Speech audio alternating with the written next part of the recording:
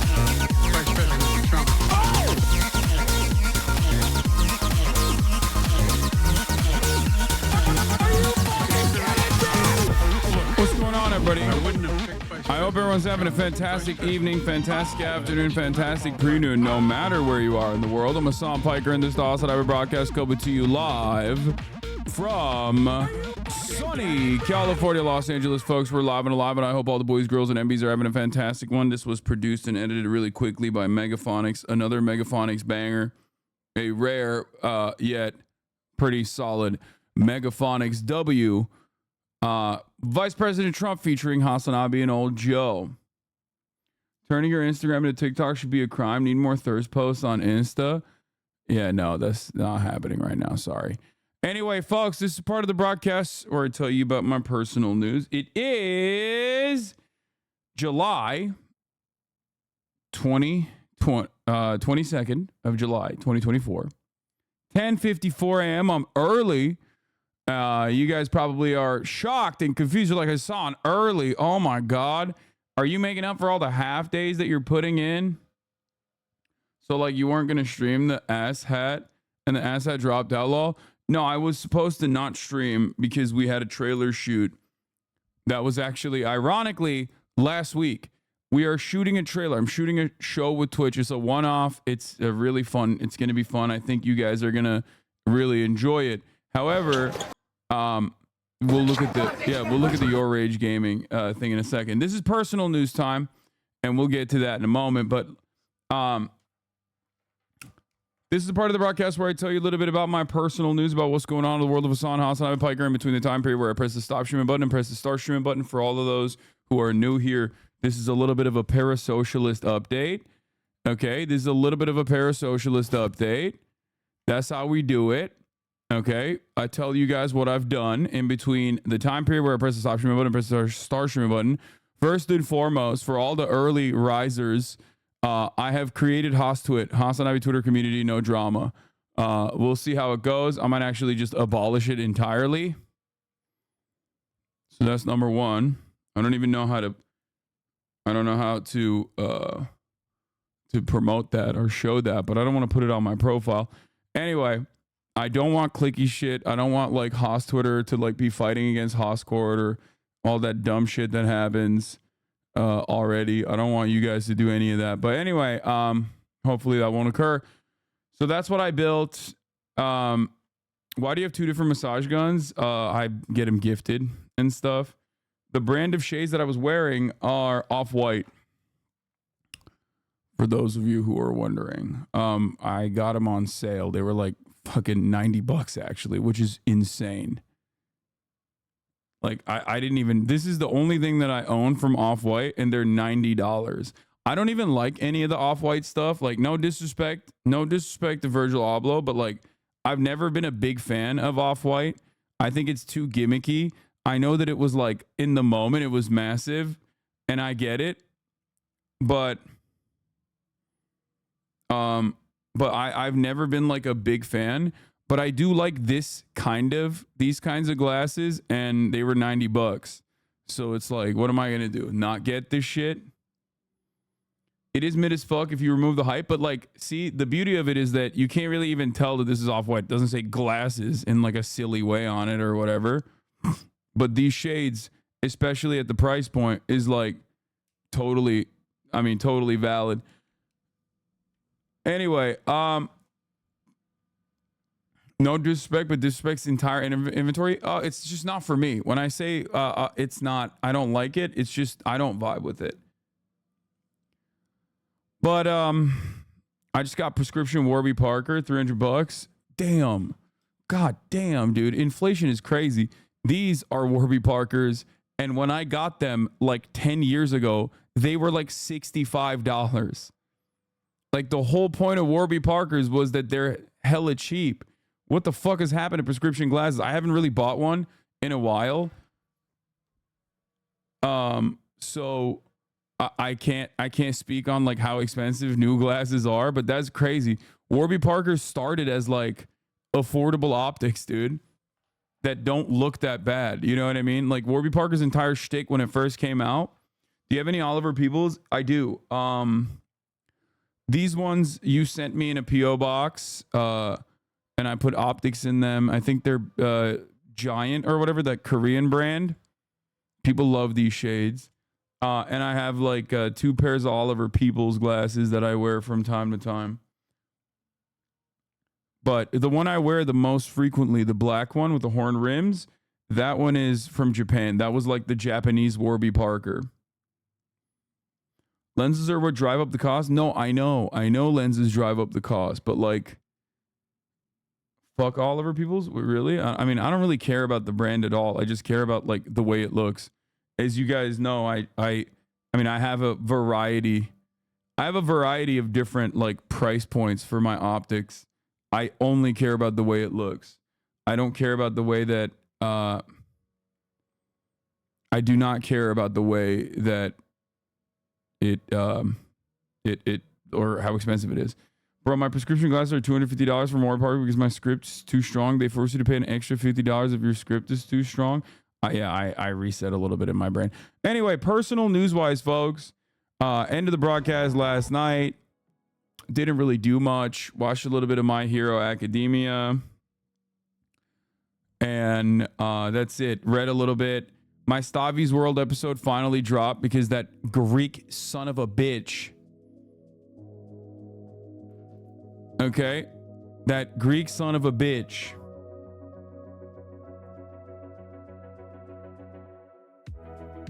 Updated it or uploaded it only when I was popping off, when the election season started heating up, which I'm going to cover in a second. Hold on. I haven't even seen it yet, but it's a banger episode. It was great. We shot it months ago. Are you using the talk mouse? Not yet.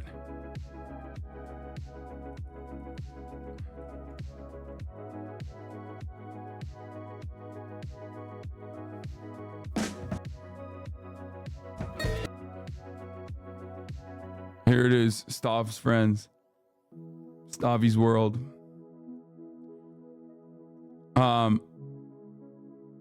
Make Stavi a janitor so we can upload your episodes faster. I don't know where the Taps episode is. But yeah, this morning I woke up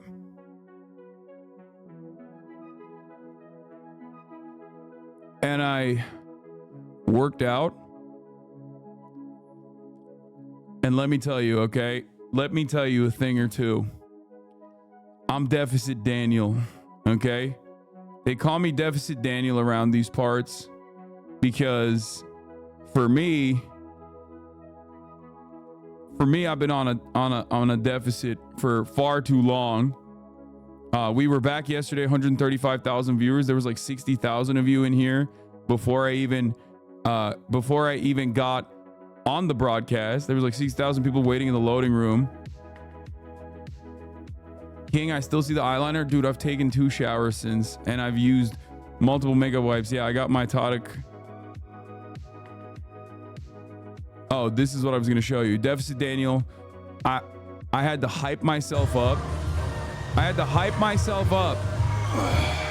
Like I'm doing a PR or some shit. Like I'm doing 450. I had to hype myself up. Like, come on. Like at 350 plus is so sad. An absolutely sad state of affairs right now at the gym.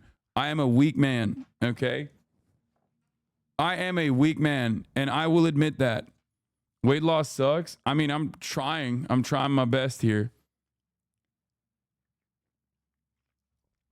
Put on a belt. What am I doing? I'm putting on a belt on the trap bar. 350 plus for 10. What's up, folks? I'm live and alive. And it's like just life on a fucking severe deficit. Come on.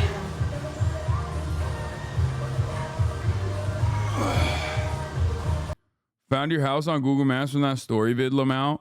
I hope you know that like this is not my house. And secondly, that's not parasocial. That's entirely too creepy to say. Okay? This is not my house. This is the place I work out at, and that's not parasocial. That's being a stalker. Please, like, dial back your inhibitions. Holy shit, dude. That's weird as fuck. Like, at no point is that a normal thing to say. Going against your metabolism in general is difficult as hell. I'm 5'8", 135, trying to bulk. Yeah.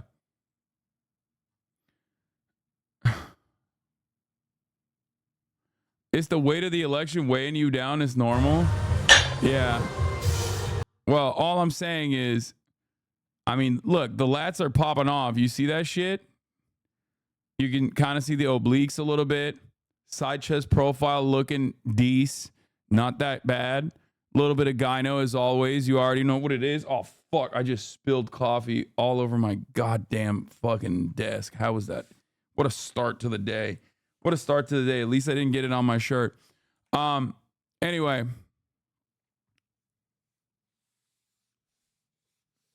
I know I'm being parasocial. Yeah, motherfuckers will say, I know I'm being parasocial, and then say the most stalker thing you've ever heard.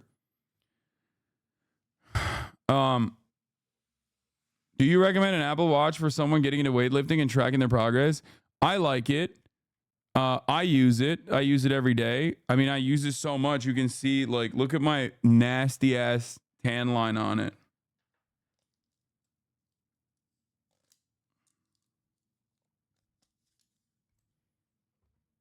Can you tell? I don't know if you can tell from, because there's too much light shining on it, so you probably can't tell, but like you can kind of tell even with the light. Like right there. Here, let me pull it back away from the light.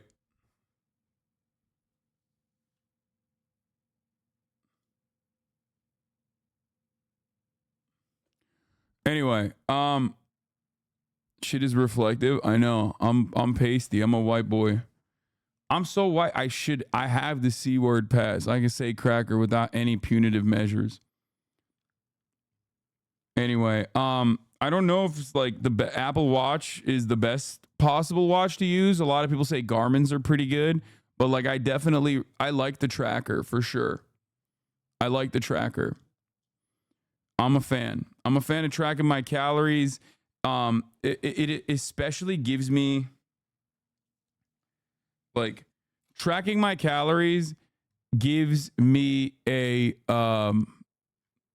like it gives me additional motivation to be more active. You know? So that's what it is. So that's what's going on. Anyway, you're gamifying the process.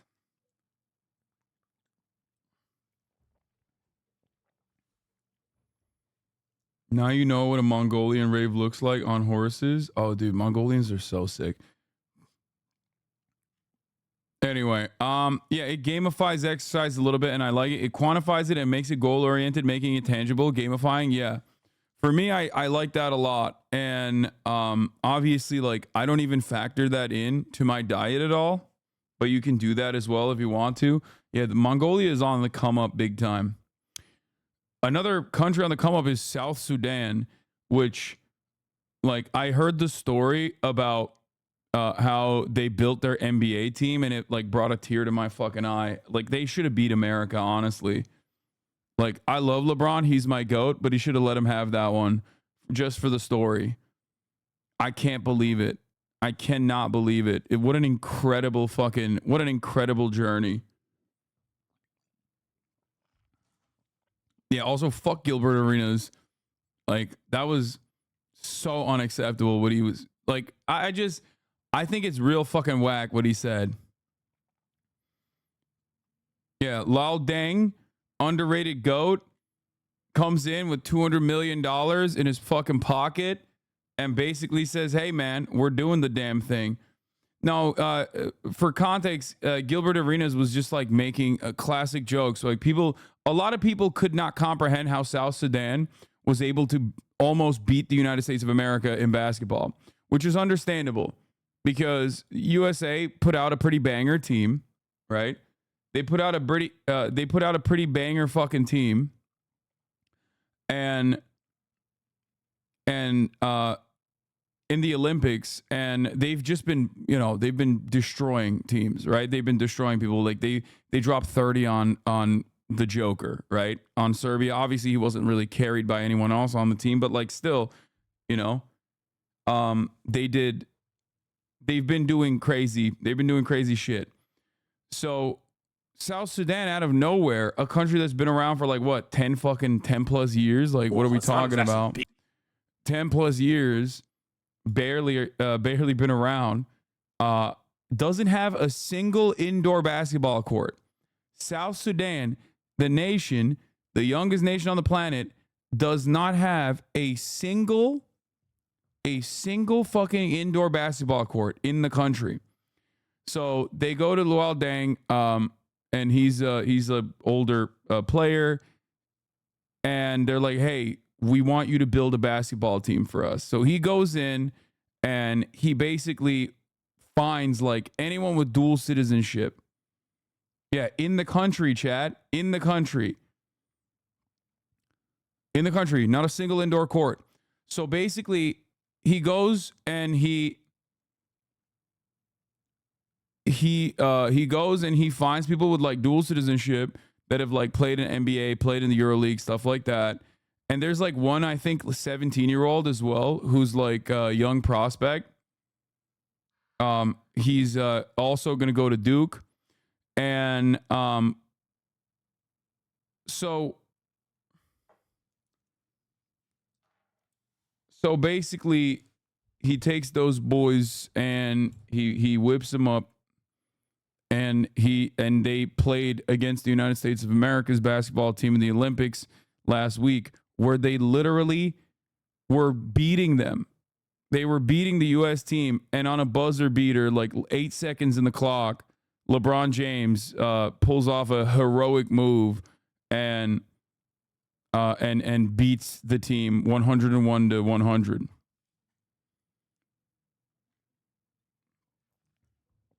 It was already crazy that they qualified and people were like not really paying attention. But the fact that it wasn't a close match at all, for the record. It was not a close match until the last quarter. South Sudan was like beating the shit out of them. Anyway, Gilbert Arenas is like making a joke saying like, oh, an African country. He was just talking shit. Do you have the Gilbert Arenas post? All right, man. I need stuff. Seal their souls. No, Curry, come on. Seal their fucking souls, bro. We need a soul-sealing shot. I need them to be Anyway, and they could have still lost, by the way. The U.S. team could have still lost at the end of the day because, like, at the end of the day, the U.S. team could have still lost. Like, they barely, even after LeBron's like last second effort when it was 101-100, South Sudan still had like another point scoring opportunity, and they just missed it. They just choked. They had 2 shots that they fired off after that, and like one of them was uncontested. Okay, and Gilbert Arenas had this take. almost lost to some Africans. Yeah, we almost lost to them. And the king. Bro, that's crazy. That is like crazy racist, dude. That is insane. Okay? He is such a dude, classic American, okay? Classic American. He had to save. The king had to save us. I know the LeBron haters are mad. We almost lost to the Ahi tribe. This is crazy. Man, Embiid over there, goddamn throwing the game. He throwing the game for his cousins and shit. Who was supposed to be? Like, dude. He's like, so Embiid is, I think, Nigerian originally. And it's like, he's just going insane mode, dude. This is commentary, or is it not Nigerian? Cameroon? Sorry. Dude, this is literally like, my expectation is from like Karl Rove to say some shit. You know what I mean? This is not like, Karl Rove. Well, Karl Rove works as well, actually.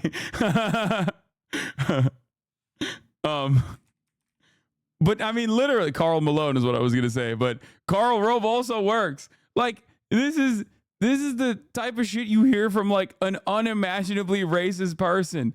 He literally did this. He's like, oh yeah, they're the Africans. Like they're fucking using blow darts and shit. Like this is literally 1930s like white commentator energy, okay? Are you out of your fucking mind? Like that's insane. This is literally a beautiful story of a country that was able to fucking put together a goddamn team in a super short period of time. Like he's such a fucking American hog. Like the entire commentary from point A to point Z here is just everything he says is just so awful. He's over there, goddamn throwing the game. He's throwing the game for his cousins and shit. I'm supposed to be losing to air up there. I think you mean John Stockton, Karl Malone be diddling. No, Karl Malone is also like a hog too, on top of the diddling. You're framing it the most racist way possible, though. I'm sure he doesn't hate Africans. What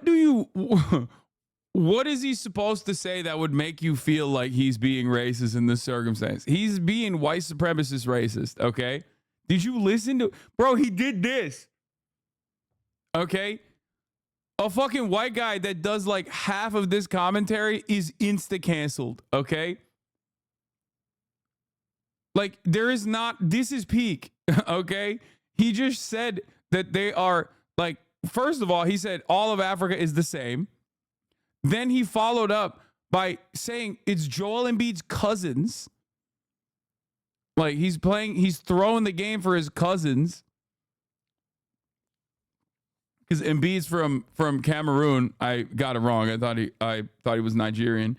But regardless, it's an insane statement to make.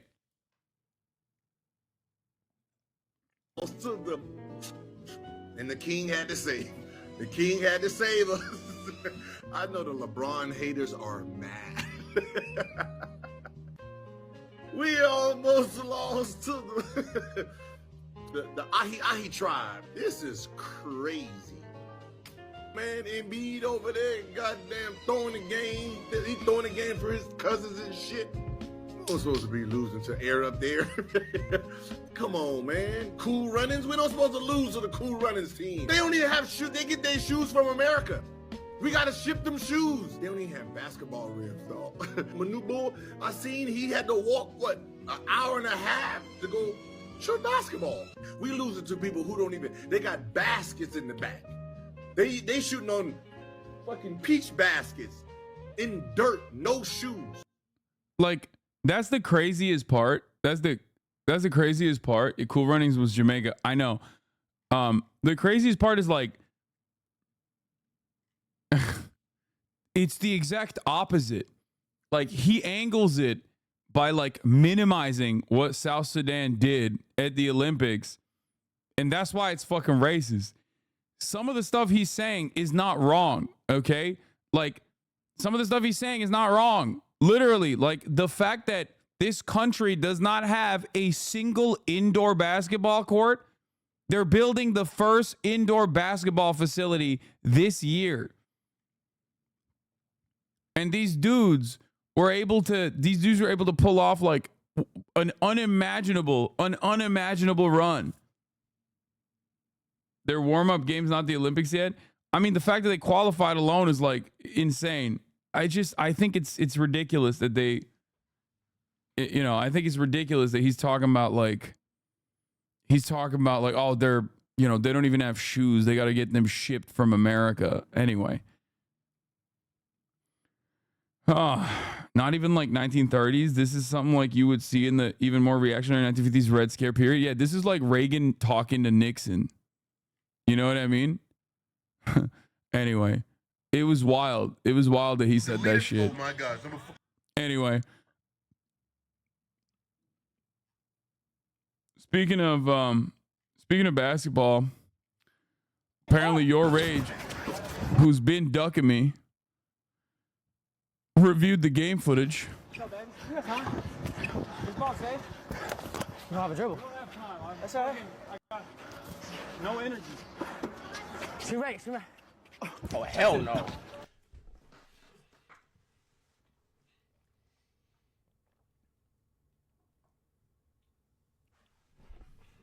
So what is it? This ball safe? You don't have a dribble. That's all right. I got it. He's basically just watching what I'm going to do to him. You know what I mean? They keep calling you the Deep. Yeah, I don't know why. Do I look like the Deep from The Boys? Hasan doesn't see you. Shoot right. I mean, his hand is literally on my face the whole time. There's nothing he can do. Max, you jump a little bit. You just jump a little bit. You jump a little bit. He doesn't hit that, bro. This ball safe? He's on some yoke shit, bro. That's all right. I got it. Fuck. Shoot right. That's it. And his hand was up prematurely. He still bust that shit. Hey. Oh. Yeah, they're calling me the Turk Nowitzki. Max going against Jokic, shaking my head. Hasan playing like Luka. Why Hasan look like the Deep low key? No glaze shit, but that's exactly what Duke gonna do to Max if he don't put his hands up. This is the shirt color. Yeah, that makes sense.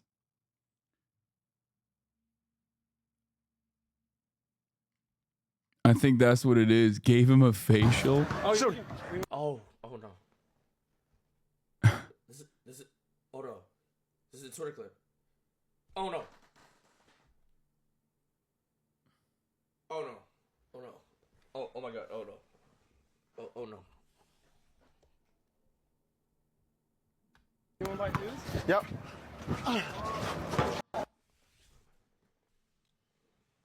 Swish.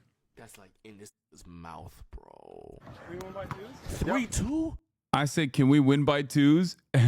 Step back and just launched it. He backed up?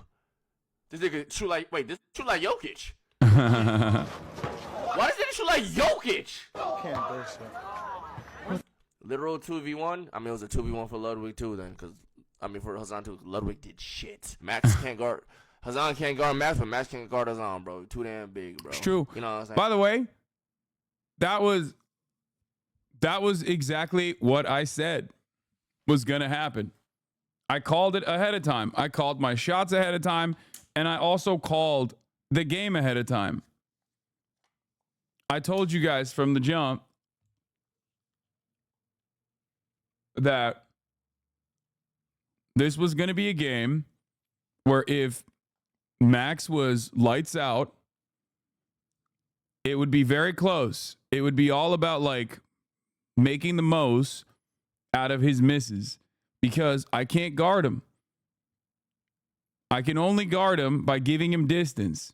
If he misses a shot, then it's great. But if I can't like stay on him while simultaneously being explosive, and you know, he'll pass me every time basically.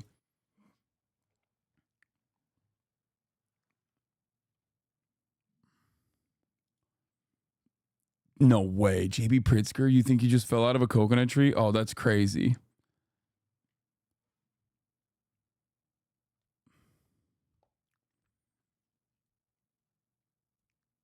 You think those 4,000 shots helped overall? Absolutely. I've always had a decent mid-range shot. I've always had a decent mid-range shot. But the 1,000 buckets challenge actually gave me confidence to try to attempt three-point plays. And it actually, you know, even in the build-up to it, I shot a bunch. And after that, since then, I've shot a bunch as well. And it has made me a better shooter, a more confident shooter from the three-point line. And I think, like, obviously, I wouldn't say that I'm, like, as confident from my mid-range. I would never say that I'm as confident in my three-point shot as my mid-range. I got 10. In order for me to be as confident on my three-point plays as my mid-range, I would have to like shoot a shit ton more. Because like mid-range, I can take like really crazy contested shots. Like Max said you turned him into a groupie. Oh my god. Or a sign. Who look better? So this nigga just splashed mad cum in my face, and then I'm just gonna say who look better. I'm thinking about it. It's low key dick riding. It is. It is. It is. That nigga turned me to a groupie. It is though. That's embarrassing though. That's embarrassing. Keeping up. I got tempered or a sign. Honestly, you were better than I expected, especially against guys who are much younger. Yeah, that's why I love Jokic, though. If you have good fundamentals for threes and free throws, mid-range will come with it. Yeah. What is Rage saying? Biggest, yo, look, listen. Let me tell you something.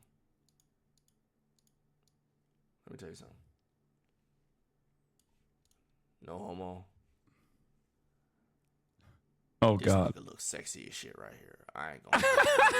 This nigga look like a sexy ass Superman, bro. What is this fucking pause? Holy shit. This nigga, no glaze. Like, say what you want. This nigga genuinely looks sexy as shit right here, bro. Let's talk about it. Look at the fucking butt. Look at the fucking facial Speaking of structure. DreamCon, Rage, Look at the leg I'm muscles. conflicted why they got Hollone's podcast to Well, Hasan is actually biggest. Yo, look, listen.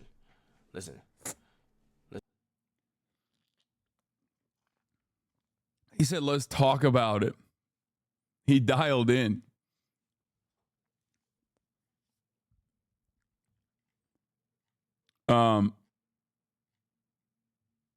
Double cheeked up. You and Duke need to take a photo together at DreamCon. Well, I like Duke because he's old like me.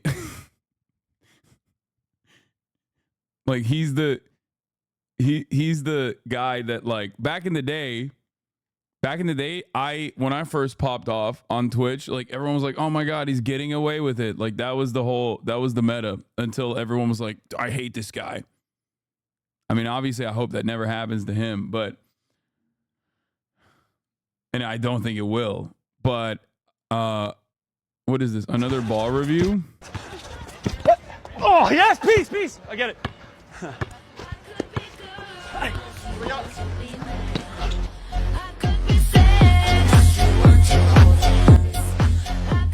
I don't think this is a ball review, guys.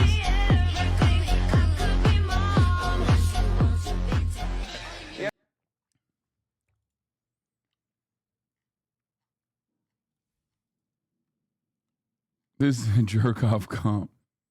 This is a different kind of ball review. Not gonna lie, I don't think Duke fucked with you, to be honest. Rage has been on Twitch for much longer and he's familiar with you. Duke is still a normie. I think you're forgetting that I'm a normal person in the real world. When your only interaction with me is off of like weird fucking clips, you're gonna obviously have a different opinion. And I think this past like collaboration showed that. And I thought that this community would be understanding that as well. Like this shit, I've been so brain broken by being online permanently that like it changed my own perception of my own damn self at this point. But like, yeah, no, when I'm out in the real world and I'm interacting with human beings in a normal fashion, like people's opinion is very different than what they think off of clips that they've seen online.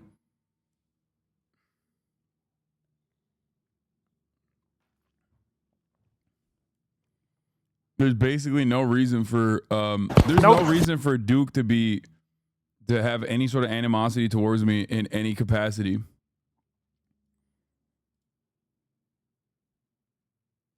No. Oh, bad. What is this? Why are you showing me this? Oh, you're showing the chat. Yep. Can't endorse it. What the fuck? Hand in mouth. What the fuck? Can't do no. Daddy. Shit, gay. Fuck. What the fuck? Holy aura dropped off. What the fuck? Mouth in face. Twice in a row. Oh, fuck no. You should play Ray. I would play Ray. Jason Ween is cringe as fuck. Shut up, bitch.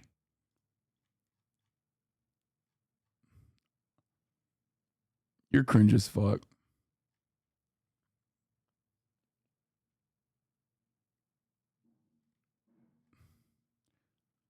Does anything make Hasan feel better than Chatters glazing his balling? No.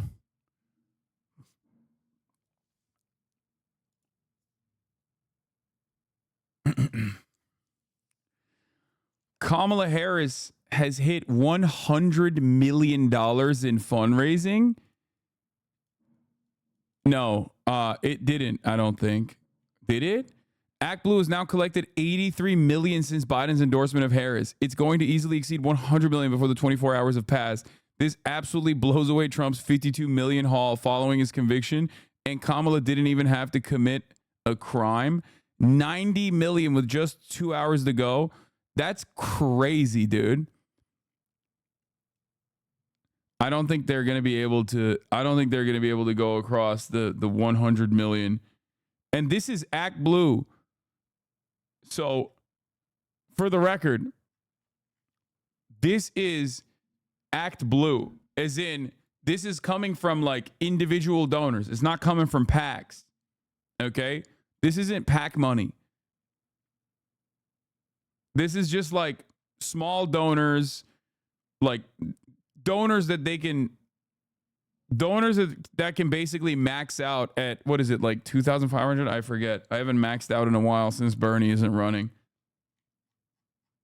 What's the actual, did I blast off yet? Oh, I didn't even blast off yet. What am I doing? Okay, I'm covering the news without even blasting off. Here, let's do it. Yeah, 2,400 I think is the most that like a single person can give. And big donors are going to pledge hundreds of millions more, obviously.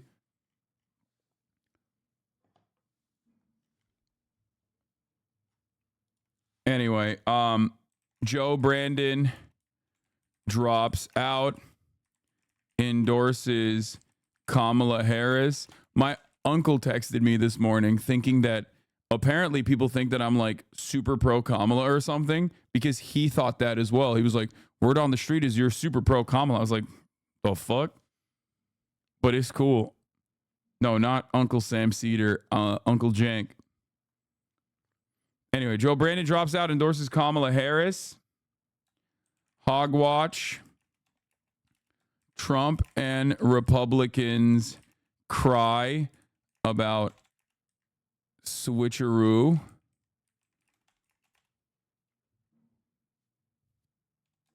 Kamala raises almost 100 mil in 24 hours since announcement.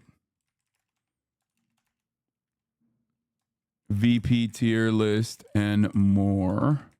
Do we have a get in now? Do we have a blast off meme? We do. We do have a blast off meme. Okay, let's go.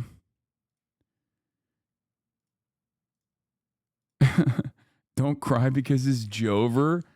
Smile because it jappened. That's an insane. Okay, we'll do that. How much did Joe raise? This is like a historic amount from small donors. Like, for the record, this is a historic amount from small donors. I don't think it's ever, I can't think of any moment where I've seen this happening. Today we are going to be talking about Kamala Harris's weaknesses and whatnot, obviously.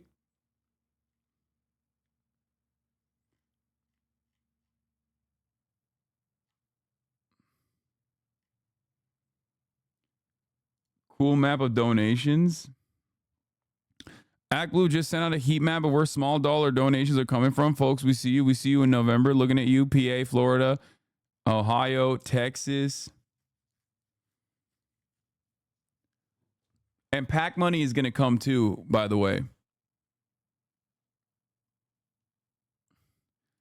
Another fun fact. This will be the first presidential election since 1976 to not have a Biden, Bush, or Clinton on the ticket. Seems great. Kamala Harris has reportedly declined to preside over the Senate for Benjamin Netanyahu's address to Congress this week. Now, the Republicans technically invited him. But having said that, this could be partisan, or this could be another indication of where she's going. I'm not saying I need to see more. I need to see a lot more from Kamala on the issue of Israel. Okay? But I think this is good. This is ultra instinct shit, okay? Do we have a Themasius playlist, by the way? Or did I forget it? He just died. He nutted too hard and died. Oh, he does have a playlist. Okay, Themasius, thank you for the playlist. He's just been so stoked. He's been so coconut pilled. It's not Jover, it's commencing. The Kamala meme is so cringe. Stop it. Every meme about Kamala Harris is cringe. That's why I'm leaning into it.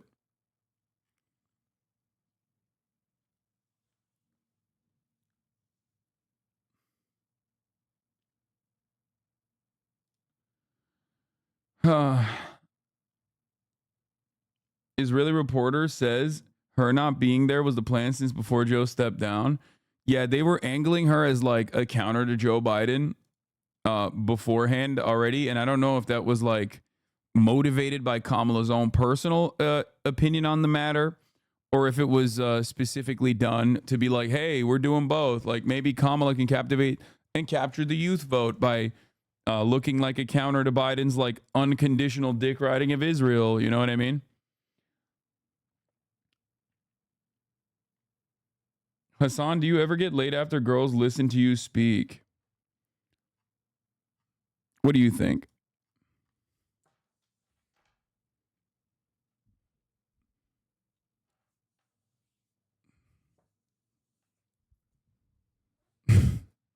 Thank you for the question.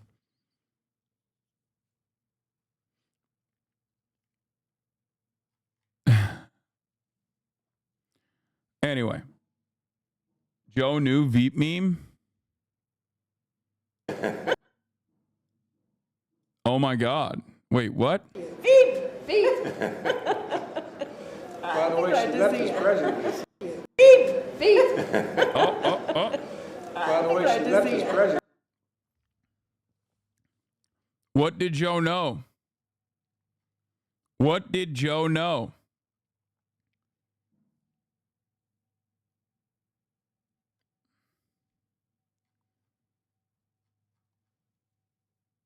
He said, by the way, she left as president. Also, that's kind of shocking. It's kind of shocking that Joe Biden knows the Veep memes. Like he watched Veep and retained that information. Man, it's making me feel like people aren't lying when they say sometimes he's just on it. You know what I mean? Hasan, here's the VP tier list. Click it now. I'm at work. Okay. Okay, thank you for the tier list, chatter. Veep is a phenomenal show by Armando Iannucci, one of my favorite like political satirists. It's great. It's really funny. I highly recommend his entire body of work.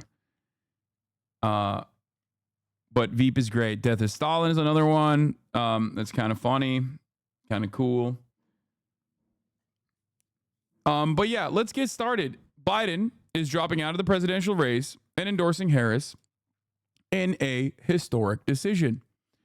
What does this mean? What is going on? What is happening in the world? Wait, hold on. Where's my fucking tweet? Oh, here it is. Let's blast off one more time. I already blasted off, but let me spam it one more time. Engage with this tweet. Let the people know we are live. Let the people know we are alive. Okay? He got nothing on the GOAT Sorkin. Yeah. Okay. Gonna cover Kimberly Cheadle testifying on Capitol Hill. I don't think that's all that significant. Like the Secret Service. I think the Secret Service fuck-ups from the Trump assassination attempt is not like that important. I mean, it's like almost drama content in comparison to like the far more consequential political news that is happening currently in terms of, you know, Joe Biden, the current sitting president, dropping out of the re-election campaign and endorsing Harris in this historic decision. Aaron Sorkin, I think Aaron Sorkin dropped the dumbest op-ed of all time and then turned around. And then deleted it. I think he retracted his op-ed, if I'm not mistaken. Classic Sorkin, man. Mike Johnson crying about it. I know we're gonna get to the Republicans crying about it. It's pretty funny. I'm gonna pee real quick, but let's get started. And that, of course, is where we're going to begin this morning with that truly world-changing news, you can call it. This story is covering the front pages around the globe. President Joe Biden's decision not to run for re-election. Now, this surprise announcement yesterday marks an historic, unprecedented, and possibly undemocratic moment in American politics. With the election, just think about this, 105 days away from today. In a statement, President Biden said his decision was in the best interest of the Democrats and the country, and he vowed to finish his term in office, the beginning of the end of a political career that has spanned more than 50 years. A half century. Now the eyes of the nation fall on Vice President Kamala Harris, who President Biden has formally endorsed as his successor. If the Democratic Party agrees, she will become the first woman of color to be nominated for the country's highest office. We've got our whole political team out here covering this, correspondents, analysts as well, to talk about how we got to this moment and what happens next. We'll also have reaction from the Republican side of the aisle, including a conversation with former President Trump. Let's start with Ed O'Keefe, who's in Rehoboth Beach, Delaware, where President Biden still isolating with COVID. Ed, it's been a remarkable 10 days. It changed American politics. You've been there every day of it. Good morning once again. Good morning, Tony. The president's doctor says his condition has dramatically improved over the weekend as he continues recovering from COVID-19.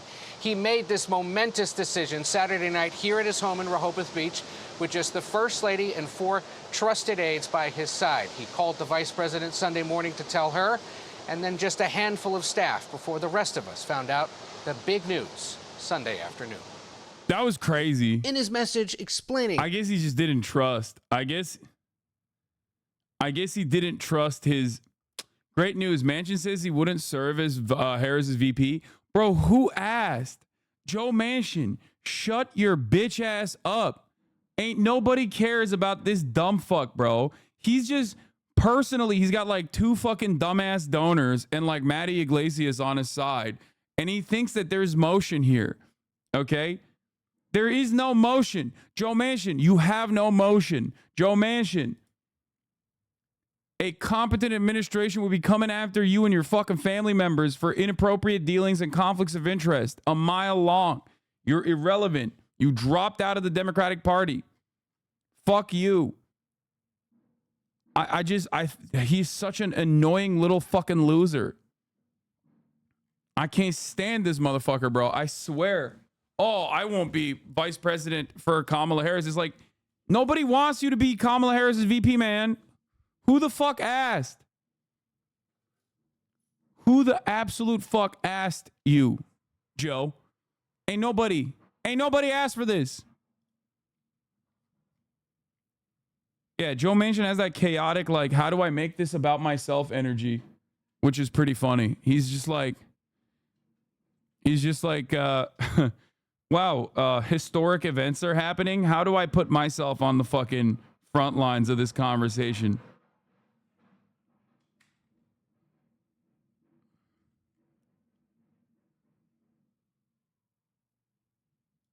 his decision, President Biden wrote, "It's in the best interest of my party and the country for me to stand down and focus solely on fulfilling my duties as president for the remainder of my term."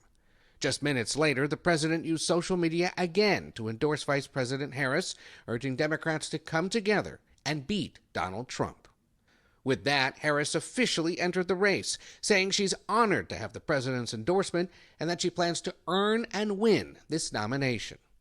Within hours, most other party leaders, including Bill and Hillary Clinton, potential running mates, or those who might have been potential challengers, backed her bid, a sign she could quickly earn it in the coming days. She's been a key part of the successes at home and abroad of the Biden-Harris legacy, and I think she is best positioned to carry it forward. But some big names held back, including former President Barack Obama, former House Speaker Nancy Pelosi, and Senate Majority Leader Chuck Schumer. The unprecedented campaign shakeup comes more than 3 weeks after Biden's debate against former President Donald Trump. Look, if we finally beat Medicare.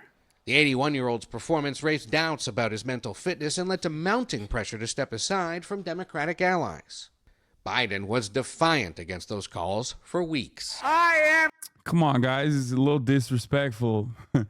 It's a little disrespectful to keep pointing to this. You know what I'm saying? It's like, we know he fucked up. All right. We know.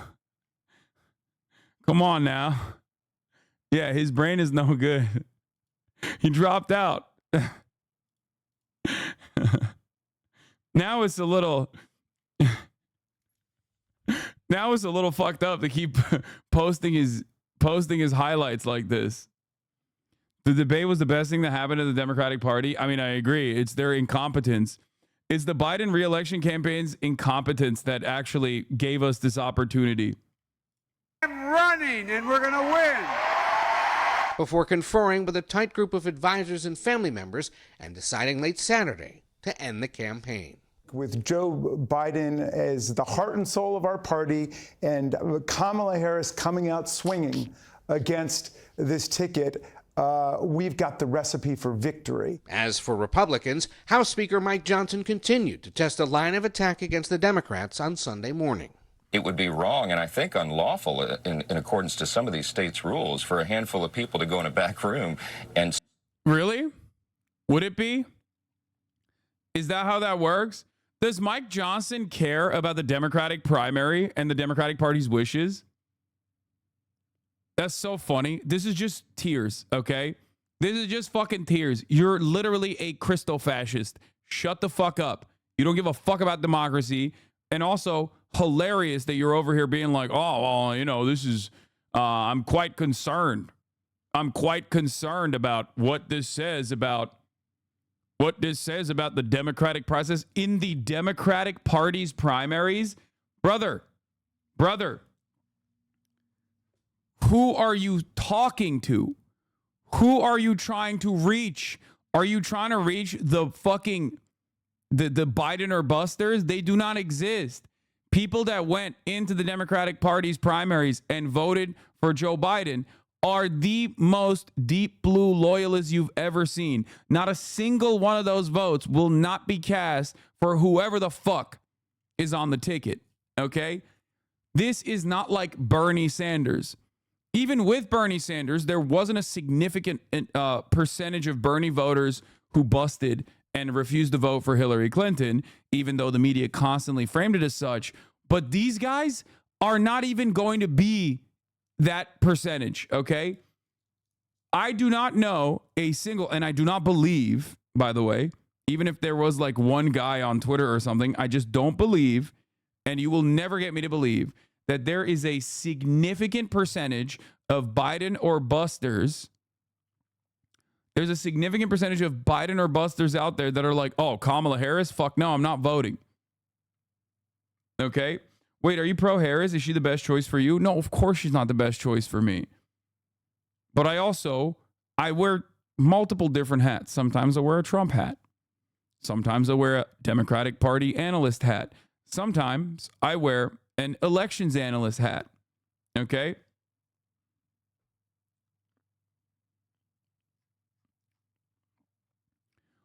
A lot of times when I talk about like how a candidate is viewed by the broader electorate, like with Joe Biden, I made it known that my own personal opinion was irrelevant in terms of Joe Biden's reelection chances, because my own personal choice in the matter was that I was not going to vote for Joe Biden, right? And I said it pretty publicly. It is something that I've never said before in any of the elections that I've covered since 2016. I've never been like, I'm not voting, 100% I'm not voting 10 toes down for whoever the Democratic candidate is. And Joe Biden was the first time that I ever said that. Now, even then, when I talked about Joe Biden having to be swapped out, it wasn't just for my own personal hatred for Joe Biden's policies on Gaza. It also was a broader analysis on the way that like the public, the voting public, the voter eligible public viewed him. Do you see what I'm saying? Not a single issue voter. No, that's not the reason. You can fucking cry, but there are plenty of people who, most people are single issue voters if they're not just ideologically aligned with the party. Okay? 80% of the American voting public votes on party lines. They don't vote on ideology. 20% vote on ideology, and that 20% are actually the single issue voters that you're talking about. There is no one that is making like comprehensive analysis on in terms of who they're voting for. Okay? But if you were to say like, for me, it was just genocide, it's an ironic thing to point to. Like, oh, wow, I can't believe this guy has a really, really angry opinion on the American participation in the ethnic cleansing of an entire population. Like, yeah, no, that's a perfectly valid thing to be a single issue voter on. I myself, however, had definitely broader analysis and more reasons than just that. His mental deterioration played a big role in it. Obviously, you are so obsessed with Gaza. I hate when people say this. Like, you're so fucking annoying. And if you're trying to do a 3-minute ad break debate right now at fucking 11:50 by saying you're so obsessed with Gaza, I'm gonna fucking put you on a rocket ship. I'm gonna put you on a rocket ship anyway. Here, take a week off. I hate that.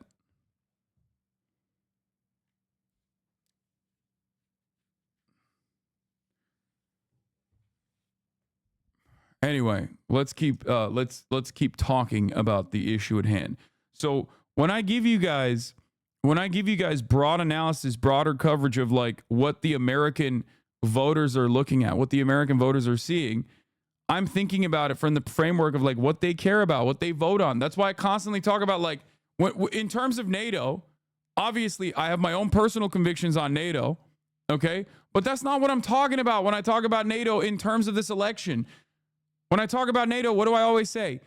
Americans in swing states or Americans across the board outside of the fucking DMV do not give a shit about NATO expansion, okay? Like, Americans are not like, thank God, man. Thank God Biden brought in Finland and Sweden into NATO. You will not find like one person. You will not find one person in the fucking real world that's like, nah, I'm actually voting for Biden because I was thinking about voting for Biden because he put Finland and Sweden into NATO. It's like, what are you saying?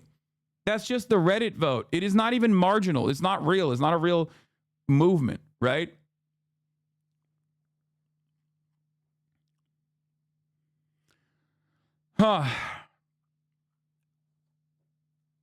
Anyway. So, in terms of my analysis, like, I separate my own personal opinions when I'm talking about elections. When I'm talking about elections such as this one especially, right? My own personal convictions, I will always tell you what they are, right? But when I'm talking about, like, what plays well, sometimes that is at odds with what I personally believe, right? When I talk about immigration, however, my own personal convictions actually do align with what my expectation is from the Democratic Party, because the Democratic Party leaning to the reactionary sentiment that is purely built on hysteria in terms of like migrant crime, that is actually a failing method. That is actually a losing narrative. Pretending to be concerned for Democrats who supported Biden is just disgusting. Yeah, that's really funny. I love that, though, because that narrative would work if there was like some ideological fissure between Joe Biden and the rest of the Democratic Party. But Joe Biden historically is a center-right Democrat. So there is no ideological division between Joe Biden and whoever the fuck is going to be at the top of that ticket. Do you understand what I mean? So obviously, this This narrative doesn't work. It's a failed narrative. They should throw this aside immediately. Okay? I mean, I'm happy with them not casting it aside and continuing to like hammer this narrative and be like, the wishes of the Democratic primary voters are not being reflected. It's like, it's very stupid. Okay? It's a very dumb narrative. And today, we're going to be focusing on a lot of dumb narratives coming from the Republican Party that are currently flailing. They're flailing. They're desperate. They have no idea what to do. They haven't been able to figure out like a coherent way to attack Kamala Harris. And it's kind of shocking that they didn't even like think about how they would attack Kamala Harris if that moment came, especially considering the reality that, and I've repeated this over and over again, since 2019, it was obviously known that Kamala Harris, there's a pretty big likelihood, unlike any other vice president, that she might become the president, even in the first term or potentially during the re-election campaign because of Joe Biden's age, right? So how did they not actually present a decent line of attack against her this entire time?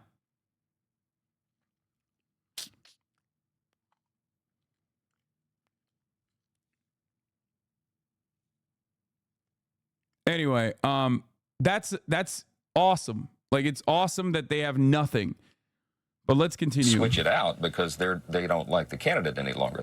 Last night, he called on Biden to resign immediately because... By the way, that's precisely how this works. Like, the notion that, like, oh, you don't get to switch it out because you don't like the candidate. Like, no, that's exactly how that works, actually. Like, that is what a competent party would do. And you're just mad that the Democrats, for once in their goddamn lives, were able to do something that a competent party would do. They're like in awe. They're shocked. They're shocked. They're like, how could they have done this to us? How about you worry about running a good campaign? How about you worry about trying to get Trump in office? The fuck do you mean? Oh, the Democratic primaries, the wishes of the Democratic Party primary voters is not being reflected. It's like, no, I think they're fine. I think they're happy with it.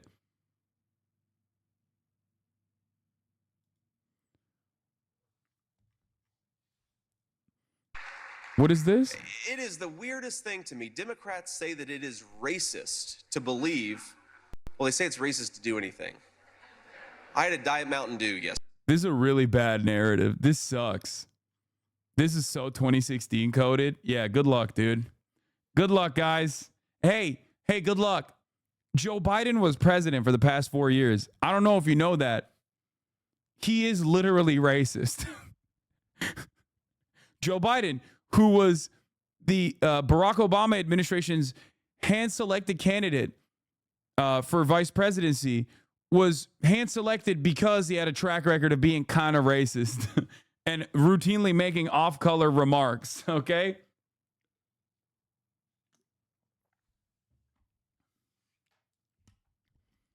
Good luck, though. Yesterday, and one today. I'm sure they're going to call that racist too, but... I'm going to tell you something, okay? If drinking Diet Mountain Dew is racist, I'm a Klans member, okay? Ain't nobody's out here saying drinking Diet Mountain Dew is racist. Like, the fuck do you mean? What a dumb fucking argument. Oh, you can't whip up this kind of narrative, dude. You can't do that. You can't fucking do that. It's good. I love you guys. Oh, no aura. Zero aura. Minus 1,000 aura points. This is worse than Kamala Harris. This reads worse than Kamala Harris. I'll say it. Fuck it. 100%. It's cringe. Some reports that they're regretting picking Vance. Oh, you think? I mean, yeah, duh. This is JD Vance's basket of deplorables moment. Mark my words. Dude, I'm invested in Bashar. I think Bashar al-Assad, the fucking lion of Kentucky, okay? he would be a phenomenal VP pick. That's my top pick, even more than Pritzker, even though I do like Pritzker. Because if Joe Biden isn't fit to run for president, he's not fit to serve as president. And Trump agreed, saying Biden wasn't fit to serve from the very beginning. Kamala was in on it. His campaign already treating Harris like the person to beat, attacking her in a new ad. Kamala owns this failed record. So as you can see, the campaign is underway already, but the president has... Dude, Andy Beshear, you're like, oh, don't take him away from Kentucky. Brother, Kentucky has one of the deepest, most reddest fucking state legislatures in the country. What are you talking about? He is phenomenal at, exercising his veto power, but he has a fucking veto-proof supermajority of some of the biggest freaks you've ever seen. Okay? So, like, technically, he's kind of being wasted in Kentucky. And yeah, his lieutenant governor can take over. Not sure he would be as charismatic. Bro, he's so goddamn white. I mean, chat, give me the fucking photo. Give me the family photo. Send me the goddamn family photo, please. Beshear clip from this morning on Morning Joe. No, I don't want to just show you. I don't want to just show you something about, like, this person is young, he's vibrant, he's dynamic, and most importantly, he has my favorite quality in red state Democrats, which is that he fucking, well, not this. He has my favorite quality in red state Democrats, which is where he doesn't fucking back down when it comes to, like, shit that most Democrats would panic over. That story about trans people coming to the Capitol, the state Capitol, and him, like, taking photos with them, like the Satanist trans people or whatever. Like, his response to that was beautiful, okay? That energy is what is needed in the Democratic Party. Like, this is not a joke. Andy Beshear won twice in a very red state and campaigned on abortion rights while standing up for trans rights. He's perfect for this year and would be a great contrast to Trump and Vance. Okay? That is the Lion of Kentucky right there, folks. I'm telling you right now. Look at his fucking family, first of all. God damn, dude. They are so fucking white. It's like a flashbang. When you click on this photo, it's like it blinded half of my Zoomer audience.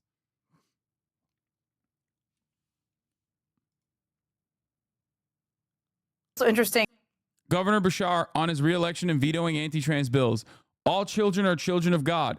I was going to stand up for the most marginalized children who didn't deserve either a state legislature or an entire campaign picking on them. In a lot of ways. But one of the issues that came up was, of course, trans rights. I mean, you did not hesitate to veto a sweeping anti-trans bill passed by the Kentucky state legislature.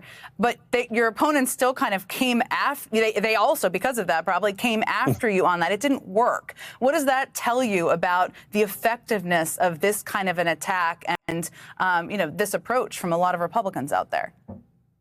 Well, all children are children of God. That's what my faith teaches me, and I was going to stand up especially for the most marginalized children that didn't deserve either a state legislature or an entire campaign and all these super PACs picking on them. These are individuals that are already at the margins. The studies show suffer more mental health issues, are more at risk for suicide. We ought to be in the suicide prevention business and not further harming kids who are going through too much. I did it because it was the right thing, but I will say the way these super PACs I'm so fucking pilled on him, dude. It's not even, it's just, he's such a goated pick. He is so fucking good. And it was that story.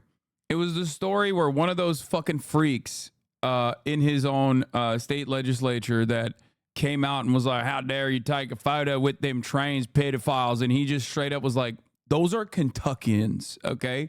Those are fucking people from the state. Those are my people. They came to the state and I'm not going to apologize for taking a photo with them, and I would do that every fucking day, okay? And he also demanded that the state legislator apologize to every fucking person that he took a photo with. Yeah. Governor's photo with drag queens stirs controversy in Kentucky. The Sisters of Perpetual Indulgence, an activist drag troupe, said the controversy has helped further their goal of passing a statewide non-discrimination law. Okay? Kentucky Governor Andy Beshear, a Democrat, made history last week when he became the first governor in a state to appear at a rally for a Louisville-based fairness campaign, upholding a campaign promise to support LGBTQ rights. Each year since 1999, when Kentucky's first ever non-discrimination ordinances were passed into law, the City Council of Louisville and Lexington, the Fairness Campaign has lobbied lawmakers much to make such discrimination illegal statewide.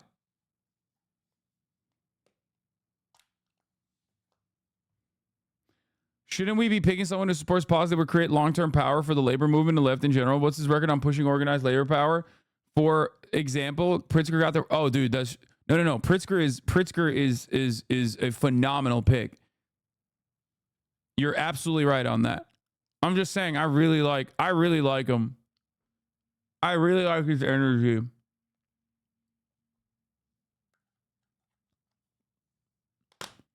Like, for example, Pritzker got the right to collective bargaining in the Illinois Constitution. Social issues are important, but I don't think this is quite enough for me.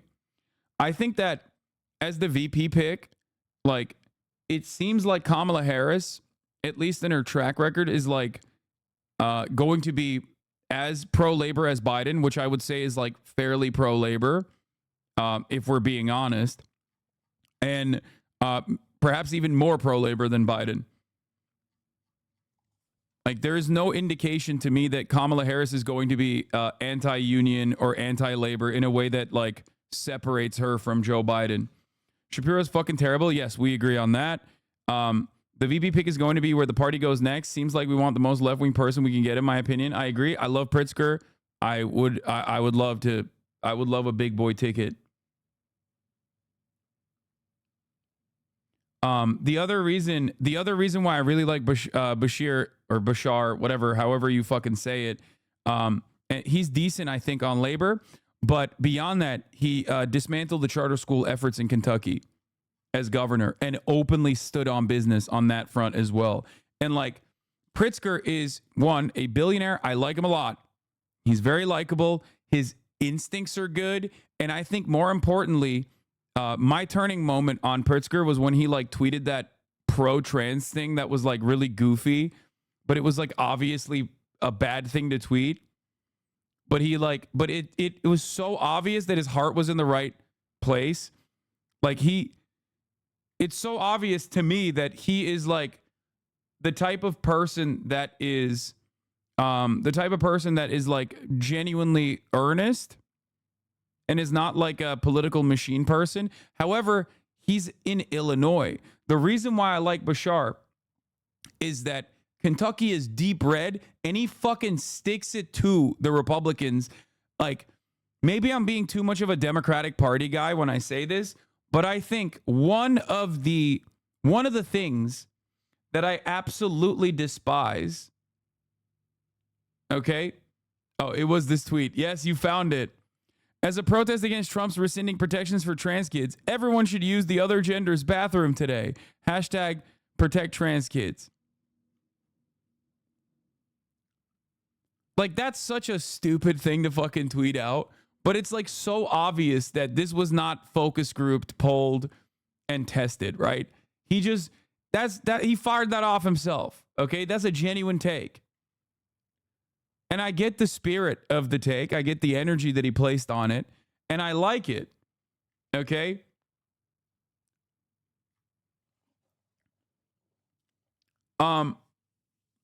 So I was not being literal, but I think today and every day we should be standing up for all our kids. Hashtag resist Trump. So one of the reasons why I really like Beshear, I'm going to keep calling him Beshear. Please stop yelling at me. One of the reasons why I really like him is because like I said, one of the aspects that's lost in the Democratic Party and rarely ever occurs is a red state Democrat, or any kind of Democrat really, that sticks it to the Republicans, but especially a red state Democrat. Okay? Red state Democrats are propped up for being ideologically fluid. And I hate that. I hate that. I despise that to the bottom of my fucking soul. I despise it. It's cowardly. It's bad. It's not a good idea at all. And I fucking despise it. He does not do that. And I think that's really fucking important. I just do not trust Southern Democrats. They're usually anti-labor. I don't think Beshear is anti-labor. Let's see. I mean, he backed the UAW strike. He went to the picket line. He went to the picket, I'm pretty sure.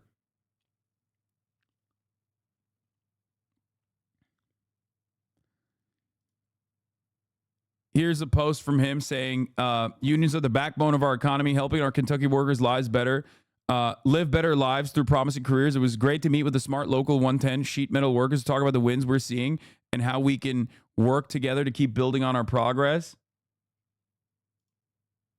Here's how he is with the UAW. Unions have helped build our country and raise the standard of living and quality of life for workers. The fact that he's also anti-fucking anti-charter school is huge.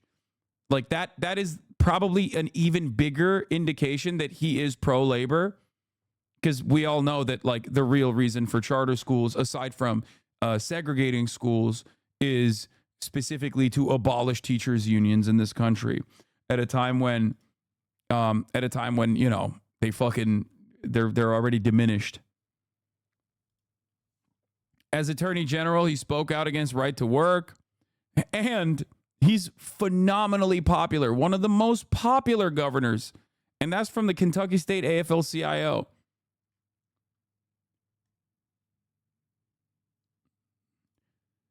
Like I said, these are the reasons why I am Beshear pilled.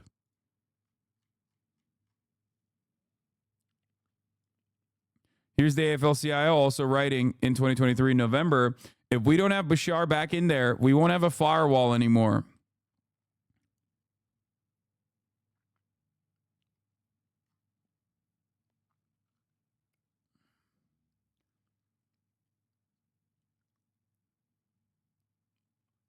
I'm so scared that they're going to go with fucking Pete Buttigieg, though. Now, that's a motherfucker who's not pro-labor. Okay? He doesn't have the instinct. He only fights in a way that appeals to liberals. He's just, he is basically our JD Vance. He's got more charisma than JD Vance, but that's not saying much because JD Vance is like a Donald Trump Jr. style pick. Anyway, the Lion of Louisville, baby. Yeah, that would be fucking terrible. Do you remember on the picket line? He sounded like a strikebreaker spy. I know. That's what I'm saying. I mean, he's a McKenzie guy. No shot. No fucking shot. Even though he can stand on the side deal that he cut as labor, or not as labor, as transportation secretary with the railroad companies, that the railroad unions were pretty positive on overall. It wasn't the best deal, but it was definitely... It wasn't the best deal, but it definitely wasn't bad. And it was, broadly popular by the railroad unions. He could say that, but even then, I don't trust him at all.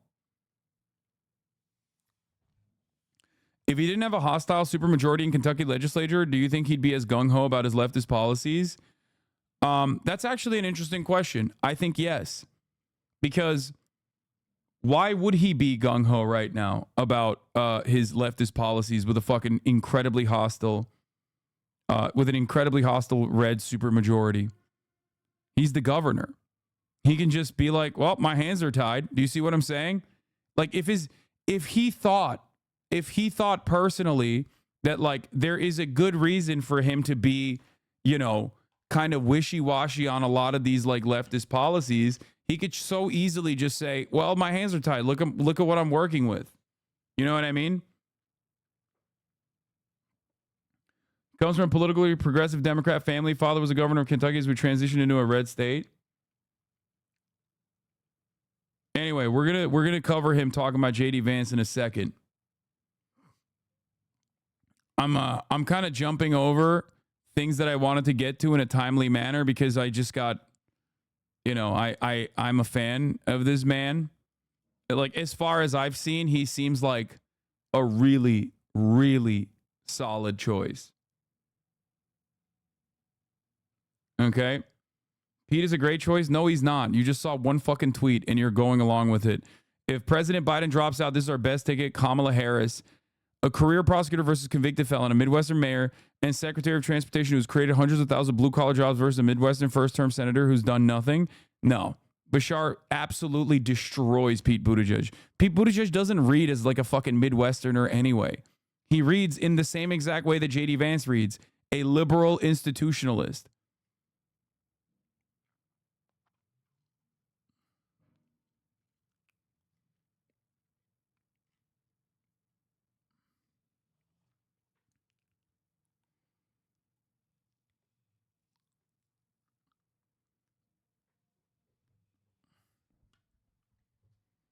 Anyway.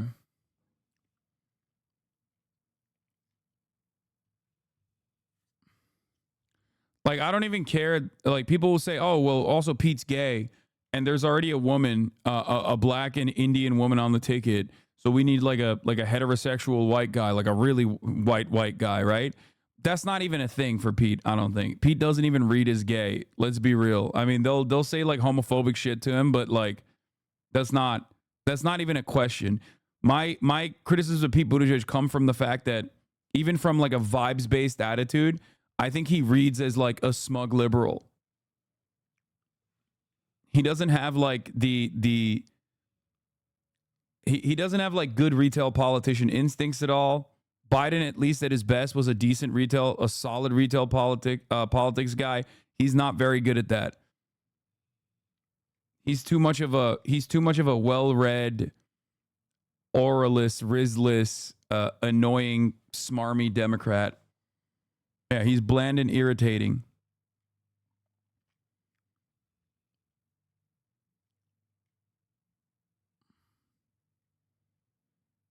Like, Pete Buttigieg would never tweet about how because of our interest in protecting trans people, everyone should go use the the opposite gender's bathroom today. He would never do such a thing, okay? He's exactly the type of dude who fucking focus groups every single goddamn tweet and message. He's got a focus group happening in the back of his fucking mind at all times. He's a McKinsey guy. Anyway, but yeah, he's pro-union. He's spoken out against right to work. He's eviscerated charter schools in his state. He's goated. My opponent went about their campaign was just mean. PA Governor Shapiro, fuck no. And it was gross and it was cruel. And people don't like that. That is not who we are. And this ought to be a message that you can't scapegoat people just to get folks angry. And it's wrong, right? Think about what some people are doing, trying to dehumanize other human beings, trying to turn people against each other, to even... Like, my dream would be something between Gretchen Whitmer, J.B. Pritzker, and Beshear. I think, like, those three are pretty solid. Obviously, I wouldn't go with Kamala Harris. Like, she's not my fucking top pick for this at all. But Kamala Harris is going to be the nominee. You know what I mean? She's going to be the nominee for the Democratic Party. So, and Gretchen Whitmer is not running for VP, and I don't even think she'd be good on the VP slot for this ticket in general. Anyway, let's foster continue. hate and anger towards another American here, another Kentuckian. Why? So you can elect one more person that has a certain letter behind their name.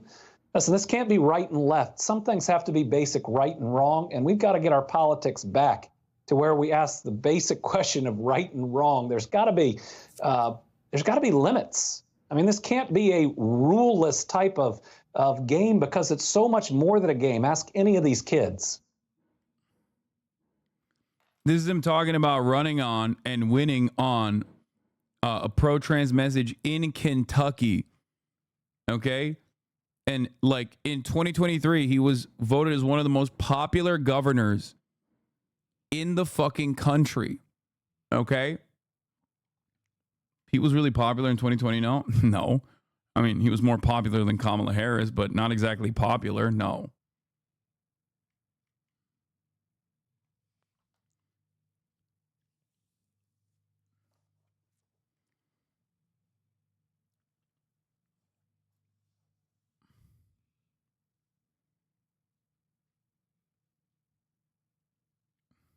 Anyway, who do you think is the most likely VP pick? I do think Beshear would be best, but I think we're gonna get Buttigieg. I hope not.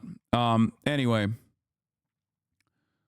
let's get back to the stories first, and then I'll talk more about the VP slots. Said he will address the nation in the coming days. We wait to see what he has to say there. And the work of governing continues because both the president and the vice president are scheduled to have separate meetings with the Israeli Prime Minister Benjamin Netanyahu later this week in Washington. And guys, consider the enormity of this decision.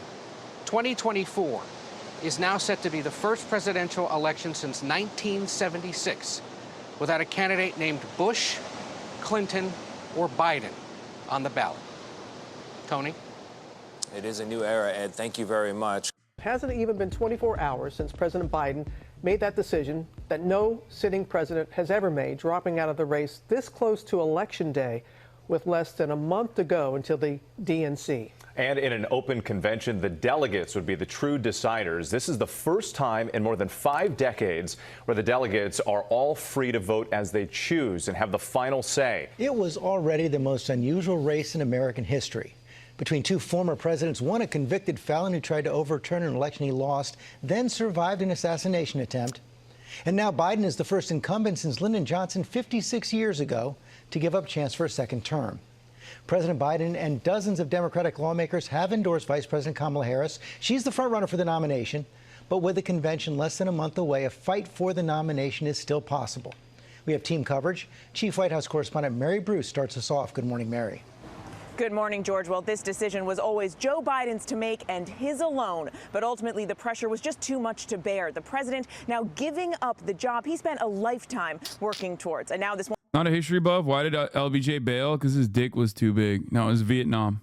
morning, all eyes are right here on Vice President Kamala Harris. We are outside of her residence at the Naval Observatory. We will get our first glimpse of her later this morning after a whirlwind 24 hours that catapulted Kamala Harris from the vice president to potentially the top of the ticket. 24 days. Wouldn't Josh Shapiro be the best pick strategically for winning Pennsylvania? Yes, but I don't think Shapiro's is good. Like, I am ideologically opposed to Shapiro. I think that he is, I think that he's too conservative overall. We'll get to that. Stop asking me questions about VP slots.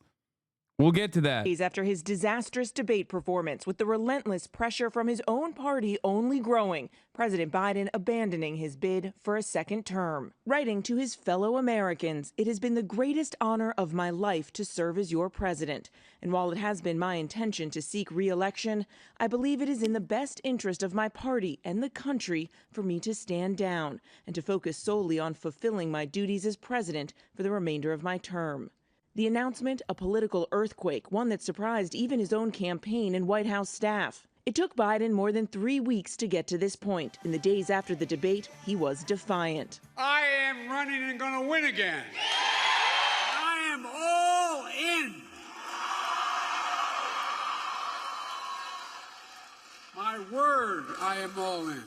Biden insisting in an interview with George that nothing short of divine intervention could make him leave this race. If the Lord Almighty came out and said, "Joe, get out of the race," I get out of the race. The Lord Almighty's not coming down. Yeah. Hubris. Can't do it. Hubris. Told you. Told you. Can't do it, bro. That's hubris, baby. You can't be out here fucking talking like that. It's the same type of hubris that I demonstrated at the top of the hour when I forget to run a 3-minute ad break. Okay? And I'm like, oh, I already served it. I must have served it. I didn't. I failed to. It's because I used that chatter coming in here as a jump off point 10 minutes prior to the fucking top of the hour. And then I forgot to run it. So I'm running it now. Super late. 20 minutes into the top of the hour. There's still a 3-minute ad break coming for you, however. And Lord Almighty is not going to save you from seeing the top of the hour ad break. The only thing that can save you is $6 to subscribe or a free subscription in the form of a Twitch Prime. You can also pray to Lord Almighty that you get a gifted sub. Maybe that's the way to do it. Here's a 3-minute ad break now. We beat Medicare. Flucky. Thank you for the 10 tier 1 gifted subs. Thank you, thank you, thank you.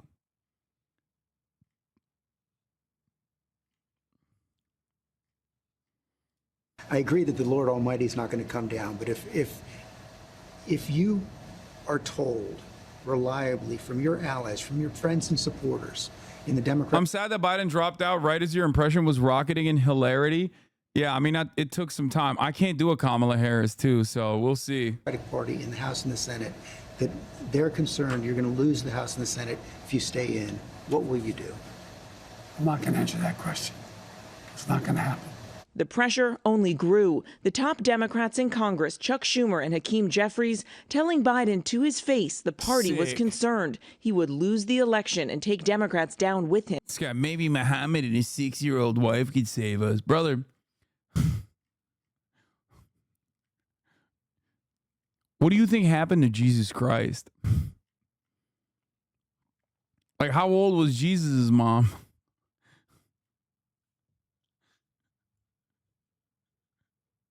CEO of Reddit, yeah.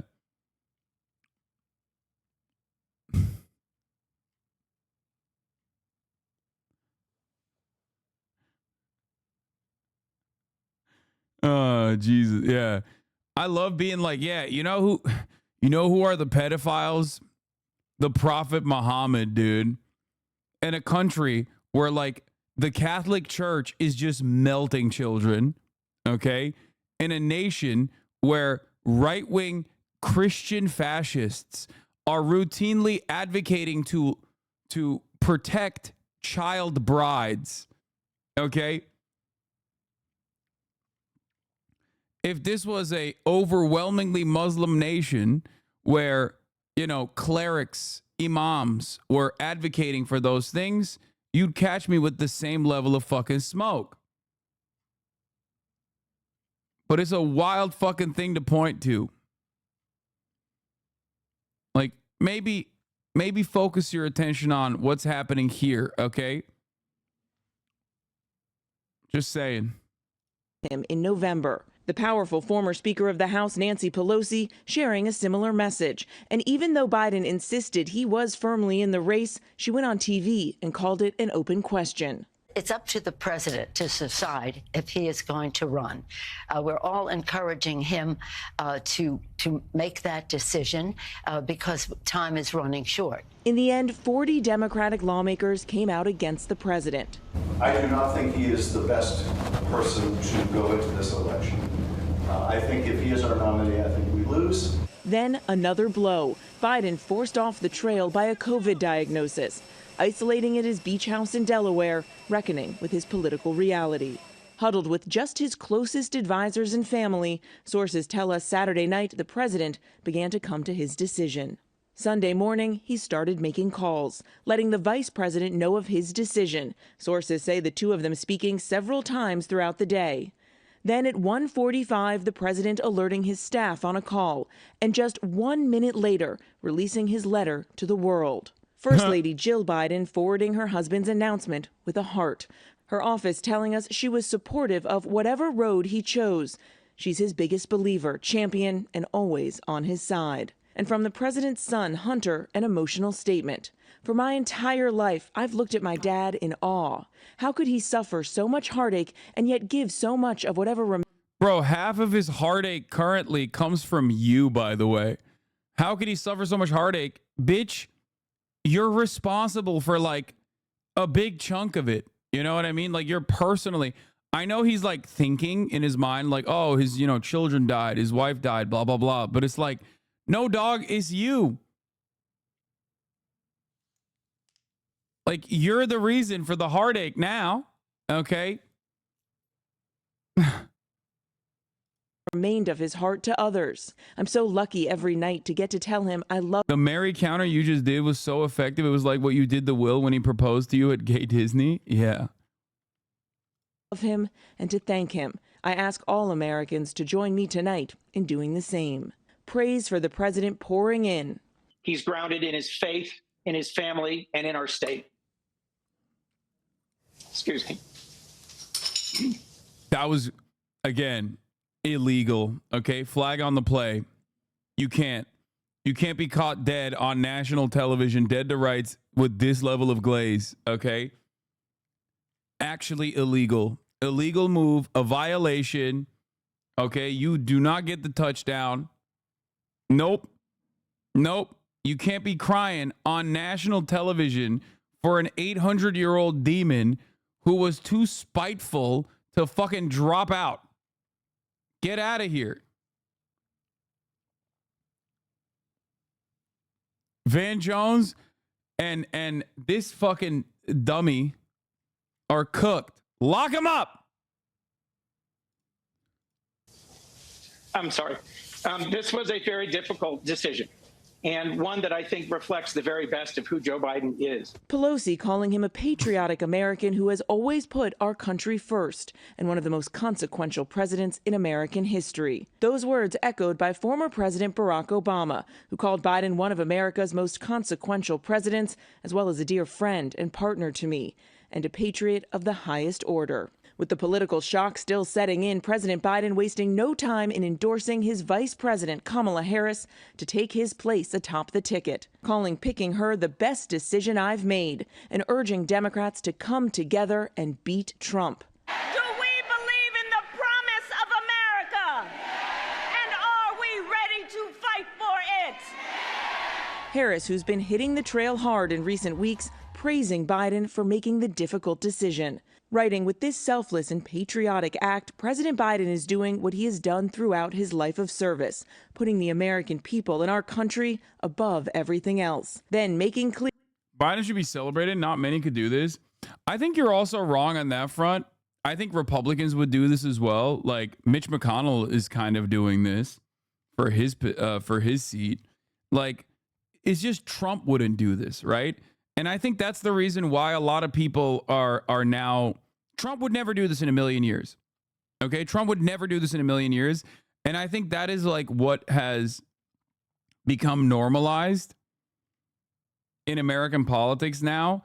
So our expectations, like the bar is so low that we're like, oh, dude, no one would ever do this. Like I saw some tweets about like no Republican would ever do this. Like that's not true. They would.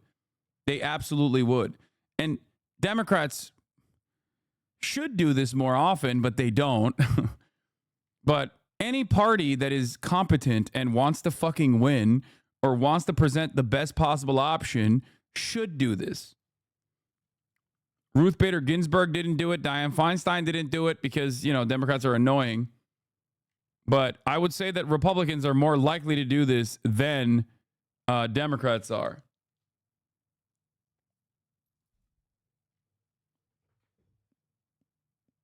Even though Democrats historically have done it. Clear, she's all in, saying my intention is to earn and win this nomination. We have 107 days until Election Day. Together, we will fight, and together, we will win.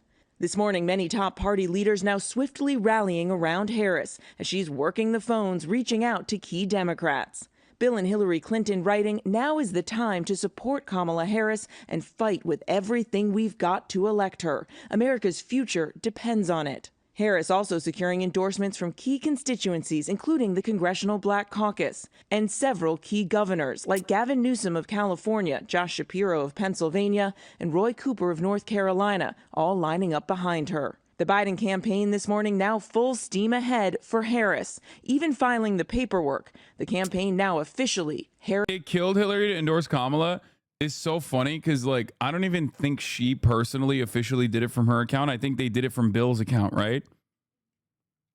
Am I wrong? She might have actually personally done it too, but, like, I think it was Bill Clinton that actually posted it and said, like, me and Hillary. She just retweeted it? Oh, okay. Oh, it's so good. Oh, she has tweeted since? Oh, on fire. Fingertips on fire. Wait, and even here, she doesn't even mention. Even here, she doesn't mention Kamala Harris. She can't even do it. She can't get herself to do it. She won't say her name, bro. Oh, you know, she's like, when we elect our first woman president, could be me.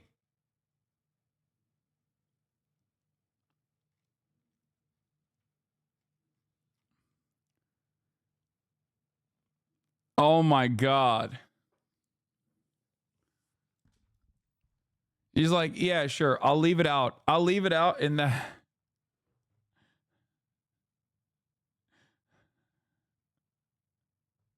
She's going to contest. No, she's not. She's already endorsed her. I'm just saying she's endorsed Kamala Harris alongside her husband. But I do really like the idea that, you know, she's just upset every time she's posting about it. For president.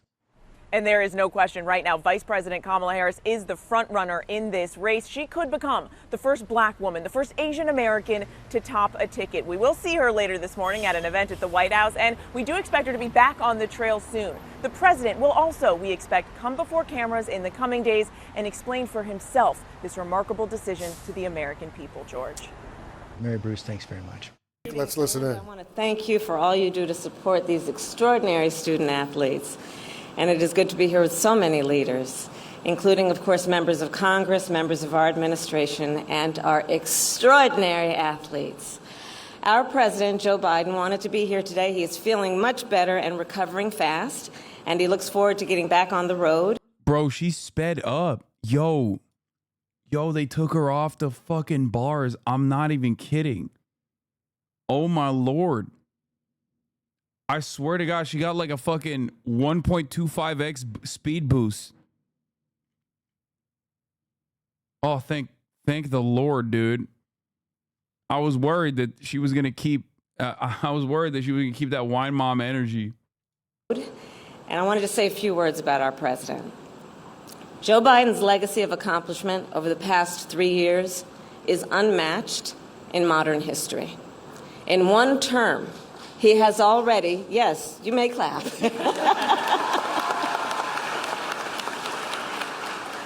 In one term, he has already surpassed the legacy of most presidents who have served 2 terms in office. And I first came to know President Biden through his son, Beau. We worked together as attorneys general in our states. And back then, Beau would often tell me stories about his dad. He would talk about the kind of father and the kind of man that Joe Biden is. The qualities that Beau revered in his father are the same qualities that I have seen every day in our president. His honesty, his integrity, his commitment to his faith and his family, his big heart, and his love, deep love of our country. And I am firsthand witness that every day our President Joe Biden fights for the American people, and we are deeply, deeply grateful for his service to our nation.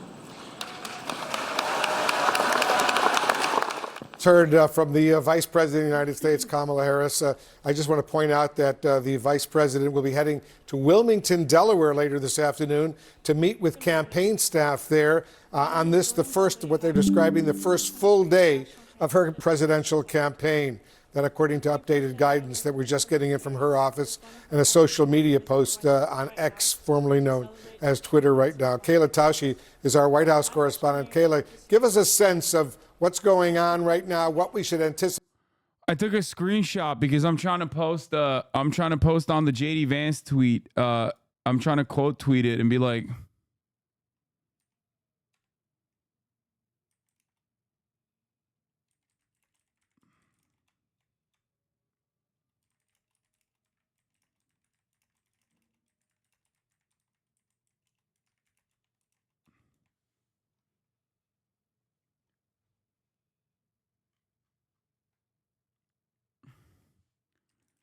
this man has never tasted the sweet nectar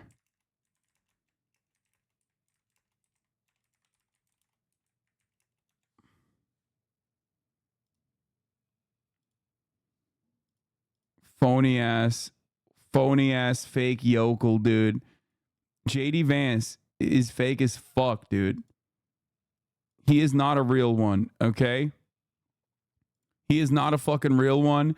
He is not a real Mountain Dew boy like I am. I'm a Dew boy, and I know a real Dew boy when I see it, okay?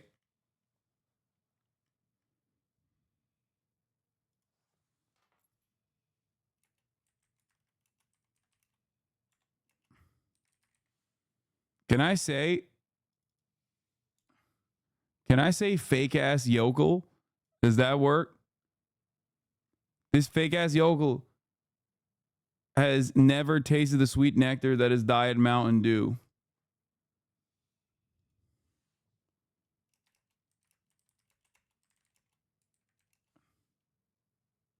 Yokel is an anti-white slur.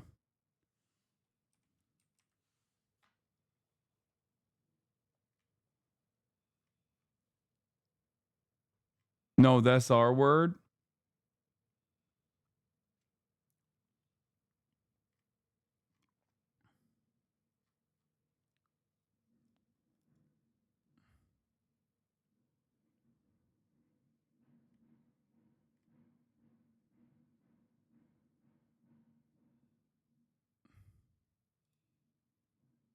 Well, they say it's racist to do anything. Bitch, I hate this. Baja Blast Zero is better? No, it's not. I had a Diet Mountain Dew yesterday and one today. I'm sure they're going to call that racist too, but it's good. Like, that's the first time he's had a Diet Mountain Dew. Like, get the fuck out of here. You're so fucking fake, dude. You are such a fake one. He literally is like, he is the most fake Ohio motherfucker I've ever encountered, dude.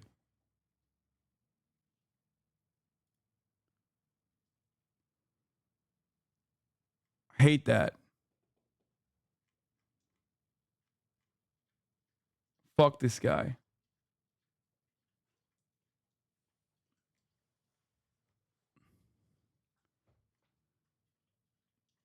Kamala is cooking. Kamala is a cooking YouTuber.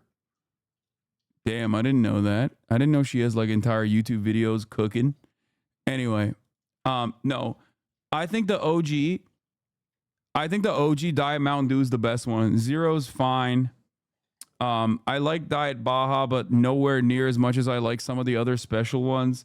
I can give you guys a full fucking tier list one day if you want. I obviously am like I order specialty like regional Diet Mountain Dews with crates. Like I have an entire fucking crate load of Diet Mountain Dew in my fucking kitchen right now. I've tried the Code Red. It's not my favorite.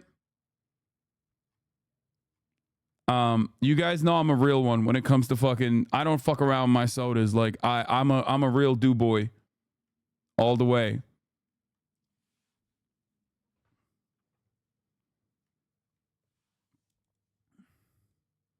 No, I am importing Mountain Dew. Yes. From like California doesn't have all the different soda flavors that I want. So I literally will I literally will import them into the state of California.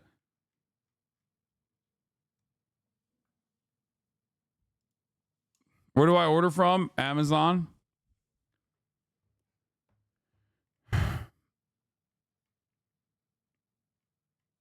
I've tried like there's a really good one. The watermelon one is really good. I actually really like it. I haven't been able to find new ones of that. Like I haven't been able to order more crates of that one. Major Melon, Diet Major Melon, excellent.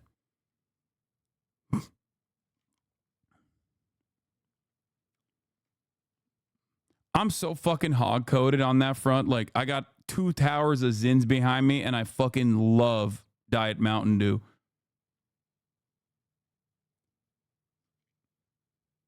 This is your worst take yet?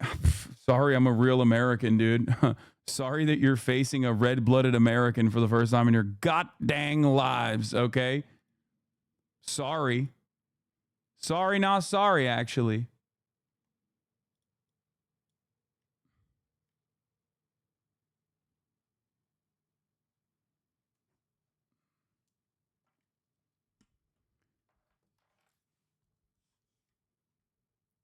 Hey, fuck this politics shit. Give me that zero sugar diet soda tier list. The OG Diet Mountain Dew has excessive amounts of yellow 5 and is banned in the EU for being dangerous for your health or of your sperm. I noticed my robes were substantially thicker. Yeah, I don't care, bro. Great. It's like birth control. Awesome. I'm a fan. Say less.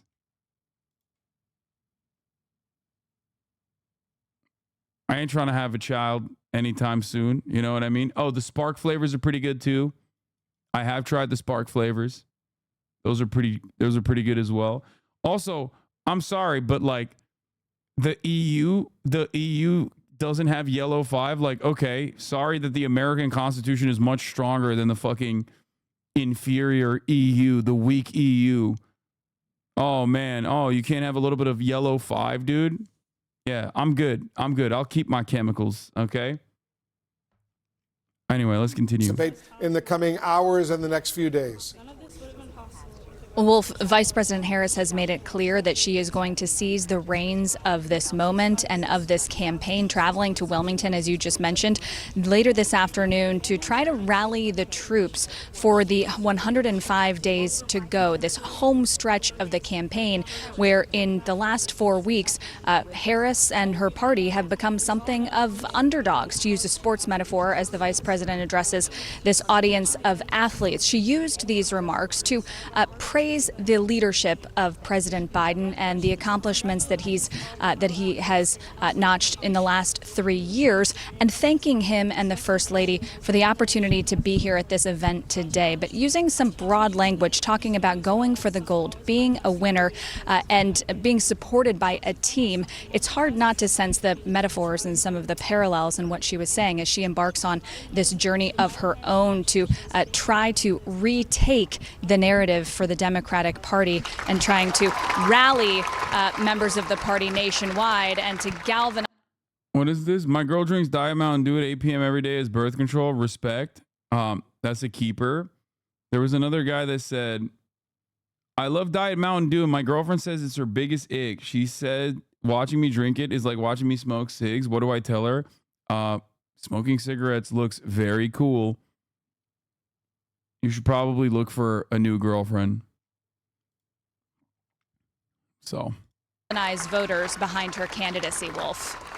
Very interesting. We'll see what happens when she's in Wilmington, Delaware. Maria Cardona, it jumps out at me, and I'm sure a lot of other people, she would be the first woman president of the United States if, in fact, she's elected. President Hillary Clinton tried that, didn't work out for her, but this would be a huge, huge moment in American history. Huge moment, Wolf, but she wouldn't just be the first woman. She'd be the first woman of color, black woman of Asian descent, daughter of immigrants. So many glass ceilings would be just shattered if she makes it.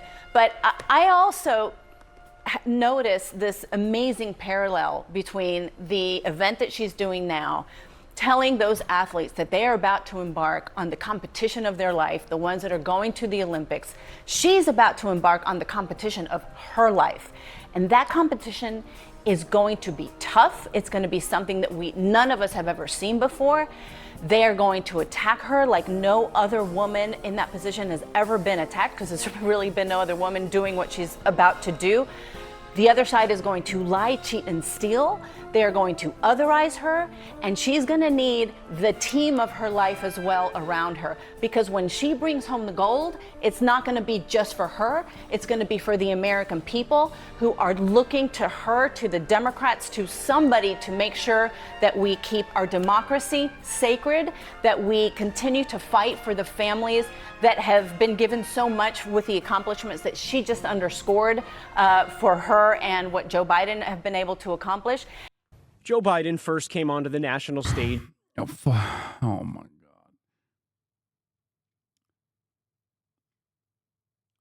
So libbed up. I mean, yeah, they're libbed the fuck up, dude. They are libbed the absolute fuck up. Dumb DNC gonna put up Hillary as Kamala's VP. They can't help but fuck this up. No shot, dude.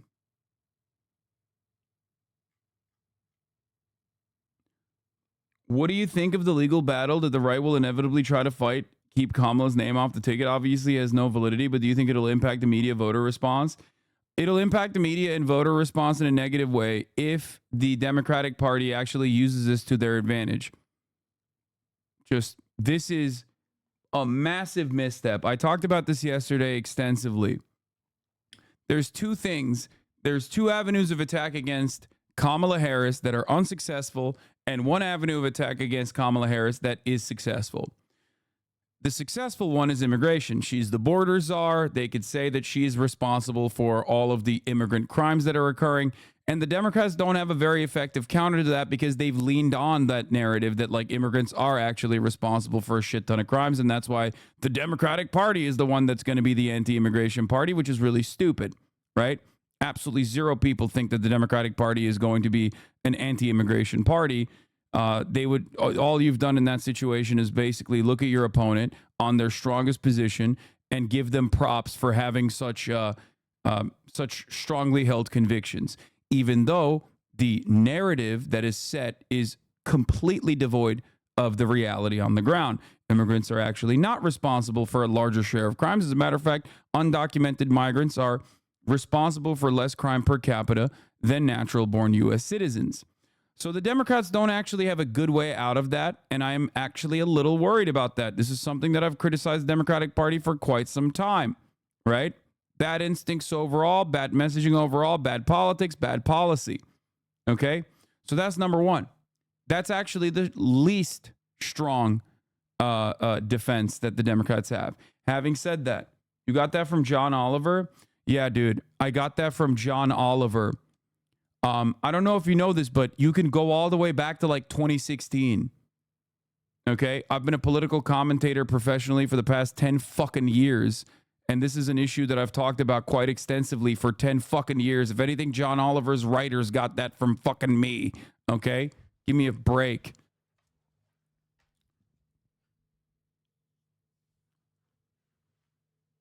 Anyway, that's the immigration front. That's actually a weak area for Kamala Harris because, like I said, she was the border czar. They could pin this on her. Having said that, there's two avenues of attack that are bad and have immediate counters. Okay? Two avenues of attack that are bad that have immediate counters. Kamala Harris is a woman. They do some misogynistic shit, right? They're like, oh, she fucked her way to the top. She's DEI. She's a black woman. She sucks. She's stupid, right? If the Republicans say these racist and misogynistic things, a smart way to recenter that conversation around not like being a victim of misogyny or whatever, but instead a smart way to counter that conversation would be to go, of course you're going to say this. After all, you're the party that, restricted women's access to abortion. That's it. That's it. Immediately recenter all of the misogyny back to the abortion conversation. That's the strongest thing that the Democrats have right now in front of them. That is the strongest conversation that they could fucking go with. Another angle is like, oh, you fucked your way to the top, but like, Donald Trump is a sex pest. Like, he literally has court cases. He has a defamation suit, double defamation suit against E. Jean Carroll. What are we doing here? You really want to have that conversation? Not exactly great. So that's another avenue of attack that has a very quick deflect. Okay. Also, the other thing that they can do is this legal battle that they want to launch. That's loser shit. And that's loser shit in the way that the Republican Party actually attempted and failed to do so in the 2020 election. They lost the election and they tried to steal the election through legal and illegal methods. So immediately, that's another strong suit for the Democratic Party. They could just turn around and go, oh, really?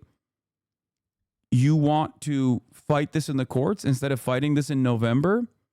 Didn't you do that last time around as well? Remember January 6th? How well did that play out for you? So those are really effective counters that you have. So if they try this shit, if they try this like whole, oh, we're going to keep Biden on the ticket, even though he has not been the nominee, like he has not been appointed as a nominee, the convention hasn't happened yet. Even if they try to do that, okay, a successful PR campaign can completely take those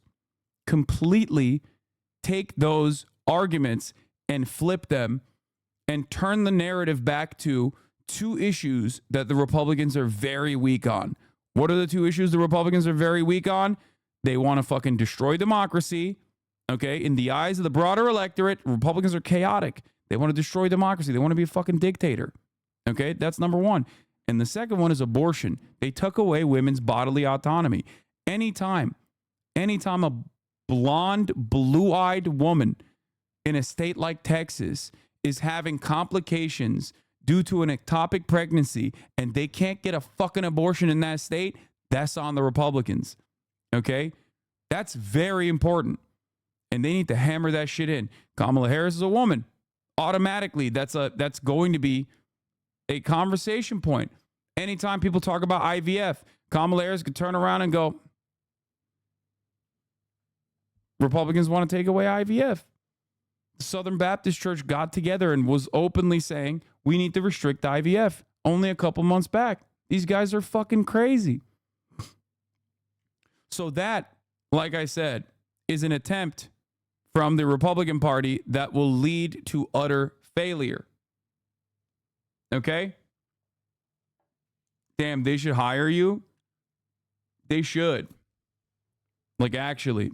Or at least, I know there's at least some staffers that listen to the broadcast. Hopefully, they can come across as very smart in the rooms that they're in if they are listening to what I have to say here.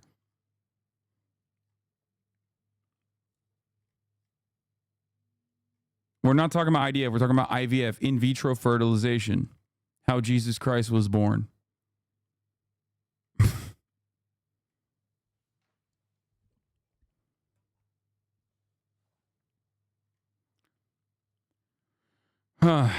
Why would Republicans want to kill democracy? I mean, they've been actively working on that, and for long before Donald Trump ever decided to be a Republican candidate for the presidency. That's like a thing that they've been trying to do for quite some time. Okay? Yeah, Jesus was a test tube baby. God did that.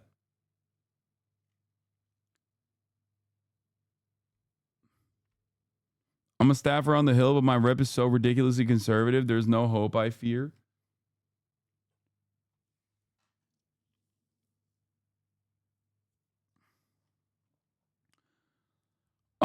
They won't be stupid enough to go for a transvestigation against Kamala. I hope they are. I hope they transvestigate Kamala Harris. That's awesome. That's like, one, that's funny, and it's content. And two, that kind of mania is exactly what they're going along with right now. And that's kind of the reason why 2022 was a dud. Like, they fucked themselves over They trip themselves up by being insane on the timeline, okay? Anytime they do that, anytime they like go, oh, Kamala Harris is actually a secret man or whatever, you're losing fucking voters in the suburbs, man. You just look insane. You're losing the normal vote, the normal voters. It's awesome. It's great. Like, here is a JD Vance is doing that too, by the way. This is here. Put this under the Democrat. I mean, the Republicans want to fucking destroy democracy category. Here it is. Fight! We got time. Come on. Hey, we are in the fight for the soul of our nation. We are in a fight for our kids and our grandkids, a fight that we can never imagine. I believe wholeheartedly Donald Trump and Butler County's JD Vance are the last chance to save our country politically. I'm afraid if we lose this one, it's going to take a civil war to save the country, and it will be saved. It's the greatest experiment in the history of mankind. Yeah, no, keep doing that, man. That's awesome. Keep this energy, please. Keep this energy, please. This is such a fucking L. It's so awesome. Yeah. No. This is great. Because they can't help themselves. Republicans cannot help themselves. They've grown far too comfortable in their fucking violent narratives.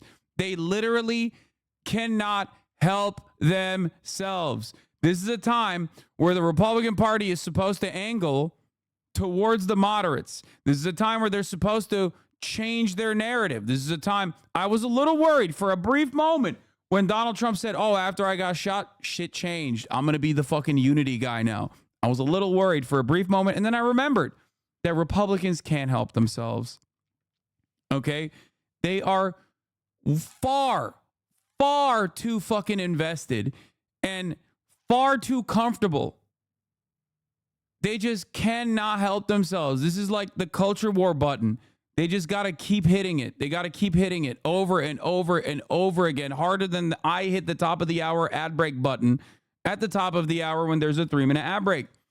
Which, by the way, of course, if you no longer want to see those ads, all you need to do is subscribe. And you can do that for $5 or for free with a Twitch Prime. Okay?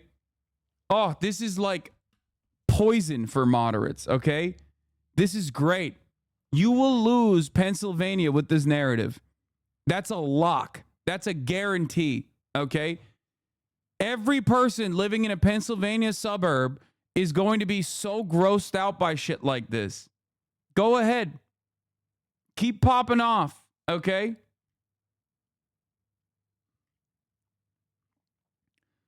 It would be even better if he turned around and started talking about how much further they're going to restrict abortion or IVF or some shit. You know what I mean? It's great. If we lose, we're doing civil war. Okay. Great take, man.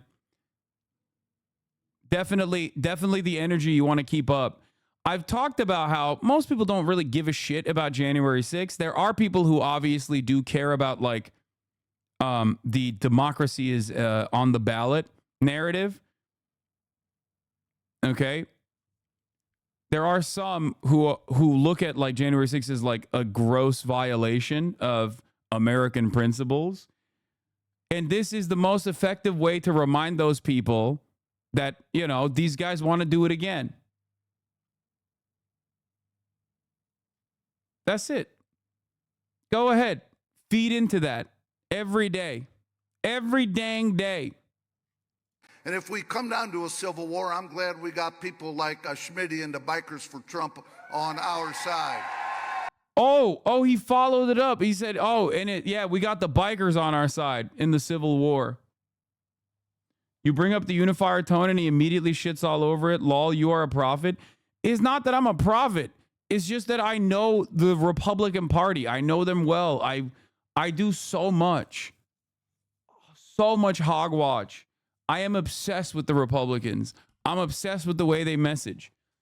I love it. I think it's so funny. I think it's awesome. So that's it. I know that they cannot help themselves. On the one hand, they're like, oh, we got to do more moderate messaging. We got to do more moderate messaging. Here's another fucking insane thing that if they keep that narrative up, here's another insane thing that is going to look really bad. Kamala Harris has no biological children. Go ahead. Run with that, please. Please fucking run with that. Okay?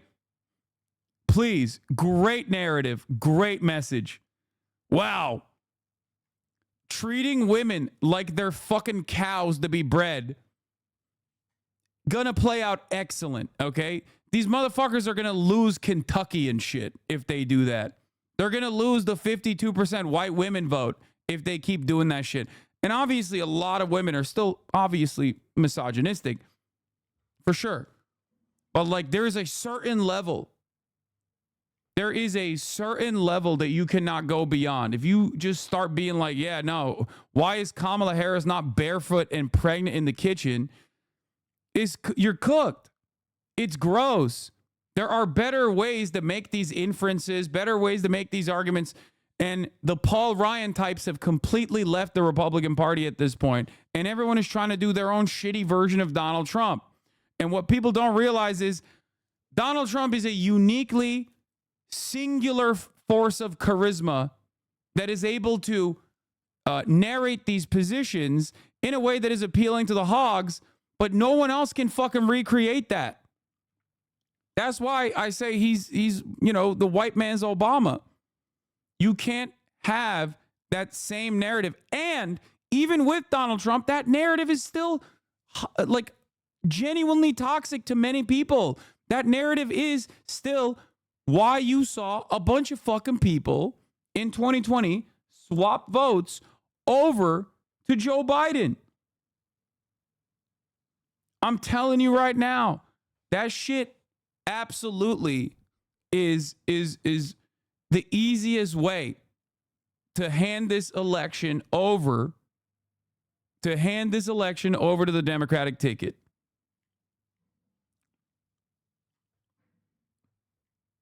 I am like, this is exactly what I'm thinking of that makes me feel more confident in Donald Trump not winning re-election. Okay? Like, yeah, also saying foster parents aren't valid either. Exactly. That's so psychotic. But the problem is these guys are so caught up. They're so fucking caught up in their own weird echo chambers, smelling each other's fucking farts all goddamn day, that they just don't comprehend it. They literally they have forgotten what normal people operate like in the real fucking world, what they care about, what their motivations are. They're so invested in the Fox News driven culture war narratives and so used to like winning unconditionally no matter what, that they just think, no, this is the one button I have and I'm going to keep hitting it. I'm going to just say the most unhinged shit you've ever heard of. And that might actually change the minds of some Americans. This is why even with the trans panic, I often talked about, like, there's two outcomes of this.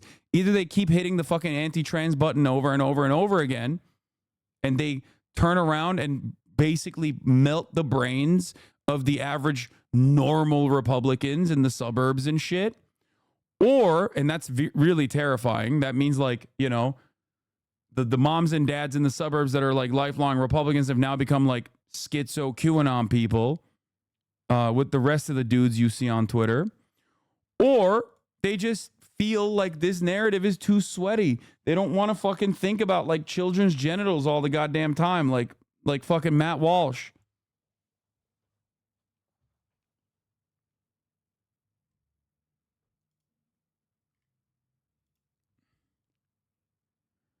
Yeah, here it is. Here it is, by the way. This is exactly what I was talking about. JD Vance calls Kamala Harris a childless cat lady who is miserable with her life.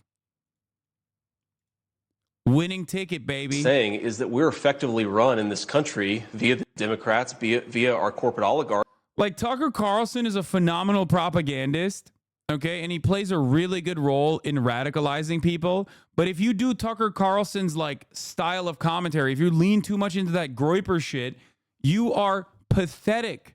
You are going to be seen as a fucking loser by like a dude who's had a job for the past fucking 35, 40 years. Like, think about it. I think it was Felix who said this.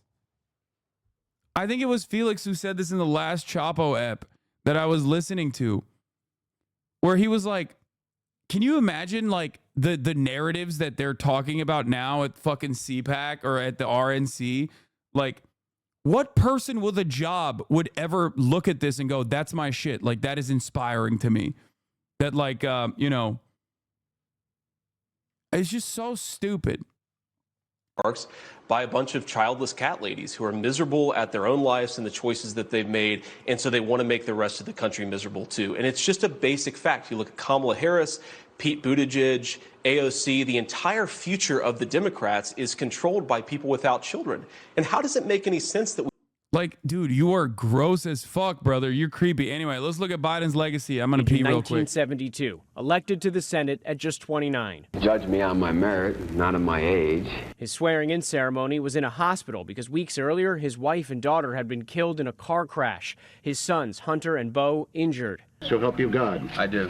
Biden would spend the next 36 years in the Senate, and he would make numerous runs for the White House. First, in 1988. I announce my candidacy for President of the United States of America. And again in 2008. I'm going to be Joe Biden, and I'm going to try to be the best Biden I can be. Biden ultimately dropping out of that race, only to join the ticket as the vice president for then Senator Obama. After 8 years as Obama's right-hand man, another personal tragedy stopped him from making a new push for the White House in 2016. The most relevant factor in my decision is whether my family and I have the emotional energy to run. His eldest son, Beau, losing his battle with brain cancer. But Biden's Oval Office dream would finally be realized in 2020. Do solemnly swear. Becoming the oldest president in U.S. history. His term marked by the pandemic, the wars in Ukraine and Gaza, inflation, and the border crisis. High points included a bipartisan infrastructure bill and the CHIPS Act, bringing computer chip manufacturing back to the United States. But a catastrophic debate performance would define his final campaign. Dealing with everything we have to do with, look, if we finally beat Medicare. In the wake of his decision to quit the race, Biden's surviving son, Hunter, saying, "There is no distance between Joe Biden, the man, and Joe Biden, the public servant of the last 54 years. I'm so lucky every night I get to tell him I love him and to thank him. Thank you, Mr. President. I love you, Dad." Some of the big moments before. I like that his legacy is like, are you shadow banned on Twitch or something? I'm having issues finding you when you go live. I don't get notifications anymore. Got to go straight to your channel tab to see if you're actually streaming. It doesn't show you streaming. Brother, I don't know if I'm shadow banned, but if Twitch was trying to shadow ban me, they'd be doing a pretty bad job considering we have like 50,000 people in here right now.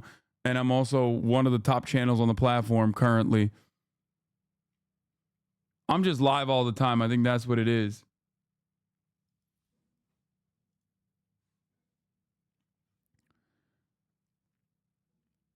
This was being sold at the RNC. All of us had better buckle up. The stuff they said about Hillary in 2016 or what they've been saying about the Democrats in the Biden era will be nothing compared to what will come next. Great. I say bring it on. Okay? I say bring it on. Why? Because Hillary Clinton did not lose because she was a woman and they did like so many fucking misogynistic attacks. When you're a woman, especially if you're a black woman, yes, you have a harder battle to fight. Okay? Barack Obama was a black man. It was historic. It was a hard battle, but he was able to overcome it.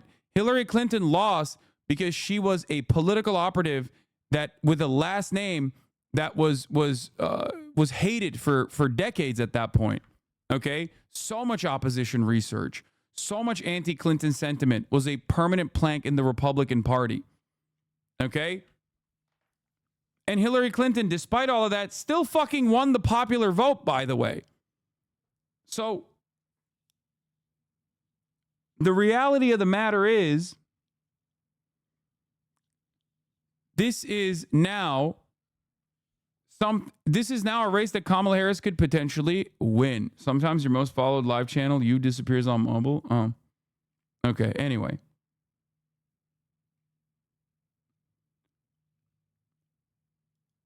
Teamsters invite Harris to rank and file presidential roundtable. Today, the Teamsters Union officially invited Vice President Kamala Harris to sit down with a rank-and-file Teamsters for a member roundtable following the recent announcement of a candidacy for U.S. President. President Joe Biden, former President Donald Trump, independents Robert F. Kennedy Jr. and Dr. Cornel West, and all other major candidates for president participated in historic Teamsters rank-and-file roundtables between December 2023 and March 2024. The Teamsters look forward to welcoming Vice President Kamala Harris to International Union headquarters in the near future to meet with our members directly, said Teamsters General President Sean O'Brien. As we have said throughout this process, our members' voices must be heard at all levels of our government to ensure the needs of working people are put first. The International Brotherhood of Teamsters has not issued any endorsement for a U.S. president. For those of you who don't know, that's exactly how Sean O'Brien sounds.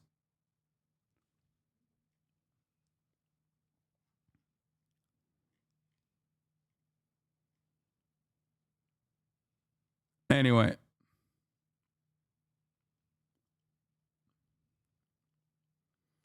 I just took a break from my Amazon route to let you know that your Boston accent is easily your best. Do better for us. Work on it. Make it a priority. Easily or worse. I didn't even read it correctly. That was horrible as a Massachusettsian. Okay.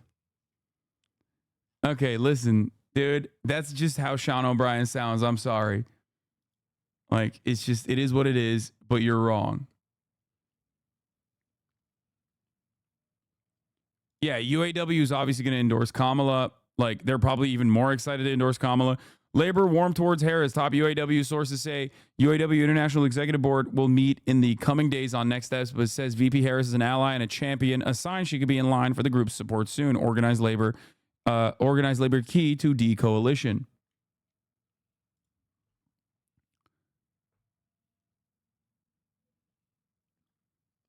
Anyway,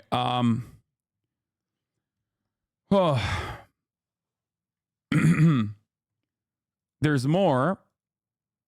Speaking of organized labor here, this person at formerly at AFT Union put a Twitter thread together.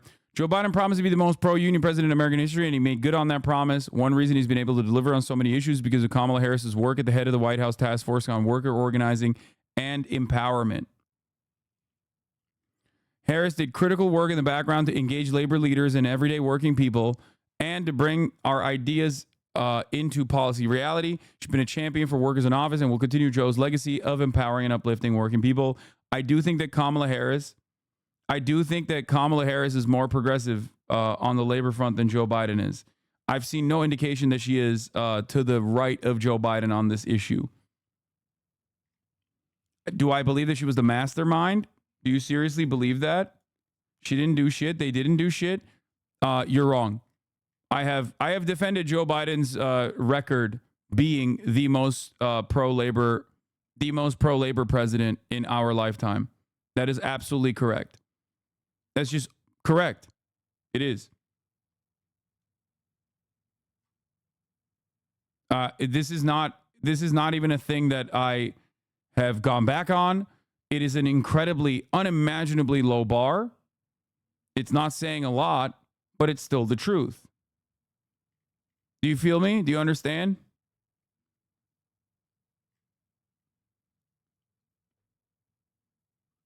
Why do all the other commentators I hear fear she is less? It is just a lack of certainty. People always bring up the rail strike, not knowing what happened afterwards. And I talk about what happened afterwards. But it's just odd. Unionization rates have never been lower. Yes, but our unions have also secured historic contracts in this time frame. You know that, right? Unionization rates have never been lower. It's correct. You're right. card check is one of the many things that they need to do. NLRB implemented some sort of card check, and like a different version of card check, which, by the way, that's Brandon's NLRB once again. I know what happened. It was still shitty to break the strike and deny their right to negotiate. I agree.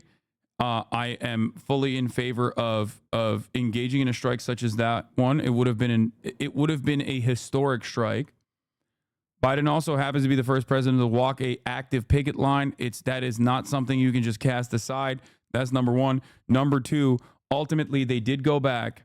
They did go back to the railroads. The railroad unions were happy with at least some of the gains that were made. If you have no sick days and you all of a sudden have 4 sick days, you know, that's a pretty surefire way to at least get the unions on board and make them feel as though you're on their side.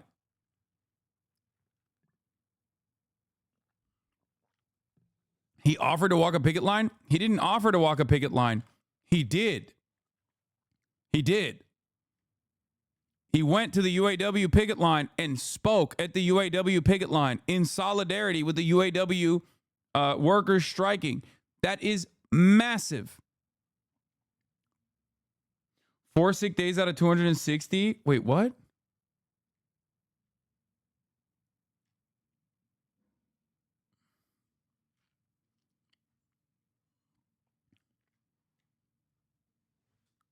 Do you think the railroad unions were going for 266 days? Like, do you think that? No, they were going for 14, which is, you know, still insanely low, in my opinion. They had 0 for years. They wanted 14. They got 4. Oh, they mean work days. Has Hasan talked about Mr. Beast Chris? Think about this. This is no different than the Cody Ko shit where people were just like, hey, I know that the current sitting president dropped out of the re-election campaign in the most historic thing that has happened in this election cycle, in a sea of historic things that have happened so far. Has Hasan talked about Mr. Beast Chris? Oh, no, don't ban me. Just a question. I'm not going to ban you. I do want you to really think about it, though. As a political commentator, do you think personally that right now I'm going to be talking about YouTubers?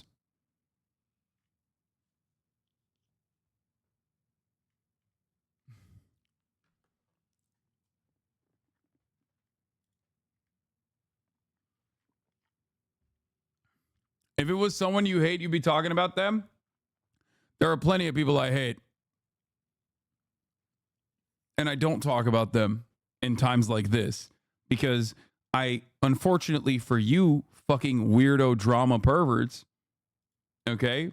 Unfortunately for you, there are 50,000 other adults here that actually are coming in here for political commentary. Okay?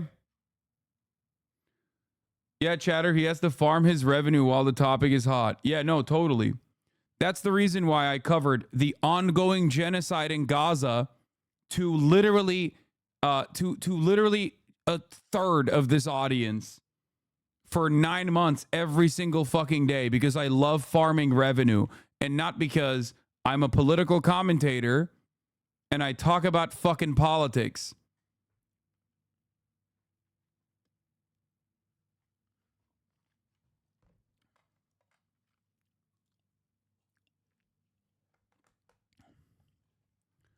I love when people come back into the community because now they're invested and then they go, well, I'm now invested, so that's why he must be talking about it.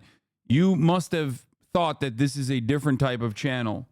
You must have thought that this is like, you know, the channel of like a variety streamer who never talks about politics, only covers drama, plays video games for the most part, but now that shit is heating up, they've started to make a pivot into political commentary.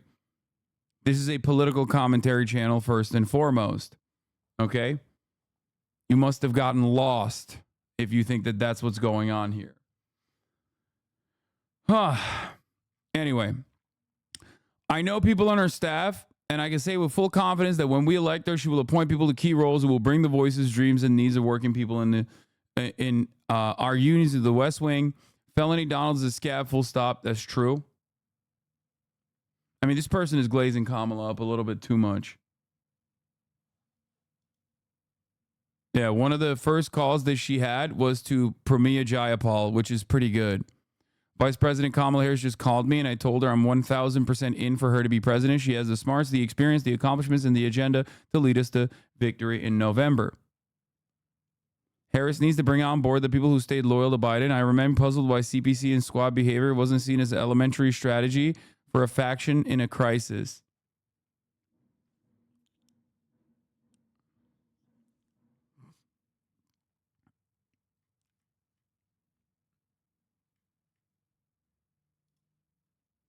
I'm high as fuck from getting my wisdom teeth out and legit thought Kyle was levitating in the background. Yeah.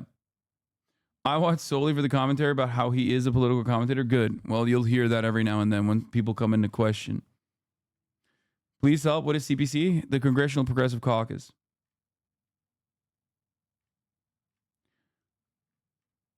What are some downsides to Kamala from a progressive policy POV? She's a cop, has a bad track record being tough on crime, plays well probably in the Rust Belt, but overall I have a genuine distaste for that sort of thing.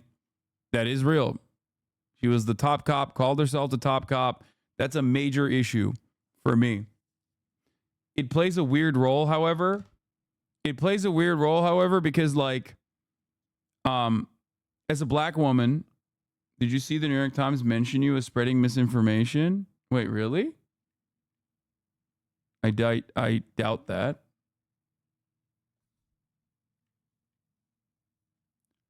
I think she's also both a twofer on swerfy and turfy behavior. I can't share a link. Just tell me what the article title is and we'll look at it.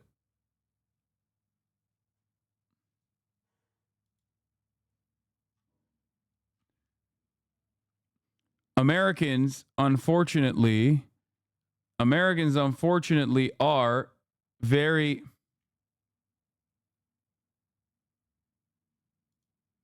What? The voices young conservatives are listening to online? What?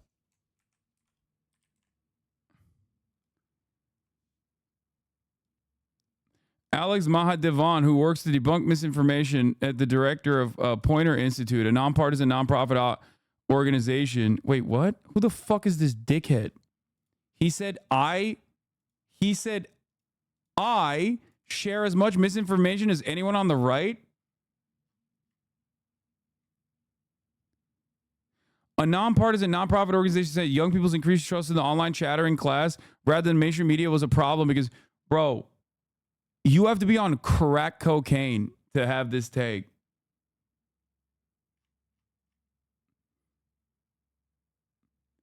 Was a problem because content creators, unlike most journalists, are bound by journalistic ethics. That pertains to people across the political spectrum. Hasan Piker, a popular left-leaning streamer on Twitch and YouTube, shares as much misinformation as anyone on the right, he added.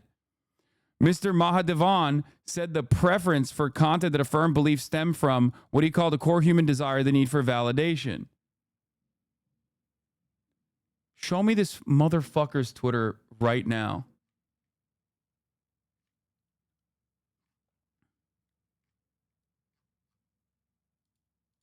What the fuck is this dipshit talking about? What the absolute fuck is this dipshit talking about? And this dumb fuck follows me too.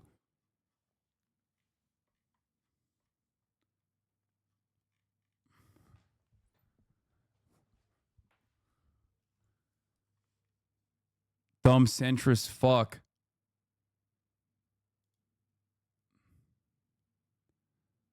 I like that he waited for the end of the open.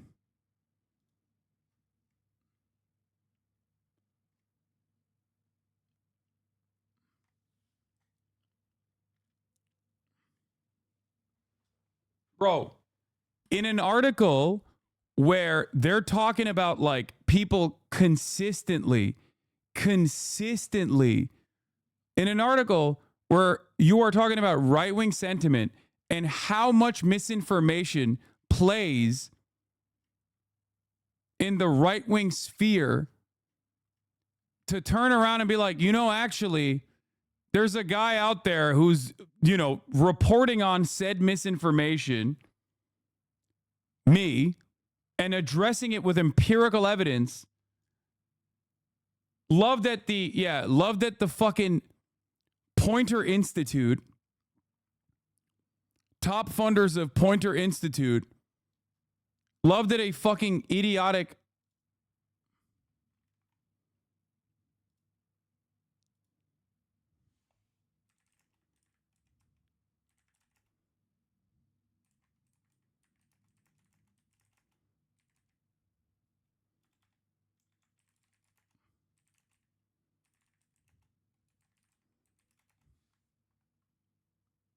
have him on the defendant's take. I do want to have him on the defendant's take.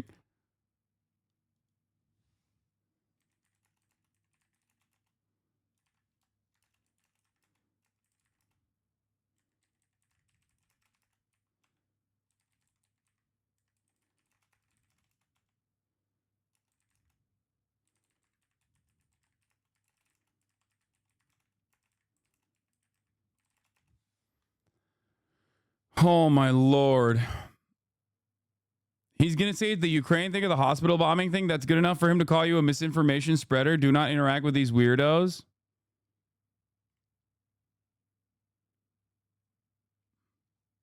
This just seems like you're whining.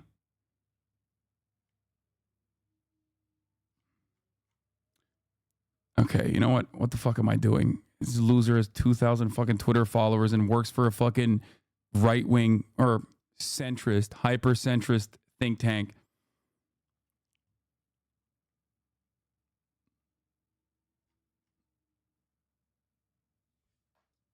Anyway. You're going to blow him up? He said your name on purpose? Yeah. Top donors from the Charles Koch Institute. The Stand Together Fellowships from the Charles Koch Institute. So glad.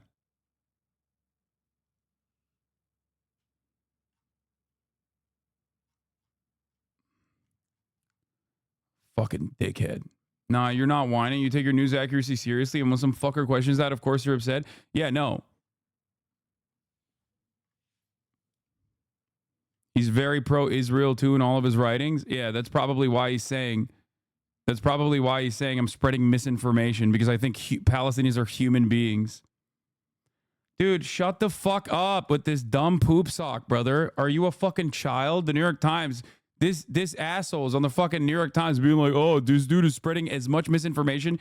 Most of my commentary hyper focuses on fucking right-wing misinfo. The people that this article is literally about. People that I've directly called out for spreading misinformation. And this centrist coke-backed think tank guy goes in and is like, oh, actually, the left is spreading misinformation as well. Yeah, you're right, dude. Extremely both sides.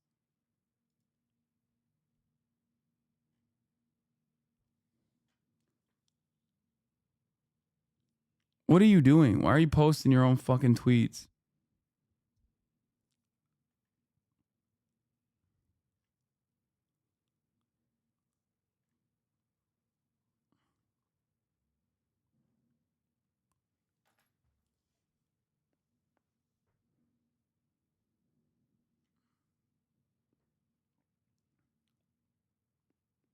There's nothing more frustrating than a shitty, supposedly centrist liberal, okay, operating in a fucking supposedly centrist think tank that gets money from the Koch brothers, or the Koch brother now, okay, that turns around and both sides this shit.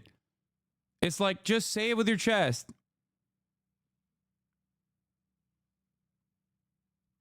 Like, who the fuck wrote this article, dude? How are you on crack? You just didn't, like, I got a mention, but I didn't get a fucking call. That's crazy. Fucking bad journalism, in my opinion.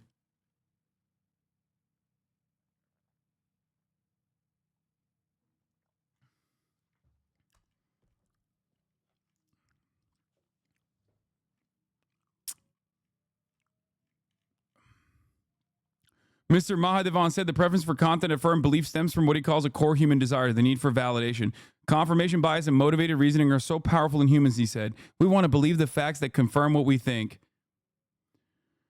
Yeah, Mr. Mahadevan added that the way some people selectively consumed mainstream media news was exemplified after the shooting of Mr. Trump at a campaign rally in Pennsylvania on Saturday. What did I do? Most of what I did after he got shot was literally actively cast aside misinformation and explain to people media literacy. This is most of what I do is media literacy.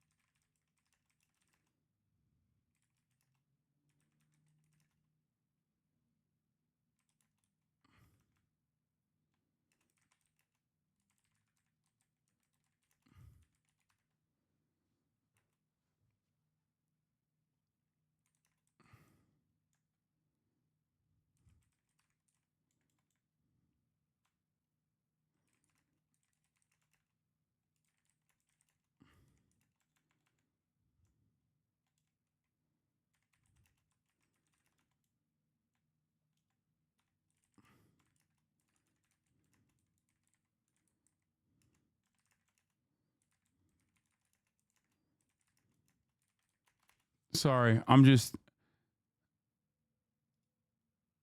that's so annoying.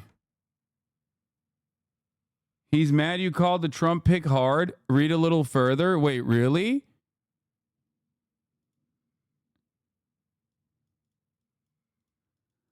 Think about the most powerful image that came out of the event. Wait, what? How? That's not about me. The Trump's bloody fist in the air with the American flag in the background, he said. That was taken by an AP photographer. The AP is like the most traditional mainstream media. But that doesn't stop people who claim to distrust the mainstream media from taking that image and sharing it far and wide, saying it's the hardest image ever.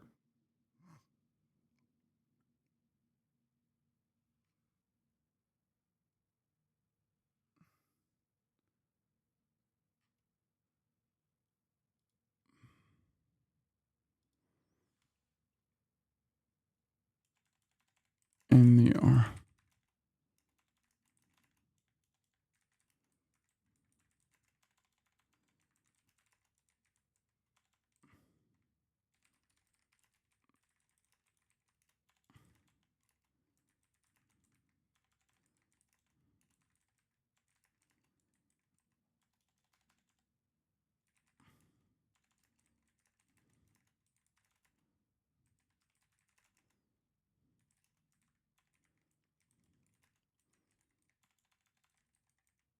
tackling the misinformation spread by the people mentioned in the article.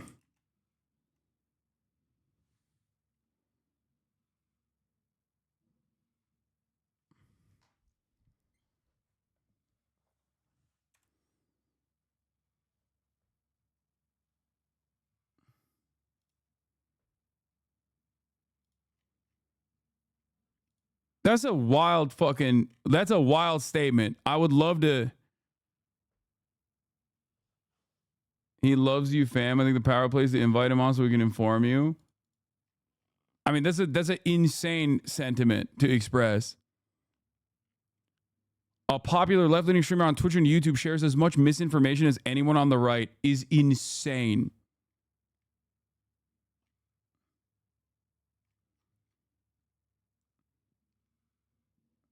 Literally, most of my commentary revolves around actively dispelling misinformation that the voices of young conservatives are actually promoting online.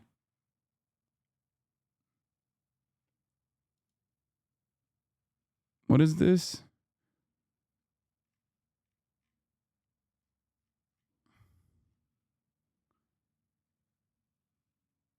All right, I don't care.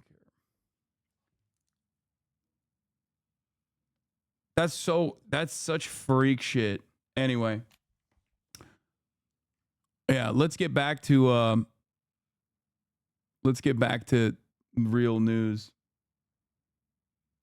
Meanwhile, this is the info Matt Walsh is saying after Trump got shot. There's no conspiracy theory off the there's no conspiracy theory off the table now. The most powerful force in the world would do anything to stop Trump from being president. Is nutty. Also, speaking of the New York Times, I'm gonna have a stead on from the New York Times on Thursday.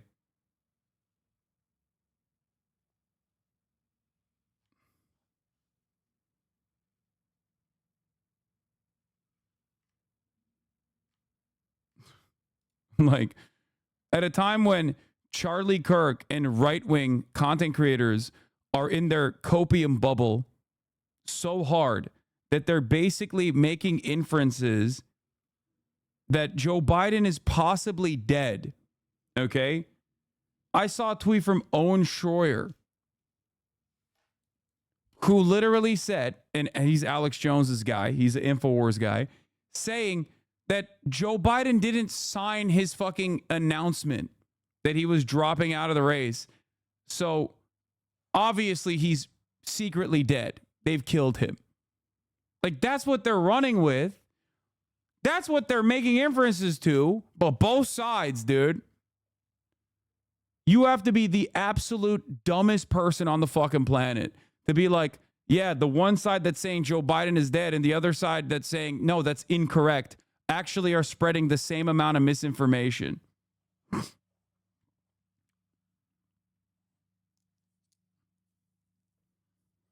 The journalist who wrote the New York Times article follows me. I already DM'd her. Okay, calm down. To set the record straight.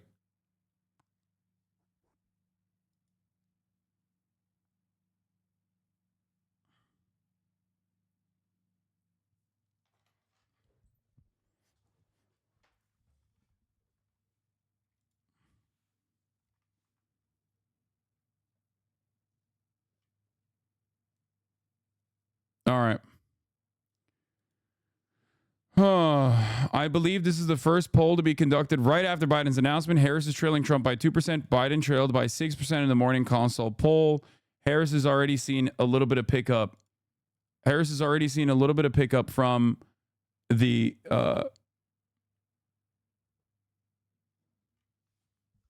from in comparison to Biden. Okay. Oh, damn, this should fuck me up. Among other annoyances to Team Trump, they'll need to redecorate the campaign headquarters. Joe Biden is weak, failed, and dishonest. That's hilarious. All right. Let's move on from Biden's legacy. Let's look at other presidents who have opted to not run again. We're going to talk about LBJ. Joe Biden joins a rare group of sitting presidents who chose not to seek re-election. I shall not seek, and I will not accept the nomination of my party for another term as your president. 56 years ago, President Lyndon Johnson announced he would not run for a second term amid the increasingly unpopular war in Vietnam and growing national unrest. Political violence. That year, we saw the assassinations of Martin Luther King and Bobby Kennedy. We've seen, of course, this year, the assassination attempt on President Trump's life. We saw divisions and discord and volatility. If they respond, the Misinfo will definitely be about the El Ahly hospital. Yeah, except it's their own fucking reporting alongside the BBC's reporting that guided me to make that assessment initially. And we still do not know who was actually the responsible party. And also rather ironic to have that conversation when Israel has blown up every fucking hospital at this point. Volatility in 1968, we're seeing that again this year. In 1952, despite leading the country through the end of World War II, Harry Truman also opted not to seek re-election. Entering the Korean War, among other unpopular decisions, left Truman facing the lowest job approval rating on record, just 22%. I have served my country long and I think efficiently and honestly. I shall not accept a renomination.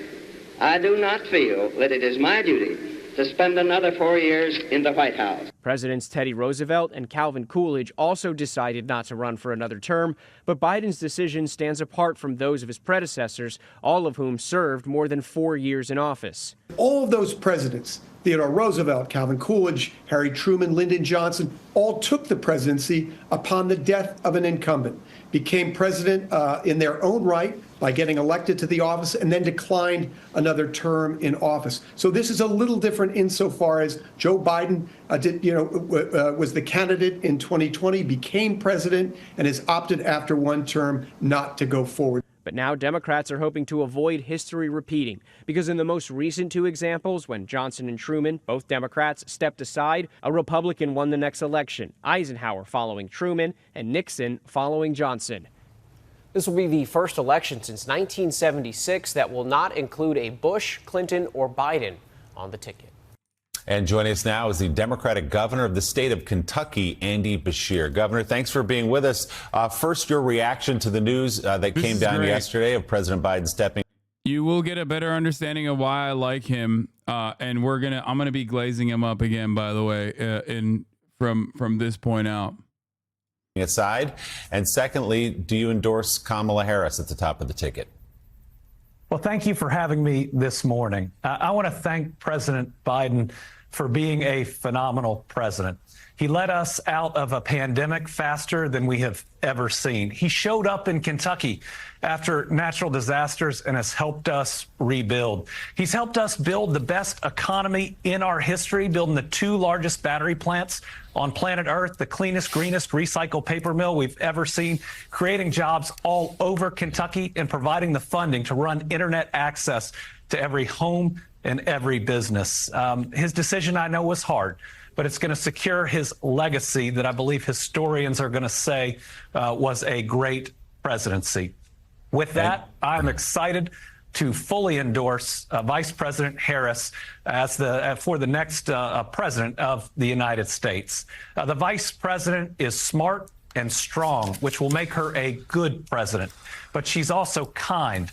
And I recall that longer time ago claimed that the genocide in China has stopped. I recall being surprised and afterwards looking for a media place confirming that point, and I wasn't able to find it. That might be the misinformation you spread. You mean the Associated Press article talking about how the Uyghur concentration camps had closed down? Is that what you're talking about?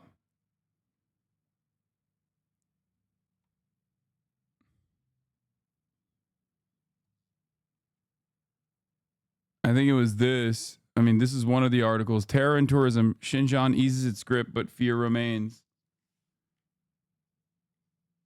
Let me see if I can find the other Associated Press article. I don't know why we're doing this right now. This is a distraction. But there wasn't Associated. Your general vibe feels like disinformation. Yeah, I'm doing it. I'm doing it again.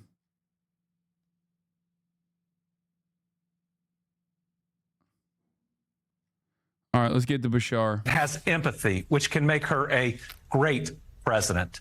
And the contrast between her and those running on the other side couldn't be clearer. As a prosecutor, as an attorney general like I used to be, she prosecuted rapists, domestic abusers, stood for victims, and put away those abusers. Now look at the other side, where JD Vance calls pregnancy arising from rape inconvenient. No, it's just plain wrong. He suggests that women should stay in abusive relationships. Listen, a domestic abuser isn't a man, he's a monster, and no one should support anyone having to stay in those relationships. So the vice president is ready. She has my full endorsement. I'm going to do everything I can to support her. All right. Does he have the charisma for the job? Yes. Yes, I do think so. Dude, he's Wonder Bread. He's white as hell. He even has a twang. Okay. But more importantly, he's one of the most popular governors in the country in a deep red state like Kentucky. Okay. He's got twang. He's got swag. He fucking fights. He fights hard for things that he believes. As crackdown eases, China's Xinjiang faces long road to rehabilitation. Yeah, this is one of the many articles that was written about the fucking camps closing. Which, by the way, I'd never said the camps didn't exist, for the record. That would be misinformation if I had done that, but I didn't do that.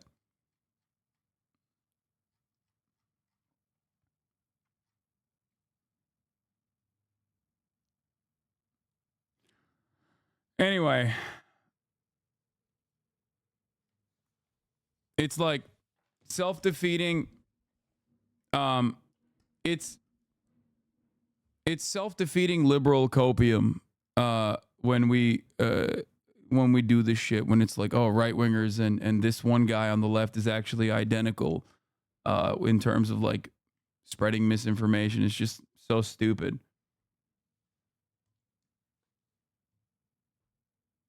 But, you know, sometimes dumb liberals love doing that kind of stupid shit. How do you think Beshear would do in a debate against JD Vance? I think he'd cook him. Okay? I think he would absolutely cook him.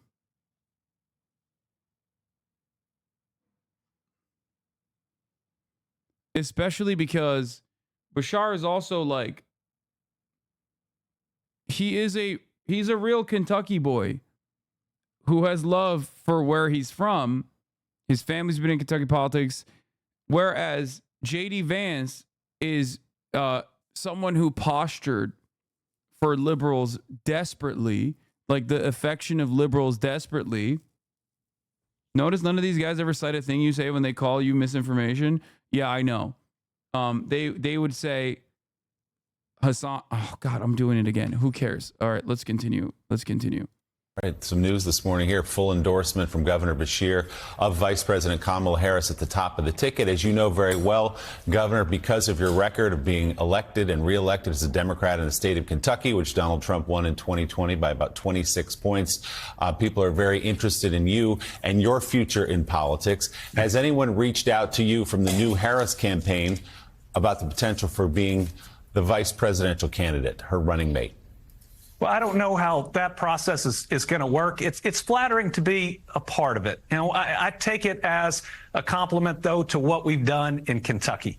You know, what we've done in Kentucky is what we need to do in this country. It's to move beyond the partisanship, the constant arguing, get beyond neighbors yelling at other neighbors just because of the box they checked when they registered to vote. We need to turn the temperature down and recognize that the most important things to our families, like a good job, health care, safe infrastructure, public safety, public education, none of those are partisan at all. And if we work hard every single day to make progress in those areas, we help all our citizens, not just Democrats, not just Republicans. And this country's has gotten to a boiling point where we just have to move past it.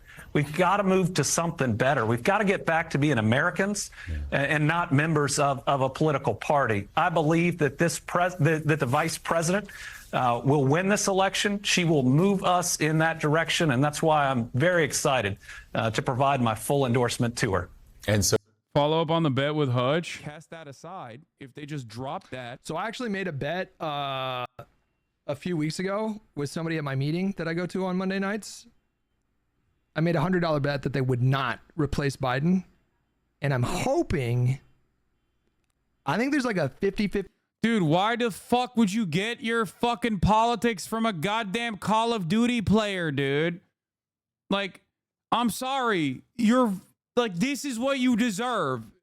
If you're like, oh, I wonder what like an older COD player has to say about this particular thing, like, you deserve to be wrong all the time. Like, that's just what's going to happen. 50 chance that he forgets. You just subscribed. I think Cast that aside. If they just drop that. so. Actually, Hey, Hudge is all right, man. No, man. Shut the fuck up. No, he's not. He's like, he's not all right.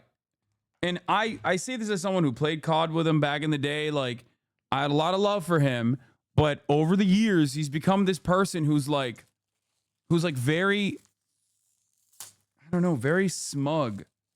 And I know a lot of people say that about me too, but it's like, yeah, at least I know what the fuck I'm talking about, dude. I didn't just get in on this conversation last second and just basically repeat shit that you heard on MSNBC or Destiny, okay? Even he is new to the fucking fold in comparison to someone like myself. Like, I've been doing this for longer than he has as well, which, you know, every time I bring that up, his fan base gets real fucking mad about that, but that's the truth.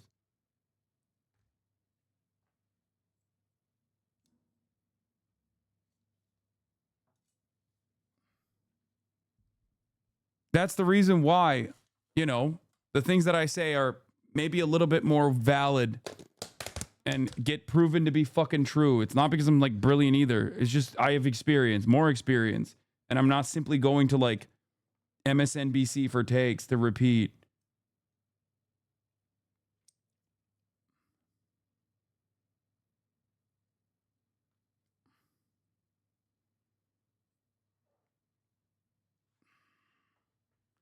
But, you know,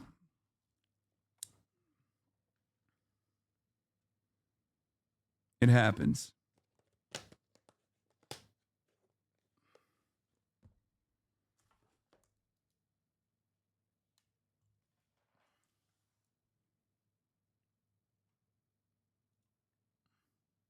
So, Governor, would you then be open to the possibility of being a running mate to Vice President?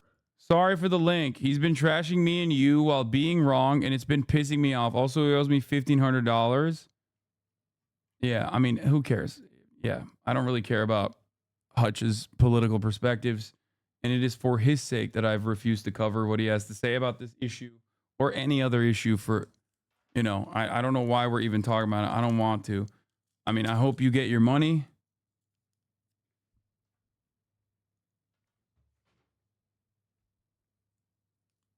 Yeah, it's just, it is what it is. You're probably not going to get that money, though. I'm going to be honest with you. President Harris. Yeah. Well, let me first say I love my job. I love serving the people of Kentucky. The only way I would consider something other than this current job is if I believed I could further help my people and to help this country. I also think, whether I'm asked for that or not, that it's important to be out there, you know, contrasting the vice president and those that she is running against. I believe her record is one of standing up for people, is fighting for the American people, and the record on the other side is just fighting for themselves. So as vice president, you undoubtedly would be able to help your own people. So are you at least open to the possibility of being a running mate to Vice President Harris? Well, I think if somebody calls you on that, what you do is at least listen. And I want the American people to know what a Kentuckian is and what they look like, because let me just tell you that JD Vance ain't from here. Now, the nerve that he has to call the people of Kentucky, of Eastern Kentucky, lazy. Listen, these are the hardworking coal miners that powered the Industrial Revolution, that created the strongest middle class the world has ever seen, powered us through 2 world wars. Yeah, that's why he's great. As a perfect counter for Vance. And I hope they see that. He's a real one. He's the guy. He's the method. He's the movement. I think he's the best possible guy. I really like Pritzker as well. But the major reason why I like him is because he's not in Illinois. He's in fucking Kentucky. And at a time when so many Democrats in the Democratic Party that are in red states behave like cowardly Joe Manchin stereotypes, he breaks that mold and never fucking stands down, never compromises on his perspective, especially when it comes to the endless, relentless attacks against some of the most marginalized Kentuckians. I really like that. So they won't pick him? No, I think they could. I think they would. And the reason why I think so is because he also hits the optics angle really well. He is one of the most popular governors in the country in Kentucky. His COVID restrictions were seen as like broadly positive in the state of Kentucky.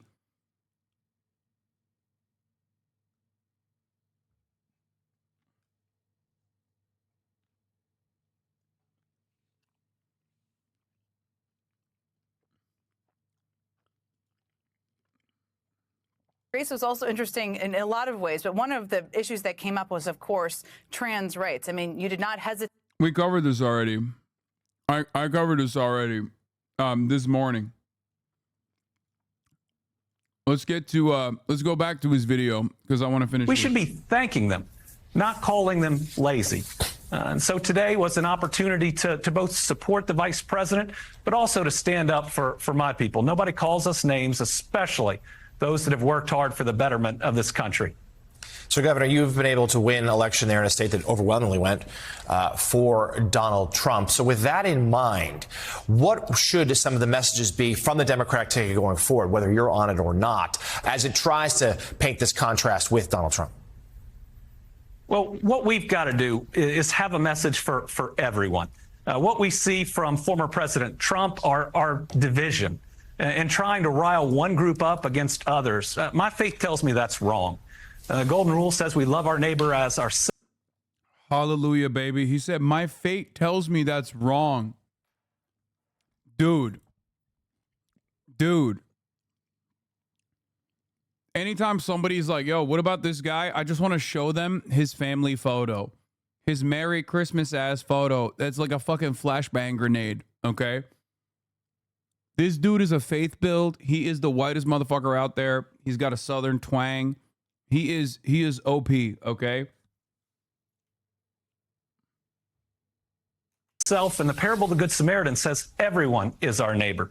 So how about a unifying message that can bring people together and move us past this boiling point in our country? How about we focus on the things that matter most to people when they wake up in the morning? Because when people wake up in the morning, they're thinking about their job and whether they make enough money to support their family. They're thinking about their next doctor's appointment for themselves. By the way, dude, another thing you have to remember, he's not even doing the bullshit calls for unity that Democrats love doing or bipartisanship.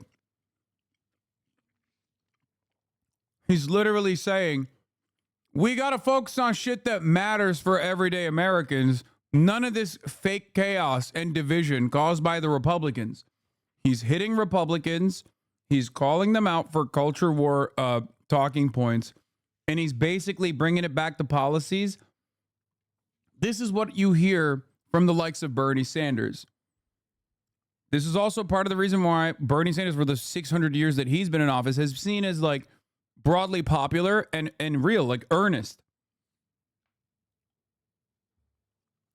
He's doing that right now. This conversation is phenomenal. It's not a fake call for bipartisanships. It's not a fake call for Republicans to be a stronger party. It's not even fucking calling the question at the top of the hour ad break and trying to unify against it at the top of the hour by saying, hey, listen, if you don't want to see those ads, just like the rest of the community, all you need to do is subscribe.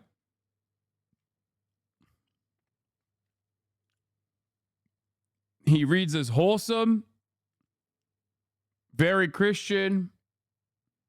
I'm telling you, he would be cooking, okay? Yeah, we already covered this earlier today, but I guess people weren't in here. I might as well play it again. He went on a fucking pro-trans message in Kentucky twice, pro-abortion and pro-trans. And he's fucking popular. Like, you don't understand what that means.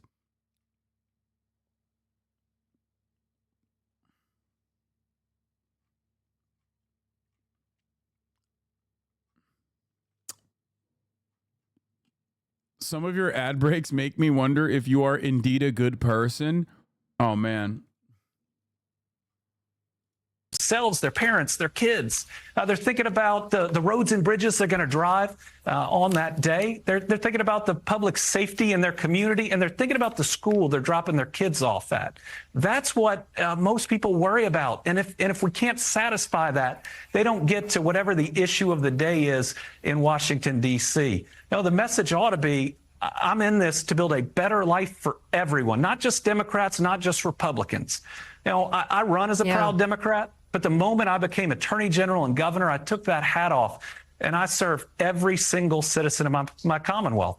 And that's why in re-election, I was reelected by 5 percentage points being a Democrat in Kentucky. That's like 30 anywhere else. But I think it's just people saw who I am and how hard I was trying. And that whether you voted for me or not, I wanted to make your life better.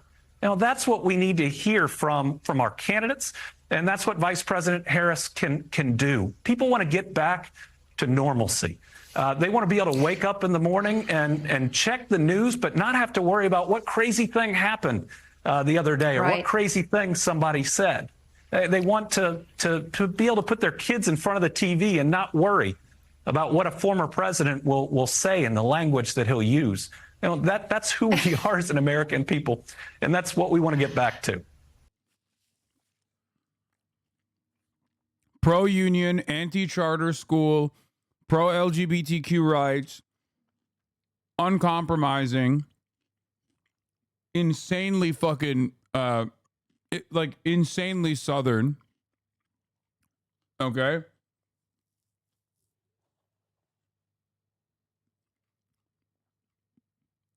He's perfect. I love that a chatter said pro-Israel. If you can find me one American congressperson currently up for the VP nod that is not the most loyal servant to the state of Israel, with the exception of like Rashida Tlaib and Ilhan Omar, okay? Like a valid choice that will not also have a potential contested seat or anything like that. You are fucking delusional. Saying someone is pro-Israel when talking about the American Democratic Party or the American Republican Party is like saying they're pro-America.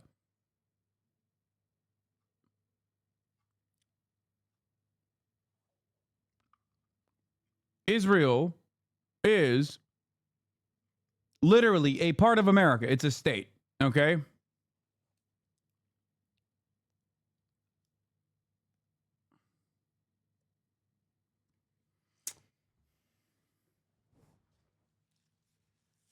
It's the 51st state, but like an important state. Perhaps even seen as a more important state than fucking Kentucky.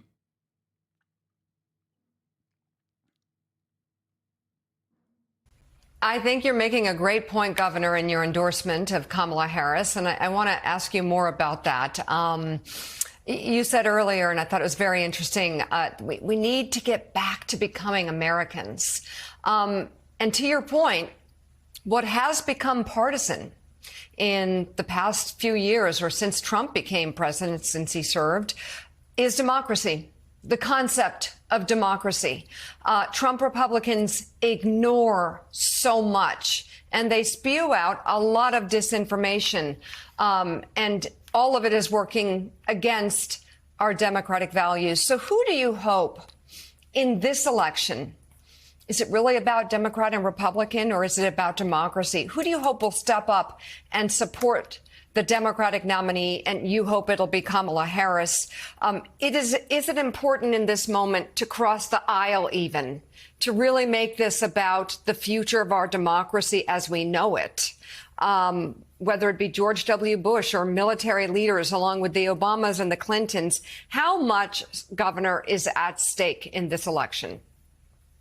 Well, a lot is at stake. And let me say it's always important to cross the aisle because those are our neighbors, those are our friends, and we can't let ourselves become so divided because we checked a box that said D or R, when all of us are unique. We're made up of the experiences of our lives, and we have different views, even if we're a member of a same party. And so we've got to make sure that we have that dialogue, and we've got to give people the ability, the permission to vote for whoever they think is going to be the best candidate. You know, partisanship is now everywhere. From the car you drive to the beer you drink, you're supposed to pick a side. And we just... Oh, I'm going to nut. I'm going to nut. I'm going to nut. I'm going to nut. Oh, he even brought the beer. Oh, my God. He's doing the Bud Light memes. Oh, my God. I'm nutting. Oh. If I'm in Kentucky, I'm like, that's right. That's my goddamn governor, man. He's right about that. What has become of this goddamn country?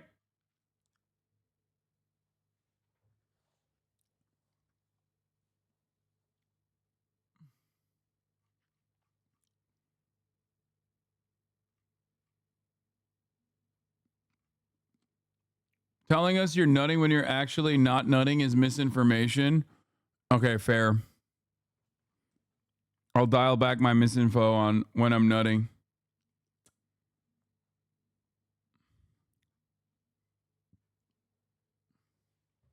Hell yeah, Birder. This is my governor. I love my governor, and my governor loves Tupac. Yeah, I have your link, chatter. Don't worry.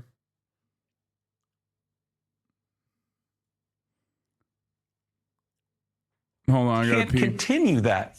And that's why I think that the vice president can give a compelling message about being better. For me, that's certainly about my faith, and it's about living my faith and caring about absolutely everyone. And so this election, especially with the contrast of such a divisive figure like former President Trump, who spews anger, that we can create a contrast that hopefully not only wins this election, but moves us past all this craziness we've been living in. I want a better world for my kids. I want better government for my kids. You know, I want a Congress that works, but I certainly want a president that they can sit in front of the TV and watch. And whether I agree or disagree with what they're talking about, I know they'll do it in a respectful way. Yeah, I think it's a good point that you want to be able to put your kids in front of the TV and not be worried what's going to come out of the president's mouth. Kentucky's Democratic Governor Andy Beshear, he really crystallized it. Thank you very much for coming on the show this morning, making news this morning here on Morning Joe.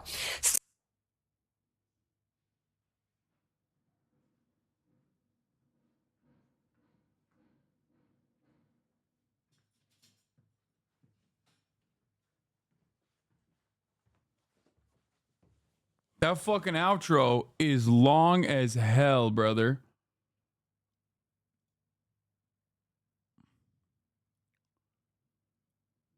Here, let's take a look at. Oh, before that, sorry. Here. This is what he had to say in November 20th, 2023, when he got reelected. After he got reelected, on a pro-trans, like unconditional support for LGBTQ Kentuckians, after he demonstrated that he doesn't give a fuck and he doesn't play that. This was also interesting in a lot of ways, but one of the issues that came up was, of course, trans rights. I mean, you did not hesitate to veto a sweeping anti-trans bill passed by the Kentucky state legislature, but your opponents still kind of came after, they also, because of that, probably came after you on that. It didn't work. What does that tell you about the effectiveness of this kind of an attack and, this approach from a lot of Republicans out there? Well, all children are children of God. That's what my faith teaches me, and I was going to stand up especially for the most marginalized children that didn't deserve either a state legislature or an entire campaign and all these super PACs picking on them. These are individuals that are already at the margin. You know that this is a HasanAbi favorite? Like, the greatest way to neutralize the trans panic arguments is by being like, why do you care so much? Like, that's weird. Even though some of my own trans chatters have oftentimes been at odds with me on this messaging, it is a million times more effective than trying to fucking bring up empirical evidence or like talk about trans suicide rates or anything like that. Well, that part actually you could do in this argument as well, but the best way to talk about it is like, they are children of God too, if you're into God, right? They're just normal people trying to live their fucking daily lives. Why do you want to make their lives worse? They're such a tiny, marginal percentage of the population, and you're spending all of your fucking time trying to harm them when you should be spending some of this goddamn time fixing the fucking potholes. Okay?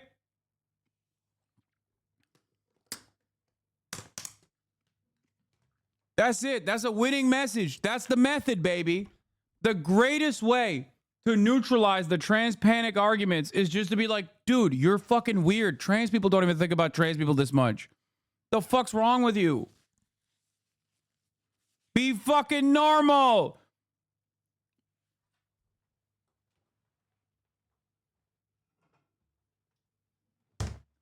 And it's true.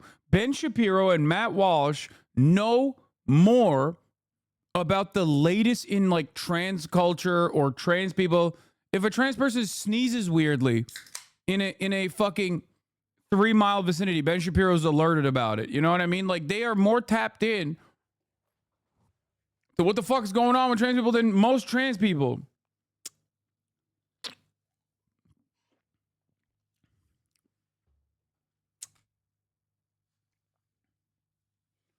I think the issue is that the trans spread like cockroaches, so you need to shut them down.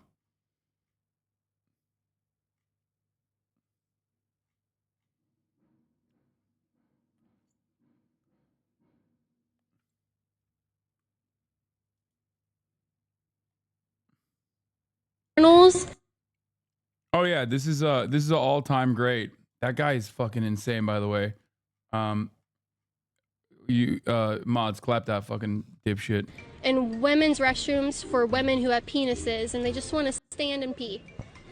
I think people are just making too big of a deal about it. I don't really care. Naughty words. Okay, so we should or shouldn't? I mean, I don't really care. Okay, what about tampons and pads in men's restroom for men who have periods?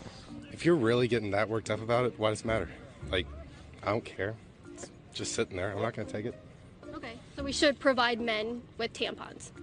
I mean, if a dude wants a tampon for some reason, he can have a tampon. That's not my business. What would he use it for? I don't know. That's his problem. What would he use a pad for?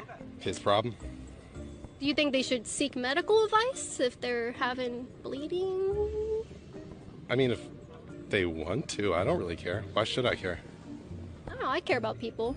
If they're bleeding out of their penis, I would want to... I care about people's personal rights. They can do whatever they want. It's none of my business.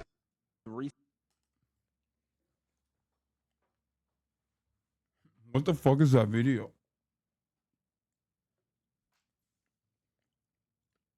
Put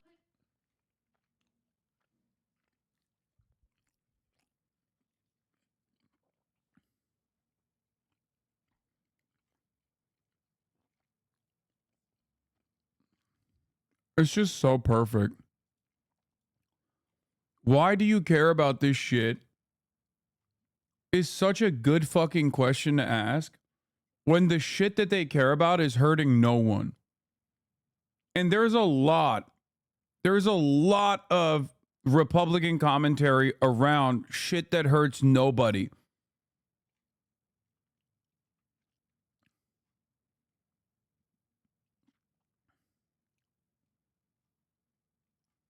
You know? The studies show suffer more mental health issues, are more at risk for suicide. We ought to be in the suicide prevention business and not further harming kids who are going through too much. I did it because it was the right thing, but I will say that the way these super PACs and my opponent went about their campaign was just mean, and it was gross, and it was cruel, and people don't like that. That is not who we are, and this ought to be a message that you can't scapegoat people just to get folks angry, and it's wrong, right? Think about what some people are doing, trying to dehumanize other human beings, trying to turn people against each other, to even foster hate and anger towards another American here, another Kentuckian. Why? So you can elect one more person that has a certain letter behind their name. Listen, this can't be right and left. Some things have to be basic right and wrong, and we've got to get our politics back to where we ask the basic question of right and wrong. There's got to be limits. I mean, this can't be a ruleless type of game, because it's so much more than a game. Ask any of these kids.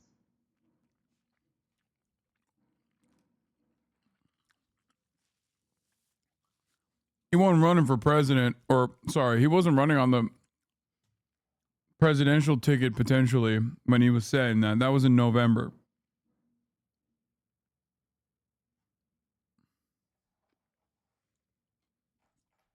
They usually argue that they spread the propaganda on the kids at school. No, that's great. That's when you can fucking be like, what are you talking about? What do you mean? What propaganda? Is that how you think it works?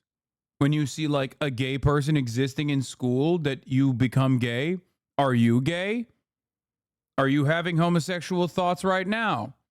Have you seen a gay couple on your way to this conversation? Is that perhaps the reason why you want to suck a penis currently? I don't want to suck a penis right now. I see gay shit all the time. I live in West Hollywood. This is the gay mecca. The thought never crosses the mind, however.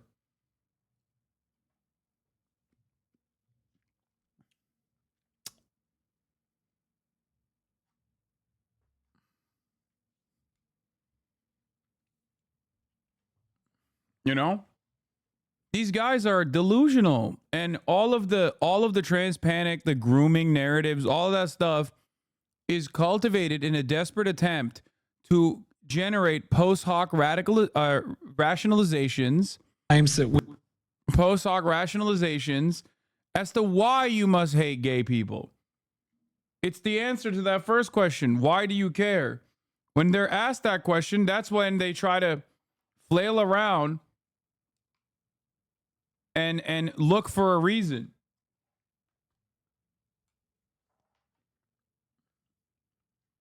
We are going to resolve this week. Now, understand that, unfortunately, it's going to take a little bit of time in these, because a couple of bad apples can make this challenge that much more difficult. For instance, we had somebody apply for unemployment for Tupac Shakur here in Kentucky, and that person probably thought they were being funny. They probably did, except for the fact that because of them, we've got to go through so many other claims that one person thinking that they were funny, using somebody else's identity, is going to make tens of thousands potentially of other people wait. It's not okay. We can't be doing that, and we shouldn't be doing that as we move forward. But even with that, our goal is to get through those last March claims this week. And I'm going to have a number tomorrow for those after the payments have gone out tonight that are still waiting, that they can call directly. It's going to be just for them. Because if you filed in March and you haven't received anything yet, I'll be darned if we are not going to get it done this week, or we are not going to communicate with you. We're going. So that's part one. Here's a part two follow-up, which makes it even funnier. I owe somebody an apology tonight. Last night I spent a little bit of time talking about fraudulent claims holding us up. I mentioned an individual that had filed in the name of Tupac Shakur. I didn't know, and it's my fault, that we have a Kentuckian who goes by Malik, whose name is Tupac Shakur.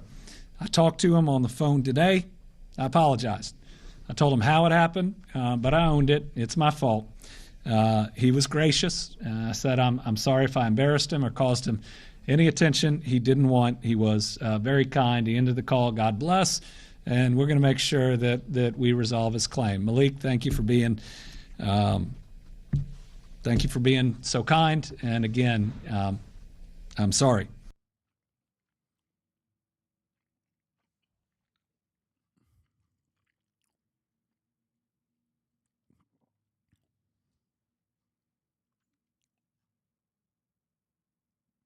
There you go.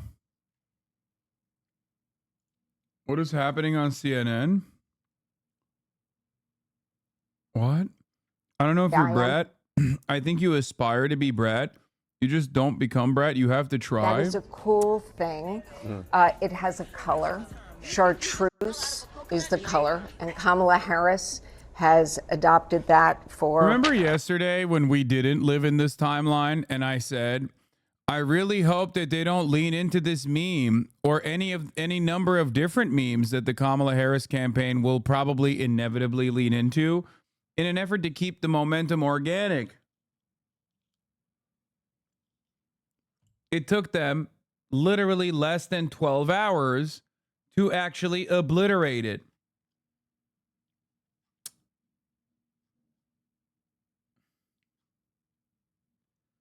I fucking hate these careerist charlatans.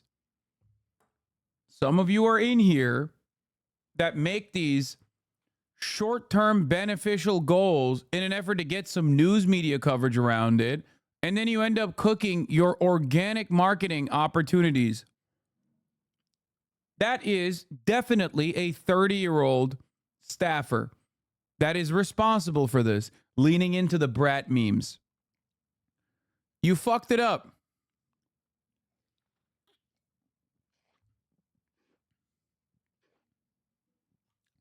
You fucked it up. It's so short-sighted. Don't do it. This is what happened with Dark Brandon. Well, the thing is, with Dark Brandon, it was making fun of how old he is. So him leaning into it didn't really matter in either direction because he was still fucking old. Kamala Harris does have the capacity to just like be herself and then have people meme her. Problem is, if she tries to lean into it a little bit, it's gonna end up cutting down the organic share value.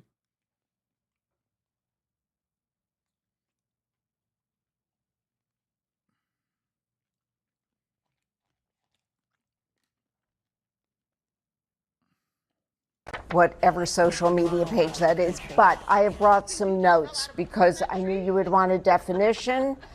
Okay, here we go. Charlie XCX, who I do know, quote, brat, you're just that girl who is a little messy and likes to party and maybe says some dumb things sometimes, end quote. So it's the idea that we're all kind of brat and Vice President Harris is brat? I don't know if you're brat. I think you aspire to be brat. Right. Jake. You don't just become brat. Oh, okay. You have to try. You can work at it.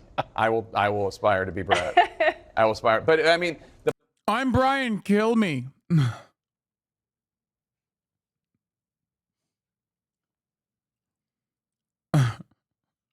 We're all Brian, kill me today.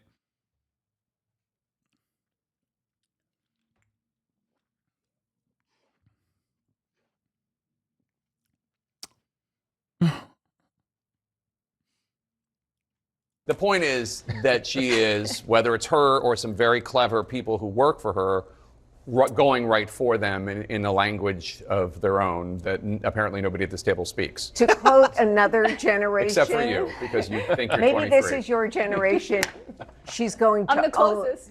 You're a millennial. Take it easy. So you tell me, is this your...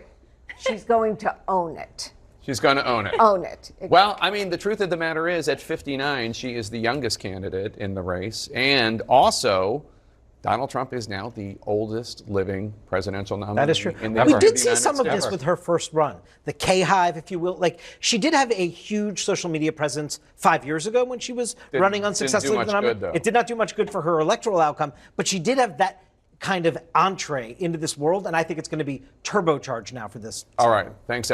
For those... Bro, bringing up organic marketing that you just got from Charlie XCX to the fucking K-Hive. You should not be allowed to speak on these matters. Come on, dog. You don't got like a single person. What is going on? I'm gonna stop saying no to when these outlets actually ask me on. It cuts away from my stream time, so I usually say no. But I feel like I have to start chirping at this shit.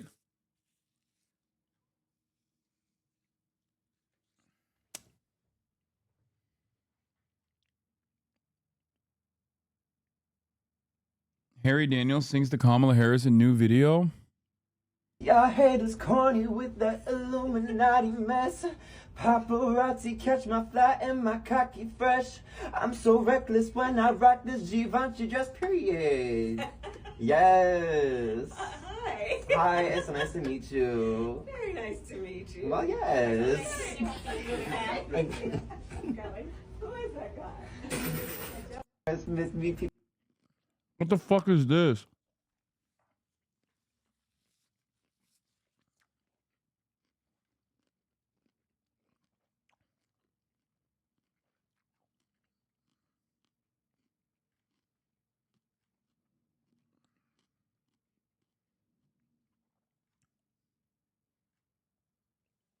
What is this? I don't know what the fuck this is. I'm getting angry because I don't understand what you're showing me. I'm like an old man. Anyway. Oh, also, once again, Republicans hitting the good notes. In terms of Hogwatch, which we are going to get to now.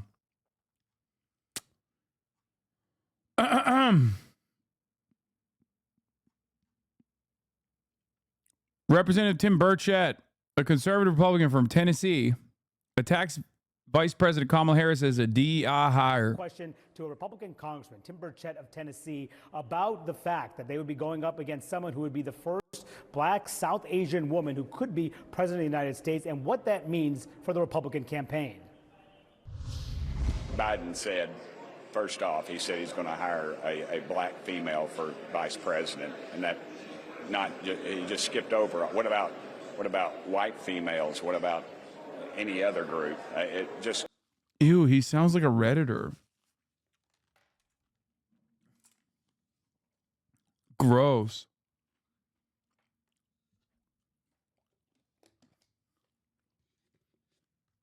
God, these guys are they're so messy, bro. The Republican Party, I don't know what adjective to use in this situation. Like, they're so lame and so messy right now. What about white females? Shut up, man. Now, the irony, of course, in this statement is that Biden did actually make the DEI statement, which is unfortunate because they can always go back to that conversation and be like, well, Biden is the one who said this was an affirmative action pick personally. You know what I mean? Which, by the way, notice back in the day, they used to say it for affirmative action. Now they say DEI. Because the words changed, but the message didn't, if you know what I mean.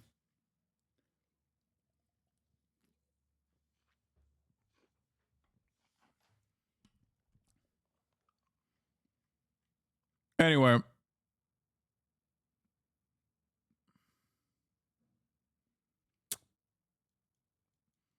Just so you know, the guy that called you a spreader of misinformation where Chad said that he's writing pro-Israel stuff, etc. I couldn't find anything about that. He did write very basic articles on how to check if pictures from Israel, Gaza, or a different one.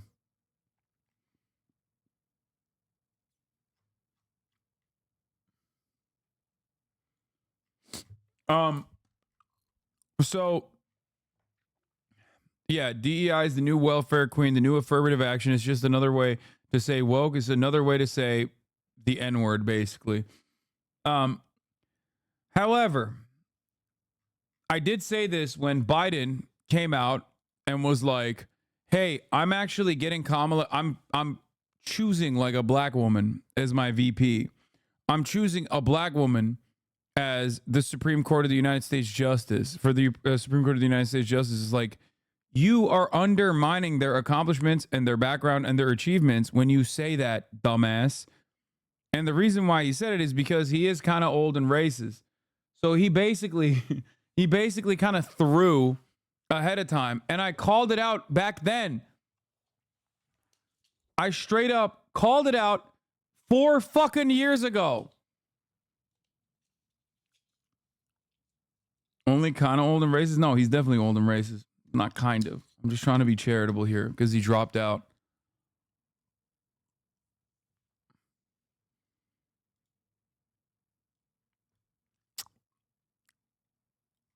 Are you going to ever introduce your new girlfriend on stream? What the fuck are you talking about? Your mom?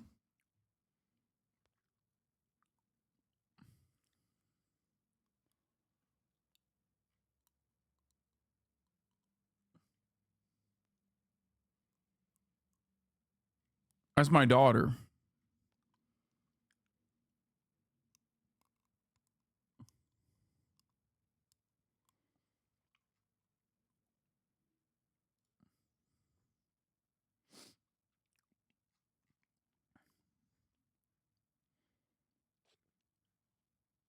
Anyway, DEI. When you go down that route, you take mediocrity, and that's what they have right now as a vice president. Are you suggesting? Notice you put Kamala in your title. Thoughts on the view that using women's first names and men's last names for politicians is delegitimizing and keeping gender in their focus? This is literally the one day where I didn't write Brandon and you sniped it. That's an insane take, dude. No, the reason why I'm using Kamala instead of Harris is because Kamala is a unique name. When someone's name is unique, when their first name is unique, that's like a more identifiable trait.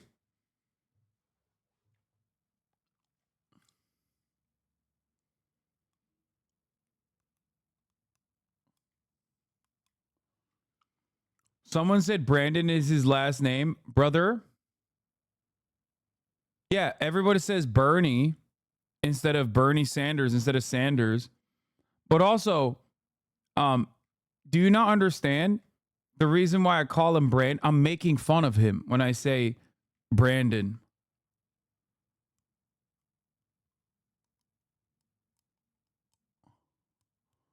No, this was a popular video talking about how men will typically call women in positions of power by their first name, i.e. Hillary, not Clinton. This was a study done in 2020. I think in terms of like, I'm sure that's correct.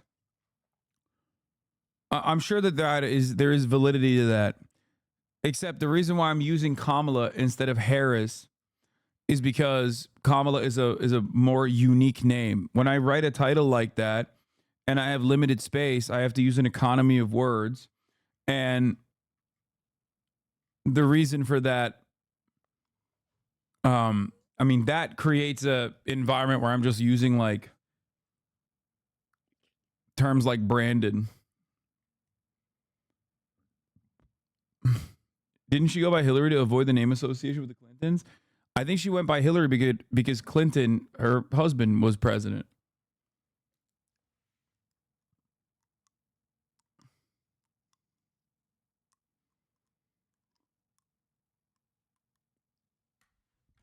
Gretchen Whitmer, though, yeah, I do call her Big Gretch. I don't know. She was a DEI hire. It kind of undermines her achievements, though. Wait, what? What undermines whose achievements? Calling Kamala Harris Kamala undermines her achievements? Man, get this fucking libtard shit out of here, okay? I don't give a fuck. Okay, I'm undermining your achievements then. Yes, I'm sexist. Suck my dick. Okay, give a fucking inch to these goddamn losers, and immediately they're like, well, it's time to drive the narrative panic into radfem territory immediately. The least fucking productive way that we can have a conversation. Get the fuck out of here, dude. God damn. Radlibs, one fucking day. One goddamn day. Let it breathe. Let it breathe. You can't have one fucking day without turning around and be like, me. You wanna address what I care about?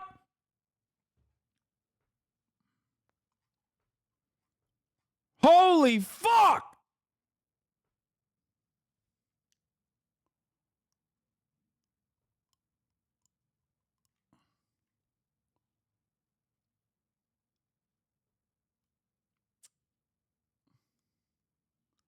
Remember talking about Elizabeth in 2020? Yeah, I always...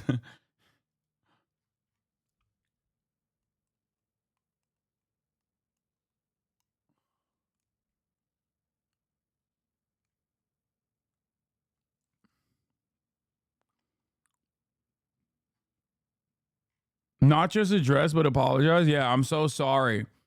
I'm going to keep fucking calling Kamala Harris Kamala, okay? Because I hate her because of her woman status. Oh, my God. 100%. She was a DEI hire. He said he was going to hire, and she didn't.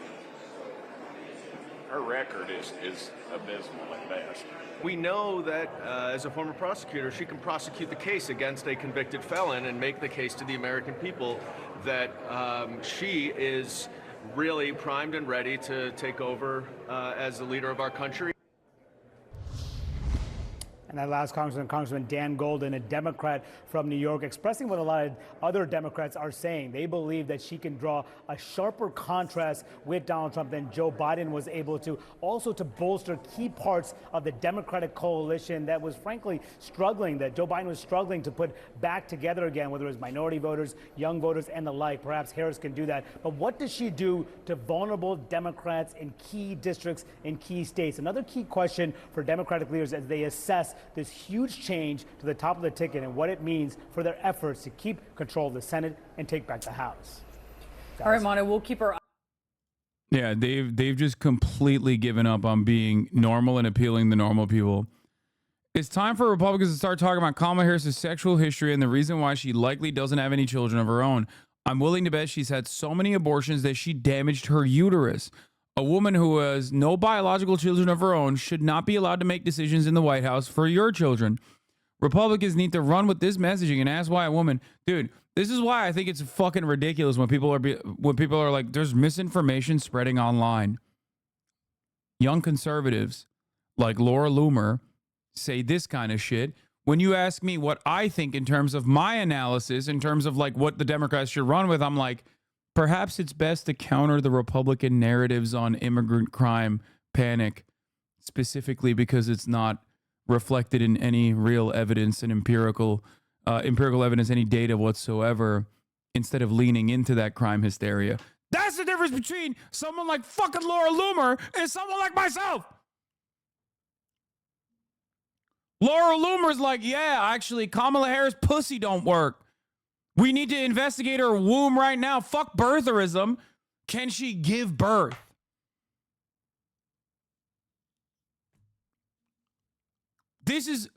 This dynamic is specifically why I fucking despise like the hyper-centrists, okay? The centrists who are like, both sides have really bad issues. It's like, the fuck do you mean, man? My most radical prospect is like what I consider to be appropriate in the current time frame is like healthcare for all. Okay, yeah, I want to give everybody healthcare, including the fucking Nazis. That is radical to some, I know. Their most radical position is like, we need to look at Kamala Harris's pussy right now. That needs to be that needs to literally be driving the conversation. I need to see her womb.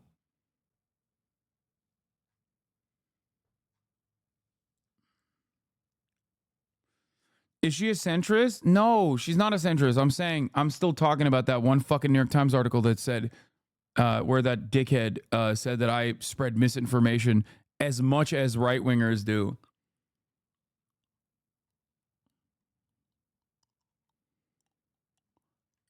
You only say that when you're a straight up fucking Nazi and you want to defend the Nazis mentioned in the article. And I'm one of the guys that routinely shits on those Nazis that are mentioned in the fucking article. And you secretly want to defend them, but you can't say it out loud. Like, that's crazy.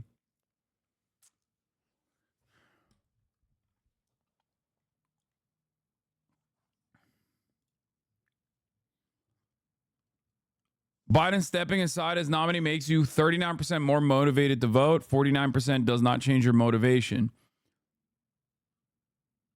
Is this for the youth vote or not?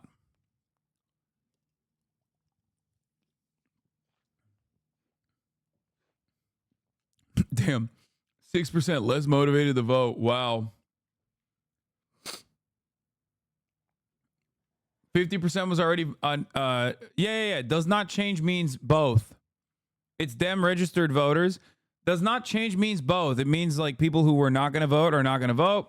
People who were going to vote are still the same. Like, it didn't change their motivation because they were going to vote anyway.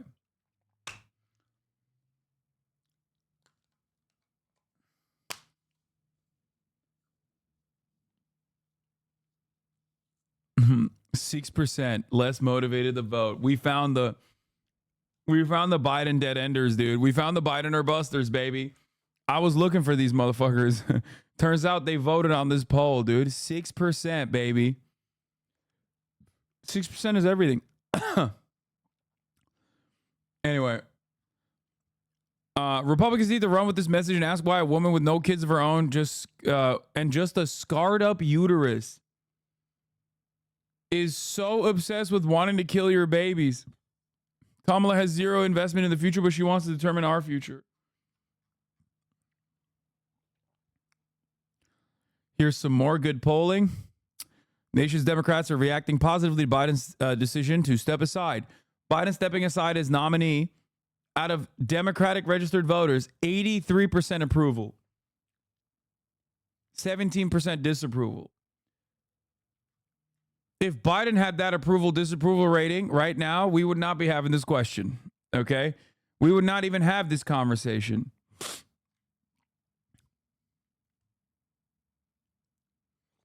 Bro, I don't think Americans have ever approved something 83%. Abortion control, protection for abortion.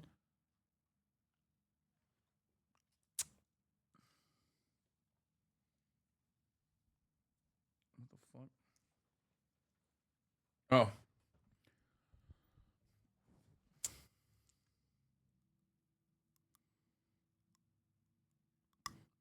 Universal background checks for firearms.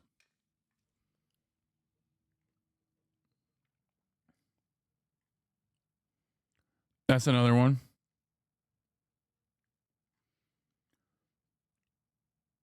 Anyway, let's move on from this. Oh, here, let's keep doing more. Republicans are losing their fucking minds, okay? Update. I've received multiple emails like this one confirming many elements of the story. Many have confirmed that a call went out to block streets to get Biden to University Medical Trauma Center ASAP. And then that plan abruptly changed and they got him out on Air Force One very quickly. I have not confirmed the IDs of these people, but there are an overwhelming number of stories corroborating essentially the same account that I felt comfortable sharing. I have people diving deeper into this now. Charlie, your info is solid. I retired from Las Vegas Metro in ... My source texted me just now. We were making plans to go to UMC Trauma first. Called in the box squads to come help shut down the route. Then it changed to taking him to the airport. He was on the plan fast and took off faster than I've ever seen Air Force One leave the airport.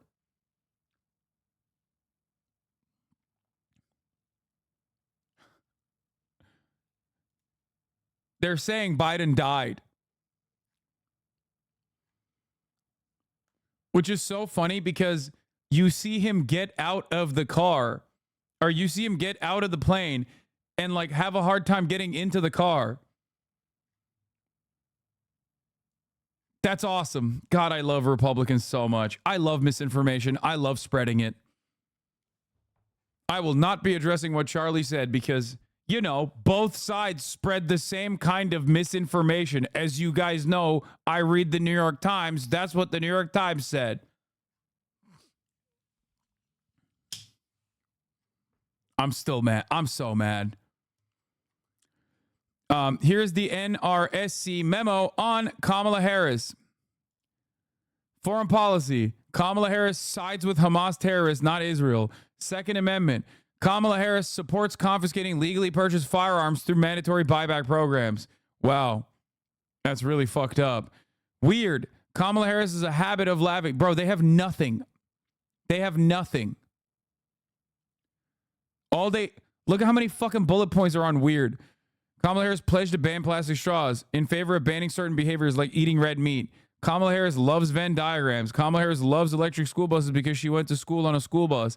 Kamala Harris recently discovered that electricity doesn't smell. Kamala Harris has a bad habit of laughing at inappropriate moments.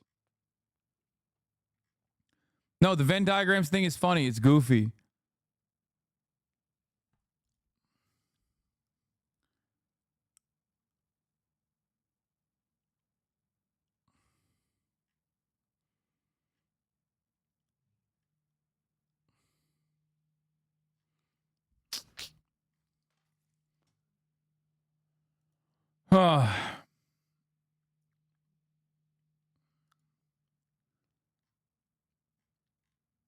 What? Kamala wants to ban beef because she's Indian? No, they're saying Kamala wants to ban red meat because Green New Deal. That's what they're trying to say. It's not like a racist attack. Although now that you put that out there, they might try to do that. Who knows? Kamala is talking. Oh, yeah, she's talking tonight, right? Let's hear from her. Let's hear and let's listen. I'm listening. I'm hearing. I'm sitting my white ass down. Organization in history. I've been doing this. I always kid and say, oh, Biden is calling into his former campaign headquarters. I don't know of a better campaign organization, grassroots campaign. You know, we have over 230 offices opened. We have over 2,000 paid staff, and we have literally several thousand volunteers on a regular basis, thousands of them. And they've been relentless and tireless in reaching out and contacting voters. The leadership of this campaign has been amazing. Jen O'Malley Dillon, Julie Quinton, Michael Tyler, Rob Flaherty, Rufus on raising money, and so many more. You built this team. You brought them together. You brought us together. Bro, he sounds like AI Biden. He sounds so clear and so coherent. Like a weight has been lifted off of his shoulders. Top of the ticket, but the mission hasn't changed at all. And by the way, I'm not going anywhere. I'm going to be out there in the campaign with her, with Kamala. I'm going to be working like hell, both as a sitting president, getting legislation passed, as well as in campaign. Like motherfucker was like, he was dying 3 days ago. And Trump is still a danger to the community. He's a danger to the nation.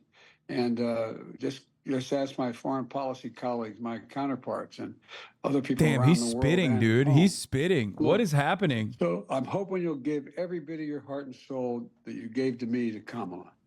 And bro, what the fuck do they put in Paxlovid? I swear to God, I'm about to start mainlining that shit. Straight ripping Paxlovid. 6 months left of my presidency. I'm determined to get as much done as I possibly can, both foreign policy. Bro, this is the most coherent he's been. Continue to speak out on guns and child care, elder care, prescription drugs, and climate. Climate still is the existential. What is going on? And if we don't win this thing, it's all in jeopardy. And we got to keep working for an end to the war in Gaza. I'll be working very closely with the Israelis and with the Palestinians to try to work out how we can get the Gaza war to end and Middle East peace and get all those hostages home. I think we're on the verge of being able to do that. And we got to keep our alliances together. It's critically important. It took a while for me to build these alliances. Most of these my colleagues have acknowledged that, but it's critically important for our safety and security. And I know I'll be doing whatever Kamala wants me or needs me to do in addition. So let me be real clear. We're still fighting in this fight together. I'm not going anywhere. And I want you to know you've always had my back, and I promise you, I will always have your back. And I'm anxious for you all to hear from Kamala. So thank you, Julie. You're the best. Okay, that was crazy. Well, thank you so much, Mr. President. Bro called in the morning Joe with like at 25% power in comparison to this. All right. Thank you so much, Mr. President, again, for taking time to join our call today. And, as the president said, we are full steam ahead in supporting the vice president, and we are seeing incredible enthusiasm already. From Why does she also sound like Kamala Harris? From Democratic governors to senators to House members to mayors to folks across the country. Our Democratic Party is really uniting around our nominee. And we just announced that we raised $81 million in 24 hours.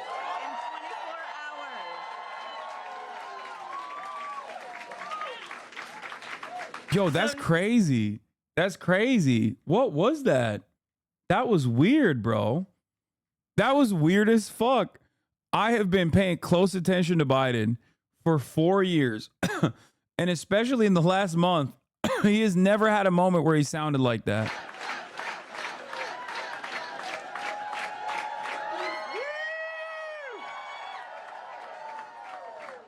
Wow. Get this Rizless man out of here. Thank you so much. I've known Julie a long, long time, going back to her days working in Kamala's Senate office. And we bring one of his daughters out, okay? Instead, they have more charisma. Not Douglas. So thank you so much. Don't do it. Second gentleman Doug, about to be first gentleman Doug. Very emotional listening to President Biden just then. I was emotional before I heard that because of who he is and what he represents, the dignity, the empathy. He's had my back personally. Some of my toughest moments as second gentleman. He is zesty. Douglas is a bit zesty. Came up to me and said, "Look, I know, kid, you're a great lawyer. I know this must have been tough, but what better way to leave that than to support your wife, who you love so much, and your country that you love so much." And it's hard to believe it was about 4 years ago, the first time I came to Wilmington is when she got the call from President, then candidate Biden, to be on the ticket. And we came here the next day. We went to their home, and he said with Dr. Biden, "Welcome to the family." Yo, we have to respect. We have to put some respect on Douglas. I actually have to go back on what I said because he might have been the guy that gave Biden COVID, okay, and made this all happen. The plan is in motion. This was day one 4 years ago. And now look where we are now. To have been able to serve as second gentleman with him as our president, Dr. Biden as our first lady. Unbelievable. And now I get to support my wife, Kamala Harris, running for president of the United States.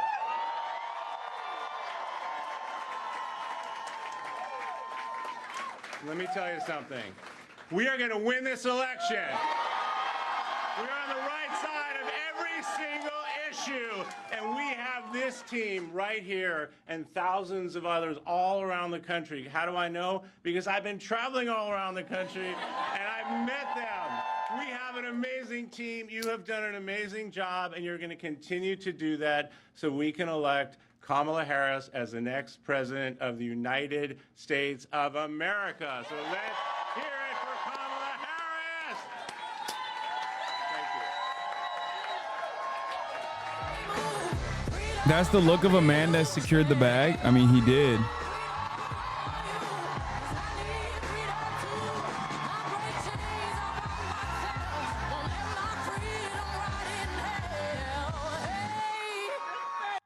I mean, they still kiss with more passion than fucking Josh Hawley and his wife.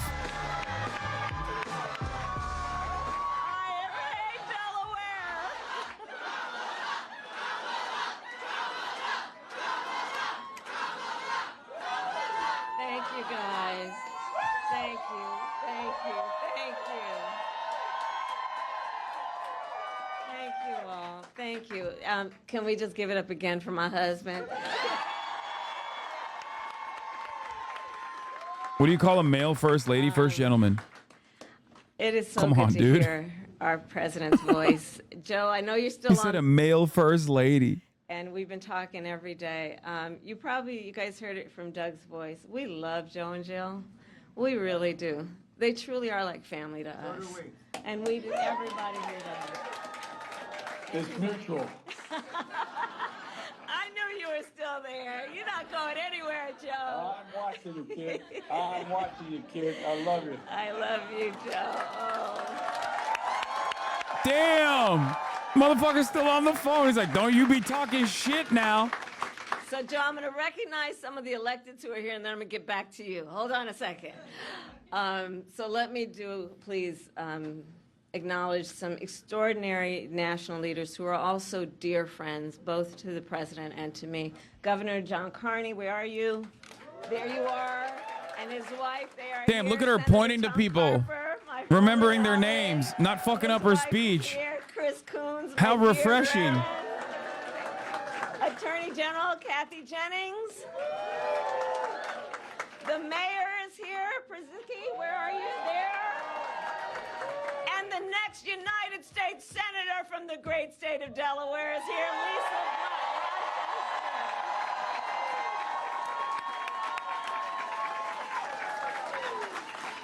And I know everyone here has seen these elected leaders in this very campaign office on a regular basis.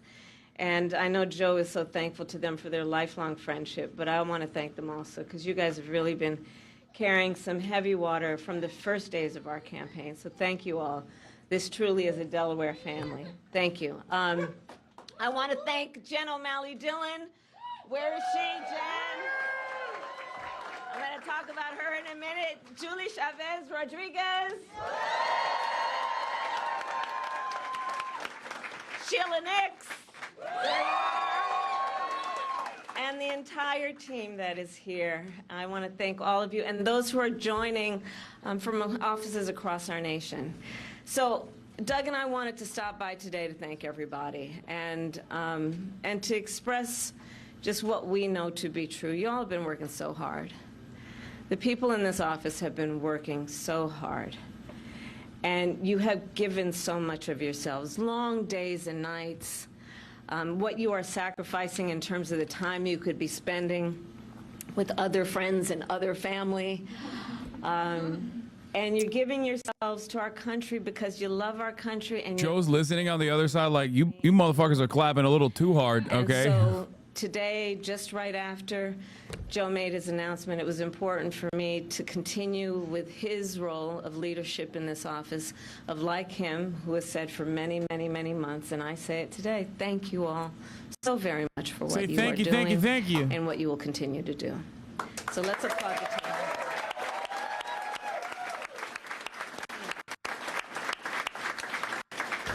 And I know it's been a roller coaster, and we're all filled with so many mixed emotions about this. I just have to say, I love Joe Biden.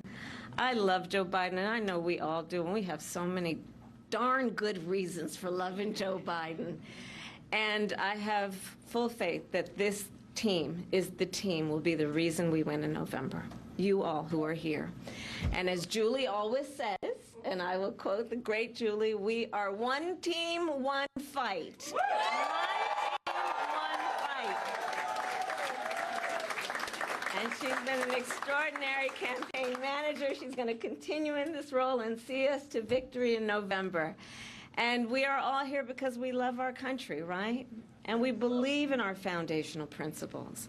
We believe in freedom and opportunity and justice, not for some, but for all.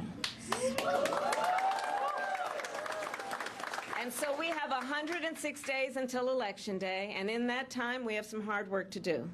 And as JOD always reminds us, we can do hard things.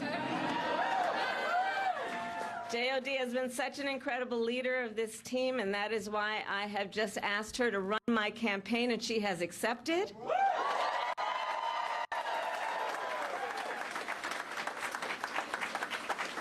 And so over the next 106 days, we are going to take our case to the American people, and we are going to win. We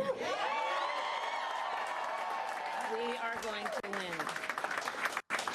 Jen O'Malley Dillon. Now I'm getting back to you, Joe.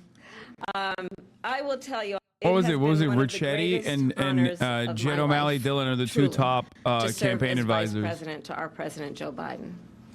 Joe's legacy of accomplishment. What is going on? Just over a lifetime, but just over the last With the quality! 3.5 years is unmatched in modern history. In one term, he has already surpassed the legacy of most presidents who served historic legislation.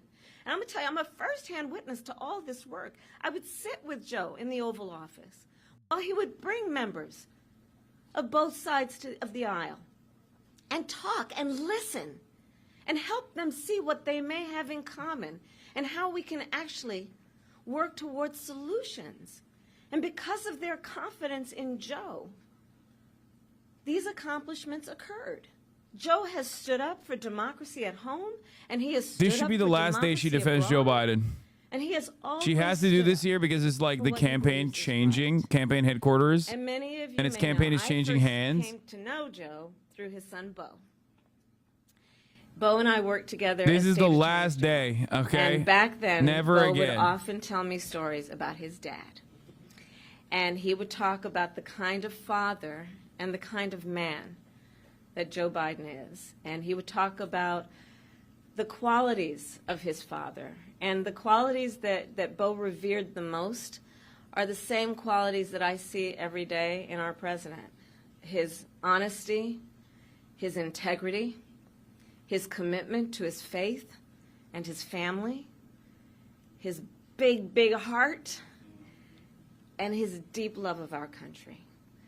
And I don't need to tell you all, you know Joe's background, right? I mean, he grew up in a middle-class family in Scranton, and he has never forgotten where he comes from. And so, again, I am a first-hand witness from being with him in the Oval Office to the Situation Room and seeing him on the global stage with world leaders. President Joe Biden fights for the American people, and we are deeply, deeply grateful for his service to our nation.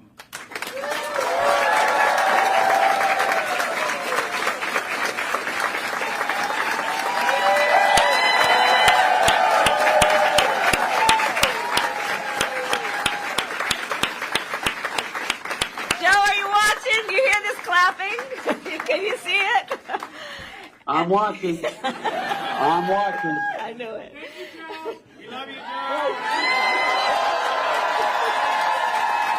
Joe. You're the best, kid.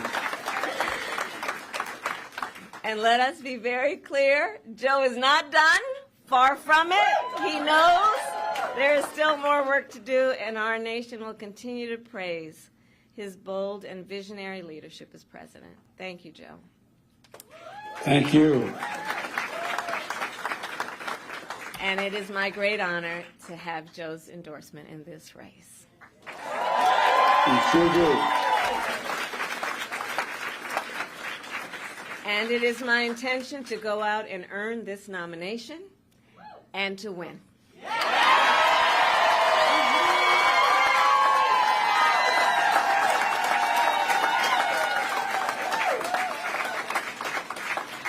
So in the days and weeks ahead, I, together with you, will do everything in my power to unite our Democratic Party, to unite our nation, and to win this election. You know, as many of you know, before I was elected as Vice President, before I was elected as United States Senator, I was the elected Attorney General, as I've mentioned, of California, and before that I was a courtroom prosecutor.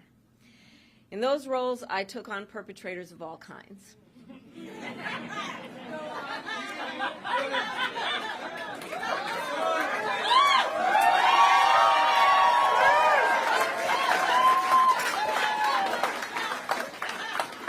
Predators who abused women, fraudsters who ripped off consumers, cheaters who broke the rules for their own gain. So hear me when I say, I know Donald Trump's type.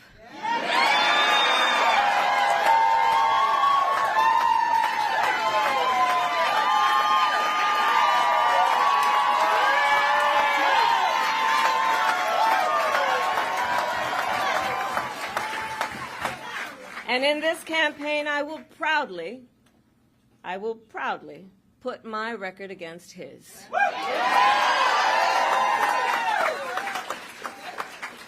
As a young prosecutor, when I was in the Alameda County District Attorney's Office in California, I specialized in cases involving sexual abuse. Donald Trump was found liable by a jury for committing sexual abuse. As Attorney General of California, I took on one of our country's largest for-profit colleges and put it out of business.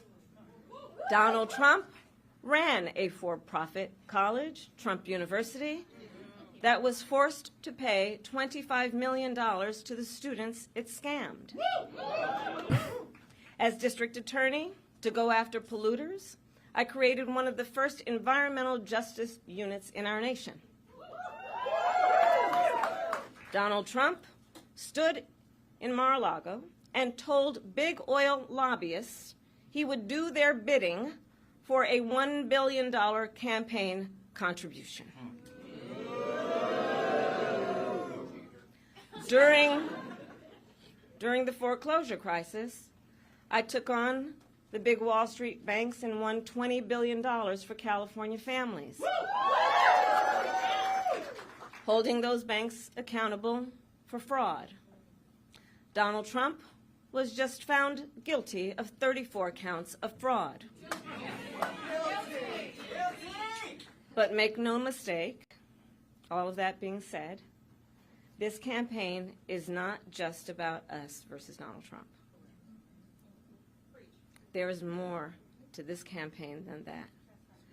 Our campaign has always been about two different versions of what we see as the future of our country, two different visions for the future of our country. One focused on the future, the other focused on the past. Donald Trump wants to take our country backward to a time before many of our fellow Americans had full freedoms and rights. But we believe in a brighter future that makes room for all Americans. We believe in a future where every person has the opportunity not just to get by, but to get ahead. We believe in a future where no child has to grow up in poverty, where every person can buy a home, start a family, and build wealth, and where every person has access to paid family leave and affordable child care. That's the future we see. Together we fight to build a nation where every person has affordable health care, where every worker is paid fairly, and where every senior can retire with dignity. All of this is to say, building up the middle class will be a defining goal of my presidency.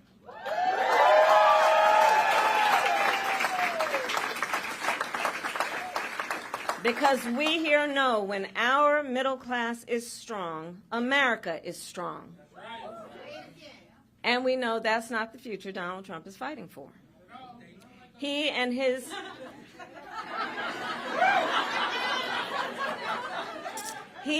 extreme Project 2025 will weaken the middle class and bring us backward. Please do note that. Back to the failed trickle-down policies that gave huge tax breaks. My controversial opinion is that this is Rizless. Okay, this is Rizless. This is not what you know. It needs to be better than this. This won't take it across the finish line. Which is a right for every American. America has tried these economic policies before. They do not lead to prosperity.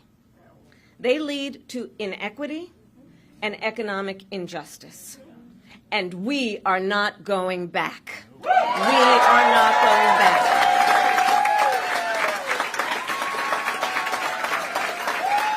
They're not taking us back. Our fight for the future is also a fight for freedom. Generations of Americans before us have led the fight for freedom, from our founders to our framers. to the abolitionists and the suffragettes, to the freedom riders and farm workers. And now I say, team, the baton is in our hands. We who believe in the sacred freedom to vote. We who are committed to fight to pass the John Lewis Voting Rights Advancement Act and the Freedom to Vote Act.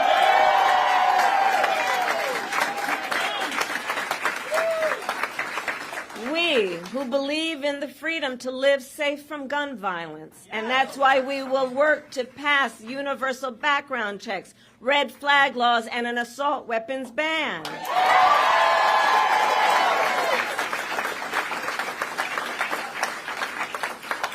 We who will fight for reproductive freedom, knowing if Trump gets the chance, he will sign a national abortion ban to outlaw abortion in every single state, but we are not going to let that happen.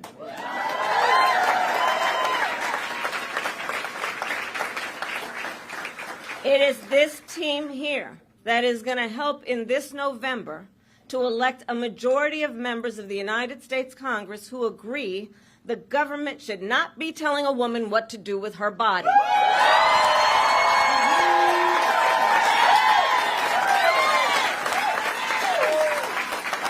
And when Congress passes a law to restore reproductive freedoms, as President of the United States, I will sign it into law.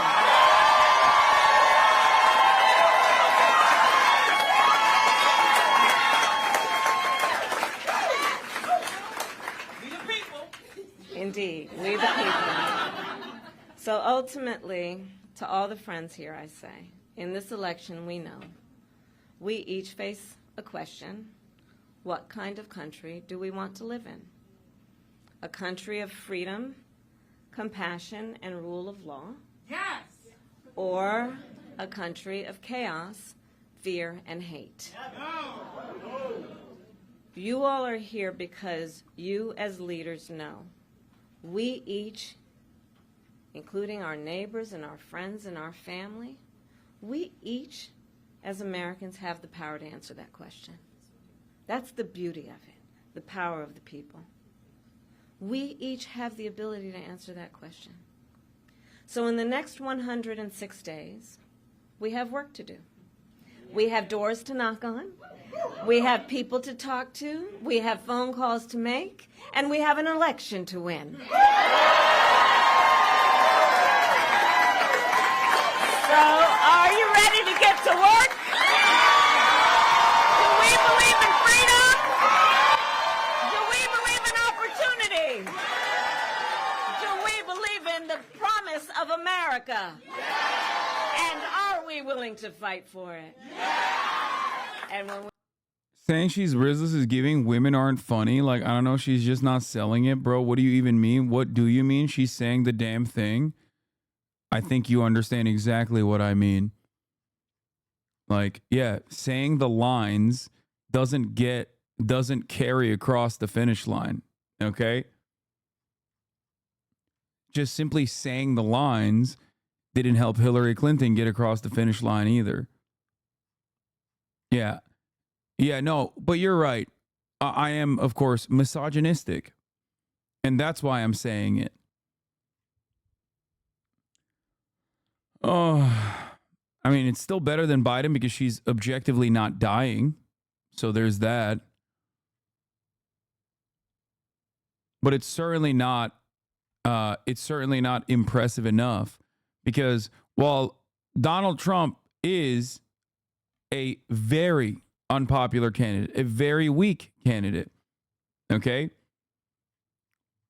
Kamala Harris, in order to captivate a lot of the voters that have left, and has done a decent job by just simply not being 800 years old so far, is going to have to do a little bit more than just saying the lines.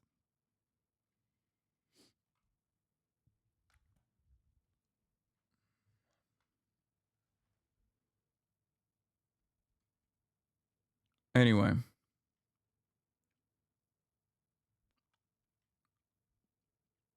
Don't you think she's quite better from 4 years ago?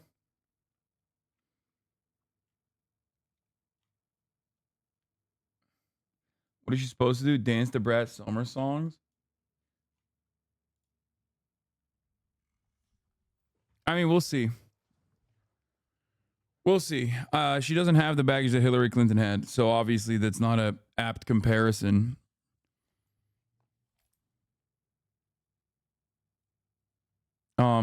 She started off strong with the, you know, I've prosecuted people. Like she's trying to use the attorney general prosecutor background to an advantage. You know, like I said, it's going to be a convict versus cop election. I'm not entirely convinced it's a super solid narrative.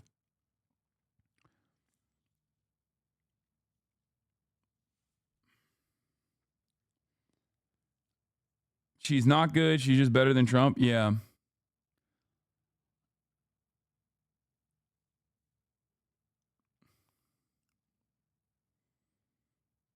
This chat is lived up at the moment. Oh, no, for sure.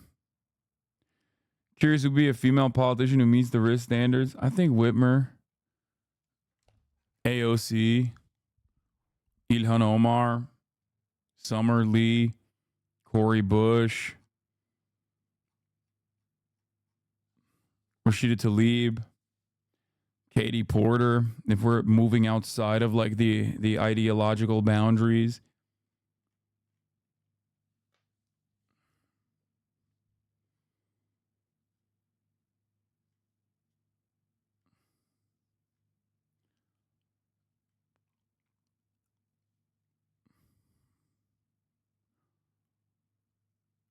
Anyway. I mean, she doesn't have to have a banger speech at the end of the day, but it is like pretty generic. Yeah. It's bad, generic, lame message. It's like 100 years old. Millions of Americans don't believe in anything she's talking about because their lives are so much worse under the system since COVID. I think like, I think that, I mean, this doesn't mean that she doesn't have a shot. Like I said, Trump is a bad candidate, right? Hogs are unironically claiming they were using AI Biden voice. It was surprising, and it was hard for you to hear, but it was the right thing to do. I love that half of chat was saying that too. I mean, I was memeing about it, but of course, when I meme about some shit like this, conservatives are being very real about shit like this. Her job is not to entertain you. That's an L take. Dude, that's awesome. It took approximately 24 hours for liberals to immediately jump the Hillary Clinton lines. She's running for president. Her job literally is to entertain me. Okay? Her job is to captivate me. Her job is to captivate you. She's running for president. Shut the fuck up. Nothing should be taken for granted. And this kind of attitude is exactly what's wrong with the fucking Democratic Party.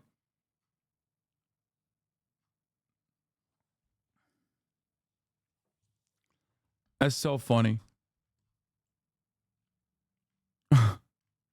Like, you're just objectively wrong when you say her job is not to entertain you.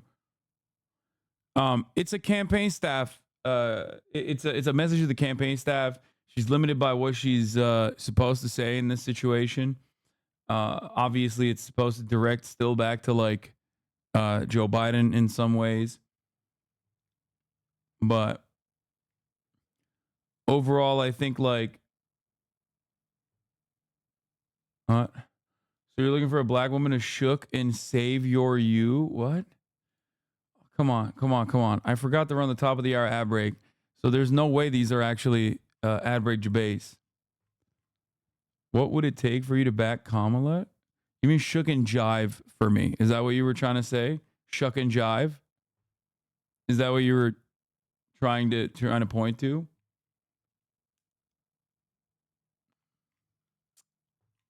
Yeah. Good take, man.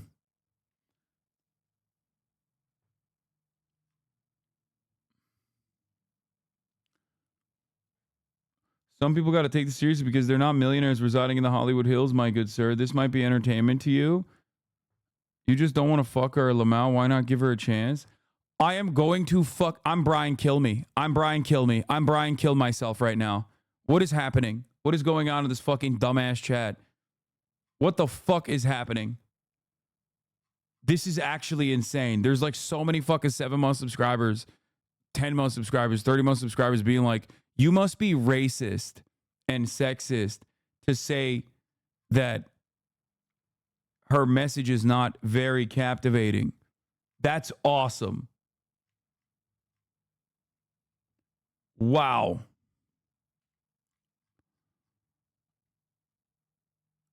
That's awesome. I'm Brian Kilme. It's going to be a long 106 days. Oh, yeah. Oh, yeah. That's great.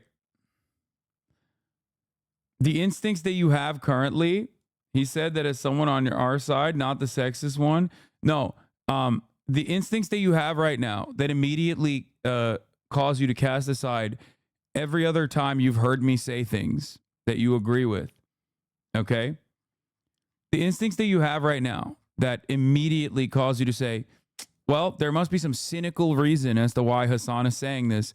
He must have some secret, previously uninitiated, unheard of anti-black sentiment that we just landed on right at this very moment. Those are bad instincts. You need to make sure that you never have those feelings again. Why do you assume your viewers agree with you, Lamal? I don't assume random viewers agree with me, but I would suspect that someone who has been a 7-month subscriber at the very least doesn't secretly think that I'm harboring resentment towards black women. And that resentment just all of a sudden came out after I said Kamala Harris's last speech that we just listened to was not very effective. You can disagree with me. Many people do it all day, every day. They just don't immediately make assumptions that I'm cynically, secretly a closeted fucking racist anti-woman person. Okay? Perhaps we can make a distinction between the two. Is that possible for chatters?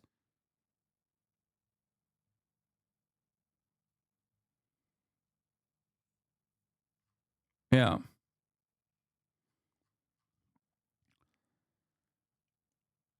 Anyway, here's a 3-minute ad break right now for the many long-term community subs that are... Are you saying you're not even a little bit wondering if it was an AI voice? No, I don't think it was an AI voice. He also literally was there and listened to the call and responded to it. So it's ridiculous.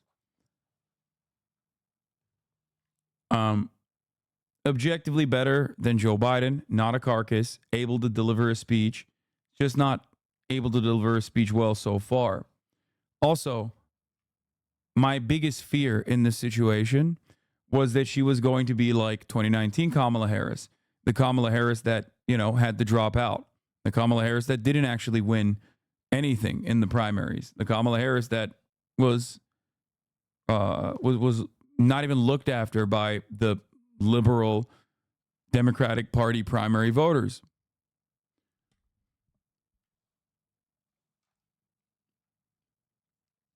Especially because if you want Donald Trump not to be president, okay, I don't want Donald Trump to be president, but if you also don't want Donald Trump to be president, the expectation from your president, your presidential nomination, your presidential nominee is supposed to be high, okay?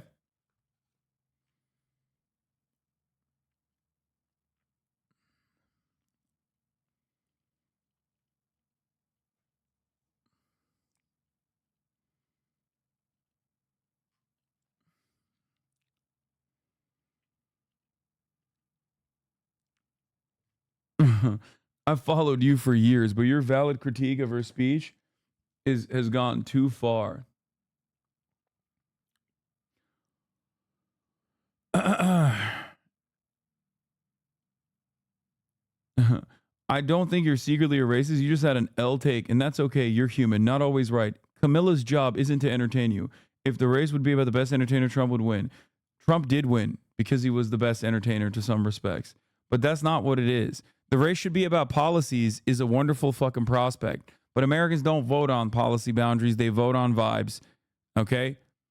And as far as vibes goes, Kamala Harris has to deliver a more convincing speech. That's it. I think she would do better in a debate stage than she does as like a campaigner, I guess. But you guys are wrong if you think that the average American is like thinking about this. The average American is thinking about this from the perspective of policies. Policies are meaningless if the person who is pushing those policies is not a good communicator of said policies. You, as the presidential candidate, have to be the number one convincer of Americans on those policies. The bully pulpit is one of the most important parts of the presidency. Okay? Being able to inspire confidence in yourself, in your ideological movement, in the things that you want to do, that is what the voters will respond to. I can't believe I'm having this conversation, but that is how it works. Okay?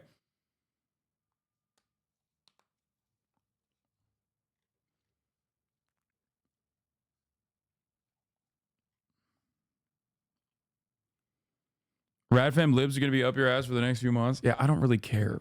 Like, what do you mean? I'm a fucking Bernie bro.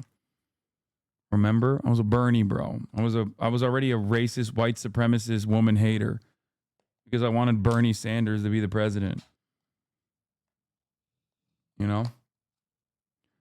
Oh man, what will I do?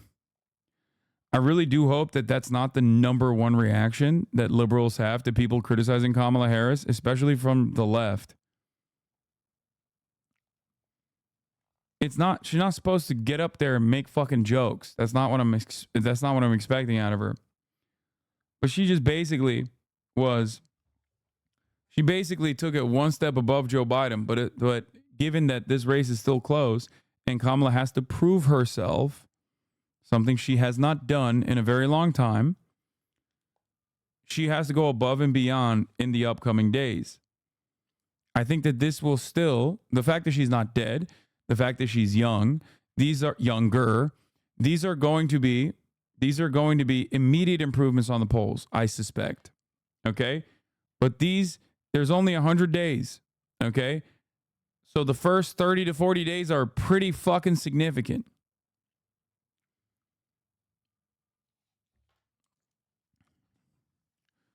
In comparison to Joe Biden, you know, it's pretty good.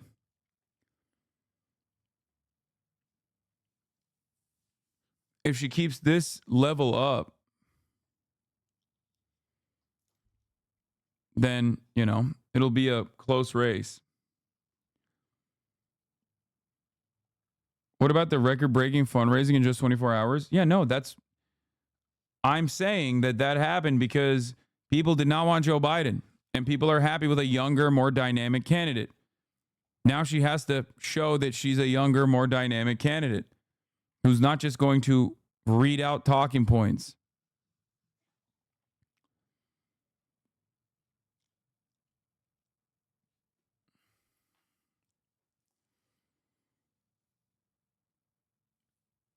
Yeah, this is a good take, though. My wife is a liberal, but distances herself from the news.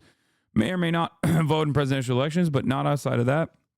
She wasn't going to vote this year. She's been getting excited and on the verge of tears, seeing some TikTok Kamala edits show up on her feed, talking about how cool it would be to finally have a woman president. Never had the same level of sentiment about Hillary. It feels like it'll be a common position. I think that is a common position. I think that a lot of the base of support within the Democratic Party that left, okay, will come back and will come back or at least be interested in the race. That's the reason why there's 53,000 people watching me right now. This is good. Okay? This is good. But this is an opportunity. It's simply an opportunity. It's not a fucking given. As far as polls go, 3 came out, leaked today, and all 3 show the same thing. Kamala tied, /down 1 to 2 points from Trump, but performed 4 points better than Biden straight up. So she already got a 4-point bump in one day. Exactly. No, that is expected. That is exactly what I expected to happen. That is exactly what I said would happen. And it's happening because people were not exactly upset with the Democratic Party in general. They were upset with Joe Biden's age. They were upset with Joe Biden being very obviously, you know, a president whose mental faculties have deteriorated. People were also upset that it was just boring old people. Like, most Americans are not voting on anything beyond, oh man, we're going to vote for 2 old, boring white guys again. You know, one that's chaotic, the other one's like too damn old. So yes, there will of course be momentum in the direction of Kamala Harris. But that momentum, just like you said in the polls, is not going to be an immediate W. So if people thought Kamala Harris, a clearly better orator than Joe Biden, clearly not a fucking cadaver, is going to just carry is just going to carry the Democrats into an electoral victory on its own, you're wrong. I'm not voting for who is more rizzed up, but she's not rizzed up enough.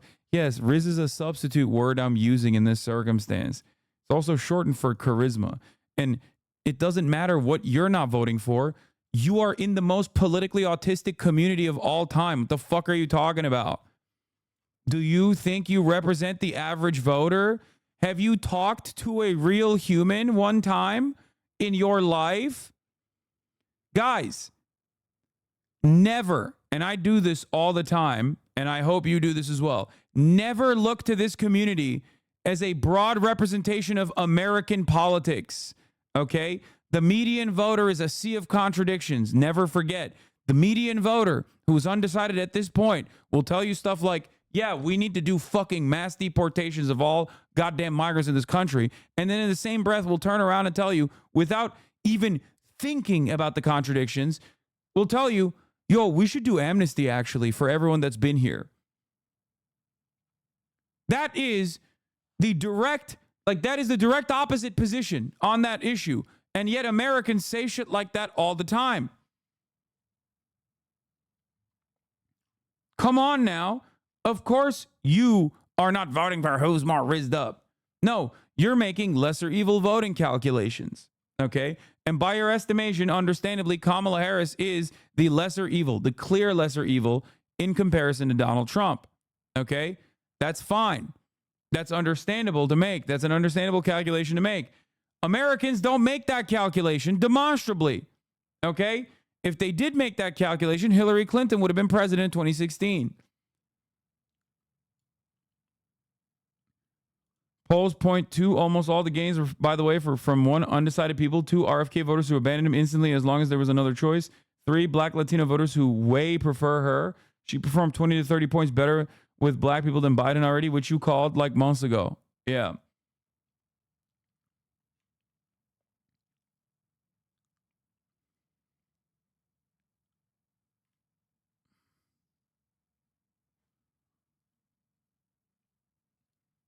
This happens a lot in this chat. People think you're explaining how to vote and not explaining how you think people will vote. They don't get you're a pundit. Yeah.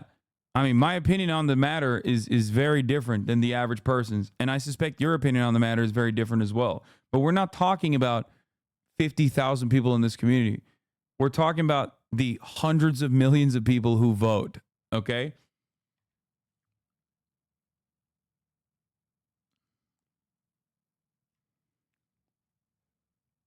Do I think that momentum will only build from here? Yes, I do.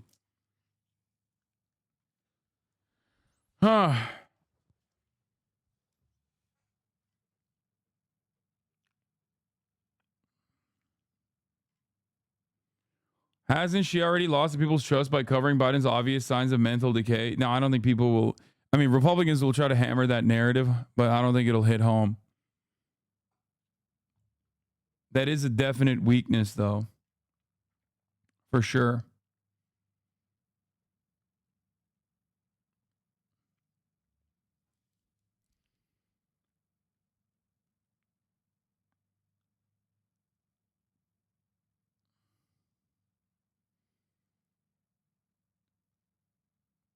But we'll see.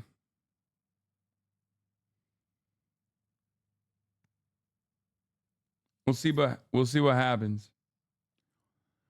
In one day, you've pissed off leftists for talking about Kamala in anything near a positive light and also been called a racist misogynist for being slightly critical of Kamala. The internet is so broken. Yeah, I mean, I don't give a shit. That's why people still come in here. So it's a narrative, not real. No, I don't. Like, I think Biden has been pretty fucking sheltered, especially from Kamala Harris and damn near the entirety of his cabinet. He has good moments and he has bad moments. Obviously, if he didn't have some good moments and his closest in his staff didn't keep him keep him isolated from everybody else. If he didn't have any fucking good moments, his dumbass campaign wouldn't have put him forward for a fucking debate. They literally thought that he was good enough to debate, okay?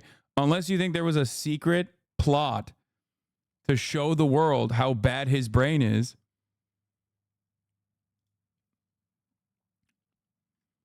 Unless you think there was a secret plot to show the world by his own campaign, to show the world how bad how bad his brain is, I suspect that a lot of people saw him in his best moments and not in his worst moments, and probably cast aside, especially because the media wasn't placing an awful amount of emphasis on his bad moments and would just like hand wave it away, with the exception of right-wing media. We covered it quite a bit. But if you weren't paying super close attention until the debate, you were like, yeah, he's kind of old and he stumbles over his words from time to time. And not, oh my God, this dude is literally out of control.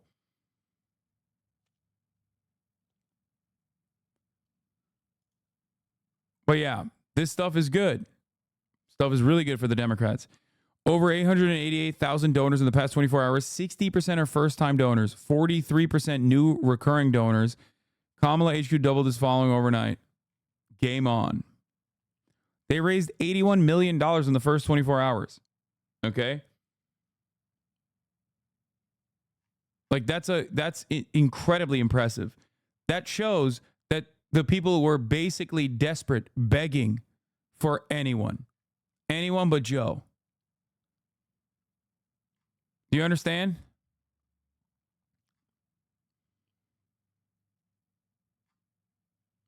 That's huge.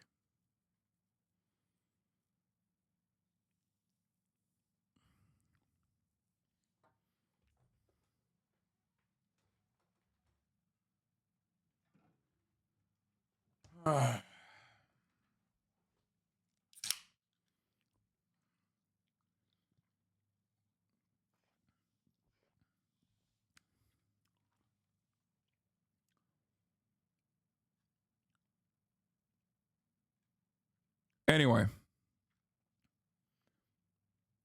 in your opinion, what does she have to do to appeal to the average voter who isn't going out of their way to stay educated on the issues, how each party is saying they'll run their presidency? I've already told you, like, that was a carbon copy.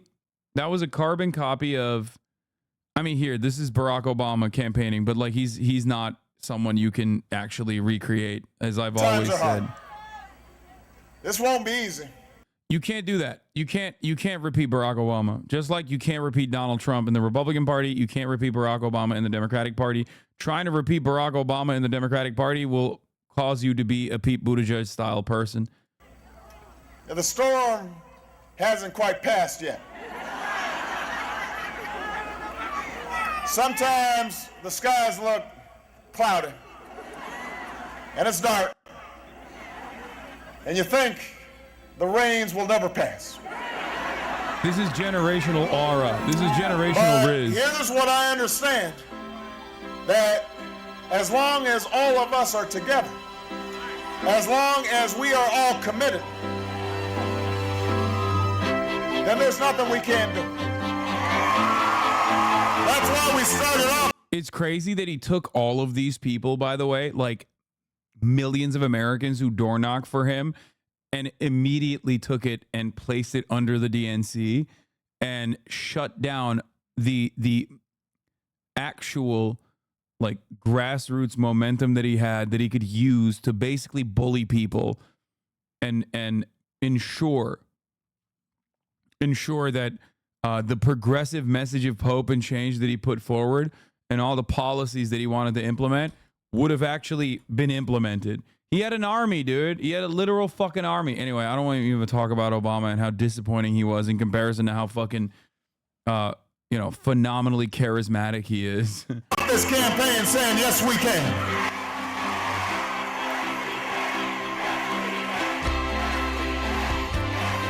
That's why we understood that black, white, Hispanic, Asian, Native American, young, old, rich, poor, it doesn't matter, we're all Americans. That our destiny will be shaped by us And this young generation that's out here, the young people of America, understand that the clouds, these too will pass, that a brighter day will come, that if you're willing to work for it, if you're willing to roll up your sleeves, if you're willing to lock arms and march and talk to your friends, talk to your neighbors, make a phone call, do some organizing, yes, do some community organizing, then I promise you, Fredericksburg, we will win Virginia. We will win this general election. And you and I together, we will change the country and change the world. God bless you. And God bless the United States of America. It's so cool that he won with like an insane broad popular mandate after an unimaginably unpopular Republican administration that was so bad that they basically damn near collapsed the entire global economy. And then he fucking turned around and he cut any kind of broad progressive momentum that existed within the Democratic Party. And he shuttered it so fast that I think he basically single-handedly destroyed what semblance of the left that remained in this country. Anyway, so regardless,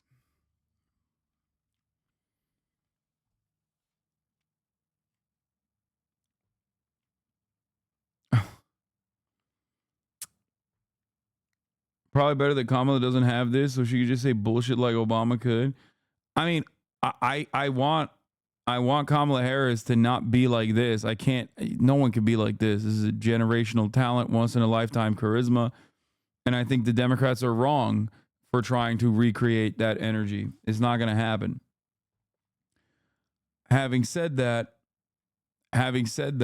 that's not my expectation.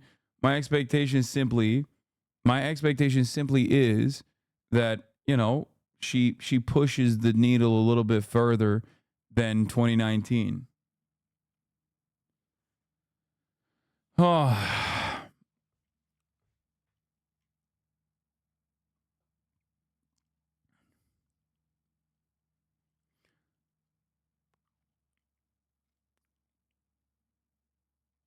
He did have a nuclear deal with Iran. At least that was pretty poggers. That's true. That was one of the best things that he did. That, normalizing relations with Cuba.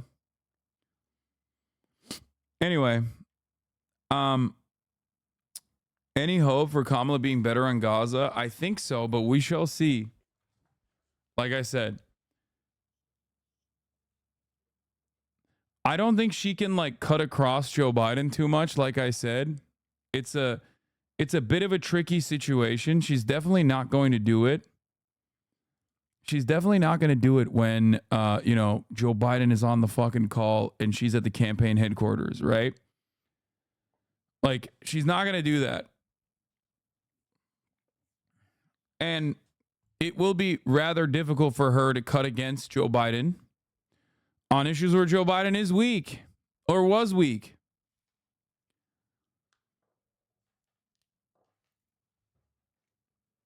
Scahill actually scrutinized their record.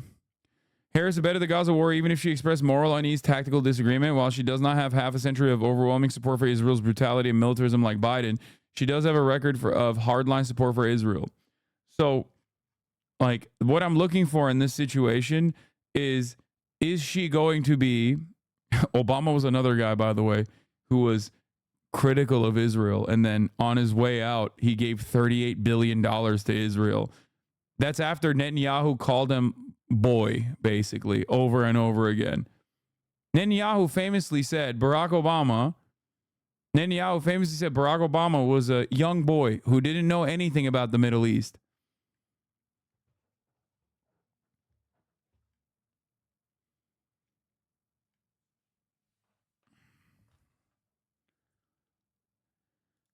Oh my God. Okay, dude. What do you mean Jews secretly run shit? Yeah, totally, dude. Yeah. Yeah, definitely. They just have mind control powers over the likes of Joe Biden, or unless you mean Joe Biden is a secret Jew.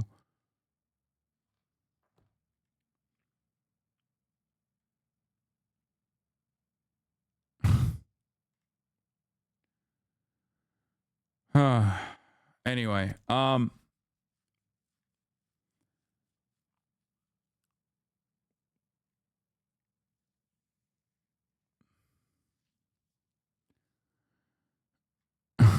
Biden, Jew Biden.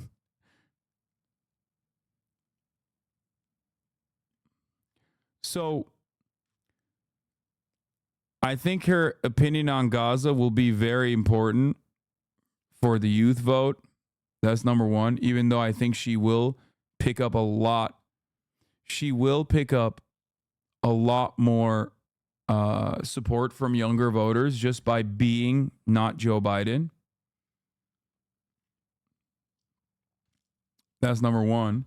Having said that, is that enough to carry her across the finish line? I'm not so certain. Sure, she spoke at AIPAC. There is, dude, there's like 8 congresspersons who haven't spoken at AIPAC. Please stop. Like, I know everything that you know. I promise, okay? And no, I didn't just read like a Stop AIPAC Tracker account headline. I know.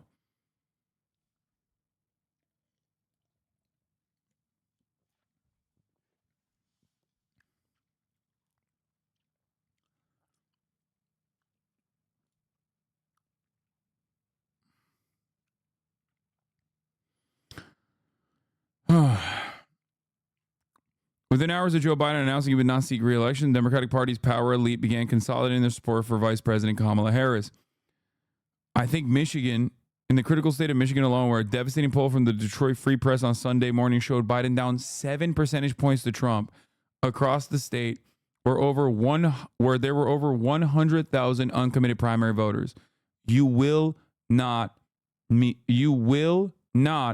Michigan if you don't fix the message on Gaza. And not only fix the message on Gaza, but you also have to demonstrate that there is now a change in attitude that people can believe in. Okay?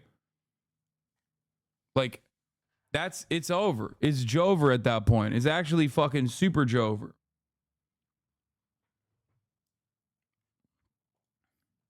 This is what I keep trying to stress, but people refuse to reckon with this reality for some reason. And they think like, oh, if you don't vote for Kamala Harris, then, good luck getting deported is not going to be the winning message that you think it is. Okay?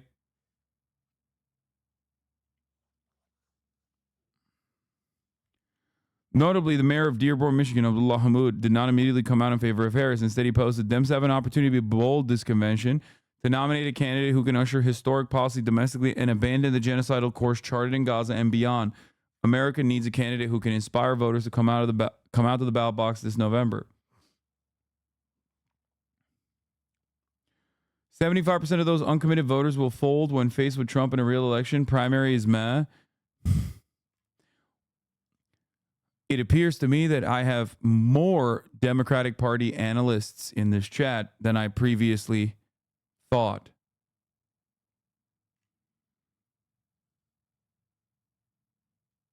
Okay? This attitude is exactly how Trump won.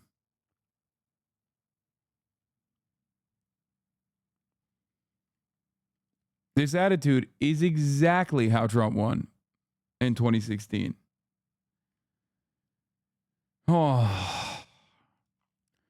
Voters across the world do not vote or do not even buy product this way.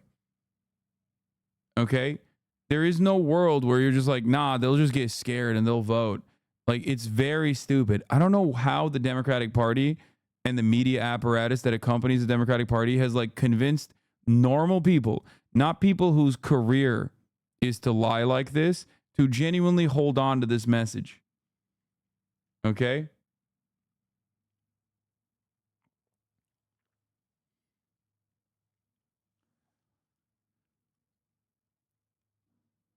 Now, it's not just Gaza.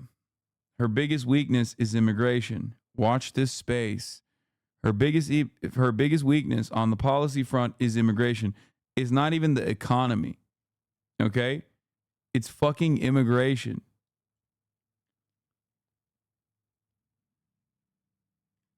That's big. She was the border czar. Now, her advantage is people didn't really put any of the policies on Kamala Harris. But if she continues along with the right-wing attitude demonstrated from top of the ticket Democrats and from the establishment Democrats in the party on we will be the border control party, that is a massive failure. Okay? Harris plans private meeting with Netanyahu as she skips congressional address. The vice president was scheduled to attend an event for a Zeta Phi Beta sorority in Indianapolis before the Israeli prime minister's address date was sent.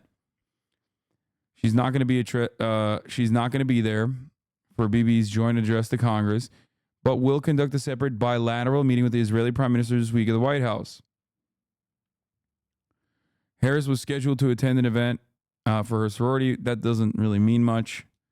Like, that's something you can totally say you're not going to if you thought it was important enough for you to put yourself out there as someone who is in support of Benjamin Netanyahu. Why is Bibi speaking to Congress? Because I think they just want every 100% of Americans to believe in anti-Semitic conspiracies. That's got to be the reason. Because I can't think of any good reason why a war criminal in the eve of this ICJ decision coming down, declaring Israel to be an apartheid state, okay, something that pretty much every NGO, every human rights organization agrees on, including Israeli human rights organizations.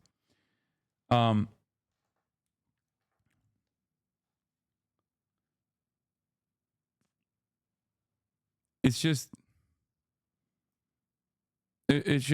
completely ridiculous. You have upcoming ICC arrest warrants.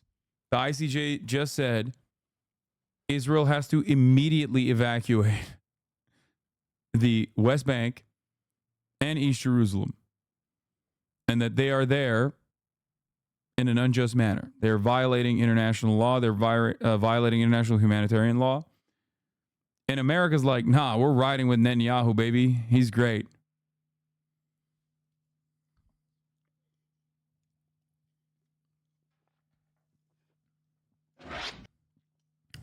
We'll look at John Oliver in a little bit. So,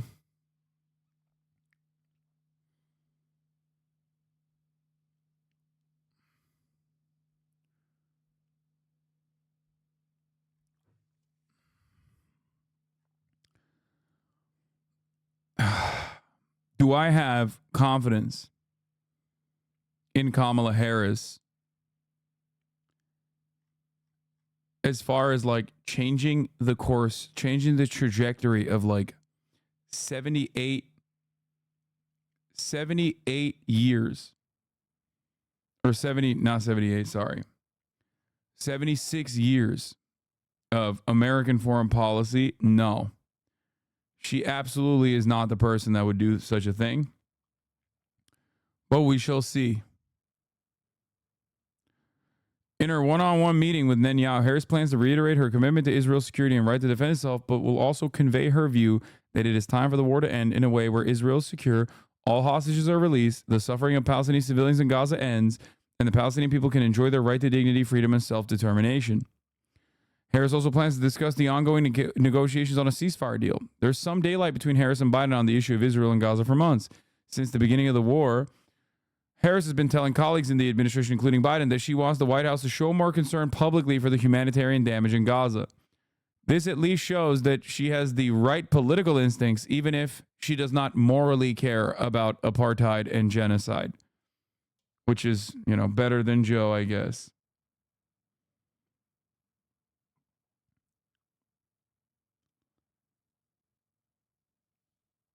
Not saying much.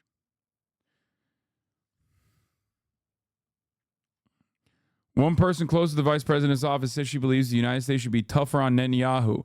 She called for being more forceful at seeking a long-term peace deal and a two-state solution. Senate President pro tempore Patty Murray, who would have been next in line to the president over Netanyahu's joint address, declined to do so, according to a spokesperson. The person also told Politico the senator won't be attending the address at all. A growing number of congressional Democrats are boycotting the event. Every Democrat should boycott this event. It is ridiculous.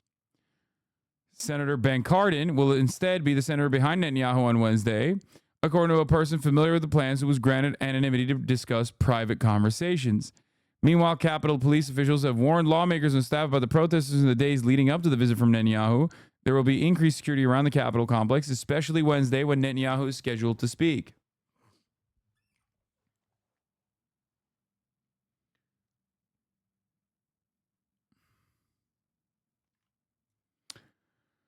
Are you condering a lie? What? Dude, come on. Is this a top of the hour ad break debate? Is that what we're doing now? You didn't even spell it correctly. No. Well, I'm not lying. At the top of the hour, there is a 3-minute ad break regardless. It will also, once again, look really fucking bad. Oh, by the way, I'm running the ad break now. If you no longer want to see those ads, all you need to do is subscribe for $5 or for free with the Twitch Prime by connecting your Amazon Prime account to your Twitch account, where you get one free Prime subscription a month. Use it on your favorite broadcaster. Hopefully that's me. Here is the 3-minute ad break now.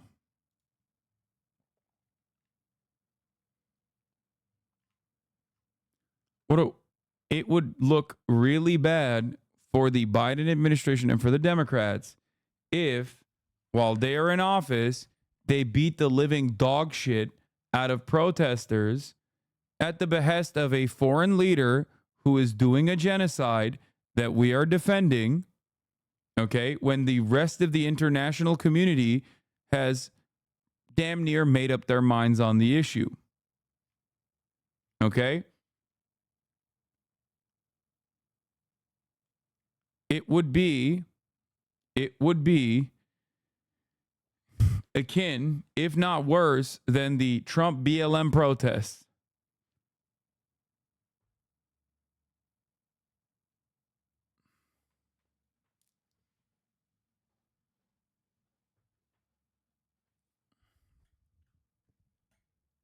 Sometimes the shit you say sounds insane.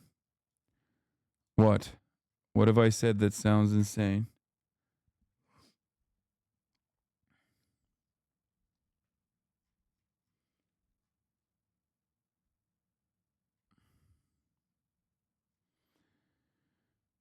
No, Trump literally did the same thing too when Ben visited while he was in office. I mean,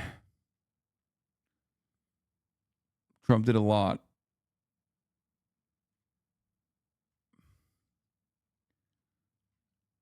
What you described was insane if they do that.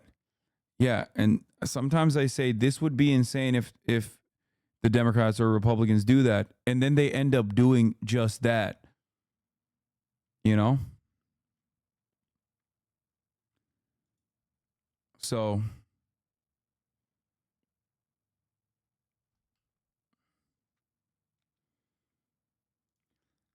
not the bad cop. Biden officials say Harris won't shift course on supporting Israel. Oh my God. Officials argue those claiming vice president will take a harder line with Jerusalem are engaging in wishful thinking, says she shares ironclad U.S. commitment to Israel's security. Ay, ay, ay.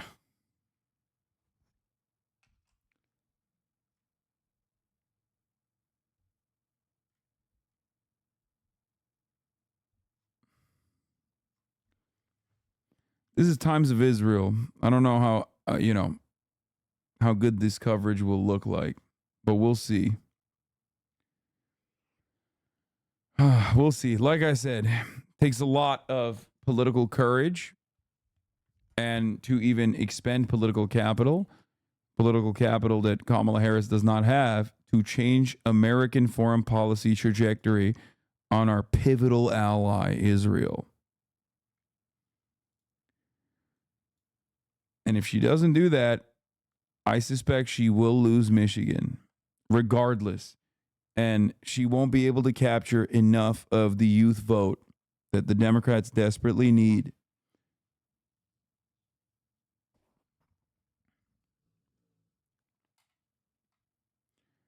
Jonathan Liz for Haaretz says those around Netanyahu say the meeting with Biden may not take place tomorrow. Kamala Harris is meeting with him, though.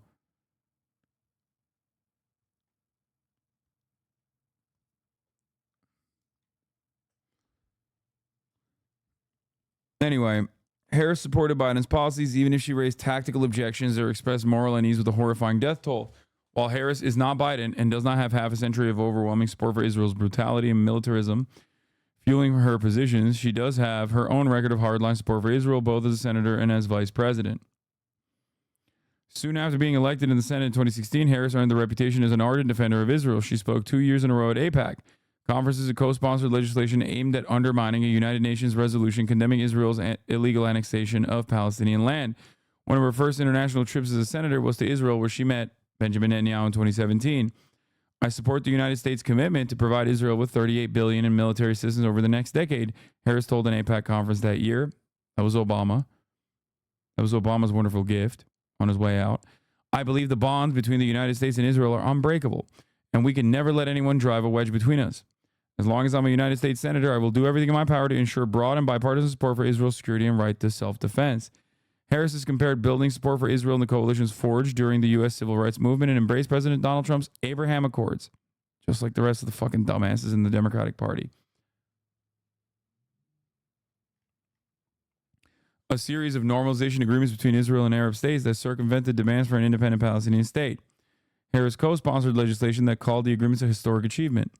In 2016 interview, Harris charged the boycott, divestments, and sanctions movement is based on the mistaken assumption that Israel is solely to blame for the Israeli-Palestinian conflict. She added, the BDS movement seeks to weaken Israel, but it will only isolate the nation and steer Israelis against the prerequisite compromises for peace. Ironic, considering that Dianne Feinstein was anti-BDS legislation alongside Bernie Sanders. Rest in peace. One of her only bold and dare I say brave political positions.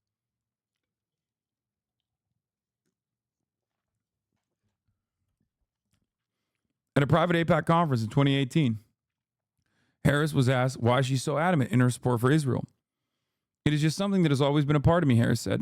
I don't know when it started. It's almost like saying, when did you first realize you loved your family or love your country? It's just always there. It was always there. Now that's just fucking word salad. She's just sucking up at AIPAC. Her support for Israel is central to who she is, Harris's campaign communications director Lily Adams said in 2019. I think a lot of people new to the Palestine conversation are going to be utterly shocked when they find out that this is like the most normal position a politician could have in 2019. Pre-2021, they would shoot you if you said anything not like this. Okay?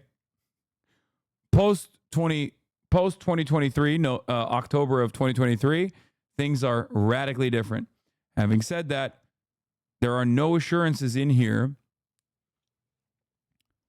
There are no assurances in here that Kamala Harris will break away. But I just want to remind you that this doesn't mean she is like a ride or die Zionist. Well, it does, but so is everyone at that point. Okay?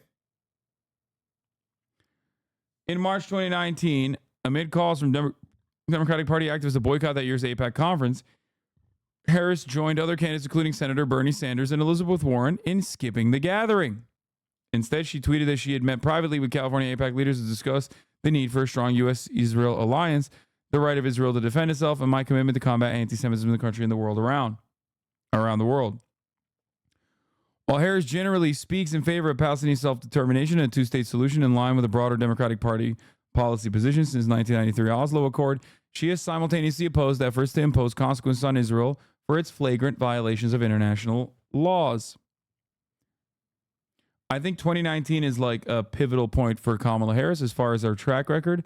Not only did she not attend the AIPAC conference that year, even though she still posted support for AIPAC, that was apparently the year where she actually did not vote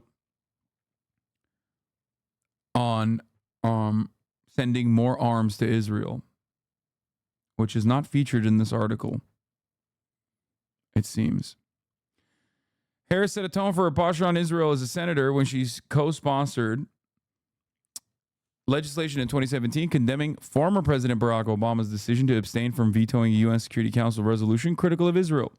The resolution, which was adopted in December 2016, stated that the establishment by Israel of settlements in the Palestinian territory occupied since 1967, including East Jerusalem, has no legal validity, and that constitutes a flagrant violation under international law.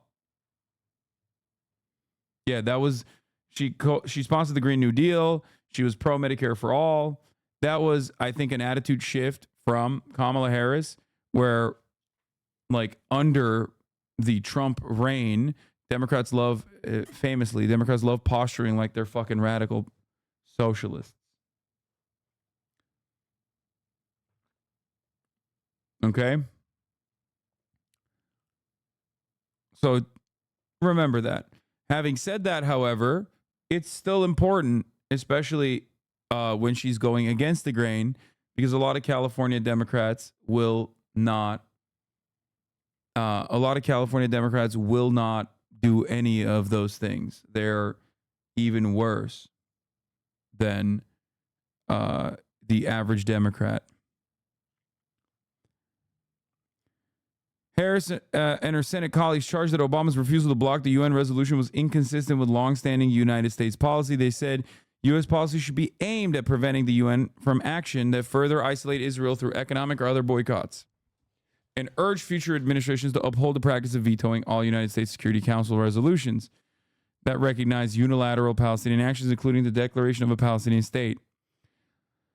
During 2020, New York Times asked Harris if she thought Israel meets international standards of human rights. Overall, yes, she replied. In Harris's first call with Netanyahu after becoming VP, she told the Israeli leader that the U.S. was opposed to ICC investigating alleged Israeli war crimes against the Palestinians. Harris and Netanyahu noted that their respective governments' opposition to the International Criminal Court's attempts to exercise its jurisdiction over Israeli personnel, according to a White House readout of the call.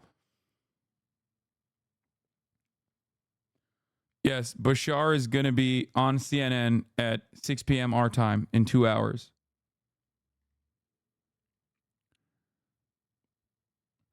So the rest of her attitude shift comes after October 7, where she toes the line on reaffirming the commitment to Israel's security. Okay? There's a couple moments where she's like against the grain when it is genuinely politically courageous to do so. Okay? Like I said, not giving additional weapons to Israel is one of those like messaging moments that you take that is not something to cast aside as insignificant.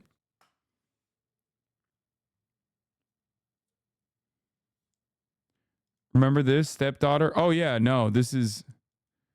Yeah, that's why a lot of people being like, oh, Douglas Emhoff is a Jew are fucking anti-Semitic and stupid.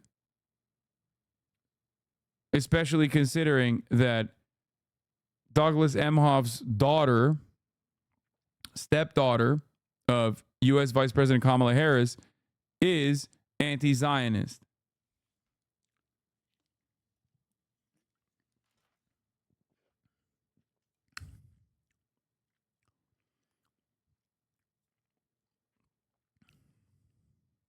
Look at this. Jerusalem Post doing a cancel op on Ella Emhoff. She neglected to mention the Hamas attack.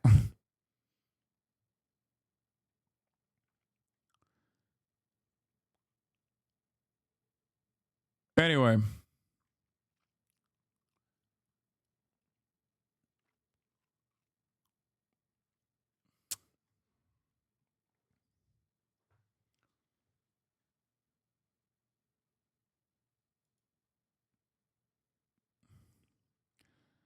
If Kamala departs from Biden at all on Gaza, it may reflect the influence of her national security advisor, Phil Gordon.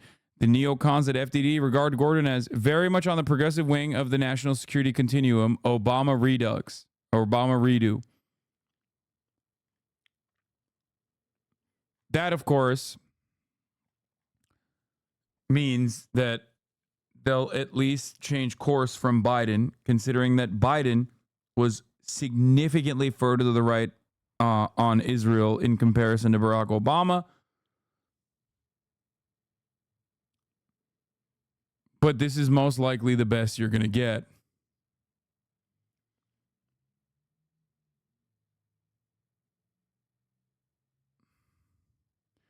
It's sobering that Obama is on the left wing of U.S. foreign policy. Yes. Barack Obama is on the left. Barack Obama secured this, outside of being drone king and overseeing the surge. He literally completed a denuclearization agreement with Iran. Benjamin Netanyahu came to the United States to address Congress to literally shit on him. Republicans invited Benjamin Netanyahu to come shit on Barack Obama in Congress. Democrats are on crack that they think that like Netanyahu is a fucking like ally to the United States or the Democratic Party.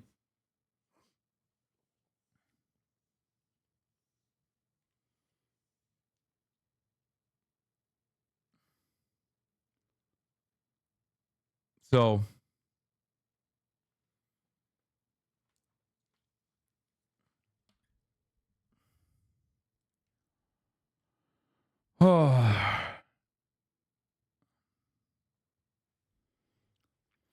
that's America's relationship with Israel.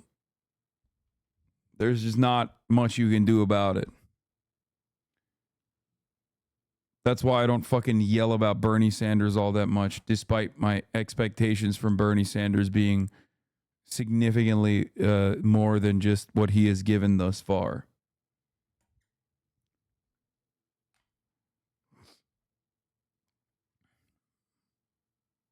Anyway. Wait, Israel didn't like the nuclear deal? Of course Israel didn't like the Iran denuclearization agreement because it meant that there would be normalization with Iran. Israel hates that prospect more than anything else, and so does Saudi Arabia. Anyway, so like I said, I don't know what will happen in terms of Kamala Harris's attitude on Israel, but it needs to change on the messaging front.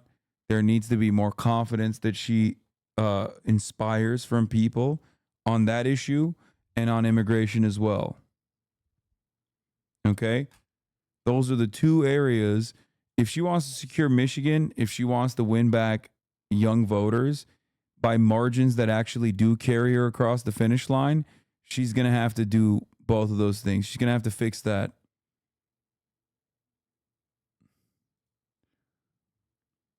Those are pretty significant. All right. Let's continue. And joining us now, another potential. This is another Democratic governor that is.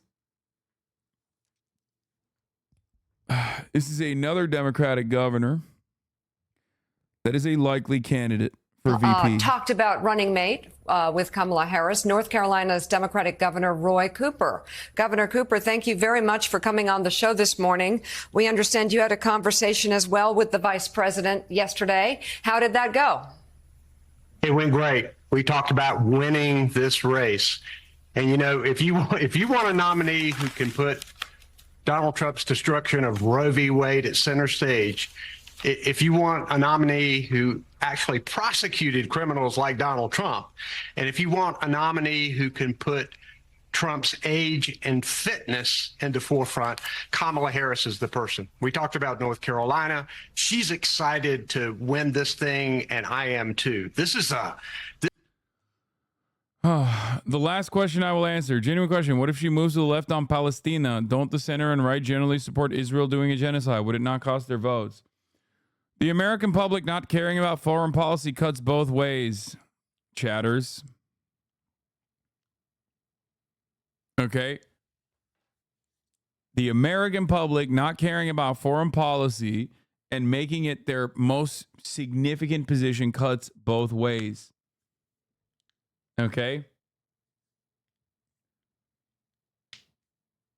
And I suspect, given how successful the messaging that Trump was a peaceful dove was in 2016, and it literally is being carried out again against Joe Biden, and now will be launched against Kamala Harris in 2024, Americans have a bigger appetite for less death and destruction worldwide when they do think about those sorts of things.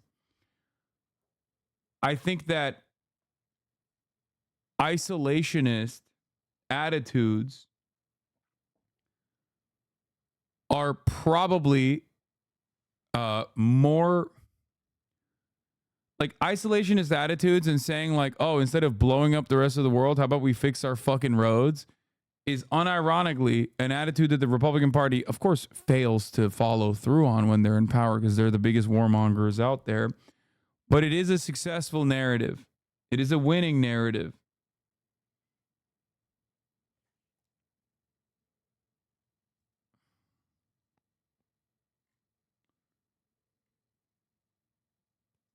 That's it. My girlfriend just copped fake ideology. I'm losing it. Damn, that's hilarious. Loki, if Trump decides to be anti-Israel, it'd be a win-win for him since brainwashed Southerners want any excuse to be anti-Semitic. No, fuck no. Donald Trump will never be anti-Israel. Donald Trump is the one guy that's just as pro-Israel as Joe Biden is. Good luck explaining that to people. They will never believe you. They will never hear you. People are just seeing the guy who is currently responsible for the death and destruction. Okay? People fail to realize how much attention people really pay to candidates and politics outside of vibes. Overheard just now at the store. Customer, I don't get why the Democrats would just give up and let Trump win. Why wouldn't they at least try? They're going to put someone else in his place. The entire party isn't withdrawing from the election. Customer, oh, okay.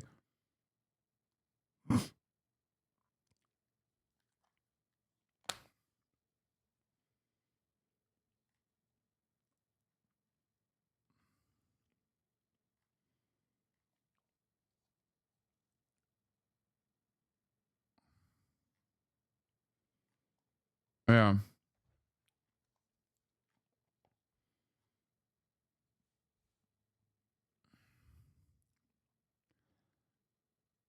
Kamala VP tier list is out.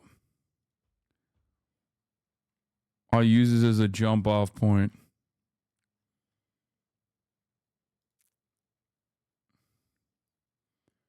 Most aware, undecided voter. Yeah, I mean, that's just how it is. Why the fuck would anybody pay attention to politics? Their life just keeps getting worse and worse no matter what. Like, the attitude for a lot of people, like normal Americans, is that just you're either rich or you're a fucking loser and insane if you care about politics. At the end of the day, the narrative comes back to what I say all the fucking time, which is that, you know, both parties still represent the interests of the wealthy. While many Americans do not have the words to communicate that, they still feel it. They still see it. They still recognize it. All right, let's get back to fucking this guy. This is a bottom-up kind of thing, Mika. I've been hearing you guys talking about all of the people at the top who've been endorsing her. When you look at the small dollar donations that have come in, when you see 6 states of delegates who have met and have endorsed her, to get that many Democrats in a room to agree on something. This is a bottom up and a top down. And I think Kamala Harris soon is going to be in a position where she can really take off. And I'm excited about it and feel confident that she can win this presidency because she has to. So the excitement is certainly showing itself up in dollars and cents. I'm getting examples of what the campaign on the fundraising side is receiving, messages like, what a big day with VPK as the candidate. We would like to contribute $1 million. What's the best way to do that? A Republican from Texas wants to donate for the first time. Things like that. So as her running mate, that's the big question. If Kamala Harris officially becomes the nominee, then the big question is who will be her running mate. A lot of people are talking about you, Governor. If she asks you to be her running mate, will you accept? Well, I appreciate people talking about me, but I think the focus right now needs to be on her this week. And she needs to concentrate on making sure that she secures this nomination and gets the campaign ready to go. Willie. Governor, good morning. Would you be open to that conversation, Willie. though? Good morning. Would you be open to the conversation if Vice President and the Harris campaign asked? So I think it's really important that we do keep the focus on her this week. The vice presidential conversation needs to occur later. I want to make sure that Kamala Harris wins. I'm going to work for her all over this country and do what I can to make sure we stop Donald Trump. And that's what I'm concentrating on right now.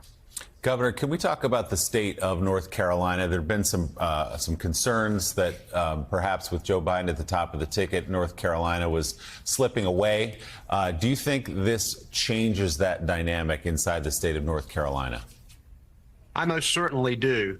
I've seen immediate excitement here. And I need to step back 1 minute and say that I had a conversation with President Biden yesterday afternoon, told him that he had cemented his legacy among the greatest of presidents. And, you know, I think he had two of his amazing character traits working side by side. They normally do, fighting through adversity and doing the right thing. And 99% of the time plus, fighting through adversity is doing the right thing. And I think just over a period of time, he just decided that, you know, this time doing the right thing means not doing that. And that was hard for him, but I respect it and admire it. And now with Kamala Harris in this race, I've known her a long time. She came to Charlotte on the Dobbs anniversary and gave a passionate speech to a packed. This guy's too old. He's not. He reads as old, but he's only 7 years older than Kamala Harris, like something, maybe 8. He's like, it's wild, but he looks older than he actually is. He's 67. Bro, if you're under the age of 70, that's young. What are we talking about? Okay, we're talking about American politics. Remember, reorient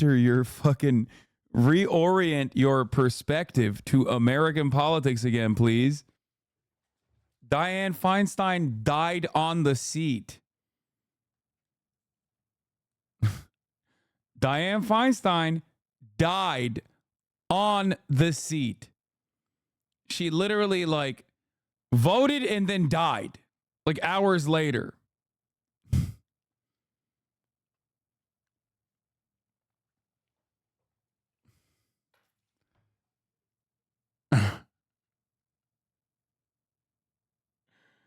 Oh, Jesus Christ. 38 members of Congress are from the silent generation.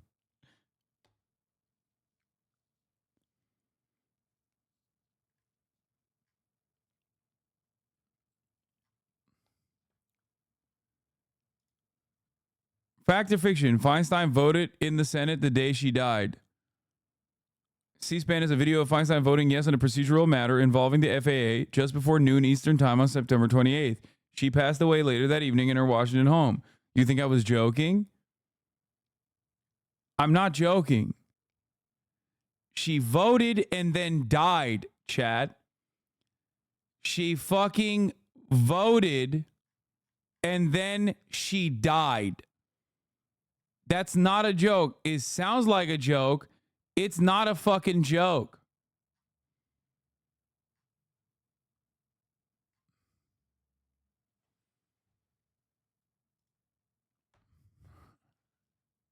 Tonight's Fact or Fiction is brought to you by America's Finest Carpet.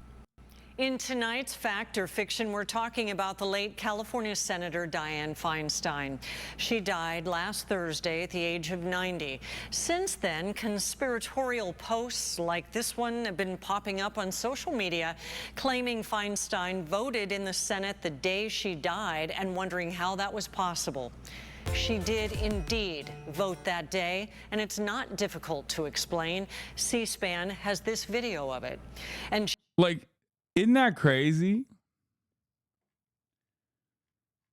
Like, that's hours before she passed away, dude. Isn't that creepy as fuck?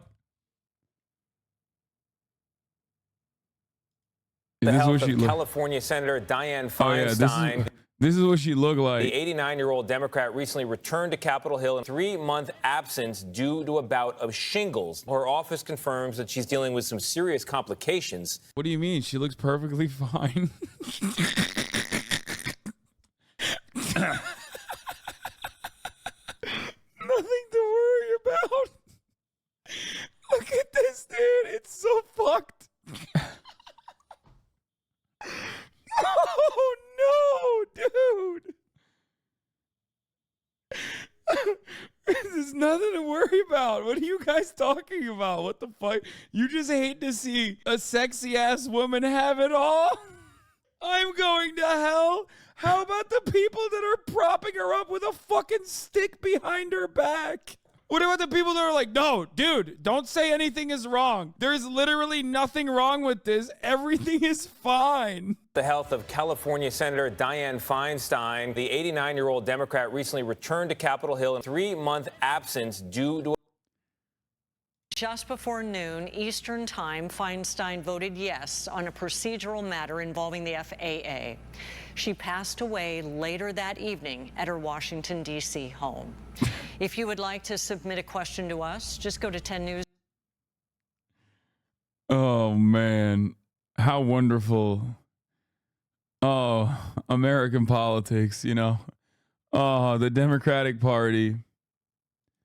Oh, man, the Democratic Party. Just such wonderful political instincts, such wonderful political machinations and display. Just the absolute best you're gonna get, and you're gonna fucking like it. Who's the baddie you commenting on in that clip? I likes me a cougar, please. Rally regarding women's reproductive freedom. You could tell the excitement in the room. She's going to bring that excitement to the people that we need to bring to the polls.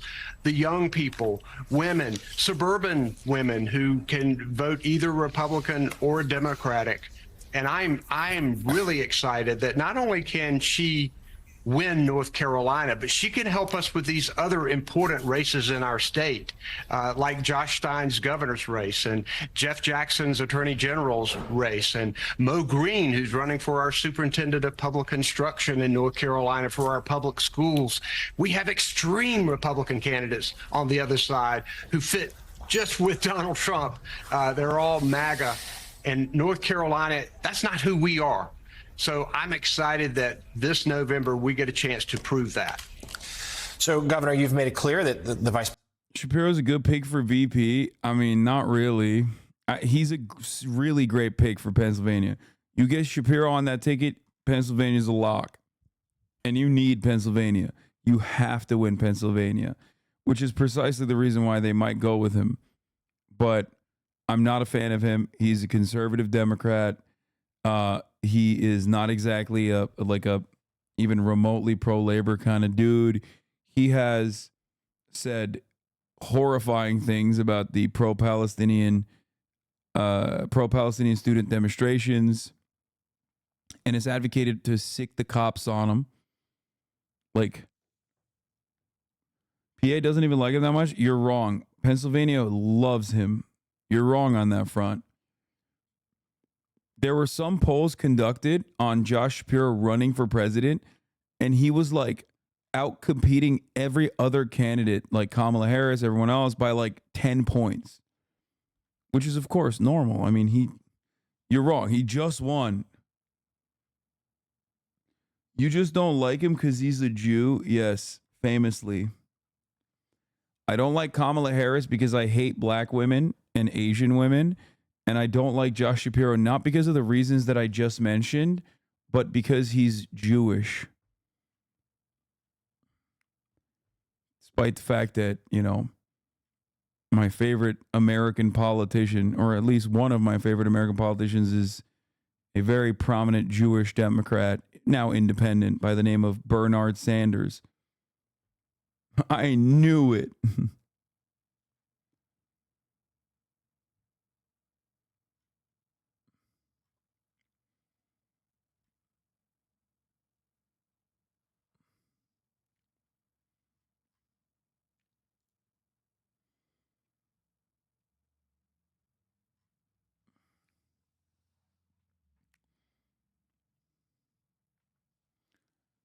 Yeah, Kamala Harris is getting all the union endorsements, just picking them up, which is not surprising at all.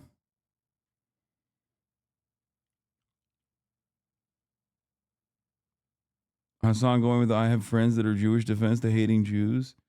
I didn't even say that.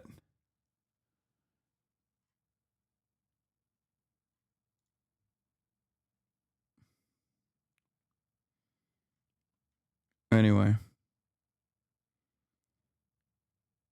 People want you to be racist so badly. Yeah. Well, it's not just that. It's that a lot of people want like some secret narrative behind like why I'm saying the things I'm saying. It just can't be the things I'm saying. There's got to be some other secret reason.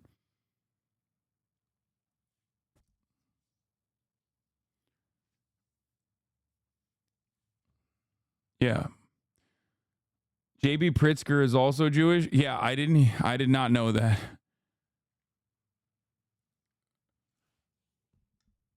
And I'm fairly certain many of the JB Pritzker fans in here did not know that. JB Pritzker is like, I mean, he's great. He would be great.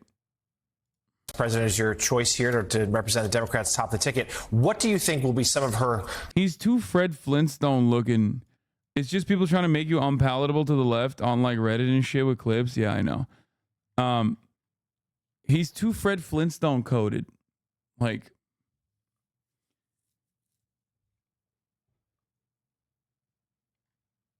yeah, now that I know JB Pritzker is Jewish, I still like him a lot.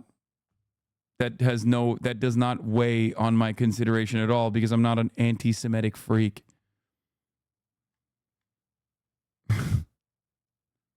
Strongest arguments? How is she uniquely perhaps positioned to prosecute a case against Donald Trump?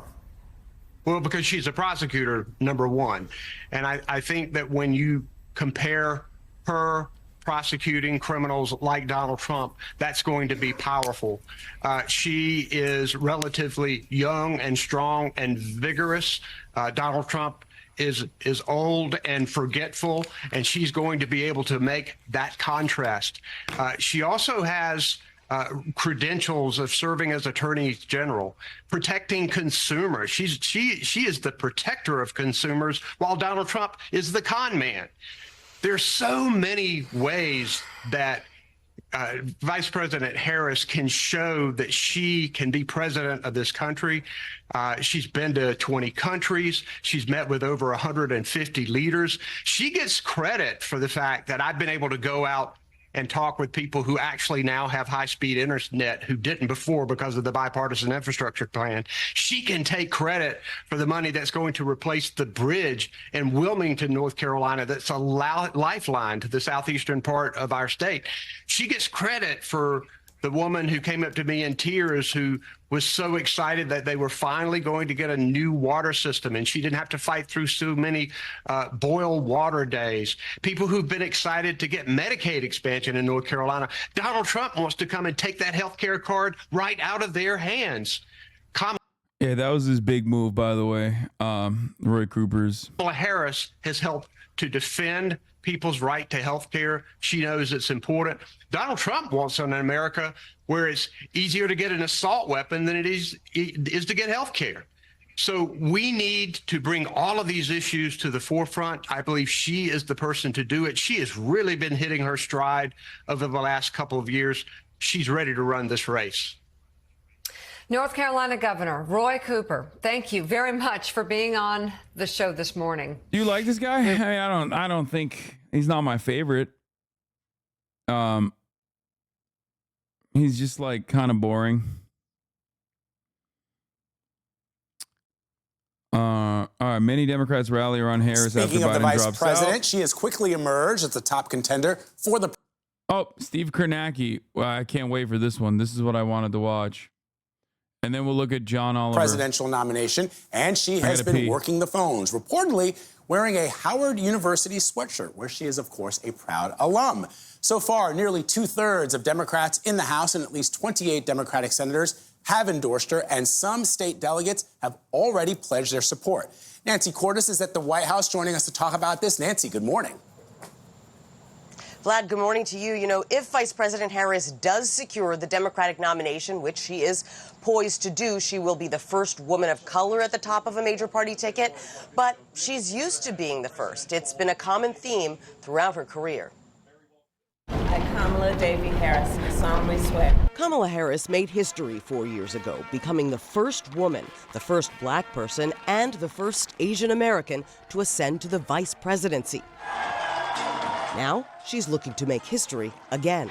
And when we fight, we win. The 59-year-old from California began her career as a prosecutor, winning statewide office in 2010 to become California's Attorney General, then winning a coveted Senate seat in 2016.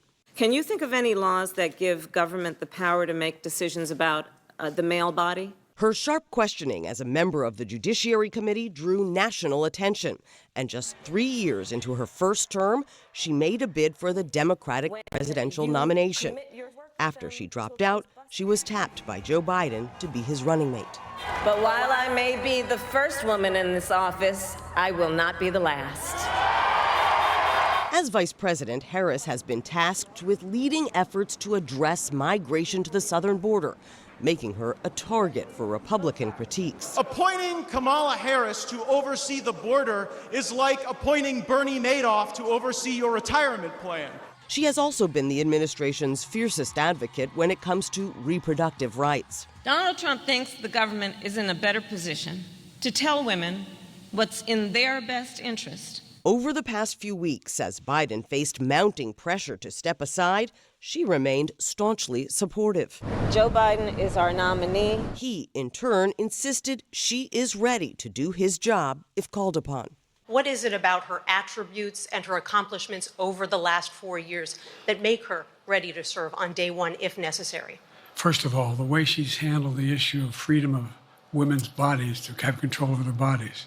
She is qualified to be president. That's why I picked her. Harris said yesterday she wants to earn this nomination, and to prove that, she spent more than 10 hours. Real talk, do you think she can actually win? Yes, of course. Of course I do.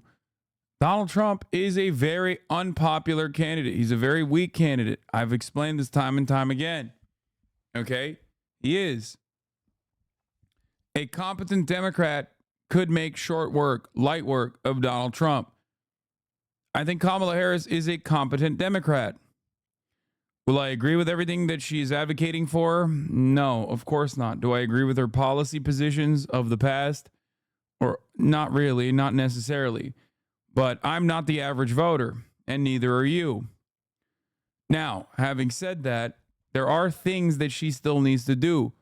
She doesn't have as easy of a job to defeat Donald Trump, especially after this past month of mishaps from the Democratic Party.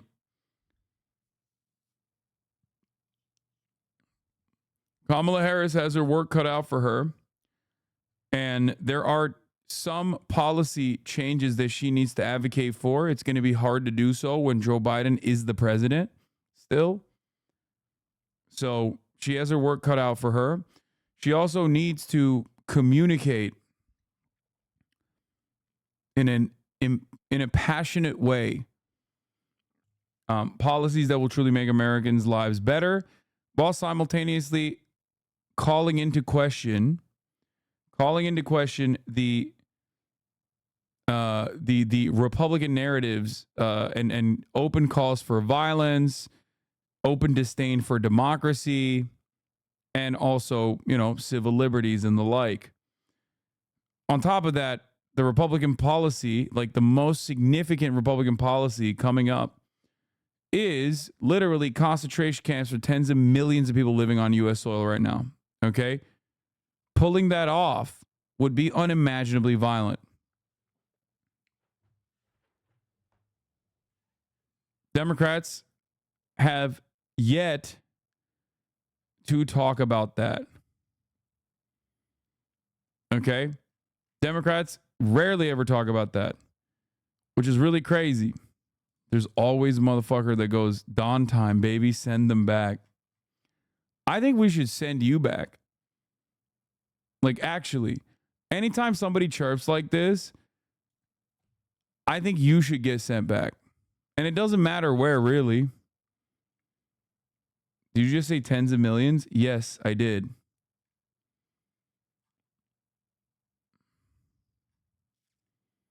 Yesterday, making phone calls to more than 100 politicians, advocates, and labor leaders. Her campaign says it took in $49.7 million from grassroots supporters yesterday alone. That would make it the biggest fundraising day of the 2024 cycle, Vlad. It's an important point, Nancy, but let me ask you, if Vice President Harris were to secure the nomination, do you have any sense of who she could pick as her running mate?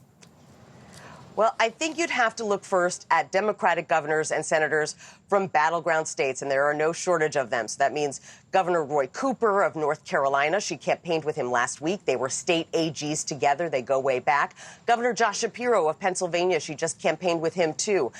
Governor Gretchen Whitmer of Michigan. Senator Mark Kelly of Arizona. And then I'd throw in Andy Beshear of Kentucky. He's a popular Democratic governor in a... It's not going to be, I don't think it's going to be Gavin Newsom. I don't think it's going to be Gavin Newsom unless there's an open convention and like Nancy Pelosi tries to whip votes to ensure that he gets the delegates or some shit and is at the top of the ticket, which would be super chaotic.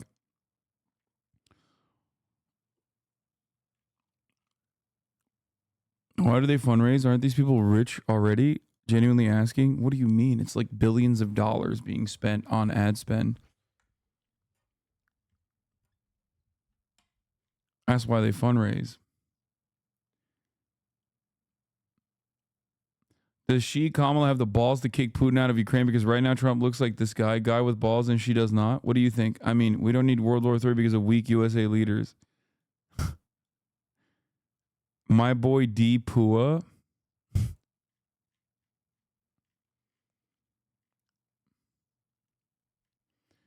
Trump definitely has the balls to kick Putin out of Ukraine, for sure.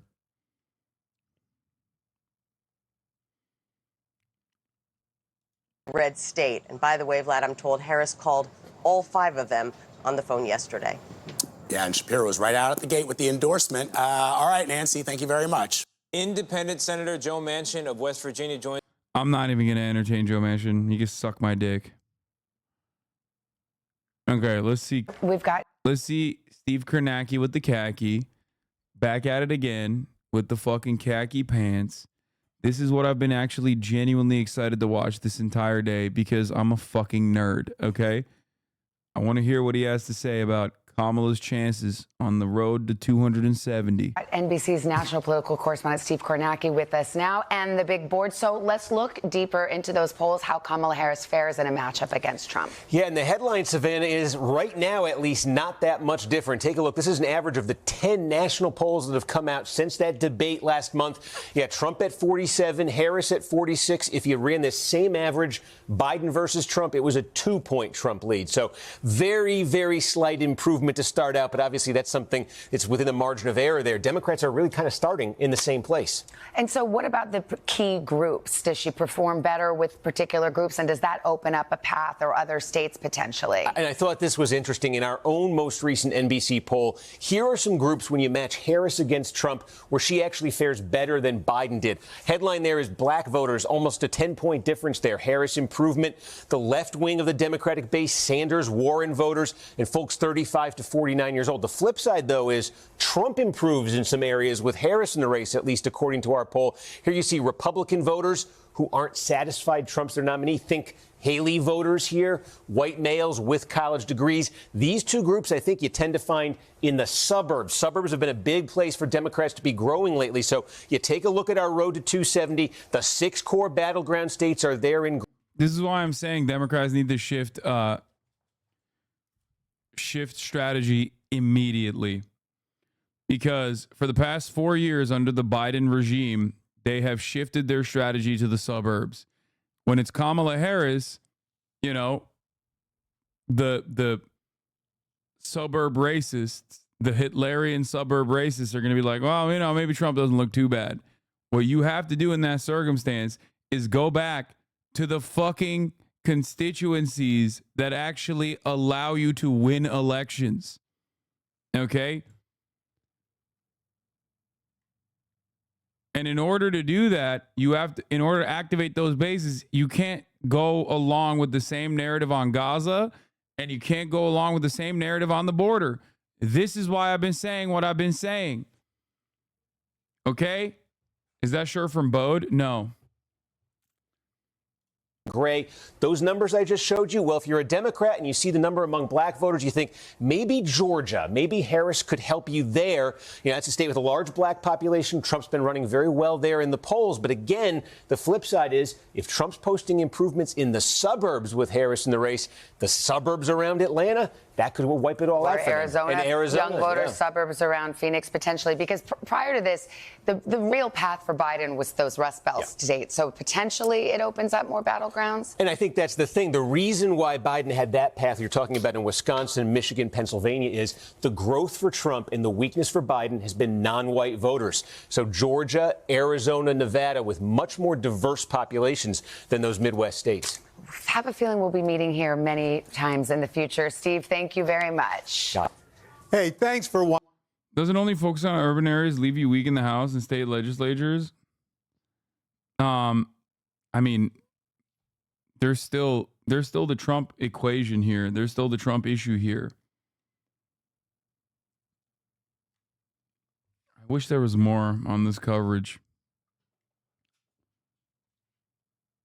What the fuck? Barack Obama still plotting against you, trying to take you out. Trump went on Jesse Waters? They got some big problems over there. First of all, Obama... Motherfucker still wearing a Band-Aid, bro. Get out of here. Obama hates Biden, and Biden hates Obama.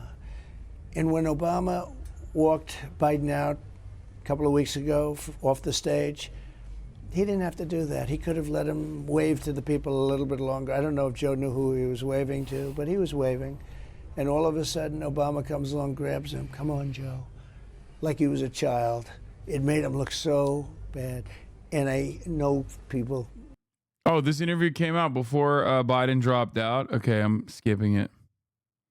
Oh, yeah. JD Vance said if Biden can't run for president, he can't serve for president, which is, you know, a decently compelling narrative.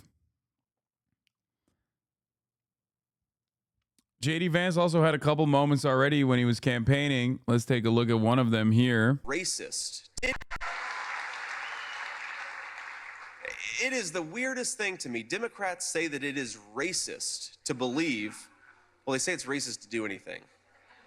I had a Diet Mountain Dew yesterday and one today. I'm sure they're going to call that racist too, but. No, they're not. Suck my dick. You're not a real soda boy. Okay? Fuck you. Oh, also, here's another compelling narrative from about Jebediah Vance.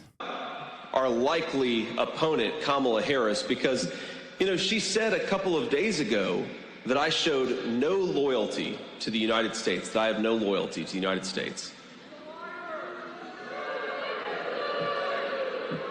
Well, you know, I don't know Kamala. I served in the United States Marine Corps, and I built a business. What the hell have you done other than collect a government check for the past 20 years?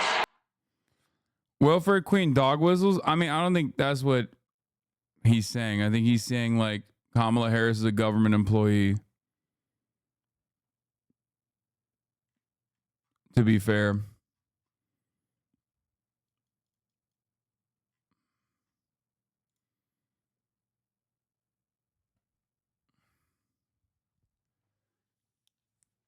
Which is weird because, like, Marine Corps is also collecting a government check. What does he think? It's probably both. It's probably like, oh, black woman, welfare queen type shit. But, like, just enough, like, it leans on that and it gets the message across, but it's also leaving it into question. It's like just vague enough that it can be defended to be like, oh, they're calling me racist. You're just insinuating that. No, I think that's precisely what he's doing. It's just like a classic way to do racist baiting with plausible deniability. Oh, dude, I can't believe you're saying that to me. That's like, what? Why are you saying I'm being racist? Obviously, I meant like she's collecting government checks because she's been in government.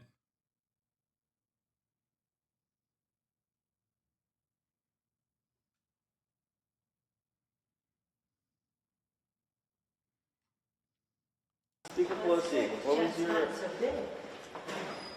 what's your reaction to President Biden's decision to leave the race? Well, I'll be talking about that quite a bit, but we're very excited about praising his legacy and electing Kamala Harris president. Do you think there should be a more open process for nominating? Well, anybody can run. They can run. Oh, this doesn't mean what. Okay, I thought she meant like, okay, the way this was presented to me when you guys sent me this tweet made it seem like she was looking for like a potential Newsom out. No, she's just saying like run if you want, but like Kamala is the ticket. But she's being supported. We're good. We're here. Okay, thank you.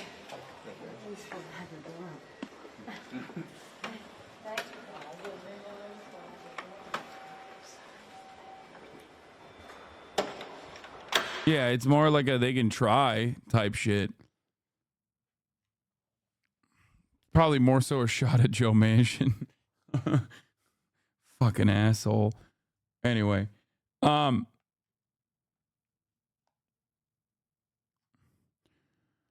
I hope women take notice that Trump is in the habit of calling her dumb and crazy. Wow, just watching fake news and they're doing their very best to turn the worst president in the history of our country into a brilliant, heroic leader. He was heroic because he quit. And to turn dumb as rock Kamala Harris from a totally failed and insignificant vice president into a future great president. No, it just doesn't work that way. Yeah, I mean, he's just going to hit that.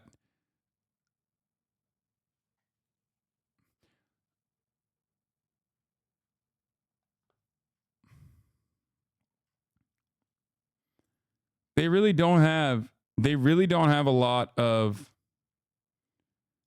Yeah. Oh, AP delegate survey has Kamala on the way to presumptive nominee by the end of the night, possibly. Yeah. Kamala Harris has already crossed the 50% threshold for all delegates needed. And she's even gone far beyond that. Actually, she's at 1,500. She needs 1,900 for the nomination. She will most likely have it wrapped up by tonight, which is expected. I know we discussed this yesterday, but with Kamala's voting record, why aren't we more excited about that? Because Kamala Harris was a senator in California at a time when Donald Trump was president. So what a lot of Green senators, especially, depending on how they want to present themselves, will make like bold proclamations, will sometimes even take like radical positions because they know it's never going to pass. That's why I didn't place a lot of emphasis on her track record when she was running against Bernie Sanders as well. Yeah, that's definitely like That's a classic thing that Democrats do. Very different dynamic if you notice when the Democrats have the majority in the Senate and the House, and also simultaneously the White House. If you recall, the politicking, the dynamic changes quite a bit, almost like they do a fucking complete reversal on their prior ideological disposition.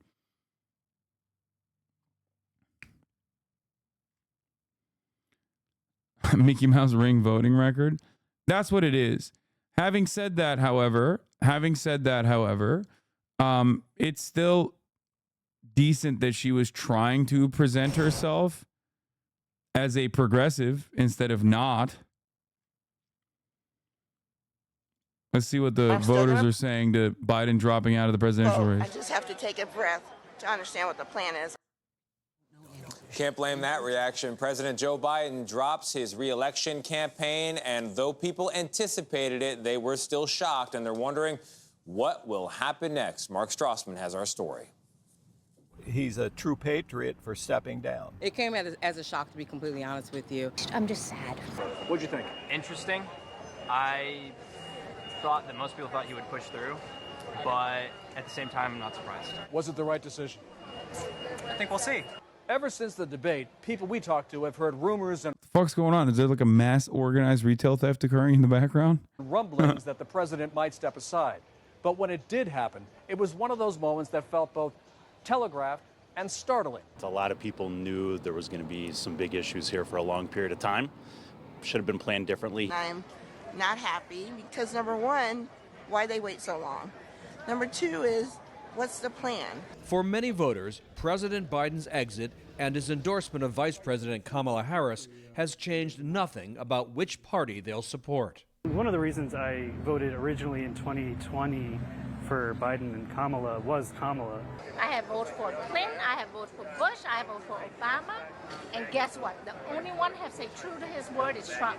But in crucial battleground states, swing voters have a lot to consider. Still hard to pay rent. It's hard to, buy groceries with all the inflation that's happening. And I'm looking for someone who would be able to help with those things, and I don't think Trump or Kamala Harris would be able to. I would be interested to see. Dude, I'm telling you, Kamala fucking pops off on a totally partisan way against Benjamin Netanyahu. When Benjamin Netanyahu addresses Congress, it would be, at least on a messaging front, it would give much more confidence, in my opinion, to Michigan voters, okay? That's it. You don't even have to go out of your way. You don't have to call it like an apartheid state. You don't have to say that it's doing a genocide. Literally, like, just from a pure partisan perspective, I'm not even kidding. Pull a fucking Chuck Schumer before Chuck Schumer turned around and invited Benjamin Netanyahu to the fucking to come speak to Congress. Okay, that's it.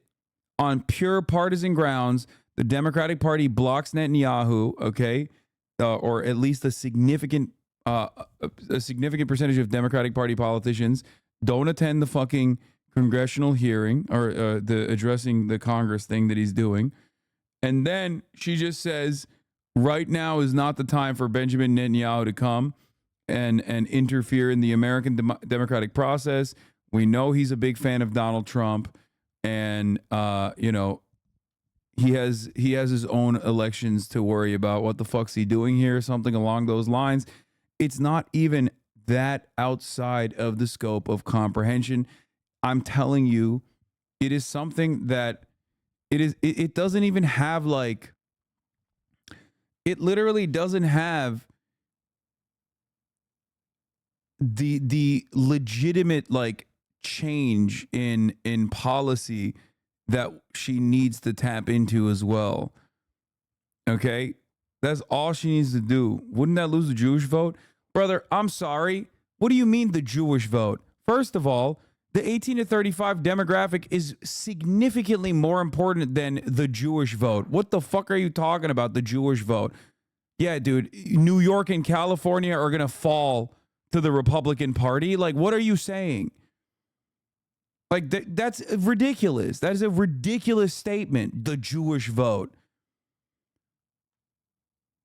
Like, this is before we consider that it's not like Jews are going to be like, oh, dude, what?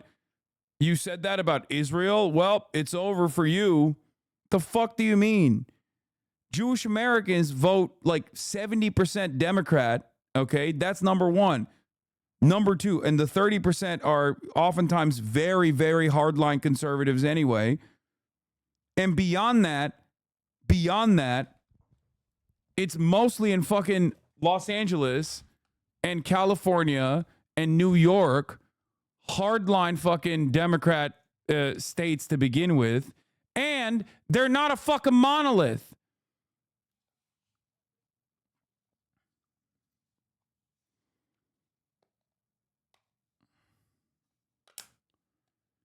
And I know she's meeting with Benjamin Netanyahu privately.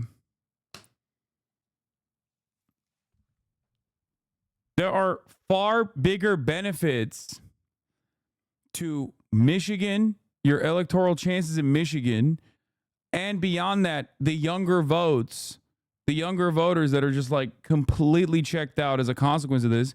Maybe it's not the most consequential thing for them, Israel-Palestine, especially because like Israel-Palestine and Joe Biden being incredibly fucking old was the reason why many of them were checked out of the process. But ultimately, it's a major misstep if you don't say something at least somewhat critical, even on fucking partisan lines, okay? Why is Gaza so important for Michigan? 100,000 uncommitted votes in Michigan. Massive Arab population, Arab Christians, Arab Muslims in Dearborn. But beyond that, like just even like black and brown voters in Michigan as well. Strong student population in Michigan. I think you're biased on the issue. Yes, because I'm a Muslim man, fundamentalist Islamist who can't think of anything, okay? Who can't think of anything but Gaza. I know, I'm obsessed with Gaza. I'm obsessed with talking about Gaza. Good luck. Good luck in the upcoming election, okay? We have to keep our unconditional support and loyalty to the apartheid state of Israel. You're right. Like, I'm not even fucking talking about it from that framework, by the way. I'm not even talking about it from my own personal motivations here. People do not understand, okay? There are key states in the middle of the country that we rarely ever talk about, that we usually often take for granted, as Hillary Clinton also did in 2016, that have openly delivered higher fucking numbers of votes for the uncommitted campaign that was launched in like a week than the percentage, or not the margin, but like the total votes that Biden won those states by. You keep specifically talking about your analysis on the elections, and chatters keep thinking it's your personal opinions. Lamau is so annoying. I know. It's very frustrating.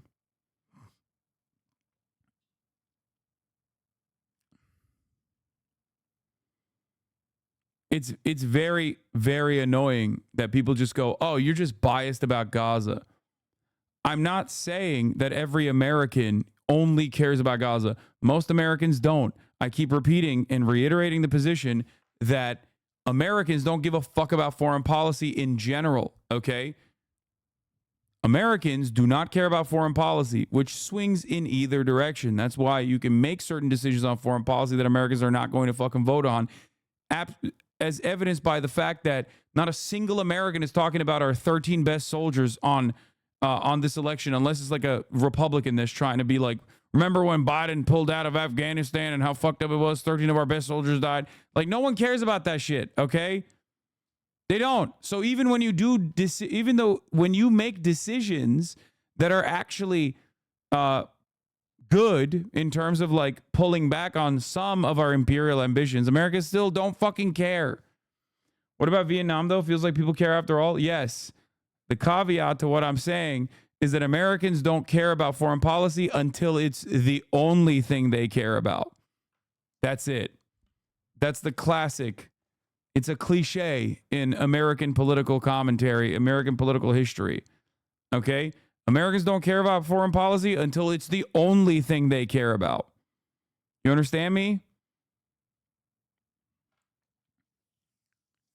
But having said that, there are Americans who are not itching to vote right now that you can, at the very least, try and captivate. It's not bizarre that Americans don't care about foreign policy. Why would they care about foreign policy? This entire system is designed for them not to care about foreign policy because American foreign policy is death and destruction globally. I've described it as such. Your ear has the capacity to hear a lot more sounds than you actually pay attention to. If you were to constantly think about the world spinning, or if you were to constantly think about all the noises that you would normally hear, if you were to, like actually pay attention to it, you go crazy. Okay? Foreign policy is kind of like that. We just tune it out deliberately. Okay? Because if you were to literally constantly think about it, you'd go insane. You'd be like, oh my God, 800 military bases, so much money being spent. I want to show people those fucking TikToks. I've archived some of them. I want to show you one of those TikToks that I think will help you call into question how fucking nutty this shit is, okay? What the hell is this? Dissolve. Let me see if I can find it.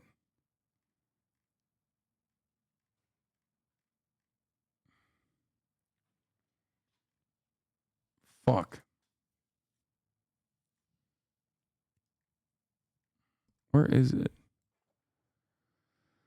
Oh man, I can't find it. It's the video of like the dollar signs associated with like every fucking round of. Wait, is it under favorites? Would that be the archive post?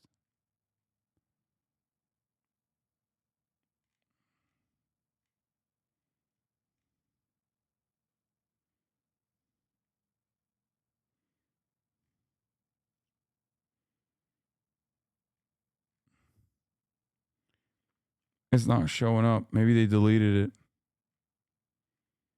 They might have deleted the post. Anyway.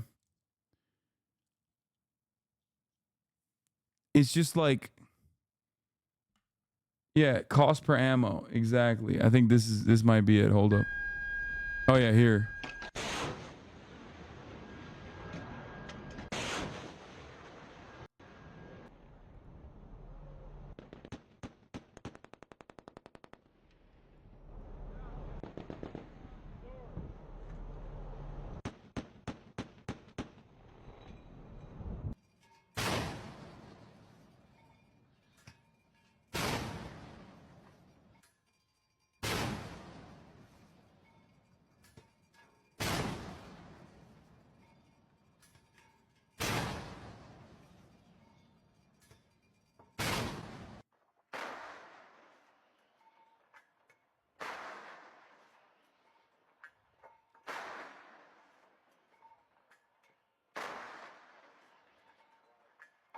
Just run this forever. Okay? Now imagine if every American was constantly thinking about this. They would literally go insane.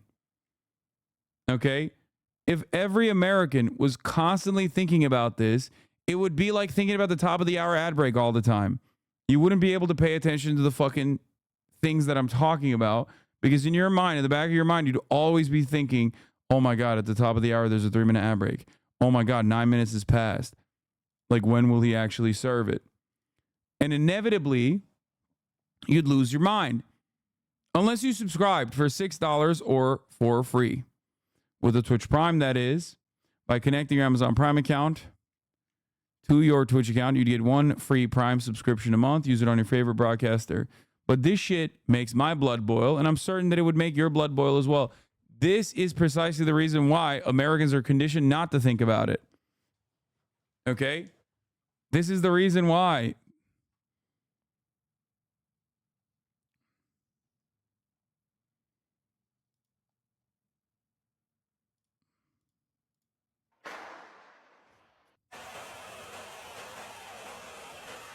1 hour later.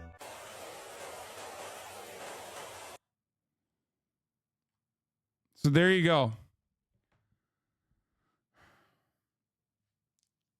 This is why America's great. Yeah, I know. We spend so much money on that shit instead of housing our own.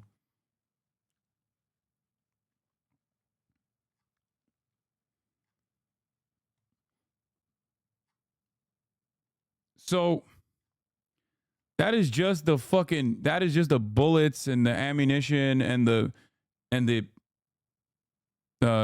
ordnance, okay?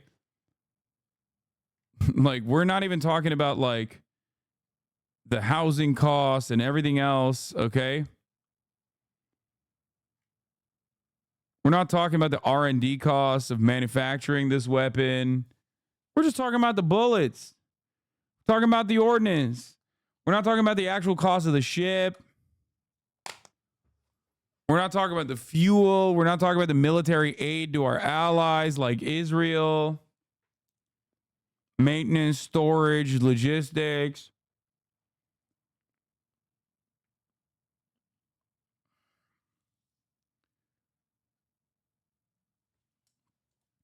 So now you understand why Americans don't think about foreign policy. Because if they constantly thought about foreign policy, they would lose their goddamn minds. Okay? Now, why did I talk about that? Well, that's precisely the reason why I think Kamala Harris could make, at least on the messaging front, some changes to the current order of business. Do you understand? Because it cuts both ways. Americans don't give a fuck about foreign policy, which spells opportunity. Opportunity to actually make decisions in the opposite side. See who her running mate would be as well, to kind of see the whole picture. For CBS Mornings. Let's bring in 11 Alive's Molly Oaks. So, Molly, you have been hearing from people all across Metro Atlanta about this decision. What are some of these voters saying about this? Yeah, Ron, I'm live in downtown Atlanta where people have, no surprise, not been surprised when they ask what we're doing here. And we tell them we're talking about President Joe Biden's announcement. Everyone we've talked to so far has heard where it was coming from. So along with lawmakers across the country, we're also hearing from folks right here in Atlanta. And so far, they've had some mixed reviews. Yes, very surprised.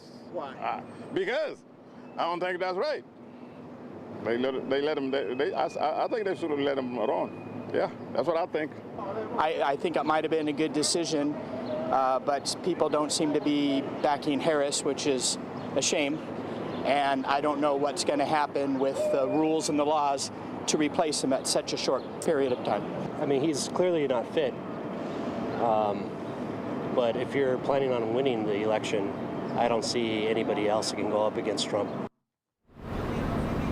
And coming up tonight at 11, you'll hear more reaction from folks here in Atlanta as well as lawmakers on the president's announcement. Reporting live in downtown Atlanta, Molly Oak, 11 Alive News. All right. Immediately when the news broke, WHS 11 reporters were out around town, and WHS 11's Alexandra Goldberg, along with photojournalist Aspen Hester, talking to people about this political stunner. But I cannot believe, it's like, wow. Like, who's, oh, Lord. Just minutes after news broke, Biden dropping out, we headed to Shawnee Park. Tracy Browning said she was shocked when we told her. And now that Biden isn't the nominee, she said she's writing in her desired candidate. For me, that line at the bottom that says other, I will put God. And I believe and trust God will be in control. Others weren't as shocked. But it does not surprise me that he dropped out of the race. I know it's been. That's great. Maybe you don't have to. Maybe you don't have to say that. You know what I mean? I don't know. What do I know? Like a lot of speculation too on his age and his ability and his capabilities on him actually being the president. And as Andy Beshear's name continues to float potential presidential or vice president lists, one voter said he'd like to see the Kentucky governor in Washington, but not now. I would prefer him wait till like the next time around. This time around kind of feels a little rushed for me, you know, because he's like a superstar. And And I think if you rush it, you might mess it up. He's not wrong. No question marks. He's like low-key kind of right. He's kind of not wrong. It's an interesting take, and he's not entirely wrong about it. Still trying to wrap their heads around a truly historic moment in America. In Shawnee Park, Alexandra Goldberg, WHAS 11. Yeah, thank you, Troy and Megan. Yeah, Agreed. We saw what happened with Stacey Abrams. Never compare Andy Beshear to fucking Stacey Abrams. Come on. Stacey Abrams has never won anything except for millions of dollars from Michael Bloomberg and donations. Okay? How are you going to compare that to motherfucking Andy Beshear, two-time champion in Kentucky, deep red, literally a guy who has been able to unironically captivate Trump voters, like actual Trump voters, to vote for him as governor? I spoke with a few Democrats and independents in South Jackson today. Now, they had mixed feelings about both Biden's announcement and the prospect of Kamala Harris as the potential replacement for him on the ballot. I just really hate it. That's all I got to say. I'm not really exactly happy. I mean, if it's due to health concerns, like running the country is a lot, and I'm pretty sure it's going to be stressful on anyone, and if he's a little bit older. I just say if it wasn't good for his mental health, then yeah, you know, you got my support in stepping down. But at the same time, you know, you kind of just left people like, what are we going to do? You know, you left it in a frenzy. But I just feel like they just took it out on him because he was an elderly person. And we all going to get old one day. She's been... Dude, that is... Oh, God. Fucking boomers, dude. I swear to God. Fucking boomers, bro. Fucking boomers. Oh, my God. They are so monolithically selfish. Like, it is just... Oh, it makes me so mad. It makes me so mad seeing that shit. It makes me so mad hearing that shit. Okay? It's like they literally see Brandon. They see fucking Brandon, and then they see themselves in him, and they're like, no, I think I should still have the keys to the car. Is she wrong? Yes. Yes, she is wrong. Okay? Yes, she is wrong. What are we talking about? Our vice president this long, so I mean, to me, in my opinion, is this new? Outside of inflation, which I feel like was going to happen regardless of whoever was the president at this. Is this actually a post dropout? Since he dodged an assassin's bullet, here's part one of our exclusive interview. Mr. President, Senator, I don't know what we have to talk about. It's been pretty boring. Why did you pick JD Vance? We've always had a good chemistry, and originally JD was probably not for me, but he didn't know me. And then when we got to know each other, he liked me maybe more than anybody liked me, and he would stick up for me, and he'd fight for the worker as much as I fight for the worker. We just had an automatic chemistry. And I actually endorsed him in Ohio for the Senate, and he ended up winning against a very... You endorsed J.D. Mandel. And he wrote a book which was a classic, as you know, and it was all about the working men and women and how they aren't being treated fairly, and he was right about that, and I understood that maybe better than anyone else, and we just have had a great relationship. And he had serious competition. We had tremendous people, all of them, every one of them. You beat out a lot of very important people. Very impressive people. When you got the call and found out, what did your wife say? Well, he asked to speak to my wife, actually, which I was very appreciative of, and so was she. But she was just kind of flabbergasted. I think that going into it, we had no idea really what was going on, whether he would pick me or Marco Rubio, great guy, Doug Burgum, great guy, and a lot of other good people. But you know, when the president called me, I don't know if you remember this, sir, but my kid was talking in the background about Pokemon cards. I'm like, oh, for the love of God, 7-year-old kid, if you've ever been quiet, be quiet now. And the president's like, put him on speakerphone. And so you read off the truth that was at the actual announcement that he was nominating me to be vice president. And he says, what do you think about that? And my son goes, oh, it's good. It's the endorsement. Yeah, He likes your truth. That's the endorsement that mattered, actually, was from my 7-year-old. But it's been a wild ride, and we're having a good time, and we're going to win. That's the most important thing. How's your ear? Good. Getting much better. We're getting down to the small bandages.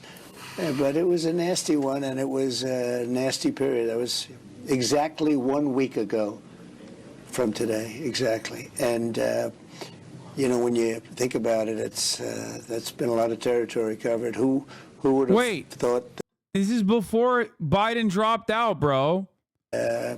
This interview was conducted before Brandon dropped out. It was God, actually. You know who said it was not God? Ron Johnson, senator from Wisconsin, said he gave you that chart of illegal immigration. Well, he's right about that. He actually gave me the chart. If I didn't have that chart, I wouldn't have looked to the right. If I didn't look to the right, a very bad thing would have happened. I wouldn't have been at the convention. I can just about guarantee it. That's right. Now, where were you when Butler happened? I was actually playing mini golf with my kids, hoping that he would call me and offer me the vice presidential slot. And, you know, what happened, and I told my kids, I said, we got to get out of here. The president's been shot. And, of course, we didn't know if the president was okay or not at that point.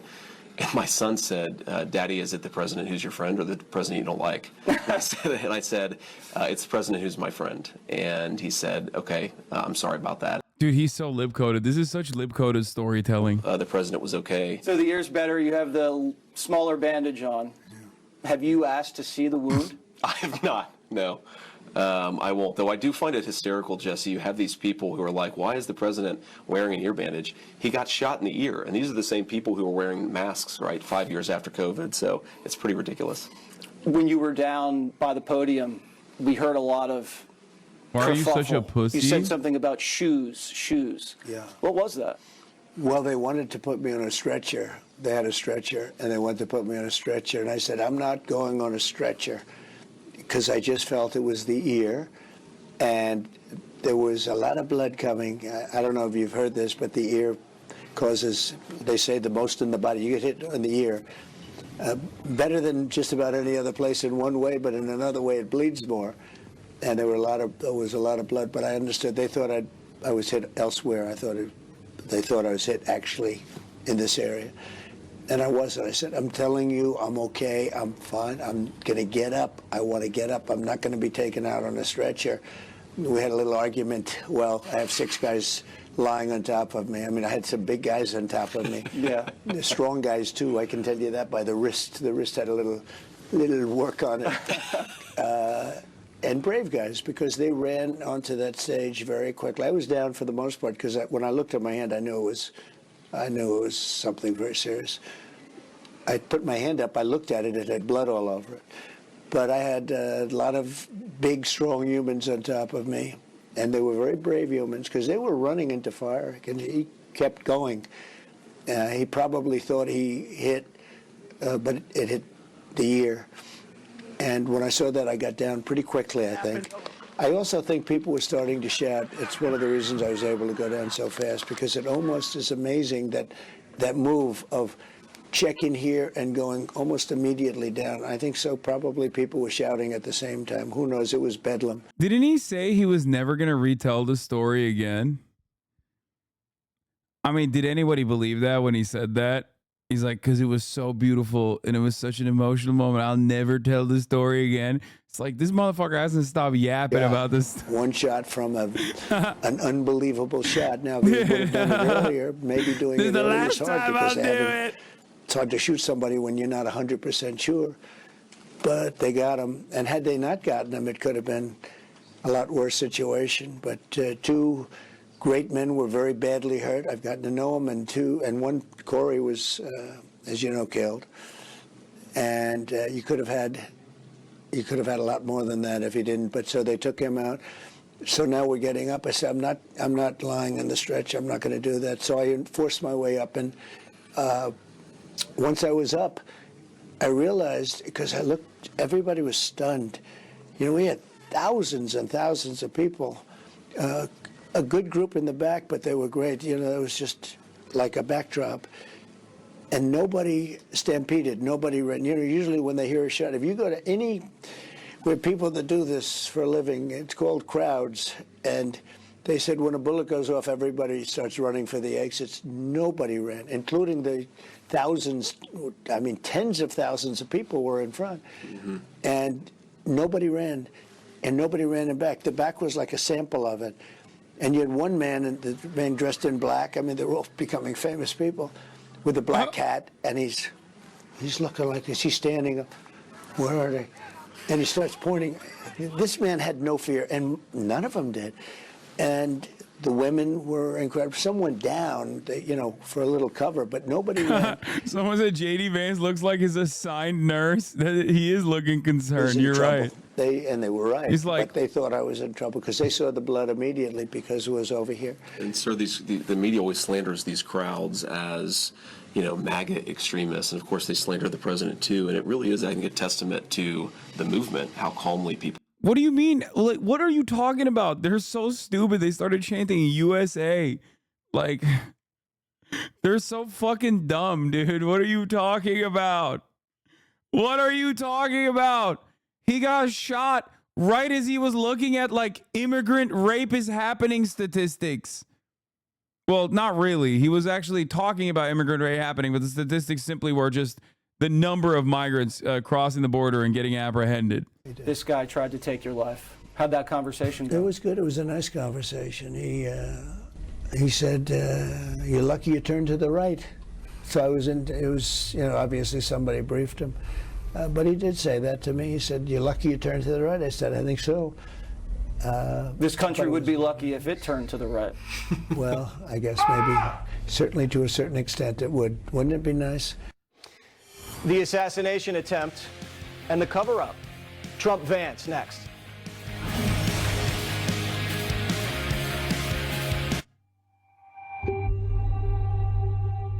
Lord, you know what's on our hearts. You know where we struggle. You know where we need to be pushed. Help us give it all to you. Dude, the good. Even their ads are awesome. Help us turn to you. Even their fucking ads are dope, dude. God, conservatives have You should everything. join me in more prayer on Hallow. Yes! Stay prayed up. Prayed up! Stay prayed up! Macky Mac! Hi! Need new glasses? Buy one pair, get one free at VisionWorks. How can you see me squinting? I can't, I'm just telling everyone. Hey! Buy one pair, get one free for back to school. VisionWorks. See the difference. Your pain shouldn't be minimized. Is this another Christian ad? What the fuck? When medicine gets better, all of us can get better. Imagine a future where plastic is not wasted, but instead remade over and over into the things that keep our food fresher, our families. Why are you watching the ads? I just never see ads. Because I don't watch TV.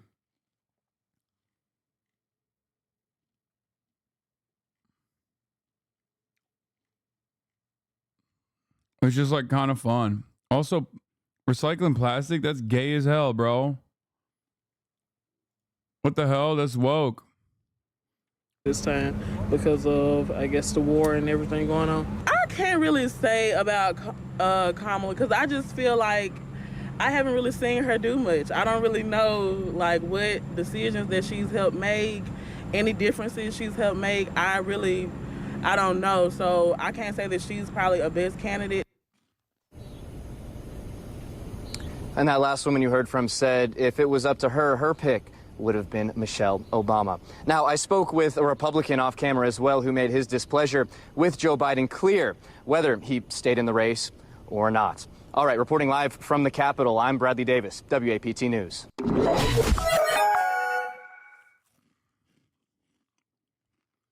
Now, this, of course, is a story that has everybody talking. Tonight, our Derek Hyde checking the political pulse here in Western New York, giving a voice to local Democrats and Republicans alike as we prepare for an upcoming election like no other. Awesome. President Joe Biden just announced that he will not be seeking a second term in the office of the presidency. So I traveled all across Western New York talking to you about what you think this major shakeup means for us here come November. My name is Tracy. Tyrone Woods. Jason Patrick. Ike Thompson. I am Ron from NT. It's from Buffalo, New York. From North Tonawanda. So I'm from Cambria, New York. I am right here from North Tonawanda. Biden just dropped out of the race. What are you thinking about that? I think I could have saw it coming. I think it was something that was coming. I think that we all kind of seen that coming. I think it's good for him to kind of step out of there because you're getting older. Got to sit it down. You know, I think I'm really excited and waiting to see who's going to be next. I think it's better for our country. We definitely need another option. I mean, Biden seems like a good guy, but I think for our country, we need someone who can do more. Need somebody young. I know the internet talks about all of, the older people, senior citizen, and this and that and the third, and the way they think, but it actually depends on us, the people, as far as who we vote on. No, I didn't really think that. I thought he was going to keep fighting. I think he was going to keep going until he won. Well, I think he should have, because it doesn't seem like he can hold his act together as far as talking and all that other stuff. So, yeah, he probably should have. I just saw a mental decline over the years, and it didn't seem right. A lot of new ideas are going to come in, and we need that. So I think that the old way of doing things is out the door with him. The Democratic Party has not yet announced who will be its presidential candidate come November.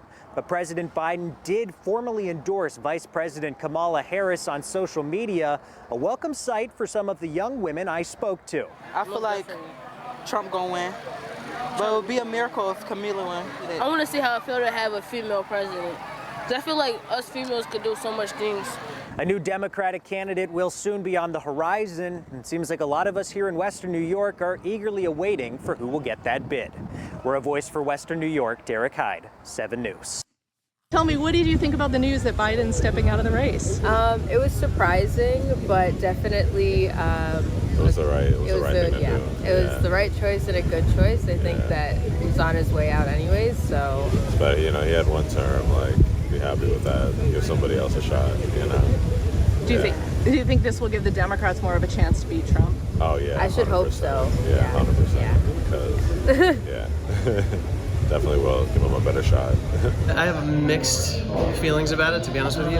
On one hand, I think he could have stayed in the race a little bit longer, but after seeing the debate and hearing what other people were saying about him, I think it might be a good move for what he's doing. Some fresh blood. Harris polls well against Trump, so I think she has a real shot at winning. I'm nervous. I hear so much animosity toward her, around the workplace, which is more conservative. But yeah, chap. Why are you guys not being fucking normal about normie Americans? What do you mean? This is what it's good. It's good to watch this shit. These are just regular fucking goobers like you. They are more representative of the normal political opinion than you. I mean, they weren't going to vote Biden anyway, so it's going to be interesting. I'm voting for whoever isn't Trump, and I wish I was more excited, but I'm still nervous. I think she reminds me of an auntie, at the cookout or something. I don't know. She's a very likable person. Seems like she does have a questionable I don't know time as the attorney, putting people in jail for smoking marijuana and stuff like that. So it's definitely be something that I'm gonna think about moving forward. If it was in between Kamala, he's right. That's a big old weakness for her. Harris and Donald Trump, I would vote for Trump. Me personally, I'll stay where I'm at in the middle. I would pick Kamala Harris, definitely. Just because it's something different. The country, we still have not had a woman president yet. So what better opportunity now for that change to happen in this day and age? And plus, representing, African American. Remember chatters who were earlier yelling at me being I can't believe you said Kamala Harris's charisma is important. I can't believe I can't believe you even brought up Kamala Harris. Oh, you wanted to shuck and jive for you. That's what one chatter said.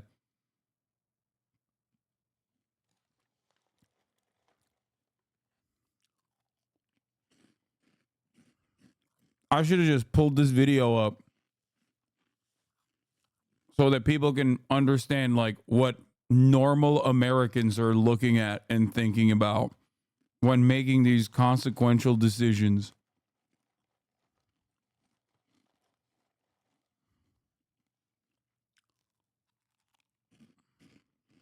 Being a woman, I'm all for it. You're happy he's out because now we don't have someone who thinks like this. Right, exactly. Because Donald Trump, he just really, he was the devil. Yeah. He was the devil. And it's showing when he says things like this. Yeah. So the devil would say things like this. Exactly. Would you ever expect our current administration, Kamala Harris and Joe Biden, to use this type of language when talking about people wanting to come into our country? No, hell no. No, They they got wouldn't more even class do than that. that. They're classy people. Yeah, they got more class than that. No. So they wouldn't do that. So I want you to read this headline from Politico. Harris blunt message in Guatemala, do not come to the U.S. Oh, she said that? Everything I just said was not Donald Trump. It was Kamala Harris. Oh, my God. What's the argument? Like Donald Trump says that too, though. By the way, this is great. Okay. This is great. This further proves the point I was making, which is Democrats fucking pushing right on immigration is idiotic. I told you. Oh. Show me the facts. I'm sorry, Donald Trump. Read that headline to me. I don't like him either, but I apologize, sir. Did you guys hear what Donald Trump said about immigration the other day? Roll the tape. You're going to see something right now. You don't have to listen. Please roll the video. Roll it.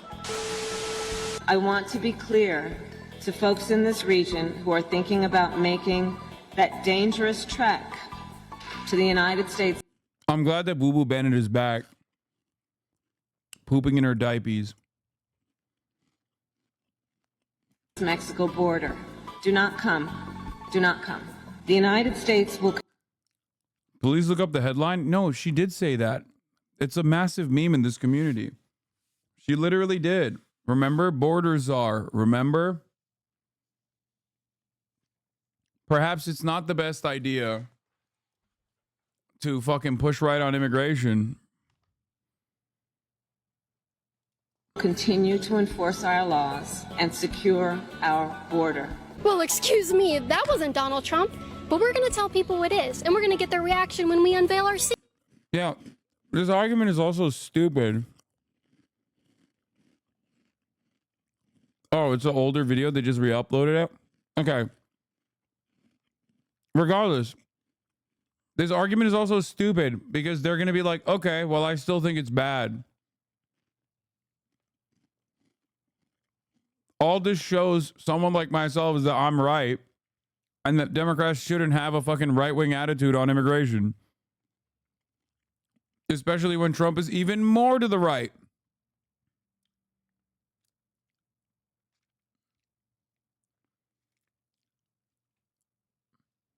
Like, oh, wow, these people think it's gross and racist that's, a political candidate is saying, do not come to the country. Okay. Well, your entire fucking agenda aligns with that. Secret. There was actually Kamala Harris who said those things about immigration. Let's go.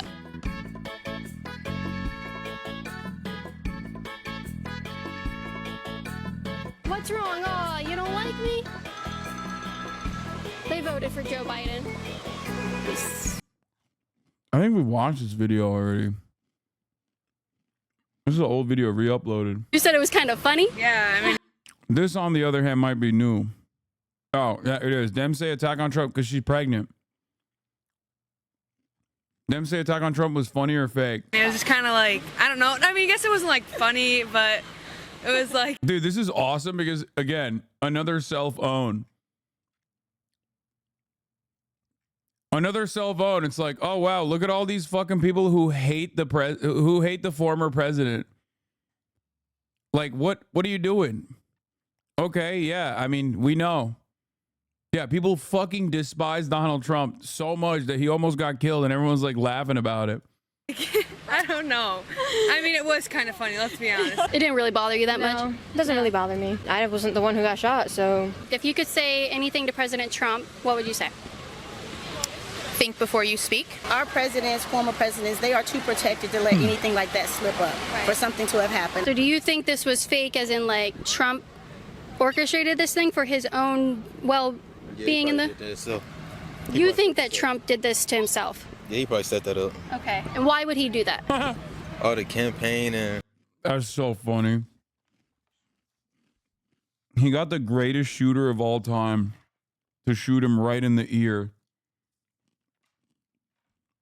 as he was like moving his head. But yeah, all this shows is that like people fucking hate him so much that they're like, yeah, it's probably fake. You feel me? Publicity and all that. If he moved like an inch, his brain would be everywhere. Right. You think he would risk that? I mean, we live in America, yeah. Yeah. Yeah? Yeah. Yeah, you think so? Yeah, possibly. Did you guys hear about what happened on Saturday to President Trump? Yes. All over the news. Okay. Yeah. What was your initial reaction? I mean, I was at work. I was just at work, minding my business, making my boba tea. And I didn't know about it until my boyfriend picked me up, and I was like, oh, okay. It didn't. Someone said, why does everything have to be a conspiracy all the time? Why can't some things just be? No. You can't have that. You cannot have that, chatter. It has to be a grand narrative always. It really bother you that much? It doesn't really bother me. So why didn't it bother you that much? I don't know. I'm not into politics. Not really into like. I almost got. Wait, I forgot his name. Biden? No, Trump. Trump was the one who got shot, not Biden. Yeah, he got shot here, remember? Yeah. No, I'm just... Oh my gosh, I forgot Trump's name. Oh God, I love America. We are not gonna make it out. We are so lost, dude. It's not really like into politics, and I mean, like, it doesn't. I wasn't the one who got shot, so. Are you usually that like nonchalant, carefree when anyone gets shot? Not really, because if it was like my mom or my boyfriend, I'd be like, yeah, like y'all better not. Who was it? Like I would fight for them, but President Trump is like, eh. He's not our president now. He's a former president, so. Yeah. Would you feel differently if it were Biden who got shot at? No, I still probably wouldn't care. Not my family, not my man, don't care. What was your initial reaction to what happened to President Trump? I was really shocked, like that would like happen. I thought, I don't know, it was just crazy. Yeah, it's like, how did they allow this to happen? Right. Yeah, how do you think they allowed this to happen? Like, what the heck, who messed up here? I don't know, probably just like not being very controlling over guns and just like, yeah. Oh, you think it was like gun control issues that let this happen? Yeah. Since I am officially back in the game, I'm going to need your support to keep these videos coming. If you like what you see and want to support me and pay for my babysitters, because I used to just need security, now I need babysitters along with security, you go to patreon.com/Caitlin Bennett and sign up to support my work. You'll be entered into a Facebook group where you can chat with me one-on-one. Why would anybody want to do that? Like, who the fuck would want to do that? Actually. And how it was processed there. What was your initial reaction to finding out what happened and how it was processed? It was a distraction. It was a distraction? That's what I think. Okay. Go more into that. Like, I think it was just something to take us off that focus or put us on that so that we can not see what's going on behind the scenes. Whatever that is. A bait and switch. Whatever that is. I don't know, but yeah, that's one of my ideas. So who do you think was put up to the, wanting the distraction to be done? Do you think this was like a hired type of thing? I think it might be just the media. I'm not going to say it was either one of the candidates. I think it might be the media just trying to take our mind off of what we need to be focused on, and that is who are we going to put to run this country, honestly and truly, because policies are being snuck in. Exactly. And I feel That's right. Jake Tapper attempted to assassinate Donald Trump. God, I love America so much. Like, because our presidents, former presidents, they are too protected to let anything like that slip up for something to have happened. I just feel like it's the media is behind taking our focus off of what we need to focus on, and that is the issue at hand for our country. Did you guys hear about what happened to President Trump on Saturday? Yes. Yes. What was your initial reaction? I thought it was fake. Yeah, fake news for sure. Yeah? You thought it was fake? Yeah, I think it's fake. You still think it's fake? Yeah. Okay. I've never heard someone with that opinion. Just break that down like 30 seconds for me. I just don't believe that the Secret Service and all that will let somebody even get in the vicinity to do something like that. Yeah, So, that's weird. Yeah, I don't believe it. Anything to add to that? No. I mean, it's because we have this idea that like law enforcement is like super competent from television. And even I was shocked at how bad the Secret Service was in this situation because they're not like regular law enforcement, you know what I mean? Pretty wild how badly they fucked up.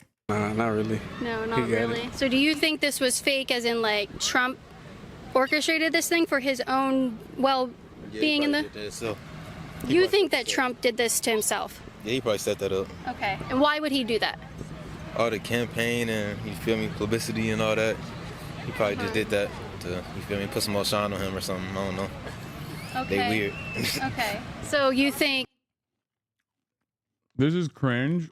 Her interviewing Normies just trying to enjoy their summer and time at the beach. Ain't nobody give a shit about this. No, that's the reason why I think it's funny. She's like trying to own people with this kind of content, right? And being like, look at how Democrats are so conspiratorial. Which, by the way, we don't even know if they're like Democrats or not. But that's the way she's trying to present it. They're black equals Democrat, right?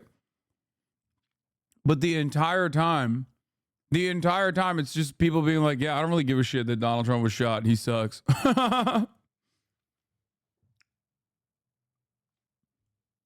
Like, yeah, I don't really care. Yeah, he sucked. Fuck him.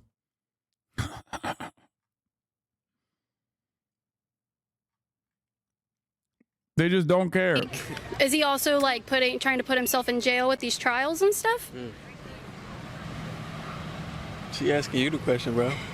Passing it to you. Nah, I don't think he's doing it to himself. But things happen. Do you disagree with him? No, not necessarily. Okay.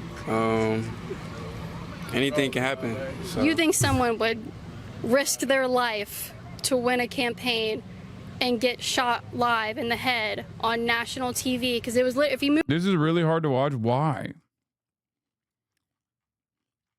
Like 10,000 people left, I think, since I started watching this video. They're like so upset.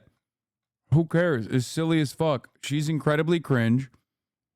These guys literally could not be bothered. Just think about the underlying sentiment there. Okay? Think about the underlying sentiment. She's trying to craft the narrative here. That's one thing. But ultimately, absolutely zero people give a fuck. HasanAbi is so annoying. Absolutely nobody gives a fuck about Donald Trump being shot. And the ones that do care about it are literally the ones that are like, yeah, it was probably self-imposed, self-inflicted. Moved like an inch, his brain would be everywhere. Right. You think he would risk that? I mean, we live in America, yeah. Yeah. Yeah? Yeah. Yeah, you think so? Yeah, possibly. Okay. Yeah. All right. Any other? Yeah, also, hardline news frogs, literally, when I deviate a little bit in tone from news, will just be like, I'm going to go, I put a toaster next to my bathtub. It's over. Like, we're not doing hardcore news coverage. Steve Kornacki is not on screen. I'm going to go end it all. Other explanation that it could be, or you're like, nah, this is Trump did this? Until I hear otherwise, no. Did you guys hear about what happened Saturday to President Trump? Yeah. Yes. Okay. What was your initial reaction? I don't know. I actually couldn't believe it. Like I couldn't. Funny. I was just like surprised. I was just I like, know. what the like that's just like crazy. Yeah. You said it was kind of funny. Yeah. I mean, it was kind of like I don't know. I mean, I guess it wasn't like funny, but It was like, I don't know. I mean, it was kind of funny, let's be honest. I was just like, what the hell? And we knew that like this was gonna be merged, like, it is everywhere. There's already t-shirts about it of him like doing the thing with the bleeding blood all over his face. Yeah, like they missed. Yeah, they missed. How did they miss? Yeah. How did they miss? I don't know if there's like it was right here. That was so close. Any different sentiments out here? My reaction's more like, how did he miss the shot? Yeah. Like, how did he miss it? You know. She's so excited. She's like, yeah, I got him. Not realizing that there are millions of people who share this sentiment. Like, I mean, millions. Okay. It's like, oh my God, they want the fucking former Republican president to be dead. And it's like, yeah, they do. They do. Like, they won't take matters into their own hands or anything like that. They're not Republicans after all. Ironic because the shooter was a Republican. But having said that, yeah, they're like, yeah, he sucks. Wishing death on anyone is crazy. I feel like people chilling on the beach are probably not the best target for these questions. I mean, dude, wishing death on anyone is crazy, but Trump is not anyone. Like, you're talking about a fucking former leader of the United States of America. Why the fuck do you think they need to have security detail at all times? Like, what do you mean? It's because they have a lot of enemies, okay? They're very powerful people, and they kill a lot of people, and they upset a lot of people in that in the time frame that they're running for president and are the president. Not running for president. Like, you're making it seem like this is a dude working the cash register at your local grocery store or some shit. It's like, yeah, that'd be fucked up. I mean, you have a whole area full on rally of like Republicans that are always like pro guns and stuff. Yeah. And they're always like hyping up their guns and stuff. So I'm like, I'm just wondering, how did he miss the shot? You know, he just like nicked his ear a little bit. I mean, I feel awful, you know, they got hurt and whatever, you know, but it's the first time the Simpsons have been wrong. That's all I'm saying. It's the first time the what? The Simpsons have been wrong. The Simpsons have been wrong. That's very, very interesting. So elaborate more on you're saying like the Republicans are always hyping up their guns and stuff. How does that relate to someone trying to kill the president? Or the former president? If he had a clear shot, lining it up. So you're saying he should have been able to get it? Yeah. And do you think he was a Republican?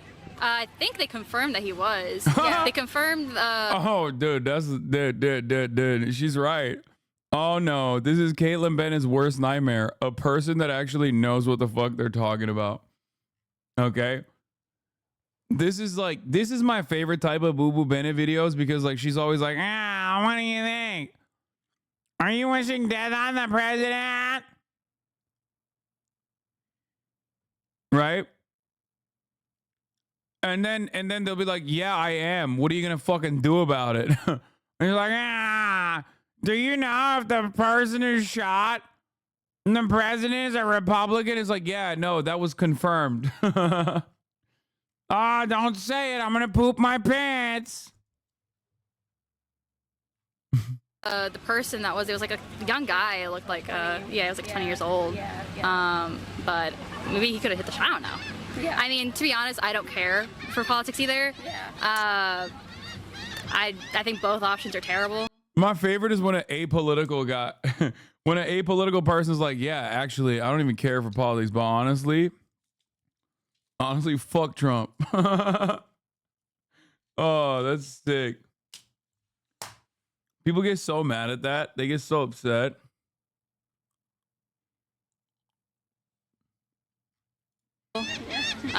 But honestly, like, it's just shocked that he even got attempted to be shot at in the first place. Are you guys voting in a couple months? Us, yeah, us three are. Mm-hmm. Okay, all right. Does it sway your vote at all? I don't really know. I don't pay attention to politics much, so I don't even know. I don't know if it's fake news. Michelle Obama might be running. Bro, shut up. We talked about this last night. We talked about it last night. Would you vote for her? I don't know. I'm not sure. I have to look into it more. Yeah. We're not registered yet. Yeah, not a woman in there that's not an old white man. I would love to see that. Oh, we got a couple Kamala Harris voters. We got a couple Kamala Harris voters in the chat. Hey, line them up.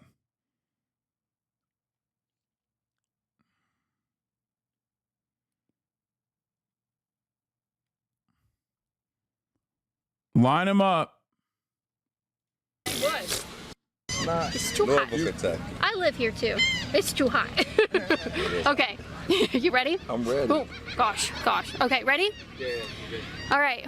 We're getting people's reactions, initial feelings to what happened to President Trump on Saturday. When you saw what happened, first of all, do you know what happened? I do. Okay. Well, that's the first step, right? I know supposedly what happened.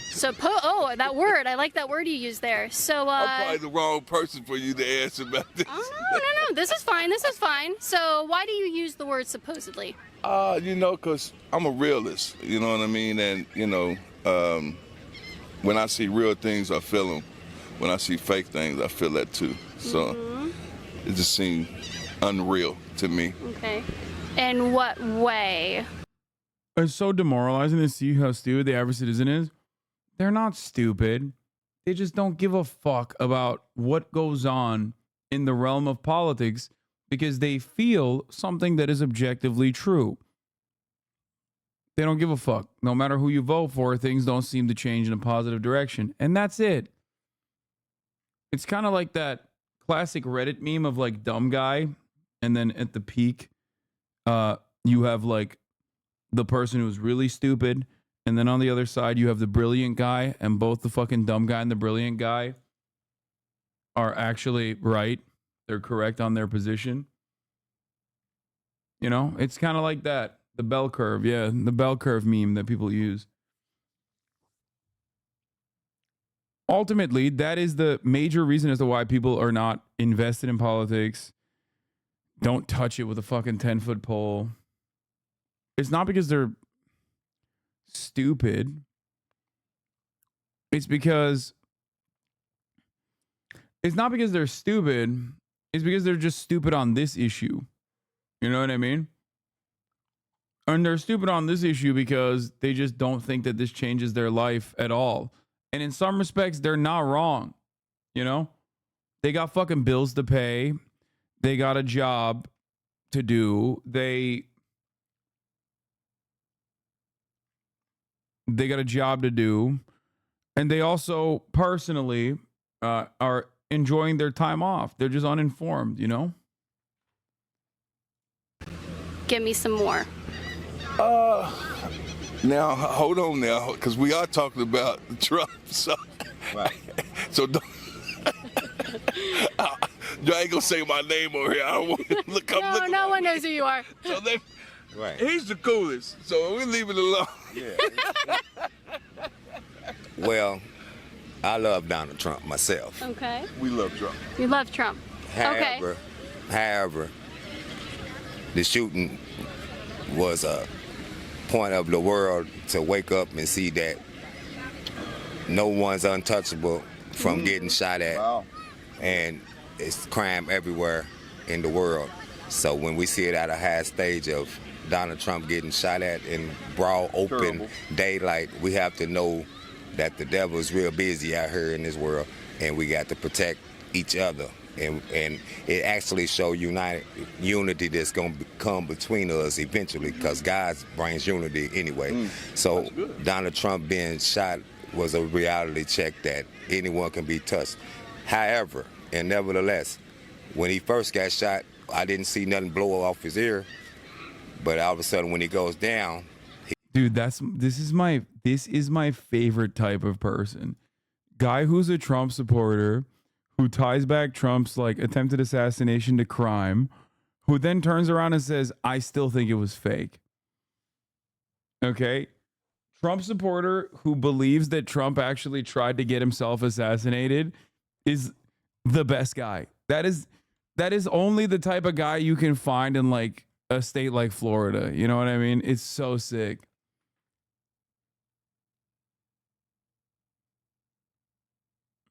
It's awesome.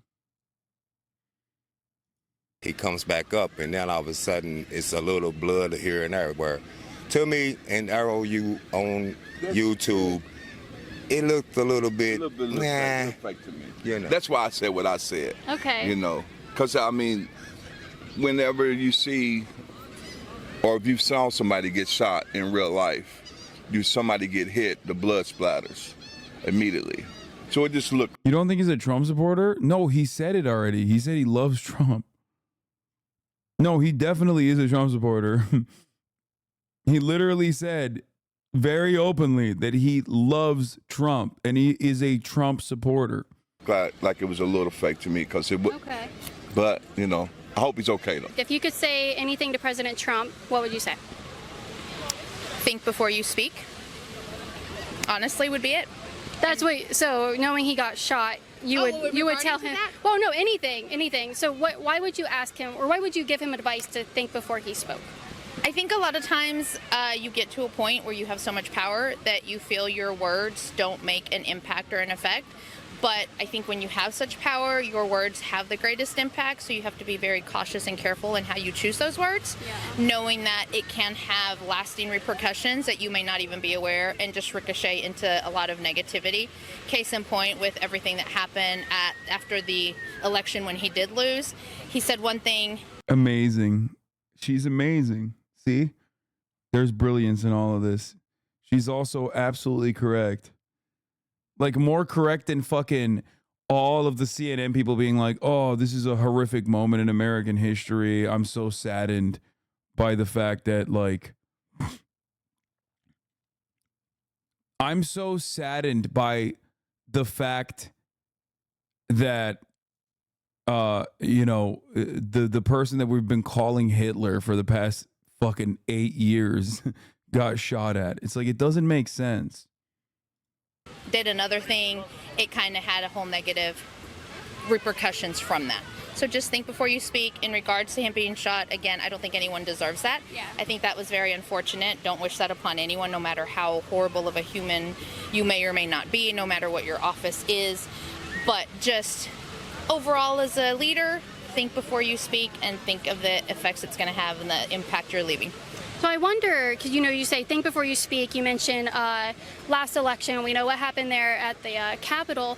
Do you think the media and the Democrats who have been constantly calling him, N-A-Z-I-E, I can't say these words because I'll get censored, or calling him, a dictator and he's committing genocide and he's taking away women's rights, do you think they have any, say in, maybe they should also speak, or think before they speak? Could this have been something that maybe they've driven to as well, hate in this country towards him, saying these things about him? Most definitely, and I also think they are sensationalizing this. I know as we were driving up here, we're actually staying in Orlando, and I was talking to the teenagers in the car, and I was telling them,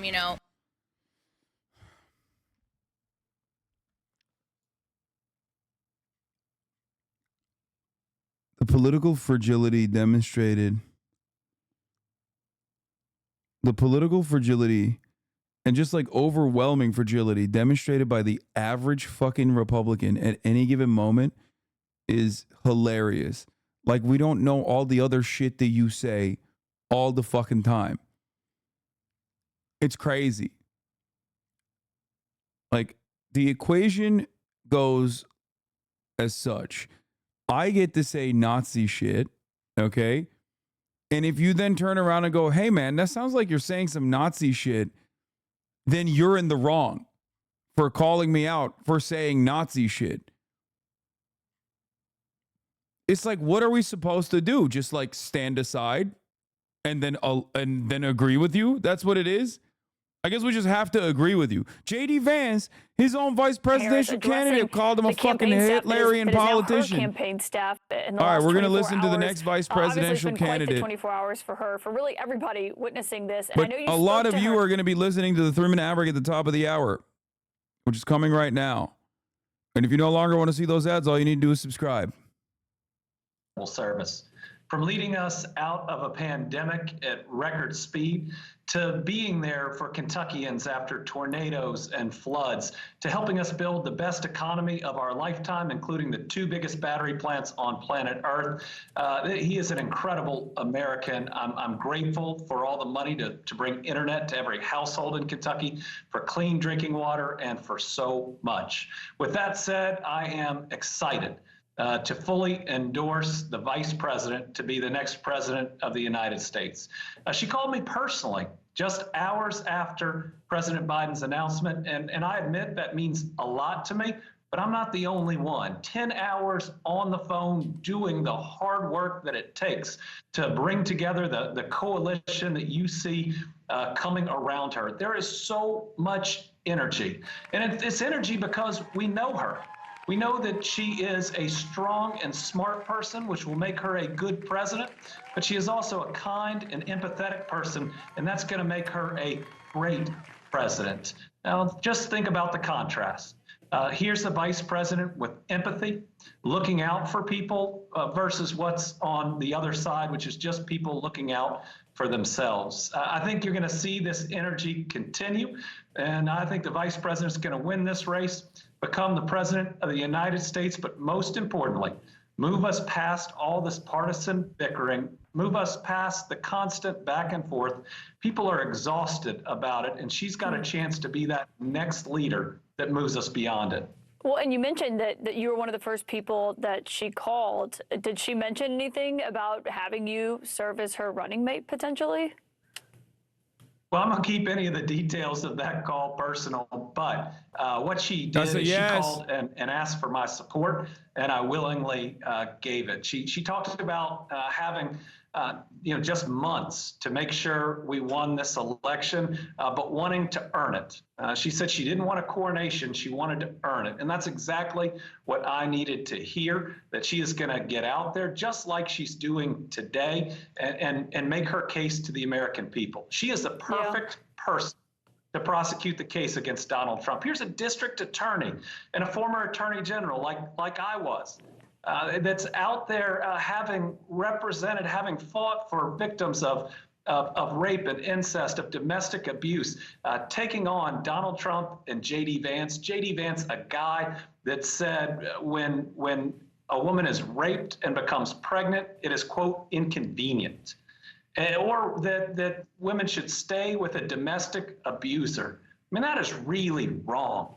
And the vice president is the perfect person to contrast, that view and how wrong former President Trump and J.D. Vance are on those and so many more issues.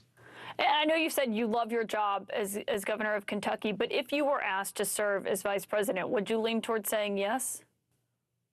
I do love my job here in Kentucky. My kids are happy. We're having record success. We've broken every record for private sector investment, new jobs, exports, tourism. Recidivism is at a low the last 3 years. Our drug overdoses are going down for the first time in a long time, which is critically important. So I love the work that I do. The only reason I'd ever consider something else is if I felt that I could help my people in Kentucky more in a different role, or that there was a chance to move past the partisanship, the constant fighting.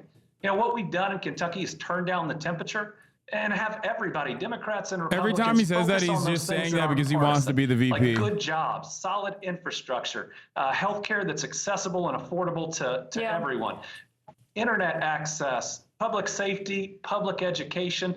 I just think America and our people are yearning for a time when they're not defined by their party, where everything from the car they drive to the beer they drink isn't about picking a team. I think they're just yearning to get beyond this and get back to a sense of normalcy. But on that race, of course, this is a big question of who is going to be on that ticket with her if she is the nominee. There are some people who have already started submitting information for vetting purposes. Are you one of those people? Have you submitted any information to the Harris campaign? I've not been personally asked to submit information at this point. Okay, and you and I spoke right after you won re-election. It's a rare thing for a Democratic governor in a very red state like Kentucky. If you were selected as vice president, and I know we're talking about hypotheticals, but it matters, and what would you bring to the ticket as far as appealing to rural voters who may have turned away from your party? Well, I know how to talk to people on both sides of the aisle. You have to in a state like Kentucky. And again, it's recognizing that when people wake up in the morning, the things they're worried about aren't partisan. And they're not thinking about the presidential election. They're thinking about their job and whether they make enough to support their family. They're thinking about whether they can afford their next doctor's appointment for their parents or their kids or themselves. They're thinking about the safety of the roads and bridges they drive on that day. They're thinking about their public safety in their community, and they're thinking about their kids' future, their education, and then the opportunities. When we govern in that way, we don't move a state or a country to the right or the left. We just move it forward. And again, I think Americans are yearning for that. Now, stop the right and left. Everything isn't Democrat or Republican. If we're going to lead correctly, we can't view the world through a red or a blue lens when everything one team does is supposed to be right and everything the other team does is supposed to be wrong. People just want a better life, and they want leaders that will work for the benefit of everyone. When you create good jobs, you help Democrats and Republicans, independents, and anybody else, whether they voted for you or not. You know, my rule has always been, yes, I run as a proud Democrat, but the moment I win, I take that hat off and I try to serve every single Kentuckian. It's why I go to every part of the state, why we've created jobs everywhere, because there's not a Democratic or a Republican job. There's just a community that need them and families that are improved by them.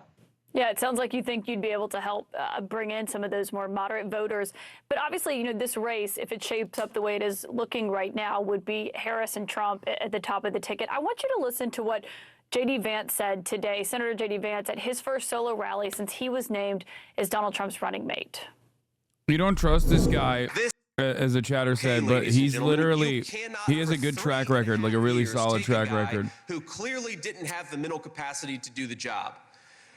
Kamala Harris lied about it. My Senate Democratic colleagues lied about it. The media lied about it. Every single person who saw Joe Biden knew that he wasn't capable of doing the job. And for 3 years, they said nothing until he became political dead weight.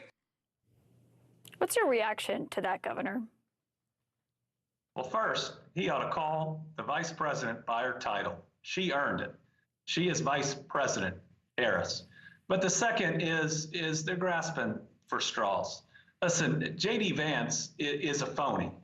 He's fake. I mean, he first says that Donald Trump is like Hitler, and now he's acting like he's Lincoln. I mean, the problem with JD Vance is he has no conviction, but I guess his running mate has 34. Well, I'm glad you brought him up because he just responded to something you said today. When you are calling him phony this morning, you said that, you know, he ain't Appalachia, as, you know, he talks about his roots and growing up in Ohio, but being raised in the summers by his grandmother in Kentucky. And he just responded to what you had to say. I want you to listen to that. It's very weird to have a guy whose first job was at a stats law firm and inherited the governorship from his father criticize my origin story. Like, yes, nobody gave me the governorship and nobody gave me a job except for my father was. I'm proud of that. He said, nobody gave me the governorship and nobody gave me a job because of who my father was. I'm proud of that. Obviously a reference to your own father. What's your response to those comments from Senator Vance? The girls are fighting. But what was weird was him joking about racism today and then talking about Diet Mountain Dew. Who drinks Diet Mountain Dew? But in all seriousness, he ain't from here. He is not from Kentucky. Chill, bro. This is a guy who would come maybe Chill. in the summers for some period of time, or to weddings or funerals. And then he claims to be from Eastern Kentucky, tries to write a book about I'm dropping it, my support for Bashar and then he al-Assad. calls us lazy. And this makes me angry, but it especially makes me angry about our people in Eastern Kentucky. Listen, these are the hardworking coal miners that powered the Industrial Revolution, that helped build the strongest middle class the world has ever seen, helped us win 2 world wars, and he called them lazy, acting like he understands our culture and he's one of us. He's not. This is a guy who went out to Silicon Valley that's trying to be an everyman. He ain't one of us. How do you think you would fare against Senator Vance if you were selected as the vice president and the two of you were on the He'd be a debate perfect stage counter together to come him. September? What are you looking at? Come here. Stay tuned for that answer from the governor. You're going to want to hear it and more from our interview. Plus tonight, there's new fury from lawmakers The fuck? They just cut that shit? What's happening? about the failures that led to that attempted assassination of Donald Trump, with these bipartisan calls for the head of the Another Secret thing I Service told you, by to the way, resign. all Appalachians know JD Vance is a fake, phony snob boy. We all hate him, even the conservatives. He's gross. I know. I've been saying this. He's so fucking lib-coded. Kaya, come here. He's so phony and lib-coded. Like, it's so obvious. Oh my God, Sean Hannity's complaining about democracy on Fox. This is awesome.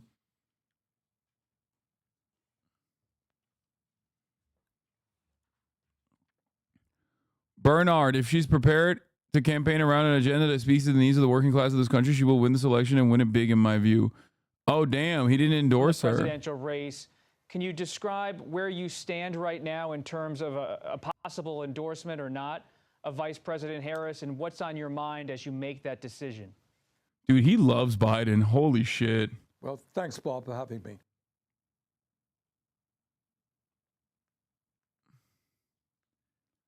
Mods. Hasan looks like Trotsky, and only pathetic morons spend their youth in politics. This is not a respectable person. Just ban me. No, don't ban him. No. Unban that man right now. Toxic SJW.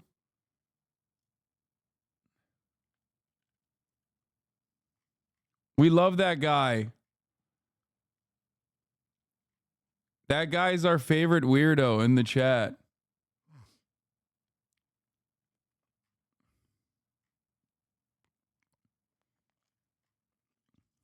Also, he called me young.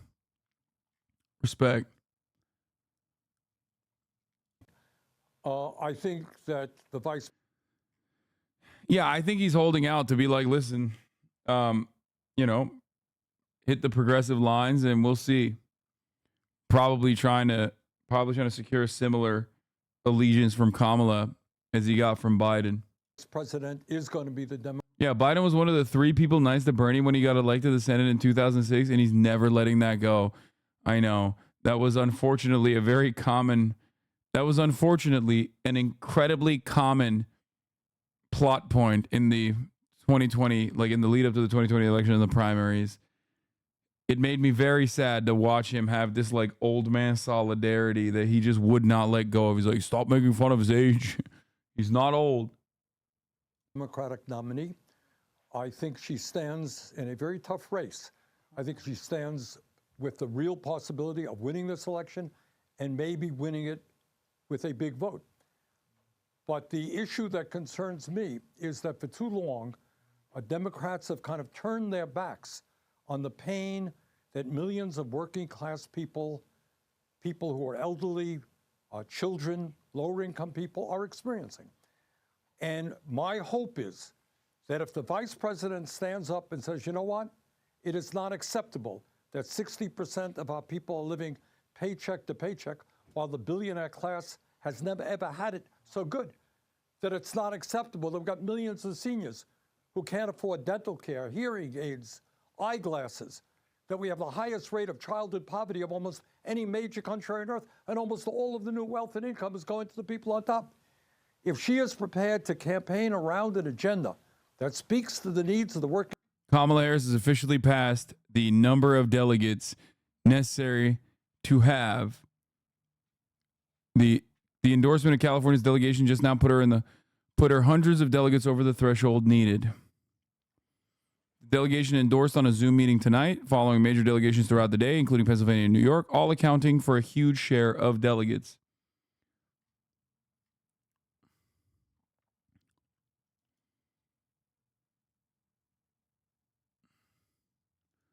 Fucking libs, man.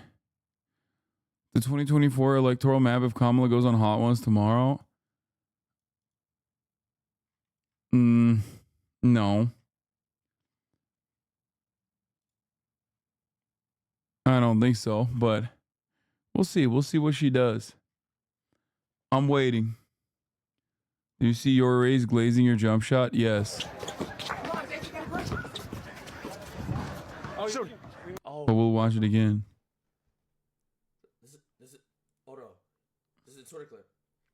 Oh no. Oh no. Oh no. Oh my god. Oh no. Oh no. How are my knees after that game? They're fine.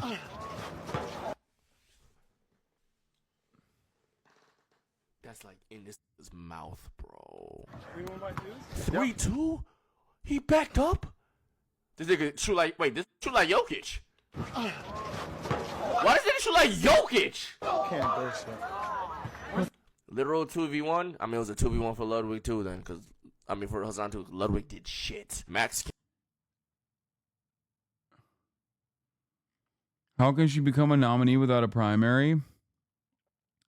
Guys, what do you think happens if the president dies, for example? Like, what do you think happens in that situation? I mean, the president functionally is a vegetable anyway, but what do you think if he died? What would happen in that circumstance? There were questions raised about a law firm that you previously worked for that represented Purdue Pharma. But on another issue that obviously is going to be central to the 2024 campaign, abortion. Like the person running. This is something that I know is personal for you, too. I covered your re-election race. Your state has a law that does not have exceptions for rape or incest. Hadley Duvall was featured in one of those ads that was incredibly searing. And Senator Vance in the past has previously signaled he only supported exceptions for abortions when the life of the mother is at risk. When he was asked about rape or incest, he said, and I'm quoting him, "Two wrongs don't make a right." What do you believe national Democrats need to learn from how you ran on this issue in a red state in your last election in 2024 on a national level? Well, in Kentucky, this is now not about being pro this or pro that. Because of Donald Trump and his appointments to the Supreme Court, that world is gone. In Kentucky, what it means right now is we have one of the most draconian laws in the country where even victims of rape and incest or women with non-viable pregnancies have zero options at all. Imagine folks wanting to be parents that are learning that their child will die moments after it's born, that are then forced to listen to those final cries. It's cruel and it's mean. And then think about Hadley. Now, Hadley, abused by her stepfathers, starting when she was very young, pregnant at 12 or 13, and speaking out now, having the incredible courage because other people in her spot right now in Kentucky don't have options. JD Vance is 100% wrong. It fails the test of human decency and of empathy. Listen, about 85% of Kentuckians believe there should be exceptions there. That makes JD Vance an extremist and dangerous. But even moving past him, you know, folks, these are people that have been harmed, that have been violated. Some of them children. And the world JD Vance wants, their rapists would have more rights than that victim. We should all be able to agree that that's wrong. And this is just a clear step we ought to take in every single state. While I believe there should be much more access, in the very least, victims of rape and incest and non-viable pregnancies deserve options. Governor Andy Beshear, if you are asked to... Bro, why do you keep asking about Michelle Obama? No, Thanks it's so not much for your happening. time tonight. Thank you. My political experts have been listening along with the rest of you. And of course, we are here looking at this. Karen Finney, what do you make of what you just heard there? Do you think he'd be a good pick for Harris if she's the nominee? 100%. I think you saw this is part of why he is beloved in the Democratic Party. I mean, he illustrates how you can win anywhere if you stand up for your values and speak from the heart, which I heard him do in your interview. Yeah, and of course, because he's a Democrat in a red state, which is basically unheard of. Obviously, his dad was governor, and so he's got a household name there. But in the sense of, you know, what he could contribute to the ticket and appeal potentially to rural voters, that is going to be something they're looking for. What did Biden bring to the ticket that Harris may need for her coalitions? It will feel a little strange if his primary message is to try to litigate J.D. Vance's biography. I feel like he probably needs a crisper message. He would feel like a do no harm kind of pick. Sort of reminds me in some ways of Tim Kaine being chosen to be Hillary Clinton's running mate, where it's a pick that, you know, Virginia wasn't a state that they felt they really needed in the same way that Kentucky is unlikely to vote for a Democratic candidate. There are other options. It literally is not like Tim Kaine at all. I can't believe this person is I mean, they're a Republican strategist, but I can't believe this person is like a professional political commentator. It's from he clearly is trying to also make that appeal to those kinds Dude, of the people that go up there are so wild. Democratic side, again, he seems like a sort of do no harm candidate, not necessarily one that's going to add you a lot, but he may not cost you a lot either. Yeah, we have a lot to talk about just beyond that. Also, what we heard from Harris and from President Biden tonight. Also, we're getting brand new information about who has been put in charge of vetting those potential running mates for Vice President Harris. Stick with us. We'll be back after a quick break. Okay. All right, let's do it. Let's look at the actual tier list of potential VP VP nods, okay? All right.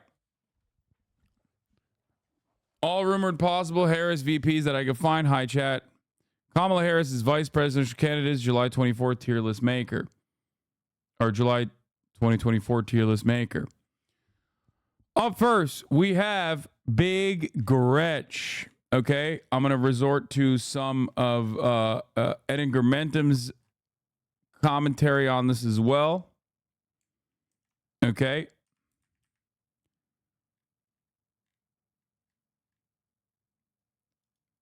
On this issue, Eddie Germentum, of course, has Gretchen Whitmer at S tier. I disagree with him on this. I don't think she's S tier. I think she's great. She's my favorite pick for it as well. Having said that, however, I don't think a double woman ticket would be great. I obviously, as you guys know, I like Gretchen Whitmer. I've said that would be the best person to replace the ticket entirely, potentially. Immediate lock in Michigan. Very popular governor with a very popular policy mandate overall. Very popular mandate overall.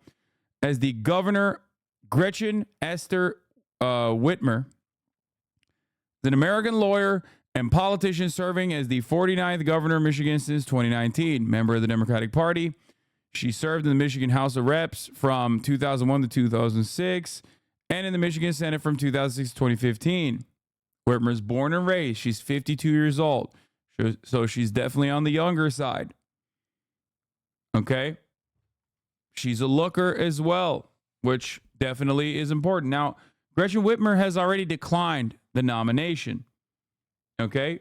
She has already declined the nomination and has endorsed Kamala Harris, said she isn't interested in being vice president. That is because I believe she's interested in being president. And one day she might be. Okay?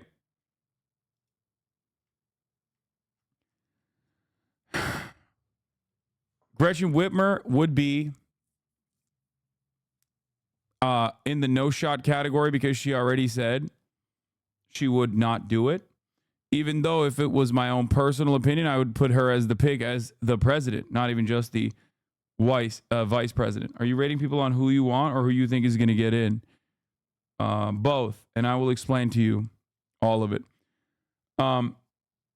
Gretchen Whitmer has a pretty solid track record in Michigan. Very progressive. Fought for a lot of progressive issues. Okay? Fought for a lot of progressive issues in the state of Michigan. She also has this song made about her. That's why they call her Big Gretch by G-Mac Cash. Hey, on behalf Need of more Detroit, beats on the chat. hey, we want to present these buffs to our governor. Big Gretch. Throw the buffs on her face, cause that's Big Gretch. We ain't even about to stress. We got Big Gretch. You can find her in the press under Big Gretch. Fresh in a new dress. Yeah, that's Big Gretch. Throw the buffs on her face, cause that's Big Gretch. We ain't even about to stress. We got Big Gretch. At all. You can find her. Her pledge when she was running for governor in the gubernatorial race in 2019 was literally to fix the damn roads. Not even a joke. That's literally what she said. And she beat her Republican opponent, the then Michigan Attorney General Bill Schwett, by nearly 10 points. She won re-election in 2022, defeating Republican Tudor Dixon by nearly 11 points. Her popularity increased in the time frame. That same year, Gretchen Whitmer championed abortion rights ballot measure that passed with nearly 57% support. Okay? As you recall, this is an abortion race for the Democrats. All right? Obviously, this makes it so that, you know, someone like Gretchen Whitmer with a track record on protecting abortion in her own state would make her a phenomenal pick. I'm saying all of this even though, like I mentioned, she's not, you know, she's already said no. She's already said no to that.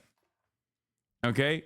She's passed gun safety measures, clean energy legislation, repealed Michigan's right to work law. She's pretty fucking solid. Pretty progressive track record. On the issue of Gaza, she was one of the only Democrats, like across the board, post October 7, to go radio silent for the most part. Only to then say, like, Israel has a right to defend itself, all that stuff. But there was a real reason why she went kind of radio silent on Israel, because she happens to be the governor of not just, Michigan, but also Dearborn, Michigan, where there's a big Arab constituency, big Muslim constituency, big Arab constituency. So she called for peace in the region, which I thought was fucking awesome. Okay? Pathetic on her part. Okay, y'all are on crack cocaine if you think that literally on like October 9, someone's saying peace in the Middle East on October 9 as a Democratic Party elected representative, elected politician, that's basically like saying Israel must perish. Okay? Like in terms of like October 9, saying peace in the Middle East, please, is literally like akin to saying Israel will pay for its crimes. Okay? She didn't even say Middle East. She said in the region. You're out of your fucking mind. Subdue your goddamn expectations and reorient them to what the Democratic Party currently looks like. Okay?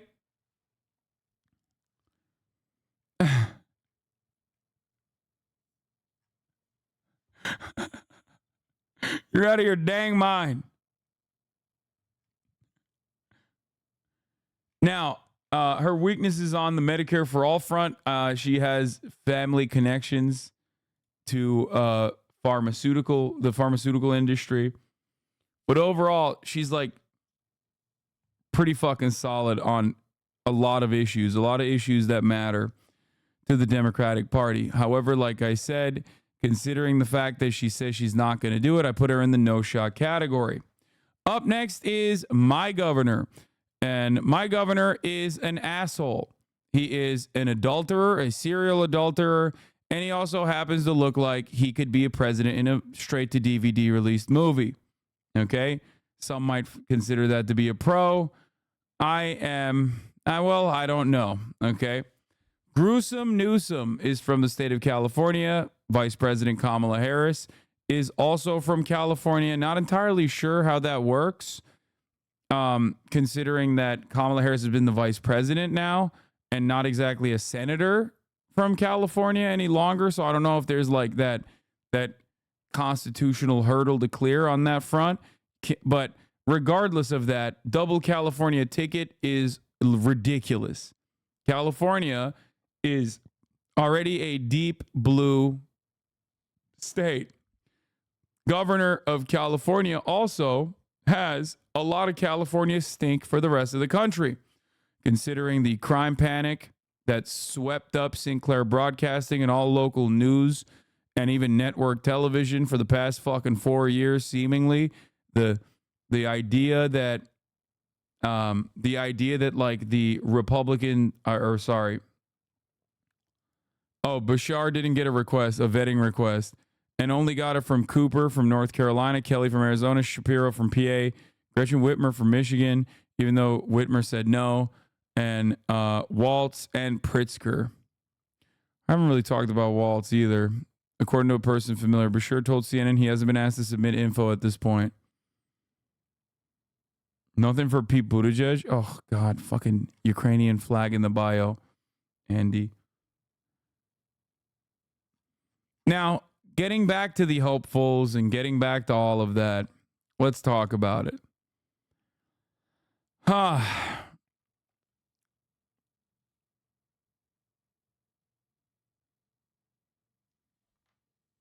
consider that he's lying? No, he's not. That's copium. So California is seen as a crime-ridden shithole where the youth are being transed with radio communication, telecommunication rays, and 5G coronavirus rays at an alarming rate for the rest of the country. Okay? So that California stink is not something that Governor Gavin Newsom is going to be able to wash off of himself. Some of that California stink is true.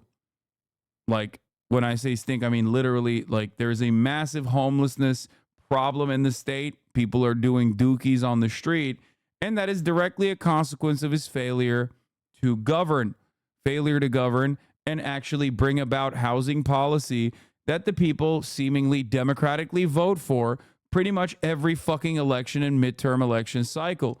Okay? Californians love voting for every fucking bluest measure that they possibly could find. Okay?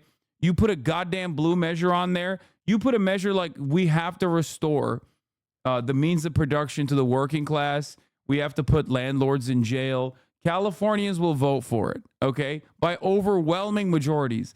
I've never seen a ballot measure that Californians have not considered to be a bad ballot measure, as long as it's like presented in clear terms and communicated to the population that it's actually a solid measure, with the exception of Prop 22, yes. Having said that, there are hella fucking props. There are hella propositions that are literally like, we have to kill you if you fucking sell your house and it's worth over $5 million. And Californians would be like, oh, that seems like a great idea. Even motherfuckers with houses that are worth over $5 million would be like, yeah, I'll vote for that. Who cares? Except it never fucking happens. They pass the propositions, and then there's seemingly no motivation or no ambition to pass such things. Now, why is this important? Well, it's important because, unfortunately, gruesome Governor Gavin Newsom runs the fucking goddamn state with an iron fist and refuses, or rather with an iron pen, that he uses to fucking veto every goddamn measure and refuses to actually follow through on the democratic wishes of the motherfucking population. Okay? It's true. He's Mr. fucking Veto. He's Mr. Veto. He is ass cheeks on that front. A lot of people think he's charismatic, and he certainly is. Okay? He will fuck your wife. He will fuck your girlfriend. He has, as a matter of fact. He probably has fucked your wife already. But I am putting him in the no-shot category for the obvious reason that he is also from California. Now, Beshear, I like him. I would put him as my pick alongside JB Big Boy Pritzker. Okay? I really like Beshear. He is from the deep red state of Kentucky. He's one of the most popular governors in the state of, he's one of the most popular governors in the entire nation. He's a top tier pick. I think he's phenomenal. And I think he'd be even better as president one day. Okay? He's pro-labor union. He's anti-charter schools. He's uncompromising in terms of fighting for social justice causes. He has basically fucking described. He has basically fucking described like LGBT children as children of God, just like every other child. He is uncompromising in his protection for people from Kentucky. Doesn't even fucking matter if some right-wing shithead comes at him and tries to get him to apologize or cause controversy for taking photos with like drag queens or whatever in the Capitol. He says, nope, those are Kentuckians, and I will take that photo with them every single fucking time. I love that. We need some red state Democrats to actually grow a fucking set. All right. And he has that set. He's also the whitest motherfucker. He's also the whitest motherfucker on this list. Like, he's crazy white. Okay. You see a photo of him and his family, and it's like a flashbang grenade opened up in a goddamn dark room. It is crazy. Okay. He is the Lion of Louisville. Just like Bashar al-Assad is the Lion of Syria. He is the Lion of Louisville. He's the Lion of Lexington. I don't know enough about Kentucky, so those are the only two L cities that I could bring up. He'd be great. We need a cisgender, heterosexual, white man as the VP in a not dissimilar fashion to Barack Hussein Obama needed a racist ass, goofy ass white boy. Like, and Edgar Bentham calls this the cracker ticket. And he's right about that. We need a cracker. Okay. We don't need just any kind of white. We need a cracker white. Okay. Possibly racist. You understand me? So, Beshear, I don't think he's racist, but I will say that he fits that cracker mold so perfectly. He literally looks like, if you see a photo of his family, they all look related. And I'm not talking about, him and his parents. I'm talking like literally everyone just looks related, including him and his wife. Anyway, so that's awesome.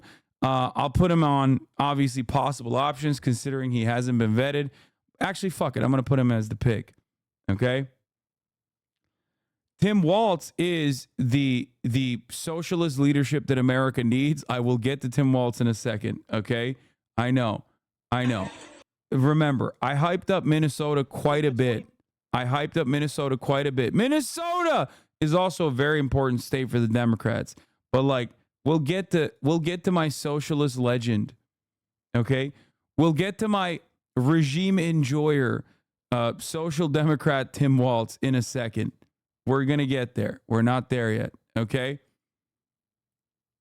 Let me close these fucking tabs.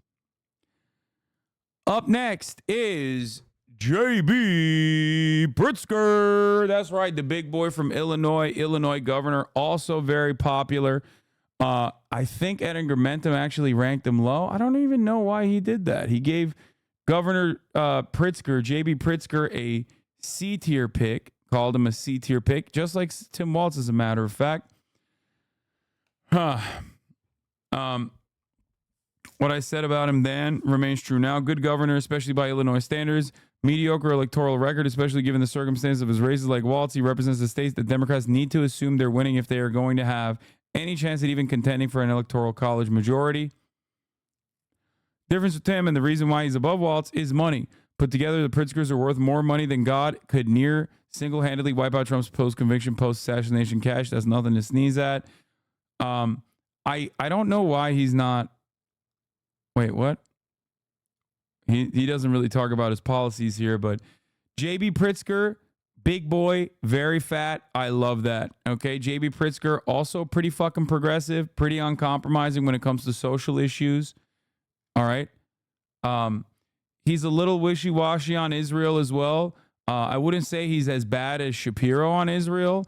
I don't even know what fucking Beshear has said about Israel. I just assume they're all Zionists, by the way, for the record, because, of course, they're all fucking Zionists. But having said that, it's the only billionaire that I have ever felt had somewhat of a kind heart. He hasn't really spoken out about Israel as much as Shapiro has. And certainly not as much as Beshear has. Beshear hasn't talked about Israel either. Sorry, that's what I meant. Remember you calling Pritzker a yabba dabba doo looking ass? I mean, look at him. Look at him. He literally looks like Big Justice grown up. He looks like he's a Costco kid. The fuck are we talking about? America needs a yabba dabba doo looking ass motherfucker. Okay? America loves representation. No matter how much people try to act like they don't love representation, they fucking love that shit. And what's more American than a fucking fat guy? Okay? 60% of the country is obese. JB Pritzker is obese. That's 60% of the vote. I don't make the rules. 60% of the country is white and obese. Think. What is Pritzker? White and obese. He will lock down the fat vote. He will lock down the white vote. Okay? His controversies are shit like this. Yeah, he's just another rich white guy. Took toilets out of his second mansion to avoid millions in tax. Yeah, it's shit like that. Okay? We're talking about people who will assume the role of the greatest war criminal administration you've ever seen. Stuff like that. It's just small fry shit. He's running up against Donald Trump. What are we talking about? He can also call Trump poor. That's true. That's also true. He's both fatter than Vance. He's both richer than Vance. And like I said, he's, you know, seemingly is a decent person. Here's JB Pritzker eating a hot dog. Chicago style. Our cheddar dog, Chicago style. Thank you. Hey, Governor Westmore, you don't know a good cheese dog. This is a charred cheddar dog from Wiener Circle. Let me let these ladies tell you what a really good cheese dog is like. That's the governor from Maryland? Yeah. Okay. Yes, that Maryland hot dog, no way. What is it? But fried bologna and shit, that's no good. No good. Chicago style is the best way to go. Yep, mustard relish, onion, pickle, tomato, celery salt, and sports peppers with the cheddar cheese. That's the way God we do it damn. here in Chicago. Come on down to Wiener Circle. We'll show you what it's like. I mean, come on, bro. That hot dog would kill Joe Biden? Yeah, 100%. You know JB didn't want to eat that on camera because honestly, that'd be too disrespectful. Okay? You know he hoops that shit. He just fucking throats that so quickly.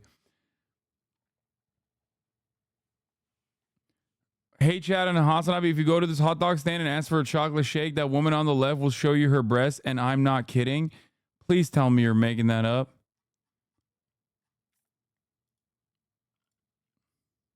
No, it's true. I swear to God. Wait, what? Hey, yo, what the fuck's going on in Chicago? I've never been. Very excited to go. Anyway, like I said, Illinois is already a fucking lock for the most part. The new developments coming out of fucking Illinois have not changed my calculation on this. New developments coming out of the Wiener Circle in Illinois about the titty leaks have not changed my calculation. So he doesn't actually bring too much to the table on that front, in my opinion. DNC is also in Illinois. So yeah, that's Governor Big Boy JB Pritzker. I like him. He's progressive in ways that matter. He's got a decent heart, despite being a fucking billionaire. Anyway, JB Pritzker, Big Boy, on the pick watch as well. Clearly, you didn't research the Epstein issue. Wait, what? What Epstein issue?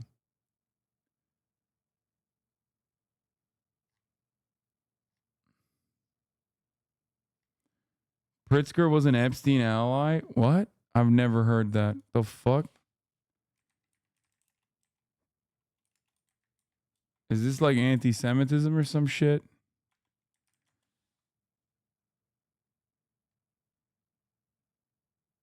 Oh. Oh, his dad was Thomas Pritzker, Hyatt billionaire and governor, or cousin was Hyatt billionaire and governor's cousin named in Jeffrey Epstein documents. He's the cousin, bro. He was accused in the lawsuits. Brother, you hear the same last name and you're like, that's the same guy? The fuck? No, bro, that's his cousin.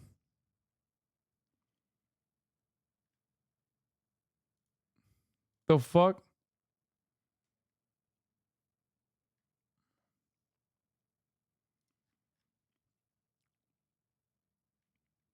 Why'd you say clearly I didn't research it? I mean, I didn't even know his cousin was I didn't know his cousin was actually even related to Epstein, but still.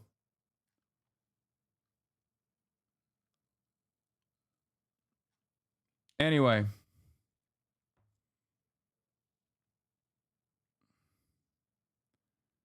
Everyone's got that one degenerate criminal cousin.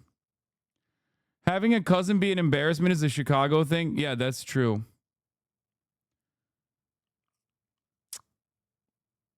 Also, that's odd. I don't think Trump will fucking bring up Jeffrey Epstein connections with anyone. You know, all things considered. My man is also compromised on that front, you know? That'd be pretty funny, though. He's like, didn't your cousin... I was a big fan of your cousin when I was hanging out with Jeffrey Epstein myself.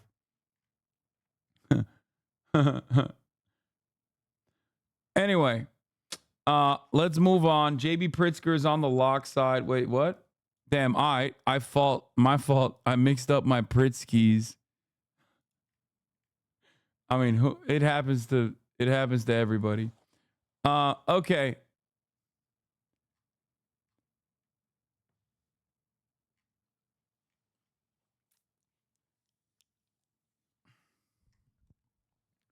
Happens to the best of us.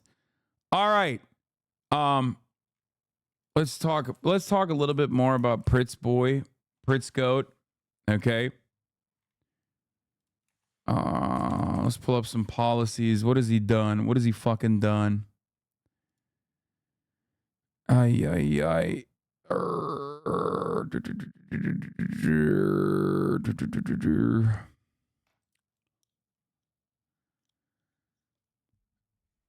First elected governor in 2019 or 2018, defeated the Republican incumbent Bruce Rauner. I would say that like one of his worst aspects is he's a Chicago or Illinois politician, and Illinois is pretty much the absolute worst place for politicians.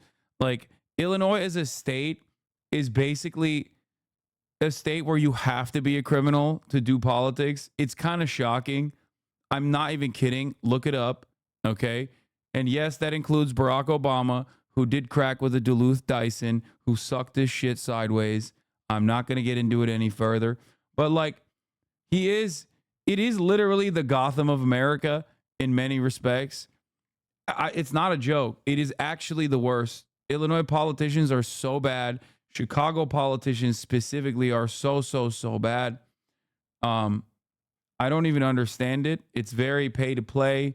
They are like subtly the real mob state in comparison to like New York. You need to stop. Everything I said is true about Illinois, and everything I said about Chicago is extra true. Okay? It's just true. I don't know what else to say. Yeah, I mean, here's a Wikipedia article dedicated to it. I mean, they got this shit from A to Z, you know what I'm saying? Look at this. Pages in the category. Illinois politicians convicted of crimes. They got every letter, dog. They got letters you've never even seen before. Okay?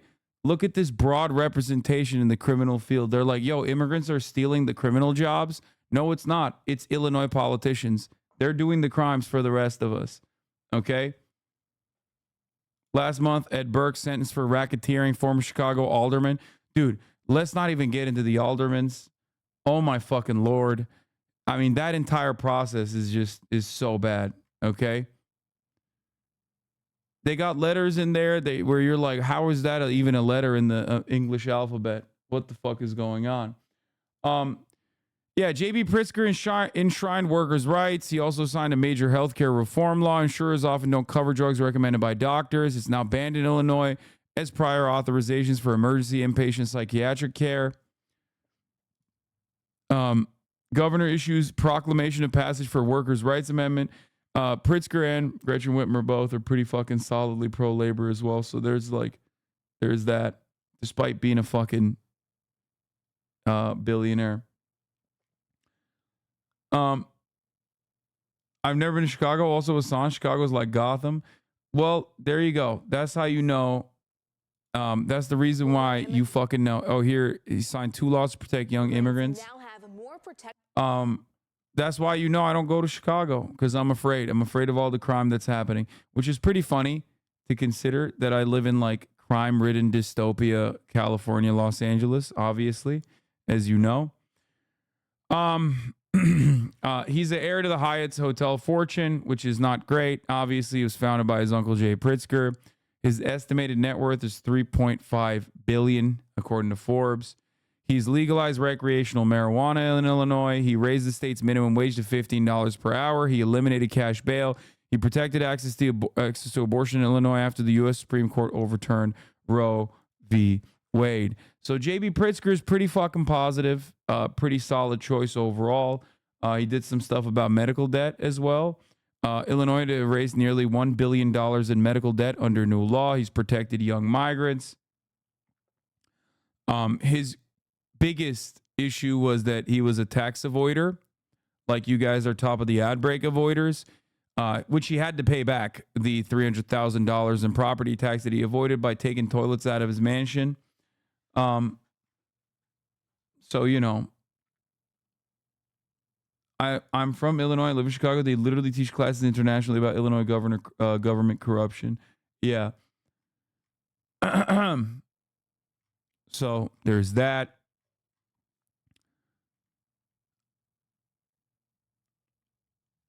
So, you know, he's got good shit. He's got a lot of good shit on his side. Okay?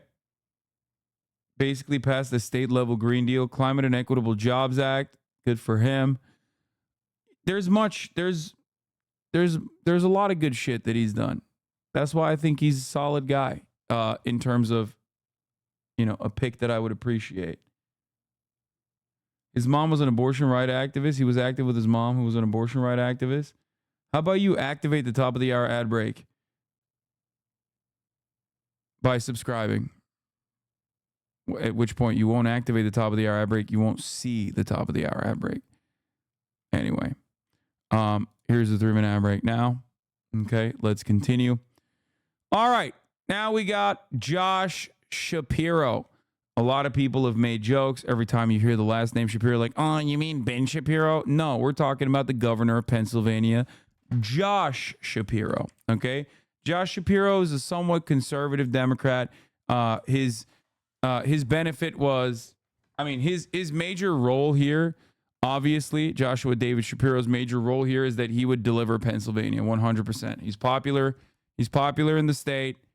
He would literally deliver it. And Pennsylvania is a must-win state for the Democratic Party. You have to. It's a non-starter.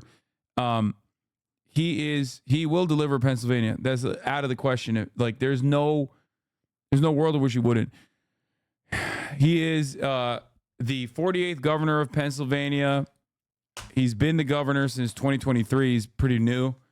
He was a member of the Democratic Party, and he served as the 50th Pennsylvania Attorney General from 2017 to 2023, and as a member of Montgomery County Board of Commissioners from 2012 to 2017. Okay. So far, because it's too soon, I would say, as a governor, all we have are his declarations and what he's done thus far. You know, like his key accomplishments, I guess. He's the son of a pediatrician and an educator who grew up in the Philadelphia suburbs. Shapiro initially planned to follow in his father's footsteps to become a doctor, and he nearly flunked his orgo class in his freshman year of Rochester University. The only reason why you know a lot about this shit is because there's not really much else going on with his time in, at the very least, time as a governor. He did get free breakfast for all public schools, which is pretty solid. I do love that. I'm a sucker for this shit, okay? And we'll talk about that with respect to wallets as well. Whenever you feed children, I'm on board, okay? I think it's such a gimme. It's the easiest thing you can do to win favors with the entire state. It's phenomenal. Orgo is organic chemistry, yes, for those of you who don't know.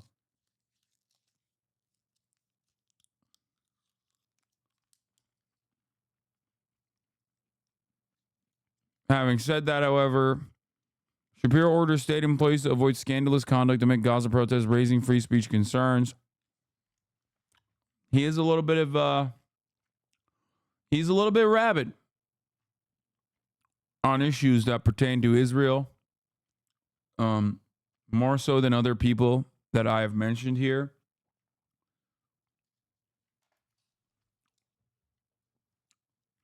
He has said that Penn State students that were protesting Israel's crimes against humanity are doing something that's totally unacceptable. He also, I believe, is not good on the issue of school choice. That's a big no-no for me. Like I said, he's he is on this article, they call him an observant conservative Jew. And it's frequently said that faith played prominently into his decision to enter public service. Beshear is also observant, I think, but not conservative at all. So just remember that. I think that that's important. I don't care if someone is like a firmly committed religious person. It's just that I just, you know, as long as you're not, well, I mean, I guess it's because he's Jewish, so he's like more moderate across the board. Conservative Jews are moderates. Yeah, he's not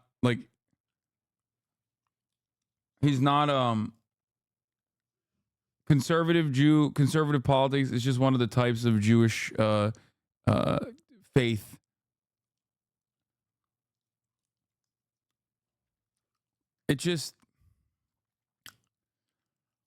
It's not as bad as Orthodox, but it's still somewhat conservative. But it doesn't matter. Like it's thank you, chatter. Reform, conservative, Orthodox, ultra-Orthodox is the way it goes. No, it's actually Reconstructionist, Reform, conservative, Orthodox, ultra-Orthodox. Reform Jews are not even moderate. Reform Jews are pretty fucking progressive usually on a lot of issues. Yeah, on the faith-built side, under Judaism, you have Reconstructionists, which is like the most, like that's like anti-Zionist Jews that are still committed to the faith. Then you have Reform, which are still pretty progressive overall, including but not limited to even anti-Zionist leanings and tendencies. And then it moves on.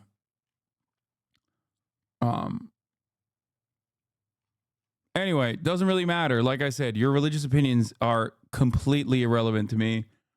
As long as you don't let that interfere. Like I said, Beshear is a religious guy. He, I think, handles it really well. When he talks about how trans children are also God's children, I shed a tear. I think to myself, wow, look at how wonderful things can be.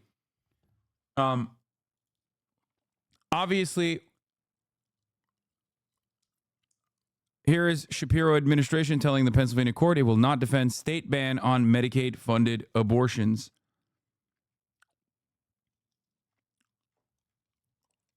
Pennsylvania's constitution prohibits discrimination on the basis of sex, and our state Supreme Court ruled earlier this year the state ban on Medicaid coverage for abortion services is sex-based discrimination. So, of course, he's like libbed up where it matters. When I say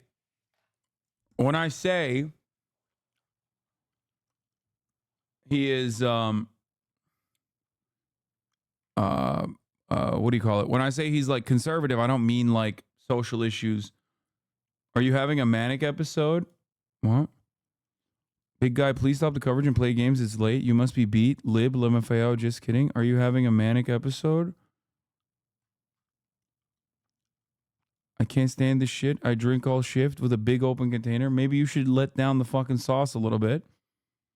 Because it's not me that's having a manic episode. Okay. Anyway. Where was I? We're talking about Shapiro. Yeah, he said some shit that's not great in terms of what do you call it? In terms of the pro-Palestinian protesters. He's expanded public services.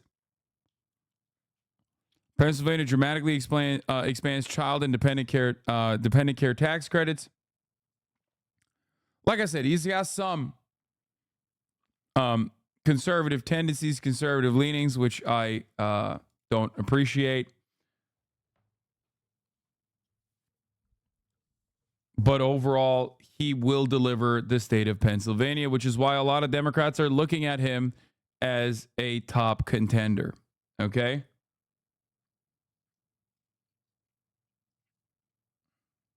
Just remember that.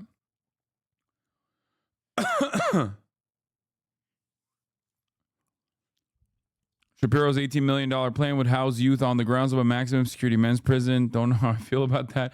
C. Nelson, thank you for the 2040 community gifted subs. No, not Ben Shapiro. Oh my God.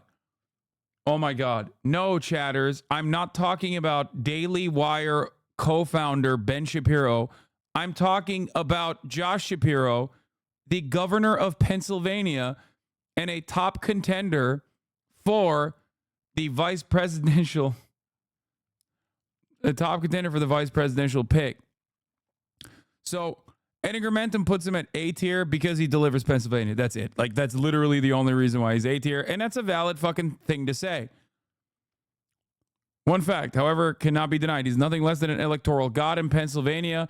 I don't think he's an electoral god in Pennsylvania. He is very good for Pennsylvania, and he will lock down Pennsylvania for the Democrats if he is the vice presidential pick. The thing is, he ran against a fucking psycho, okay? Like, I wouldn't say he's an electoral god, even though he did very well. He ran against a dude who was like waving like a QAnon sword and shit. Okay? That was one of the... I know Mastriano was bad, but he won by like 17%. Yeah, I mean, he was really... Guys, I don't think you guys understand how bad Mastriano was and exactly how bad Mastriano was at a time when everyone was like, oh God, these Republicans are disgusting. Doug Mastriano was running around waving swords saying he's going to use it. Like he is literally like a Fedaykin for Christian nationalism, for Christian fascism. It was crazy. He was a real lunatic, okay? You know what? Let me just show you this guy and then you'll understand why Josh Shapiro fucking ran the table.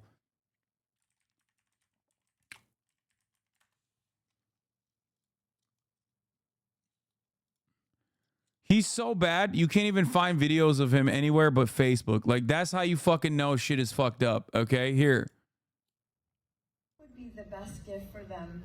And we thought of the David sword because you've been cutting a lot of... and so we had inscribed in there for God and country because you have been fighting for our country and you're fighting for our religious rights in Christ Jesus. So we wanted to bless you. This guy was running to be the governor of Pennsylvania. That's the guy Josh Shapiro defeated. Goodies in here too. So it's kind of heavy. Hopefully it won't break. But so we just thank you for being a part of this conference, being a part of all of our lives, and really. Oh, he also posed in a Confederate uniform while running for Pennsylvania. Pennsylvania candidate Mastriano posed in a Confederate uniform at Army War College. Awesome. Anyway, he was out of his dang mind. Okay. Getting real family values party vibes from that dude. Yeah, he's a real family values kind of guy. So anyway, Shapiro's fine. Like I said, he's really, I mean, he's not great on Israel. There's not much else I can say about it because, like I said, he's been a governor for a very short period of time. The fact that he compared pro-Palestine protesters to the KKK and called on the police to crack down on them is utterly disgraceful. Every other Democrat on this list, besides Pete and maybe Kelly, if you really care about unions, would be preferable to him for these reasons. I do not want him to ever be president, and I grimace at the thought of guaranteeing a future nomination for him with the VP slot. He's ass. His stances on a number of bread and butter issues, particularly education, suck. So, yeah.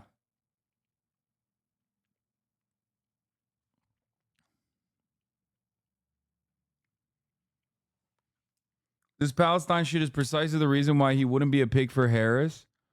I'm telling you, man, they really want Pennsylvania, so who knows?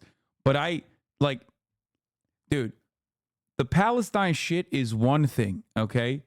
When you're making these calculations for the broader American electorate, there are certain things that, like, in terms of foreign policy, people have kooky ideas, okay? Usually it goes from hard right to immediate genocide, right? Those are like the differences in ideology when it comes to American politicians. But like school choice is a fairly inexcusable domestic policy position for a fucking Democrat. You know, that's like pretty wild. It's also immediately anti-union. It's part of the reason why I like Bashar al-Assad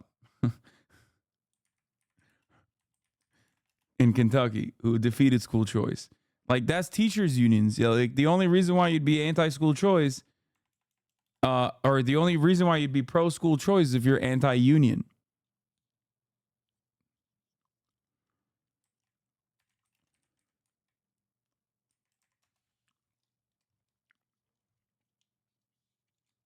Like, look at this.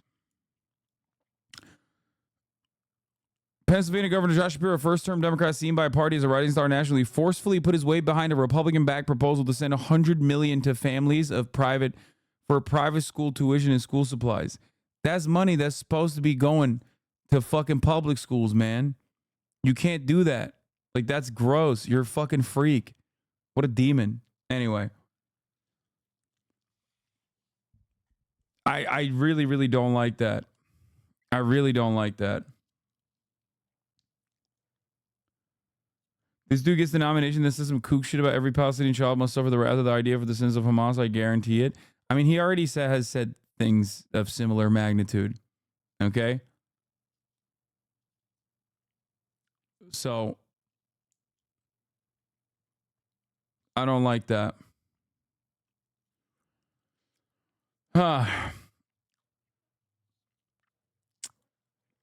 So, there's that. I don't like that, but he's definitely in the possible category. Is actually probably the most likely. If we're looking at who I want, I like Whitmer, I like Beshear, and I like J.B. Pritzker. If we're looking at what's likely to be the pick, I think Shapiro is pretty high up there. Mayor Pete. Yuck. Mayor Pete is like JD Vance. If JD Vance was always a liberal and gay, served in the military more than fucking JD Vance ever did, really. JD Vance was doing PR for the fucking Marines. This man went into the officer program. He was caught dead to rights with a fucking mineral map of Afghanistan. Okay, why the fuck do you have that, Mayor Pete? He was also caught fixing bread prices in Canada when he was working in McKinsey. This man is bad. Okay, he's bad. He's terrifying. I don't like him. I hate the way he walks. I hate the way he talks. I hate the way he dresses. I'm a fucking hater. I am a #1 hater for Mayor Pete. I hate his dance when he was trying to fucking run in the primaries, okay? Real, literal villain shit, okay? This man is neoliberalism personified. He tries to fucking talk like Barack Obama. It is really annoying. He is your MSNBC's very favorite candidate, okay?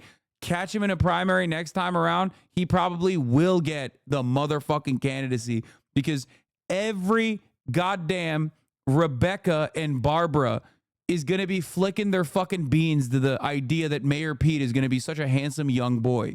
Okay? Mayor Pete is exactly the type of dude that all of the white women voters think about in terms of like, oh, this would be so nice. What a nice boy he would be if he came home to pick up my daughter. Okay? I'm telling you, he is La Rata. He's also simultaneously, he's just bad. He's terrifying. He is fucking terrifying. Yes. You said able technocrat build. Exactly. He is boosted up the wazoo. He fucked up the train disaster. Yeah, luckily for us, a lot of people associate him with, perhaps falsely, with East Palestine, Ohio. I mean, like I said, 1,000 train derailments occur in the United States of America.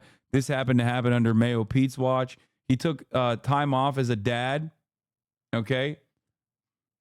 Least swag gay of all time. Yes, I will stand on business, 10 toes fucking down, and tell you unironically that JD Vance is way more gay coded than Mayor Pete ever was. Okay, a lot of people will be like, "Oh, he's gay. That's why, like, that's going to be a weakness in terms of the election." No, this motherfucker does not present as gay. Okay, he literally has to remind you he's gay. Otherwise, absolutely zero people would ever think about that. Okay, I'm telling you right now. Neither of them have ever tasted Mountain Dew. That's true. So you're homophobic? Oh my God. Don't even get me started.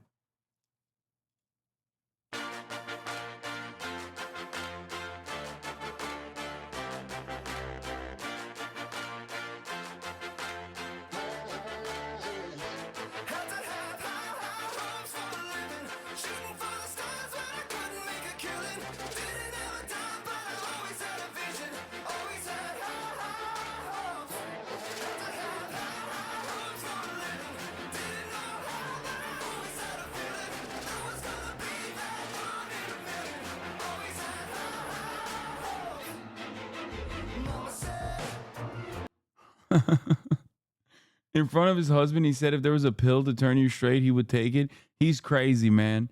He's crazy.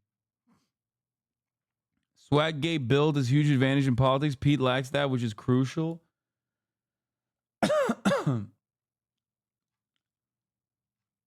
Anyway, so that was Pete Buttigieg's campaign song. Stop, you're killing all the potential D voters.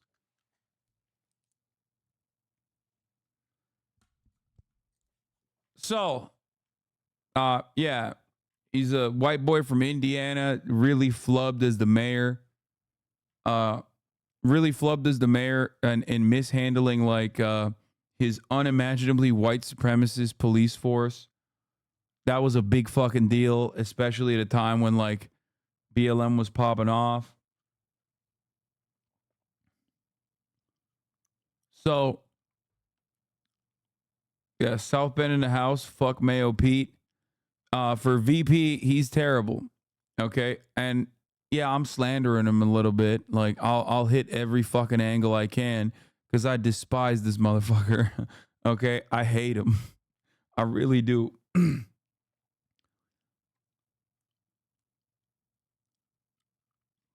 Anyway, he also, I guess the one positive is that he technically did negotiate, as far as I understand, 4 sick days for the railroad unions, and they like that. So there's that. Technically, as transportation secretary, he played a formative role in the negotiations. That's what they're saying. Don't fucking yell at the messenger. Don't shoot the messenger. Okay? So there's that one aspect. Be careful talking about a tier 1 operator like that. Yeah, it's terrifying. This is Mayor Pete pictured right after shooting up an entire fucking puppy, an entire what is it? The fucking dog shelter. No, he's just doggy daycare. He shot it up. Okay? He unloaded on a kennel.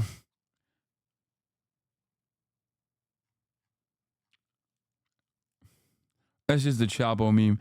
Anyway, yeah, puppy daycare for handicapped dogs that were handicapped prior by Mayor Pete. Holy shit. It's been 2 hours and we're only through 5 of these. Yo, suck my dick, man. I'm just saying. He's also not on the short list for the requested vetting materials for potential VPs. So, I'm clocking him as no shot. All right, up next is Mark Kelly. Everyone who doesn't know anything about his politics goes, "Oh my God, dude, he's an astronaut.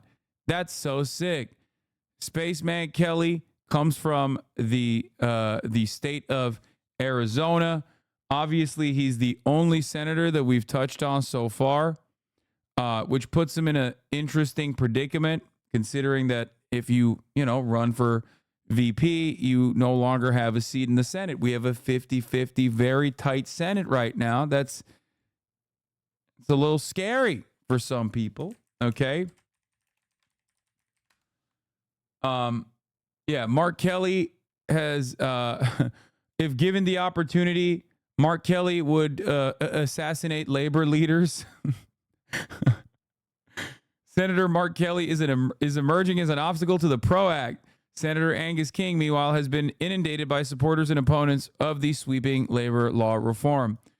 Senator Mark Kelly has resisted co-sponsoring a major piece of labor law reform legislation known as PRO Act, citing a policy of not endorsing measures that don't also have Republican support. Just like awful. Okay. Mark Kelly has pledged to codify Roe abortion rights. The Democrats denounced the roller coaster that women and doctors in Arizona have faced. Obviously, he has to fucking do that. But where's the Republican support for that? Turns out he is only looking for Republican support when it comes to labor law. Anyway, his wife was shot, almost died. People literally thought, like, people reported that she was dead. That's like, that plays pretty big in terms of like being a victim to gun violence. Obviously that's a big deal. Democrats do care about that sort of thing. Remember, gun control, that was a thing. That was a policy for the Democrats at a certain point. Yeah, Gabby Giffords. And he's also been to space, right? Or was it his twin brother? Doesn't he have a twin brother? He's been to space, and so is his twin brother, right? And his twin brother's like shorter than him or something. It's weird, man. He's weird. Twins freak me out. Okay, sorry for all the twins in the chat. It's just like, how are you going to be a whole ass grown ass man and you literally have a twin?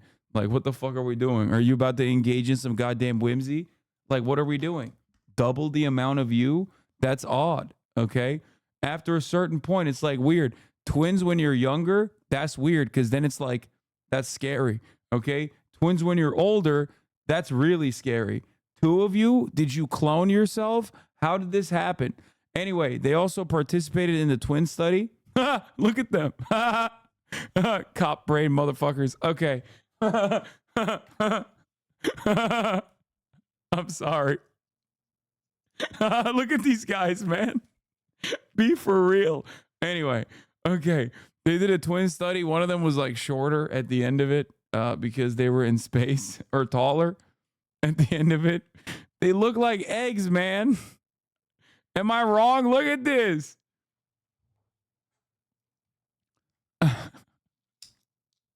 Two thumbs.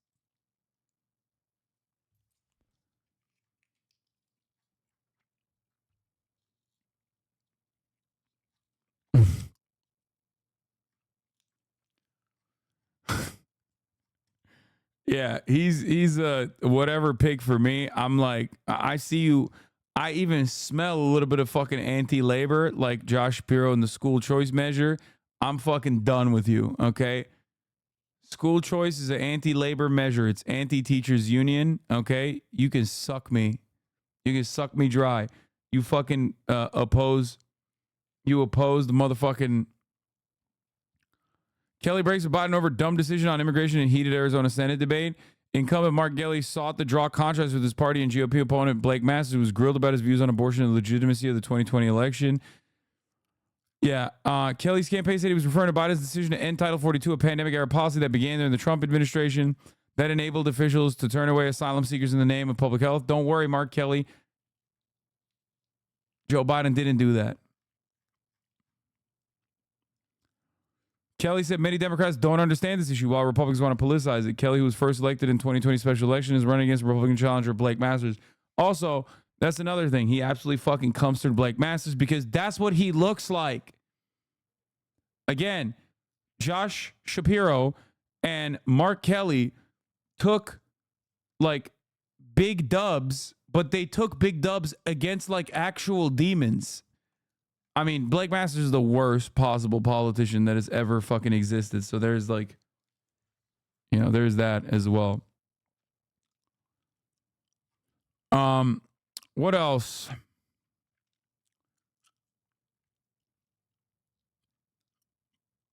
Mark Kelly also literally only registered as a Democrat so he could serve in the Senate as a Democrat. He was a lifetime independent until then. That's normal Arizona shit, though.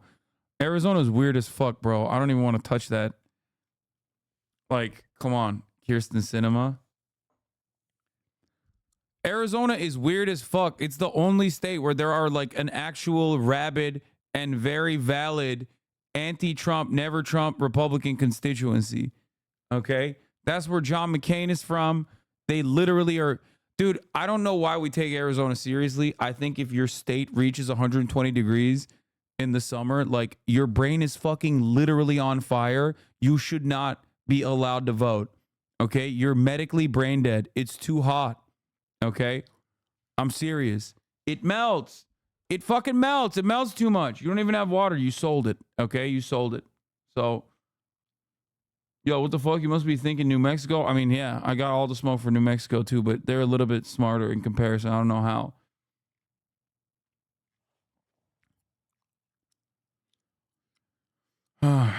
It was 116 in Portland recently. Yeah, that's what I'm saying. Bro, Arizona has given us Kerry Lake, please.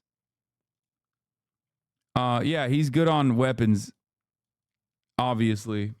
His fucking wife was domed, dude. What are you talking about? That's the one issue that he's like actually progressive on. Perhaps because it is close to home. Okay?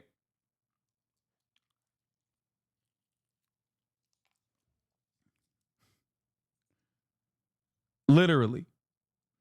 Anyway, like I said, yeah, he's progressive on abortion, which is like bare minimum. What the fuck are we talking about? He's progressive on abortion? Hello? Oh, so he's in agreement with 90% of the country. Yeah. So what happened to his wife? His wife is Gabby Giffords, who was shot. Show the newsroom clip, coward. No, I'm not going to do that.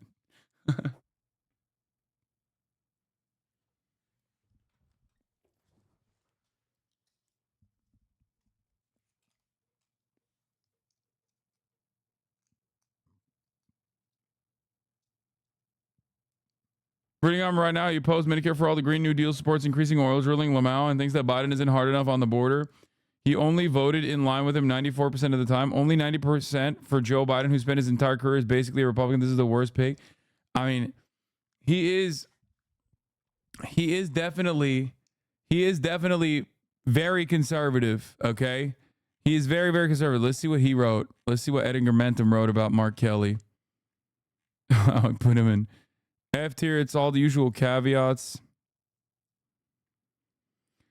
Pete Buttigieg's definition of being saved by the bell. He's a politician who I genuinely, truly dislike to such an extent that I know it influences my evaluation of him, and I really don't care. I feel the exact same way that he does. Where the fuck's Mark Kelly? Standing as the first and only U.S. Senator on this list, Mark Kelly represents something of a new, if not surprising, entry in the Kamala Veep stakes. Largely forgotten in most of the speculation surrounding her potential picks before he was reported to be vice president's shortlist. Kelly is an obvious contender for the same reason everyone else is. He's white, he's a man, he's moderate, he has a very strong electoral record in a swing state. He was the sole winning non-incumbent Democratic Senate candidate to outrun Joe Biden in 2020, outperforming him by roughly 2 points. 2 years later, in his race for a full term during the 2022 midterms, he put up one of the most spectacular performances of the night, outperforming every other Arizona Democrat on the ballot. But like I said, Arizona is weird as fuck. Okay? Arizona is weird as fuck. Do not look at Arizona voting to like make up your mind about a general election. You will be led astray.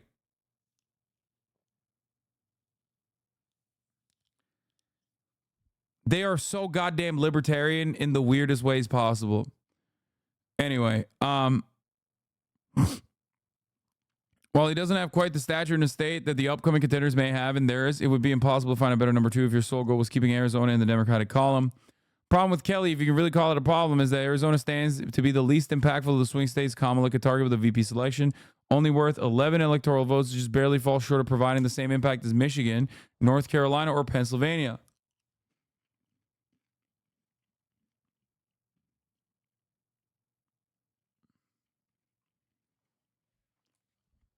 He's far from a Joe Manchin or Kirsten Sinema. His record in the Senate has shown him to be meaningful to the right of the rest of the party. Foreign policy, immigration, Big bread and butter economic issues as well. Refusal to co-sign the PRO Act. Some of the stuff we covered already. Oh, Apache elders are urging Senator Mark Kelly to stop the Oak Flat copper mine from being sold to fucking Australia.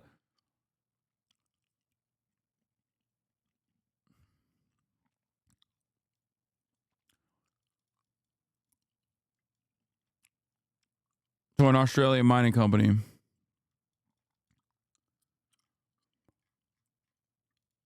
Or nor. Don't do it. Okay. Yeah, Mark Kelly's bad. And for that reason, I put him in the no shot category. But obviously, if we're thinking about like prediction wise,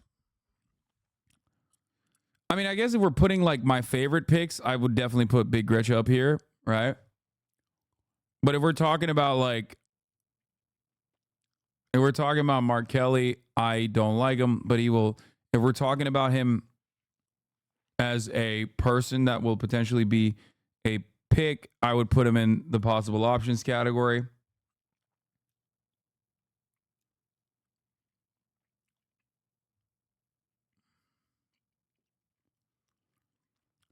Bernard Sanders, obviously no shot. That's ridiculous. I mean, that's my GOAT, but he's older than Joe Biden. You're out of control. Like, what are we talking about? Here's how Bernie could still win. Obama. Honestly, I think, yeah, Barack Hussein Obama, give him another shot. Slap a mustache on his face or some shit. Let him fucking thrive. Let the big dog hold the reins once again. Fuck it. Americans love him. You know what I mean? Everybody enjoys Barack Obama. They love him. Sad state of fucking affairs. Let chaos reign. Hill Dog. Hillary Rodham Clinton, Secretary of State. We came, we saw, he died. Hillary Rodham Clinton has long been known as one of the most bloodless, elite, pedophilic vampire monsters of American politics. She is a rugged careerist. She is like everything that anti-feminist weirdos say women are like, but she actually is like that. Like, I don't know how else to describe it. It's just like usually all these fucking reactionary weirdos will be like, oh, this woman is like a psychopath. And it's like, no, she actually is that. Absolute dog shit pick. Obviously lost to Donald Trump. Big L. Should have campaigned in Wisconsin. Blamed everybody but herself. Literally wrote in her book about how she had slaves in the governor's mansion. Like prisoner slaves. Black prisoner slaves in the governor's mansion. Wild. You know.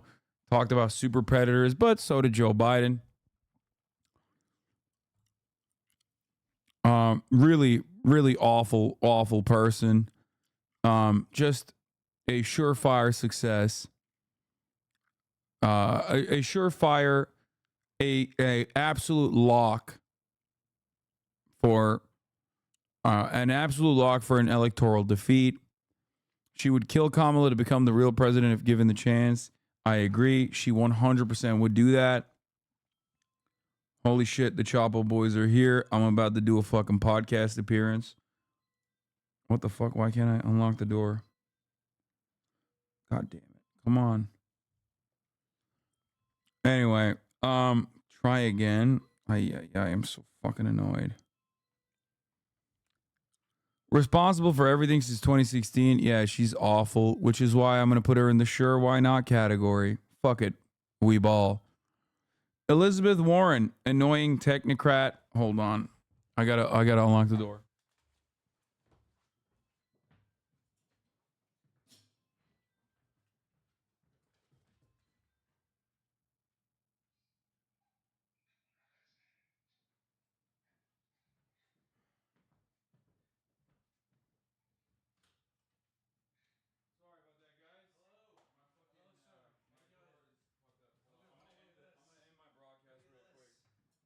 Say hi All right, everybody. I know that we were going through these very serious candidates, the VP tier list that we were doing, but I'm about to shoot a pod. So I don't know if you guys know, there's a podcast. There's a podcast called Chavo Trap House. I'm going to be on it. I'm sure you guys have heard about it.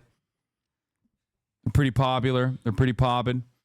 Yeah, like and subscribe.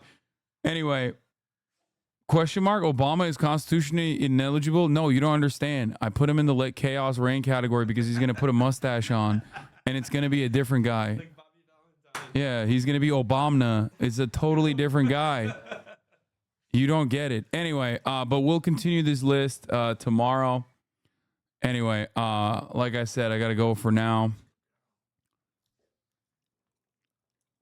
But we'll continue this wonderful list tomorrow, okay?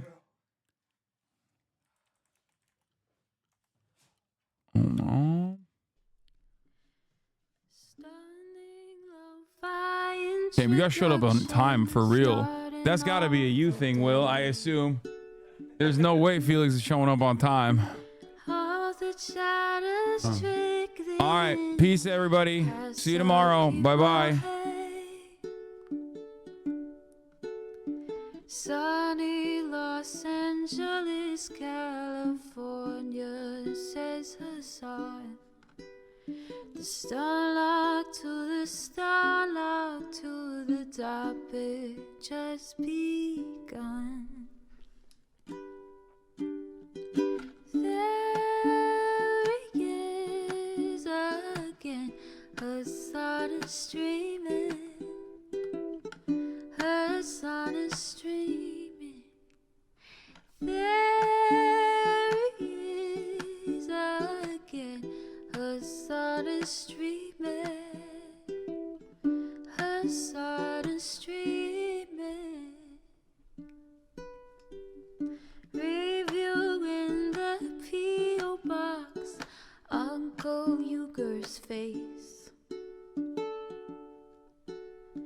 Sudden Discord agitprop, great names take embrace. Tiny Bernie Sanders, LGBTQ Air Force. The whole left at your fingertips, Ane at your door. H3 crowded debate, the Young Turks online show. 3 full fucking years of this, plenty more to go. 90-day fiance, talks of champagne bourgeoisie. A Trump rally live reaction, a mass riot at DC. There he is again, Hasan is streaming. Hasan is streaming.